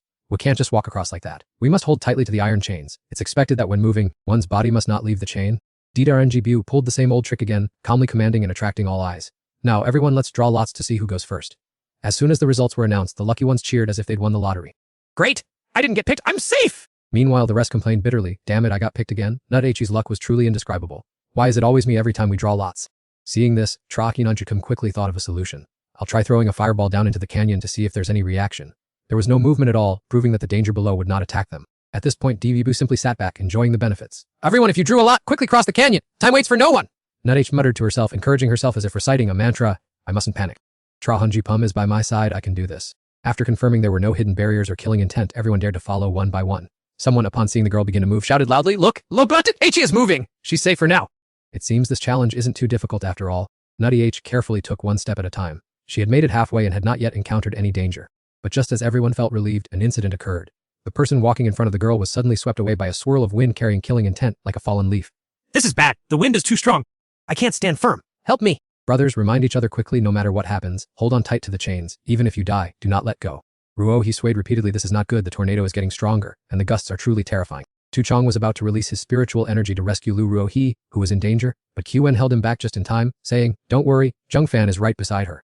Sure enough, Zhengfan glided like a ghost, swung his sword to shatter the incoming tornado, and shouted, Get back behind me. Ruo he sighed in relief and quickly resumed her journey. The cyclone had dissipated, and it was certainly Zhengfan who had helped. Someone suddenly grabbed the girl's ankle and pleaded, Lu Ruo he, save me. The girl coldly refused. Stay away, people like you only hold me back. He then threatened, If you don't save me, we'll both die. Ruo he gritted her teeth and growled in anger, You wretch. Before she could do anything, Zhengfan from behind swung his sword and coldly severed the man's wrist, saying, Do you want to die? Blood splattered everywhere. The man let go in pain and fell straight into the sea of blazing lava. The gale force winds continued to howl, and those remaining were tossed into the air like fragile leaves in a storm of spiritual energy. Chaotic screams erupted everywhere. No, I don't want to die here. Help! The wind is too strong. Someone please save me. Ruhi seized the opportunity, channeled her spiritual energy, and nimbly leaped forward. She finally landed safely on the other side and sighed. That was dangerous. If it weren't for Zhengfan, I would have been done for. The crowd behind watched nervously, and someone shouted, Look, Lu Ruhi made it across, and a few others have arrived as well. Yang Bao frowned in annoyance. Heef, the success rate is too low. Not even half have made it. Yang Bao did not give them a chance to hesitate. His cold gaze swept over them. Stop complaining. At this point, leave it to fate. Let's move. Only a small number were lucky enough to survive, while the rest turned to ash in the churning sea of lava. Huff huff, we finally made it. This trial is too treacherous. My friend is dead. Himph, only 4 trials in, and 2/3 of the cultivators have already perished. When everyone looked up, the stairs leading to the 6th level appeared. This was like a road of no return. A few people trembled and retreated. I don't want to go any further. And me neither. Yang Bao persuaded them loudly. Everyone, the issue isn't whether you want to or not, we have no path back. Someone reasoned logically, the old path has been swallowed by black mist, we cannot turn back. They had to grit their teeth and move on. There was no choice but to push forward. Yang Bao bravely took the lead. Everyone, keep your spirits up so we can climb to the 6th level. Yang Kai suddenly felt suspicious. Looking at the exhausted crowd, he said, This trial is truly brutal. What do you think is at the end? Zai wrong guessed? I don't know, but if the immortal emperor forced us here, it must be a treasure that even he does not possess. Quen turned his head, his tone serious and cautionary. Let's go, let's head up. If it weren't for Zhengfan's guidance, it wouldn't just be 2/3, everyone would be dead. The crowd stopped before a vast expanse of golden sand that stretched infinitely, without a single living creature in sight. What is this? A desert? Everyone be careful. The more peaceful a place seems, the more hidden the danger. My intuition tells me this desert won't be easy to cross. Who wants to try going first? As time passed, their spiritual energy gradually depleted, and they began to grow exhausted. It's strange, we've been walking for half an hour and still haven't left the desert. Although there is no obvious danger here, something feels wrong. Quen immediately asked for an opinion. Zhengfan, do you see anything? He frowned and replied, Nothing at all, but the lack of danger is the greatest danger of all. Subsequently, he sat down and quietly observed each grain of sand, then stated, There is definitely something wrong with this desert. Tu Chong asked curiously, Did you discover something? Yang Kai also knelt down to imitate him, scooped up a handful of sand and said, "Everyone look and see if there is anything unusual about this sand." Unexpectedly, Zhang Fan swung his sword directly at Yang Kai. He jumped in surprise and shouted, "What are you doing?" He did not explain much, only saying, "Look again." Yang Kai asked blankly, "Look at what?" He continued to guide him. "Look at the sand in your hand." Yang Kai frowned confused. "You're keeping me in the dark. What is wrong with the sand after all?" Qi Wen quickly noticed the anomaly. The sand isn't being blown away by the wind, it's falling straight to the ground. He was still confused. So what? I still don't understand. I am truly shocked. I blew warm air onto my palms and suddenly woke up, feeling as if I had realized something. I blew, but the sand did not fly away and instead fell straight to the ground, which is very suspicious. Don't expect much from Yang Kai's thinking. No, I still find it hard to understand. What does it actually mean? Is the sand too heavy or is the breath too weak? Zhang Fan knocked on his head in frustration. You are truly a fool. It is a natural law for sand to be blown by the wind. So if it cannot fly and just falls, there must certainly be a problem. He scratched his head and chimed in. It seems I understand now. This proves that this desert is hiding a secret. You want to see if Yang Kai has improved a little bit, but what happened? Unfortunately, that was the limit of his intelligence. Oh well, I give up on this too, so what is actually going on? Qi Wen had to speak up instead. If I am not mistaken, this desert is just an illusion. Zhang Fan smiled with satisfaction. That must be it. This is the most logical explanation. At that very moment, the situation reversed dramatically as a giant centipede emerged from the ground, causing the crowd to panic and flee in all directions. Wow, what kind of demonic beast is this? It's huge, run quickly. Wait, maybe we can defeat this monster. This scene made Yang Kai suspicious. Is it really an illusion? But that beast looks so real. Zhang Fan drew his sword and took a stance. Let me try. A sword strike slashed fiercely toward the beast, but the blade passed through as if cutting into empty air. It really was an illusion, as the sword could not touch it at all. The rest of the people did not realize the clue and only knew to flee headlong by instinct. Stop fighting, let's go quickly, run! This beast is not something we can contend with. Qi Wen was anxious and urged them hastily. It has been confirmed as an illusion, go notify Lu Ro quickly. Zhang Fan also turned back, hurry and follow them, the others have already run far away. The whole group immediately took action and rushed toward the others. Go, let's chase after them. Yang Kai shouted to remind them. Brothers, stop! The beast is not chasing us! Ro resolutely moved forward, facing the giant centipede alone. Stop talking, I have made my own decision. Someone who saw this sarcastically remarked, I don't care about other people's business. Why didn't Lu Ru listen? Yang Biao softened his tone to dissuade her. Forget it, just let her go. The other guy was still muttering in dissatisfaction. What a waste of her heroic performance in the first two stages. A genius like Lu Ro could unexpectedly be this foolish. Farewell. As the centipede lunged to attack her, something strange happened. Its body passed right through Ru. She was secretly happy. I'm okay, it really is an illusion. Zhang Fan was right. The others widened their eyes in surprise. How can that be? Why didn't the centipede hurt Lu Ro? Could it be that my eyes were playing tricks on me? It opened its mouth and spewed a thick, toxic mist that enveloped her. She remained unharmed and calmly advised it. You beast, stop it, don't try to scare me anymore. You are nothing but a void illusion. The crowd was enlightened and thoroughly impressed. Lu Ro was right. This place is definitely an illusion. From now on, I will never doubt Fairy Lu again. Yang Biao still could not believe his eyes. How can it be like this? How did Lu Ro know it was an illusion? Qi Wen was like a fountain of questions. Whenever anything happened, he turned to ask, Zhang Fan, if this is an illusion, how do we break it? Do you know? Unfortunately, he also shook his head. I still haven't found a way to break it. Elsewhere, Biwen and Ju Tu were watching the situation from afar and nodded slightly. They are entering the final trial. He smiled in approval. Being able to make it this far is truly a miracle. Suddenly, a streak of light flashed by, trailing a meteorite that plummeted like a shooting star. This made Ju Tu immediately alert. There is an intruder over there? It's dark energy. Bai Wen waved his hand to release spiritual energy to stop it. Do you want to die? You dare to come and cause trouble at this time. The darkness echoed with an arrogant laugh. Haha, long time no see, you are still as ruthless as ever. His expression turned cold as he warned in a deep voice. I will count to 3. If you don't get lost, don't blame me for being ruthless. Not only was it not afraid, but it split into 2 smaller meteorites. They attacked both of them separately. Well, let's see if you have that capability. With one wave of his hand, Ju Tu shattered both meteorites into pieces. The villain is here, you worry about dealing with that guy, and I'll take care of this vermin in the gutter. The stubborn dark figure roared that your plots would fail, and sooner or later, this world would have to surrender at the feet of darkness. Bitch didn't bother to pay attention to that rambling. She directly used chains to bind the enemy tightly and threatened.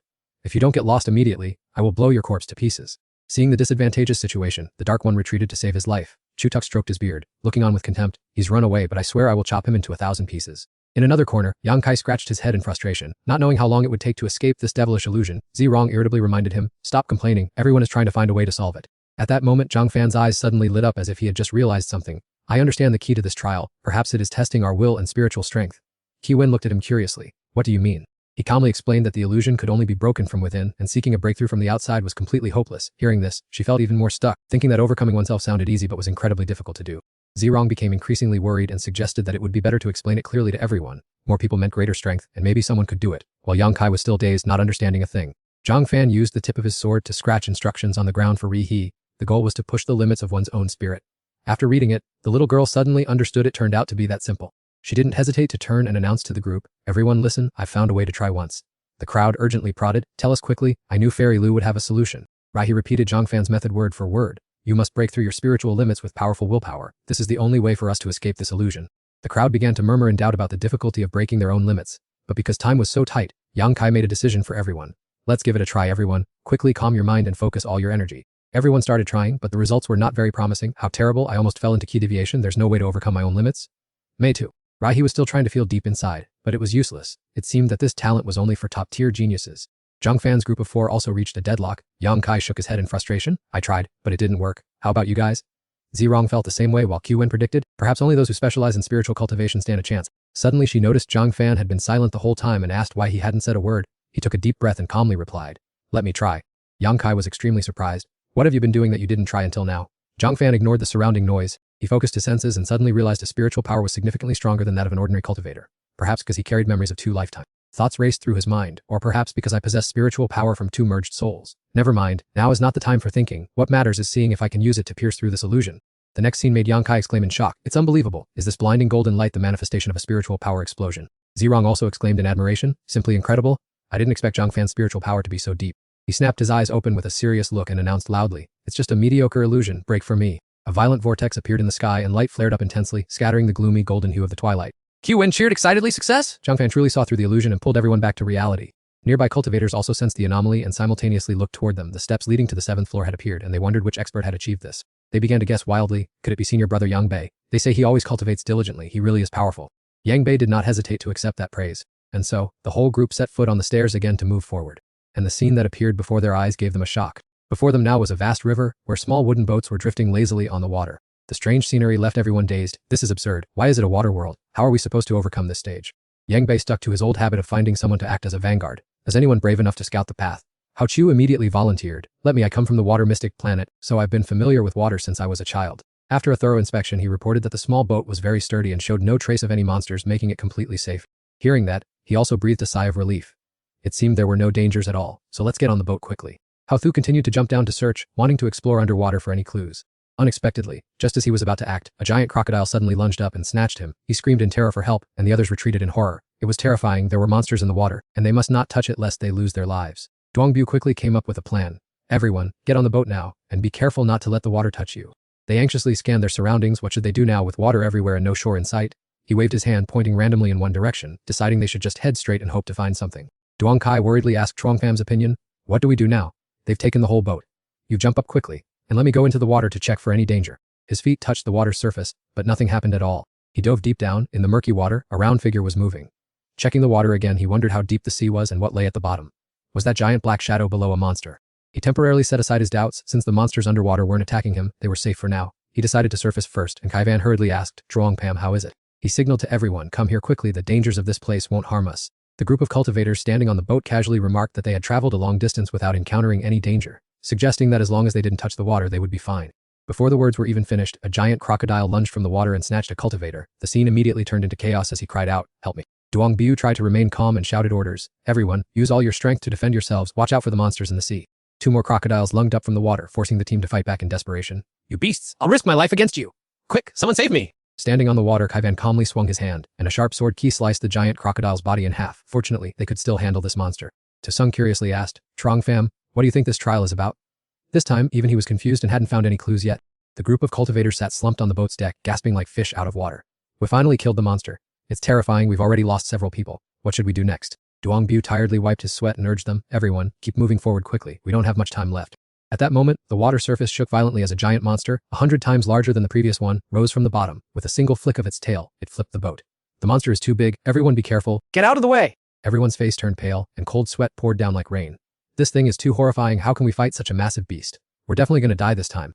Duang Kai standing nearby shared the same thought, this monster was impossible to destroy being too large and too tough. Tsung could only sigh, noting that the subsequent trials were becoming increasingly difficult. A cultivator looked at Duang Bu desperately.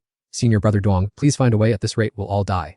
He scratched his head in frustration. I'm out of ideas too for now, all we can do is gather our courage and face it.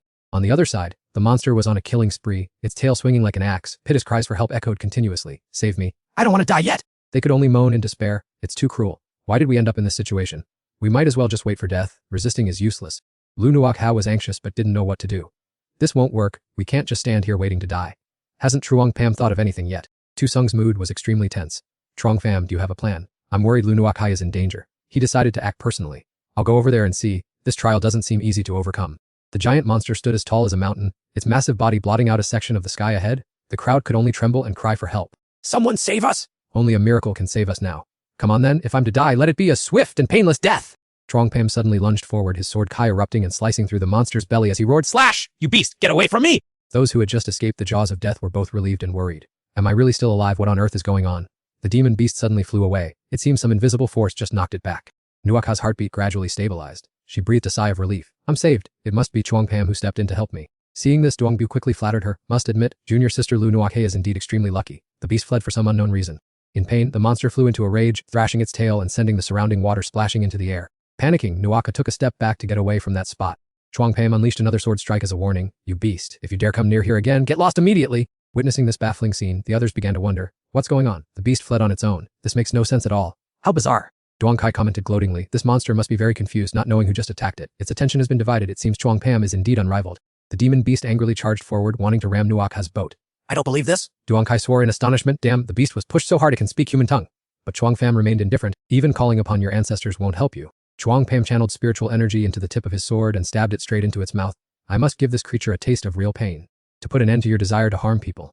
The demon beast's eyes widened, unable to react in time. A splat. How could this be possible? The other cultivators speculated in admiration. Fairy Lu, what divine ability did you actually use? Could your luck be so great that a deity is protecting you? Duang Bu rubbed his chin in contemplation. What on earth is going on? I don't understand it, but it seems incredibly formidable. Seeing that she had backup, Nuakha grew arrogant. Pointing at the tearful beast, she threatened. You're just a monster. Retreat quickly, or are you looking to die? Still defiant, it roared bitterly. What on earth is attacking me? Her face turned cold as she gave a final warning. Still not getting lost. Are you standing there because you want to die? It stubbornly resisted, rushing forward to swallow her. I don't believe this. I must devour you. Chuang Pam delivered a finishing strike. Fine, I'll grant your wish. The wind-cleaving strike sent the giant body flying. What is this? Nuaka looked smug. See? I didn't even need to lift a finger to send you on your way.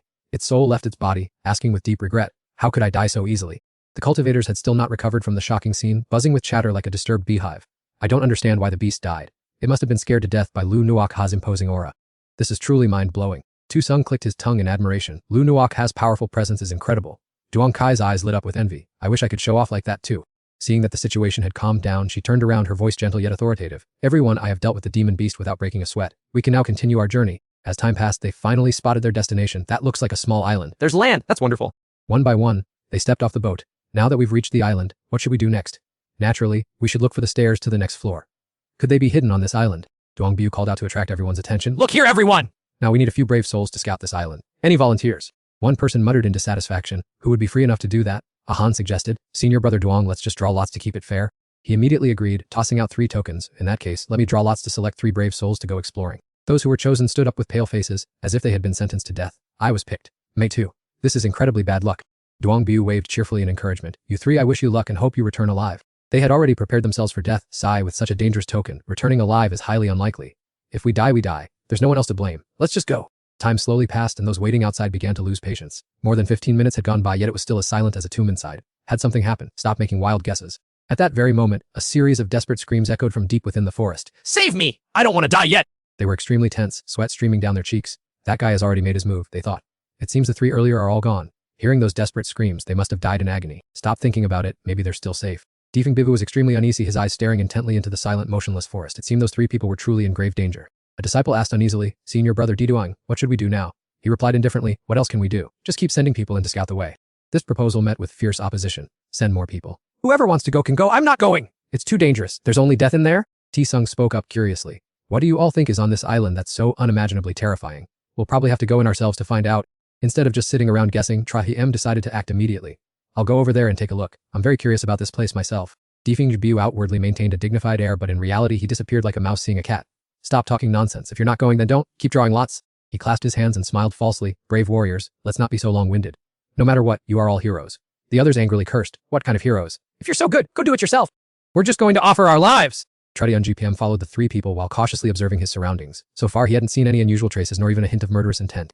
The scouting party suppressed their fear and whispered among themselves, have you discovered any danger yet? Nothing at all. If those 3 hadn't just died, this place would look like a tranquil haven. Just as they began to lower their guard, night suddenly descended, covering the entire ground. What's happening? Save me. What is that thing? Trekin PM was startled and horrified, reacting immediately. This isn't good. They're screaming for help. But it was already too late. All that remained before him were a pool of blood and 3 incomplete skeletons. He was one step too late, they were all dead, and furthermore, had been instantly reduced to a heap of blood and flesh. Outside, everyone was trembling, the air seemingly frozen. That desperate sound echoed again. This time it came and went quickly, and 3 more lives were lost. A cultivator urged with a trembling voice, "Senior brother Didi, quickly think of a solution." He frowned irritably. What solution could I possibly have? The only way is to keep drawing lots. Even the usually silent ordinary people couldn't stand it anymore. What do you mean, just drawing lots? He lowered his voice cryptically. Then there's only one final option. The price is too high? Then tell us what it is, quickly. Detoiners Bu feigned a natural smile and shamelessly called out the girl's name. That's our invincible Lucky Star Ulvesh! Come out and join the fight!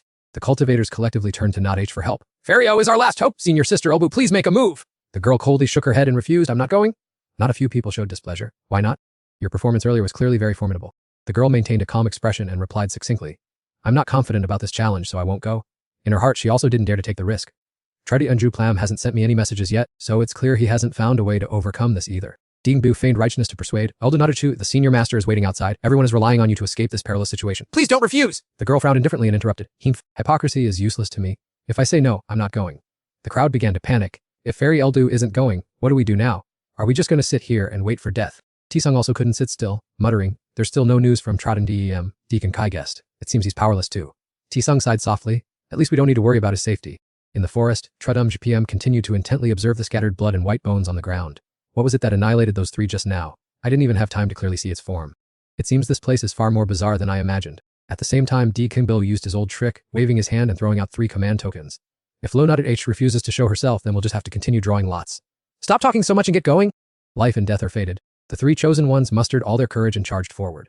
Let's go, brothers. Remember, my name is Vitu Kichor. When you return, tell my spiritual partner not to wait anymore. Even if I die, this old man will drag his corpse back here. As they walked, they guarded against everything around them. Be careful. Just then, they ran into trouble. The 3 had to be vigilant in 3 different directions. Trajuchpam hid on a tree branch, silently observing. This time, I must find out what that monster is at all costs. Suddenly, a fiercely burning skull lunged out from the darkness. Laughing maniac, aha! Before the 3 could react, a sea of flames enveloped everything, incinerating all in its path. Pathetic screams echoed. What is this thing? It's terrifying. Save me! Ah! Charan Jupochim did not rush to act, instead focusing on assessing the enemy's strength. What kind of monster is this? I've never heard of it, nor have I ever seen it before. The red flames gradually incinerated the flesh, and as his consciousness felt possessed by another, a voice spoke out gloomily, hissing and rattling. Human bodies are truly interesting. Go back and toy with them. He observed and remarked, this guy actually has decent intelligence, as he transformed into the 3 people who had just been killed. Huang Fu stood outside clenching his fists, his state of mind under extreme tension. Hearing the tragic screams echoing back, Brother Fu sighed helplessly. They've lost their lives again. He shouted in frustration, what is the point of charging in there? Both were immersed in deep sorrow. This is infuriating, we failed again. If this keeps up, the whole team will be wiped out. Just as the atmosphere was clouded with gloom, 3 figures suddenly emerged from the forest, greeting them as casually as if nothing had happened. We are back. The cultivators were as shocked as if they had encountered ghosts. What? They are still alive. What a miracle. It's good that you're back. There is still hope. Qi Wen felt something was off. Zhang Fan, how could they survive and walk out? He spoke up to clarify, there is no way they could have come back to life. Yang Kangi scratched his head in confusion. What do you mean? Aren't those 3 standing right there? Zhang Sun analyzed calmly. Zhang Fan means that these 3 are imposters. He exposed their identities. These are shape-shifting demons. I'm going to report this to Lu Rai immediately. Yang Biao approached and feigned enthusiasm. It's good that you made it back. I'm so glad. Quickly tell everyone, what is the situation inside? Dai Jui replied on their behalf. There is no more danger in there. We can proceed to the center now. There is a bridge there that leads to the next level. He smiled excitedly. Really, that's fantastic. Then everyone, let's set off immediately. Dai Hu asked out of curiosity. By the way, Brother Wang Da, Jui, why did we hear such tragic screams earlier? I thought you all had died? He answered very smoothly. We just bumped into a monster. We panicked a little, but luckily the monster didn't chase us. The other one chimed in. That's right, that's exactly what happened. He frowned suspiciously and wanted to ask more, but Yang Biao impatiently interrupted. Stop asking nonsense, time is of the essence, let's head straight to the center. Lu Rai didn't trust them at all. She frowned and thought, always feeling that something was wrong with these 3. Zhang Fan's reminder confirmed it, the monster had transformed into these 3 imposters. She quickly realized, Zhang Fan sent me a hint, so these guys are frauds. He looked at her and urged, Lu Rai, what are you doing? Why aren't you going? Why are you still standing there? She shouted loudly to stop them. Everyone stop right now! Rai directly exposed their identities. These 3 are all fakes. They are monsters in disguise. Do not follow them. Could they really be fakes? The crowd looked at them, stunned, as they looked exactly like real people. The Daijui group was accused and appeared angry. The 3 of us have been through life and death together, and yet you doubt us? What kind of joke is this? On what grounds do you call us fakes? Yang Biao cautiously assessed the situation. Fairy Lu, do not spout nonsense. Do you have any proof? She pointed directly at him. What is your name? He replied nonchalantly. Wang Daju. Rai continued the interrogation. Answer carefully. Just now someone called your name, so I will ask you. Earlier you told everyone to relay a message to your partner, Lin Xiaokui. What did you say to her? He answered immediately without hesitation. Tell her not to wait for me anymore. He sneered inwardly. Is that all it takes to fool me? I obtained that information while you were still alive. But immediately after, she denied it. Wrong. Dazi was startled, his face changing. That can't be wrong. He felt uneasy. Everyone received the information that they don't need to wait for me anymore. Rai smiled slightly, a smile full of hidden meaning. The part I said was wrong wasn't the don't wait for me part. It's that Wang Dajui's partner is not Lin Xiaokui. I made up the name Lin Xiaokui. He was stunned, his face turning deathly pale before immediately shifting to fury. What, you actually deceived me? Whispers broke out everywhere. The surrounding people began to move, their cold gazes encircling the enemies, so these three are fakes. Surround them, don't let them escape! It's a good thing we have Fairy Lou. Realizing they were exposed, the three imposters no longer bothered to hide, their faces gradually distorted, revealing their original ghastly skull forms. Humans are indeed cunning, but so what if you've discovered us? Everyone hesitated, not daring to move forward. The scene looked quite eerie. What do we do now? Should we risk our lives? The skull laughed coldly and drew its blade in provocation. You've seen through us, so come on then.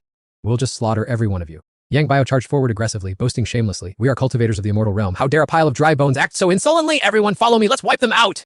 But before he could do anything, he was slashed and sent flying by the skull's blade. It waved its hand and smiled coldly. Kid, get out of my way. That scene frightened the rest of the group. This guy's strength is too great. Senior brother Yang is no match for him. What do we do now? Should we all charge together or what? Yang Bio crawled up, embarrassed and angry. Are you all blind? Why is no one attacking? They stammered in defense. Senior brother Yang, why don't you try again? We didn't react in time just now. Qi Wen's face darkened, his eyes narrowed as he assessed the situation. The strength of these three skulls should not be underestimated. Yang Kai calmly encouraged, don't panic, we still have Zhang Fan here. It's as good as a guaranteed victory. Yang Biao stood up to try again. Brothers, everyone focus on me! Charge with me, let's take him down! The crowd behind him cheered, follow Senior brother Yang, kill them all! Everyone charge! The three who had just rushed forward were tossed away like autumn leaves. The skull laughed loudly and contemptuously. Ha ha, are ignorant humans only capable of such meager skills? Natha hurriedly rushed in to rescue, unleashing a powerful one sword strike, but she could not even scratch the enemy's hair. He calmly blocked the blow and mocked. You think you can challenge me with this level of strength, brat? He uttered perverted jokes, saying that this little beauty's head must be very beautiful, causing the girl to recoil in panic, realizing that she was indeed no match for him. The skull lunged forward with intense murderous aura and a thick stench of blood, its mouth roaring for the little mistress to leave her beautiful head behind. Nata was startled and fearful. The situation was not good, and she had to escape immediately. Duong Kai and Tu Sung in the distance also changed expression. They were worried for Lu Nata because she was completely outmatched by the enemy. The girl used all her strength to run, but there was no way out. He followed her relentlessly and mocked. Where are you running, little mistress? Why not just strip naked and I will spare your life? Ha! At the critical moment, Trong Pam suddenly appeared like a divine soldier descending from heaven, swinging his sword with great power to send the skull flying. Get away from here! The girl breathed a sigh of relief, her mind still in shock. Fortunately, Trong Pam had rescued her in time, while the skull looked around in panic, not knowing who had just attacked it. Seeing no one, it suspected it was an illusion and prepared to attack the girl again, while Duong Kai and Tu Sung sat leisurely watching the show, knowing the enemy was finished this time. Natha pretended to strike a pose. If this pervert dares seek death, I will send you on your way. Heavenly divine art slay! The skull laughed mockingly. Little mistress, stop pretending. Let's see what divine powers you have. Trong Pam seized the opportunity to coordinate perfectly, unleashing a fatal sword strike that made the enemy scream in agony. This bizarre situation left him completely stunned, unable to understand what was actually happening. The skull flailed wildly in the air, angrily asking who had struck him. His companions fearfully guessed someone was hiding in the shadows, yet they could not sense even a hint of presence. The surrounding cultivators were both shocked and impressed. Look, Fairy Lu actually blocked the skull's attack. It is truly a miracle. I don't know how she did it so effectively. The skull irritably questioned her. Little mistress, what trick did you play on us? The girl confidently replied with a sense of justice. I, Lu Nuak Ha, am filled with righteous aura. Naturally, I can suppress you demons. The skull had not given up. It roared that she was only boasting and then lunged forward to attack once more. Trong Pam immediately stood in front to protect the girl, channeling divine magic and shouting, destroy these demons, slay. A sharp sword aura tore through space and sliced across the skull. Its body was sent flying high into the air amidst everyone's astonished gasps. Finally, it had been knocked away. Everyone was full of deep admiration. Fairy Lu is indeed a woman of her word. Whatever she says comes true. I must look at her with completely different eyes now. Nuak Ha was extremely satisfied with her seamless coordination with Trong Pam. This time, she had truly secured her moment to shine. Duong Kai grit his teeth, his face grim with jealousy at their impressive performance. Tu Sung could only glance at him with a meaningful look. The three skulls now became wary and did not dare act rashly, bewildered by how strange the situation was. They discussed shifting their target to the group of weaker cultivators, temporarily ignoring that girl to deal with the rest first before moving further. The disciples could not withstand the attacks and hurriedly shouted while fleeing, Fairy Lu, save our lives! We cannot defeat these monsters, please help us! Natha quickly unleashed a supporting move, Divine Art, obey my command, save all living beings and suppress them. Trong Pam also appeared in time, swinging his sword. I am here! The skull struggled to dodge and cried out in horror. What on earth just attacked me? This is so incomprehensible! Seeing it struggling and flailing its arms in the air, the other two pressed their advantage. Fairy Lu is a lifesaver! She is truly amazing, hurry up or it will be too late. Natha continued to guide Trong. Divine Art, obey my command, save all living beings, suppress them now! He quickly coordinated coming, slash! The girl drew several circles in the air. Divine Art, suppress! He enthusiastically followed along, slay! You two are truly persistent. Before the skulls could even understand what was happening, you had already driven them into total disarray. However, this method has its drawbacks. Trong Pam is completely exhausted and out of breath, while I have to keep running to support you every time you signal. I'm literally running until I'm breathless. Tu Sung stroked his chin in admiration, noting that the coordination between the two was incredibly seamless. Duong Kai could only offer a wry smile as that skeleton must have been beaten into a state of dizzying disorientation. Truong Pham seemed to have run out of patience and declared firmly, "Enough, now is the time to end this farce with the heaven and earth single sword slash." The skull was sent flying into the distance, pleading incessantly, "Come on, please don't." The rest looked at each other in horror. What is going on? One of us is dead. Could it be that even immortal evil spirits like us can be destroyed? Nuak Ha put her hands on her hips and gave a defiant smile. I, Lu Nuak Ha, only need a flick of my fingers to quell you evil spirits. Are you impressed yet? Hong Hung's group cheered in unison. Fairy Lu is truly our great hero. She's amazing. Only 2 more left. Keep going and wipe them out. Duong Bu observed silently for a long while. I have only ever seen this level of skill in the immortal emperors. Lu Nuokha has truly made me change my perspective of her. The remaining ones began whispering their strategy. What should we do now? This girl is too strange. Maybe one of us should find a way to escape first. Nuokha urged them undauntedly. You two surrender immediately, or don't blame me for turning you into ashes. Their pride deeply wounded, they shouted angrily. You brat, you've gone too far. Do you really think we're easy targets? Prepare to face our final technique. Seeing the billowing black smoke approaching, Donam cried out in panic. Everyone watch out. What kind of move is that? Tren Vu immediately ordered a retreat. Withdraw now. Stay away from that poisonous smoke. In the blink of an eye, the smoke vanished, and everyone stared at each other in confusion. What happened? Where are the skulls? They've just vanished. Look, those two have escaped. It turned out they had cowardly chosen to flee. Just you wait, we'll be back to settle the score later. Nuokha snorted in frustration. Damn it, I thought they were formidable monsters, but they only know how to run. Just then, a dark shadow lunged forward as fast as lightning. The skull froze in terror. What is this? Quick retreat. No, don't. It was already too late as they collapsed to the ground. What on earth was happening? Those skulls were now nothing more than a pool of fall blood. The scene made everyone shiver in fear. I didn't see anything clearly, I just saw a shadow flicker by and the skulls were dead. Could there be something even more terrifying on this island? Trongpam shared the same concern. It seems this place is far more mysterious and dangerous than we ever imagined. Duong Bu tried to reassure the crowd. Everyone, it seems we've underestimated this place. Uncovering the truth won't be easy. Someone remarked sarcastically. No kidding. Everyone knows it's dangerous. What's your plan? Because we aren't foolish enough to go in there. Kaivan turned to ask the others. Did everyone see clearly what just happened? Du-sung could only shake his head. I saw nothing. Duong Kai looked around, noting that uncovering the island's secrets was a daunting task. Duong Bu remained in command and tallied the survivors. How many are left? Dunam quickly replied. It's easy to see, only 17 of us remain. He sighed. We've lost over 100 people already. I don't know who will make it out alive. Duong Bu tried to rally their spirits. Friends, for the mission given by the immortal emperor, we must push forward. If we stay here, we'll die eventually. Before he could finish, someone interrupted. Enough! If you want to go, go yourself. There are too many dangers here for you to just talk. Feeling uneasy, he covered his mouth to hide his emotions. I'm the organizer. Without a leader, we're like a headless snake. I'm doing this for the greater good. The crowd grew angrier. Your words are useless. It's your turn now! He sighed. Fine, but I'll choose 2 others to come with me. After drawing lots, they began their journey. Duong Bu braced himself for death, while Dunam and Lo Nam wept at being chosen. Truly unlucky fates, they left it to destiny. From behind, cheers rang out. Seeing your brother Duong is a real man. You must return alive. Trongpam squinted as he followed, quietly tailing them to observe the island surely held hidden unpredictable dangers, and he was determined to uncover everything. Kaivan immediately understood his intent. Trongpam has started to act. Tu-sung nodded in agreement. If not for him, these people would have died long ago. She also nodded. Anyway, it won't be easy. I'm curious what challenges lie ahead. Bitch, still hovering in the air, asked how things were going. The man clicked his tongue and replied, a few survivors remain, which is beyond my expectations, but the 7th floor is truly terrifying. Below, Duong Bu reminded them as they walked. Stay alert, we're nearing the spot where the skulls were destroyed. The two with him were terrified. Can't we take a detour? Going straight in there is too scary. He dismissed it. How will we know what that thing was if we detour? But the fear of death was overwhelming. This is too dangerous, we'll be killed. Losing patience, Duong Bu shouted, just follow me, I will lead the way. Lunam showered him with praise, saying senior brother Yang was truly righteous. Dunam also added a few flattering words. You are indeed our reliable leader, such courage is truly admirable. Zhang Fan quietly observed the backs of the 3. There was no trace of aura left here, and he feared the monster had long since departed. The group tiptoed forward and remained safe and sound. Lunam felt a weight lifted from his chest as they crossed the field of dry bones without encountering any danger. Dunam wiped the sweat dripping from his forehead, saying, it seems we've just managed to reclaim our lives. Therefore, the group had to continue their journey. Those who stayed behind prayed constantly, hoping this trip would yield some results, for if even senior brother Yang were to die, they feared there would be no way out for them either. After walking for a bit, Yang Bil stopped to look around. Did you hear any strange noises? In response, they shook their heads. I didn't hear anything, don't scare us. Is there something lurking here? Zhang Fan suddenly sensed a strange fluctuation. It seemed like something was rushing toward them. A stream of pitch, black hue suddenly slammed into him. Both of them gasped in shock. What is this? Run quickly, there is a monster in the darkness. Yang Bil tried to stump his foot hard onto the solid ground to steady his body. It turned out that thanks to his protective amulet, he was still safe. Fortunately, I have this heart-protecting mirror, otherwise, that impact would have either killed me or left me severely injured. As for Lunam and Dunam, they were not so lucky, being beaten to a pulp. Save us! This monster is too terrifying. Yang Bil cried out in panic as those 3 tentacles threatened to attack again. They struggled to flee. This thing is too powerful, we simply cannot face it. Senior brother Yang, we've lost all ability to fight, save us quickly. Zhang Fan couldn't just stand by and watch. He had to find a way to save them, otherwise, these 3 would surely lose their lives here. The tentacles aimed straight at their prey amidst tragic cries for help. Hurry, senior brother Yang! Any further delay and it'll be too late! I can barely take care of myself right now! To maintain some of his reputation, he reluctantly charged forward. I am here, you will be safe. Dunam's face lit up with joy. We still have to rely on you. Following senior brother Yang is indeed never a mistake. He endlessly flattered him. Thank you, senior brother Yang, for saving my life. As soon as he finished speaking, he was thrown straight towards the tentacles by Yang Bil. To Lunam's utter shock, what? What on earth are you doing? He looked at him with disbelief, stammering, senior brother Yang, do you know what you are doing? The man replied coldly, of course I know. Right now, only by sacrificing you to block the tentacles will I have a chance to escape. With that, he proceeded to push Lunam forward as a scapegoat. The boy screamed in fury. You won't meet a good end. I misjudged you. You are truly a beast.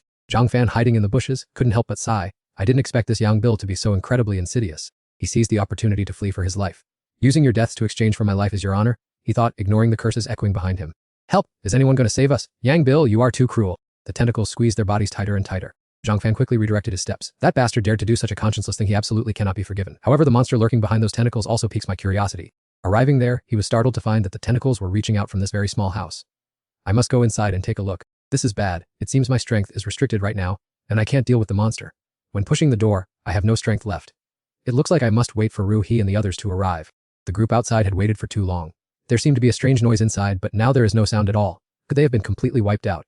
This really bodes ill. Just then, Yang Bil strolled out of the forest. I have returned. Everyone hurriedly asked, Senior Brother Yang is back. Where are the other two? Why is it just you? Looking at your battered state, you must have just gone through a horrific battle. He began to make up a story. We encountered unexpected danger inside. To save me, the two junior brothers sacrificed themselves to the monster. It's all my fault. If it weren't for them, I wouldn't have survived to return.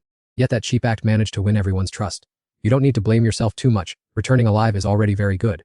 If it weren't for the two of them sacrificing themselves, perhaps none of us would have made it back. Yang Bil achieved his goal and cupped his hands in gratitude. Thank you everyone for understanding my feelings. Now let me describe the situation inside to you. Yang Kai was shocked by this outcome. Yang Bil actually managed to return alive. He kept peering into the distance. Why haven't I seen Zhang Fan return? Qi Wen gently comforted him. Perhaps he is still risking going deeper inside to continue his investigation. A moment later, Duang Bil poured his heart out. That was indeed how things stood. In response to Kaka's question, Brother Duang coldly replied, Don't you see how terrifying that monster is? It took 2 lives with just a few tentacles. He had made up his mind, so from this point on, we have no choice but to venture into danger to explore further. But what fool would want to walk into their own death? I refuse this. Going in there is as good as giving up our lives. Brother, you were lucky to save your own skin. Who has the time for this? Why don't you go take another trip yourself? Duang Bil clutched his chest, putting on an act of feigned weakness. I truly wish to fulfill my duty, but with such a serious injury, I fear my strength is not equal to my will. The remaining people began to feel uneasy. So what now? Are we going to draw lots for it? Even if I'm chosen, I absolutely refuse to go. No one knew that he was wearing a sinister smile at that moment. Seeing that his scheme had been effective, he steered the conversation toward his main objective. If no one volunteers, I propose that the strongest among us should go. Tu Lam looked at him skeptically. The strongest? Who exactly is that? Dia Hong quickly directed everyone's attention toward Nuaka. Who else but Fairy Lu, who possesses the talent to destroy dry fog? The crowd joined in. That's right, Senior Sister Lu is the most capable. Please help us out. The girl coldly waved her hand in a blunt refusal. Don't look at me with those eyes. No matter how you look at it, I'm not going. Stop playing the hypocrite with me. I said no. And that's that. Everyone frowned into satisfaction. Brother Duong, hurry and persuade Senior Sister Lu. That's right, if she doesn't go, we will all be buried here. Senior Sister Lu, please think for the greater good. Duong Bil cupped his hands, pretending to be humble. Junior Sister Lu, not ha. For the safety of everyone in our collective plan, I hope you will take action. The girl didn't fall for it. And what if I refuse to do it? The group simultaneously bowed, pleading in unison. Beg Fairy Lu to help us. Natha was backed into a difficult position, at a loss for words. You people are truly outrageous. Duong Kai had long since seen through this cheap act. These people were using morality to force others. Tu Dung clenched her fists in indignation. It seems Nat Hao will have a hard time refusing this time. Duong Bil led the pressure. Fairy Lu, are you still refusing? Or do you want us to kneel before you? The crowd replied in unison. Then we shall kneel to Fairy Lu and Kauto until you agree. Nat Hao was left speechless and had to compromise. Fine, you lot. I'll go. Is that what you want? But according to the rules, you must send 2 more people with me. Duong Bil quickly threw out the tiles as if afraid she would change her mind. That's simple enough. Let me draw lots to be fair. Dia Hong and Thanto were unluckily chosen. They lamented their fate. What bad luck. It's my turn. Well, going with Fairy Lu at least gives me a slightly better chance of survival. Nata walked away quickly, still wondering to herself, I wonder if Truong Pam is watching over me. Why has he been so silent for so long?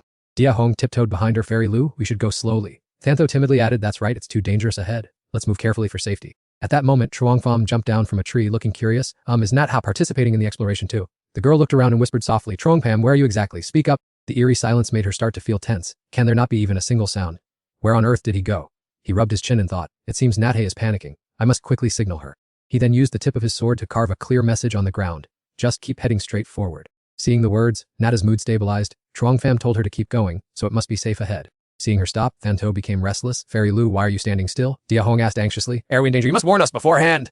Nata shot them an irritable look. Stop whining and keep moving. Suddenly, a tentacle lunged toward them. The girl stood firm and alert. Careful, there's trouble! The other 2 froze. Oh mother, what is that? Let's run! It seemed this was already part of Truong Pham's plan as expected.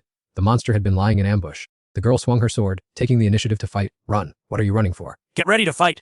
Yet, immediately afterward, she was knocked away by it. Seeing this, the other 2 felt their legs go weak. So terrifying. What should we do? What other options are there? Even Fairy Lu was defeated. Who can we rely on? Running away is the best policy. Truong Pam arrived just in time to shield Nat. Monster. I won't allow you to act recklessly. Slash. The young girl was overjoyed, holding absolute trust in him. Her savior was here. She knew Trogan Pam would take action, and with someone secretly protecting her, those tentacles were nothing to fear. Her actions took him by surprise as the monster retreated. Nachi shouted loudly to stop Phio Hoda Enji and Thantha, who were about to run away. Where do you 2 think you're going? Stay right there! Hearing her voice, both jumped in shock, sweat still dripping from their foreheads. Fairy Elbu, are you alright? We thought you— Wait, where did that monster go? How did it suddenly disappear? The girl covered her mouth and whispered, Tralindektem, did you hear that? What should we do now? Words appeared on the ground, telling them to move forward. Nut H glanced at the text, while Trauchmenjpam signaled to keep moving. The girl turned and ordered, both of you, follow me immediately. Havayahodienge fearfully discouraged her. Fairy Elbu, shouldn't we go back? Thanthe echoed, that's right, there's no shame in waiting for senior brother Defing to be in danger before we retreat. Nut H ignored them and strode forward. Stay if you want, I'm continuing on. The two men looked at each other, confused. What should we do now? We have no choice but to go back. The girl looked back and warned, don't say I didn't warn you. If you turn back and meet danger, you'll just be waiting for death. Both shivered and hurriedly chased after her. Alright, let's follow senior sister Elu. Fairy Elbu, wait for us? We've decided to stick with you to the end. Outside, T-Sung began to grow impatient. I wonder what the situation is like over with LPU H2. Kaveen calmly reassured him, with Triton GPM there, I doubt they'll lose their lives. The three stopped before an incredibly strange, ruined house. Nut H looked around in confusion. Why is there a house here? I wonder why Treddy Piatem told me to come here. Fai Hoden pointed at the moving object. It's not just a house, but a monster too. Look at those tentacles emerging from the window frames. Suddenly, words appeared on the ground, open that door. The girl stroked her chin, deep in thought. Chartivandi Dum wants me to open the door. Can I really do it? Oh well, might as well give it a try. Seeing the girl move forward, the Hodenji panicked. Fairy Elbu, what are you doing? Nut H replied succinctly, I'm going inside to check. Hearing this, he turned pale. Go inside to check. Is this really something we need to check? Thantha's body trembled as well. With tentacles sticking out like that, it's definitely a monster inside. As they approached, the tentacles attacked. Nachi, watch vigilantly. It's starting. I'm no match for it. I'll just have to try to dodge. Trade GPM leaped forward to clear the path, severing the tentacles with a single strike. This put the girl at ease. It seemed she didn't need to dodge, as Triton GM would clear all obstacles for her. Shive Hodong's eyes widened in amazement. What just happened? The tentacles are severed. Did you see how Fairy Eldu attacked? Thantha shook his head in awe. I couldn't even see it. Not H2 strolled along as if she were in an empty place. If that's the case, I'll just walk forward with my head held high. High above, the severed tentacles fell in heaps. The two men stood watching and marveling. What kind of divine power is Fairy Eldu using? The tentacles were severed without her even waving a hand. This state of no attack mastery is truly formidable. I can't keep up with this. After a while, Nut H stopped to take a deep breath and compose herself. We're at the door. I wonder if there are traps inside. Treading Yupim observed calmly. The tentacles aren't attacking anymore. I must have cleared them all out. He waited patiently, feeling very curious himself about what kind of monster was behind that door. The girl placed her hand on the door and pushed with all her might, but it wouldn't budge. Open for me. The door is too stiff. The two behind her kept their distance and gossiped. Does Fairy Eldu want to open the door? What if there's a ferocious monster inside? Nage tried using her spiritual energy. Gus, I'll have to use a bit of my cultivation. Open for me. Trajipam watched attentively as the door finally opened. A creature covered in tentacles sitting high up hit their eyes. Everyone instinctively held their breath. What is this thing? Looking at its bizarre appearance, they wondered, is this the powerful monster? Why is it just sitting inside the house? Something feels off. The tentacled monster spoke up. Stupid humans, you've arrived. Now is the time for you to face my challenge. Natch was bewildered. The monster can speak human language. What does that mean? What challenge? The creature began to explain. I have 3 questions. If you can answer just one, I will give you what you desire. Outside, things were starting to get chaotic. After all this time, there was still no sign of movement, and people wondered if Fairy Lu had arrived yet, or if something had happened. Duong Bu hurriedly tried to reassure everyone not to be hasty as they still needed to trust Lunat Ha, and he proposed drawing lots for 3 people to check the situation, but the crowd refused to listen to him anymore and demanded that senior brother Duong himself lead the way. The Kaivan trio were just as restless, not knowing what the situation was like on Truong Pam's side. However, dwelling on it was useless, so they decided it would be better for them to just go and see for themselves, since they were not in any danger anyway. Duong Bu kept shouting to encourage them, but things could not continue like this for much longer. Even if Lunata had perished, someone still needed to scout the path, otherwise, the whole group would soon be exhausted and wither away in this place. Back to Natha, she blankly asked about what the entity wanted, while Truong Pam also began to speculate about its true purpose. What on earth was this monster planning? Just then, the tentacles began to move. Naturally he knew, and the two of them immediately tensed up in alert, thinking that things had gone wrong and that this creature intended to wipe them out. However, it ignored them both and plunged its tentacles into the floor. This strange action left the girl bewildered, wondering why it wasn't attacking and what tricks it was playing. A staircase emerged from beneath the ground and it asked, isn't this what you are looking for? Netha was even more confused, wondering why these stairs led underground. The entity seemed to read her thoughts and calmly explained that this was the path to the next gate, and stepping into it would allow them to clear this level. Thanto and Diahong beamed with joy, seeing the way forward at last. Victory was very close, and the tentacle tempted Netho again, promising that if she answered 3 questions, it would let them pass. The girl cautiously probed, asking what would happen if she didn't want to answer and insisted on entering the gate instead. The entity remained indifferent and unbothered, telling her to go ahead and try. Netha hesitated, afraid that trying might cost her her life, but just then, words appeared on the ground telling her to go ahead and that it would protect her. She suddenly felt much more at ease and gained some confidence, thinking that if that was the case, it was worth a try. She slowly approached the stairs and stepped inside. As things went more smoothly than she had expected, she declared that she wanted to enter the next gate, and the other two cheered with joy, saying that indeed, when Fairy Lu takes action everything goes smoothly. Yet, the joy did not last long. The very next moment, Natha's figure was suddenly thrown back in front of the gate. Thanto and Diahong stared in astonishment, wondering why Fairy Lu had returned, as she had clearly already made it inside.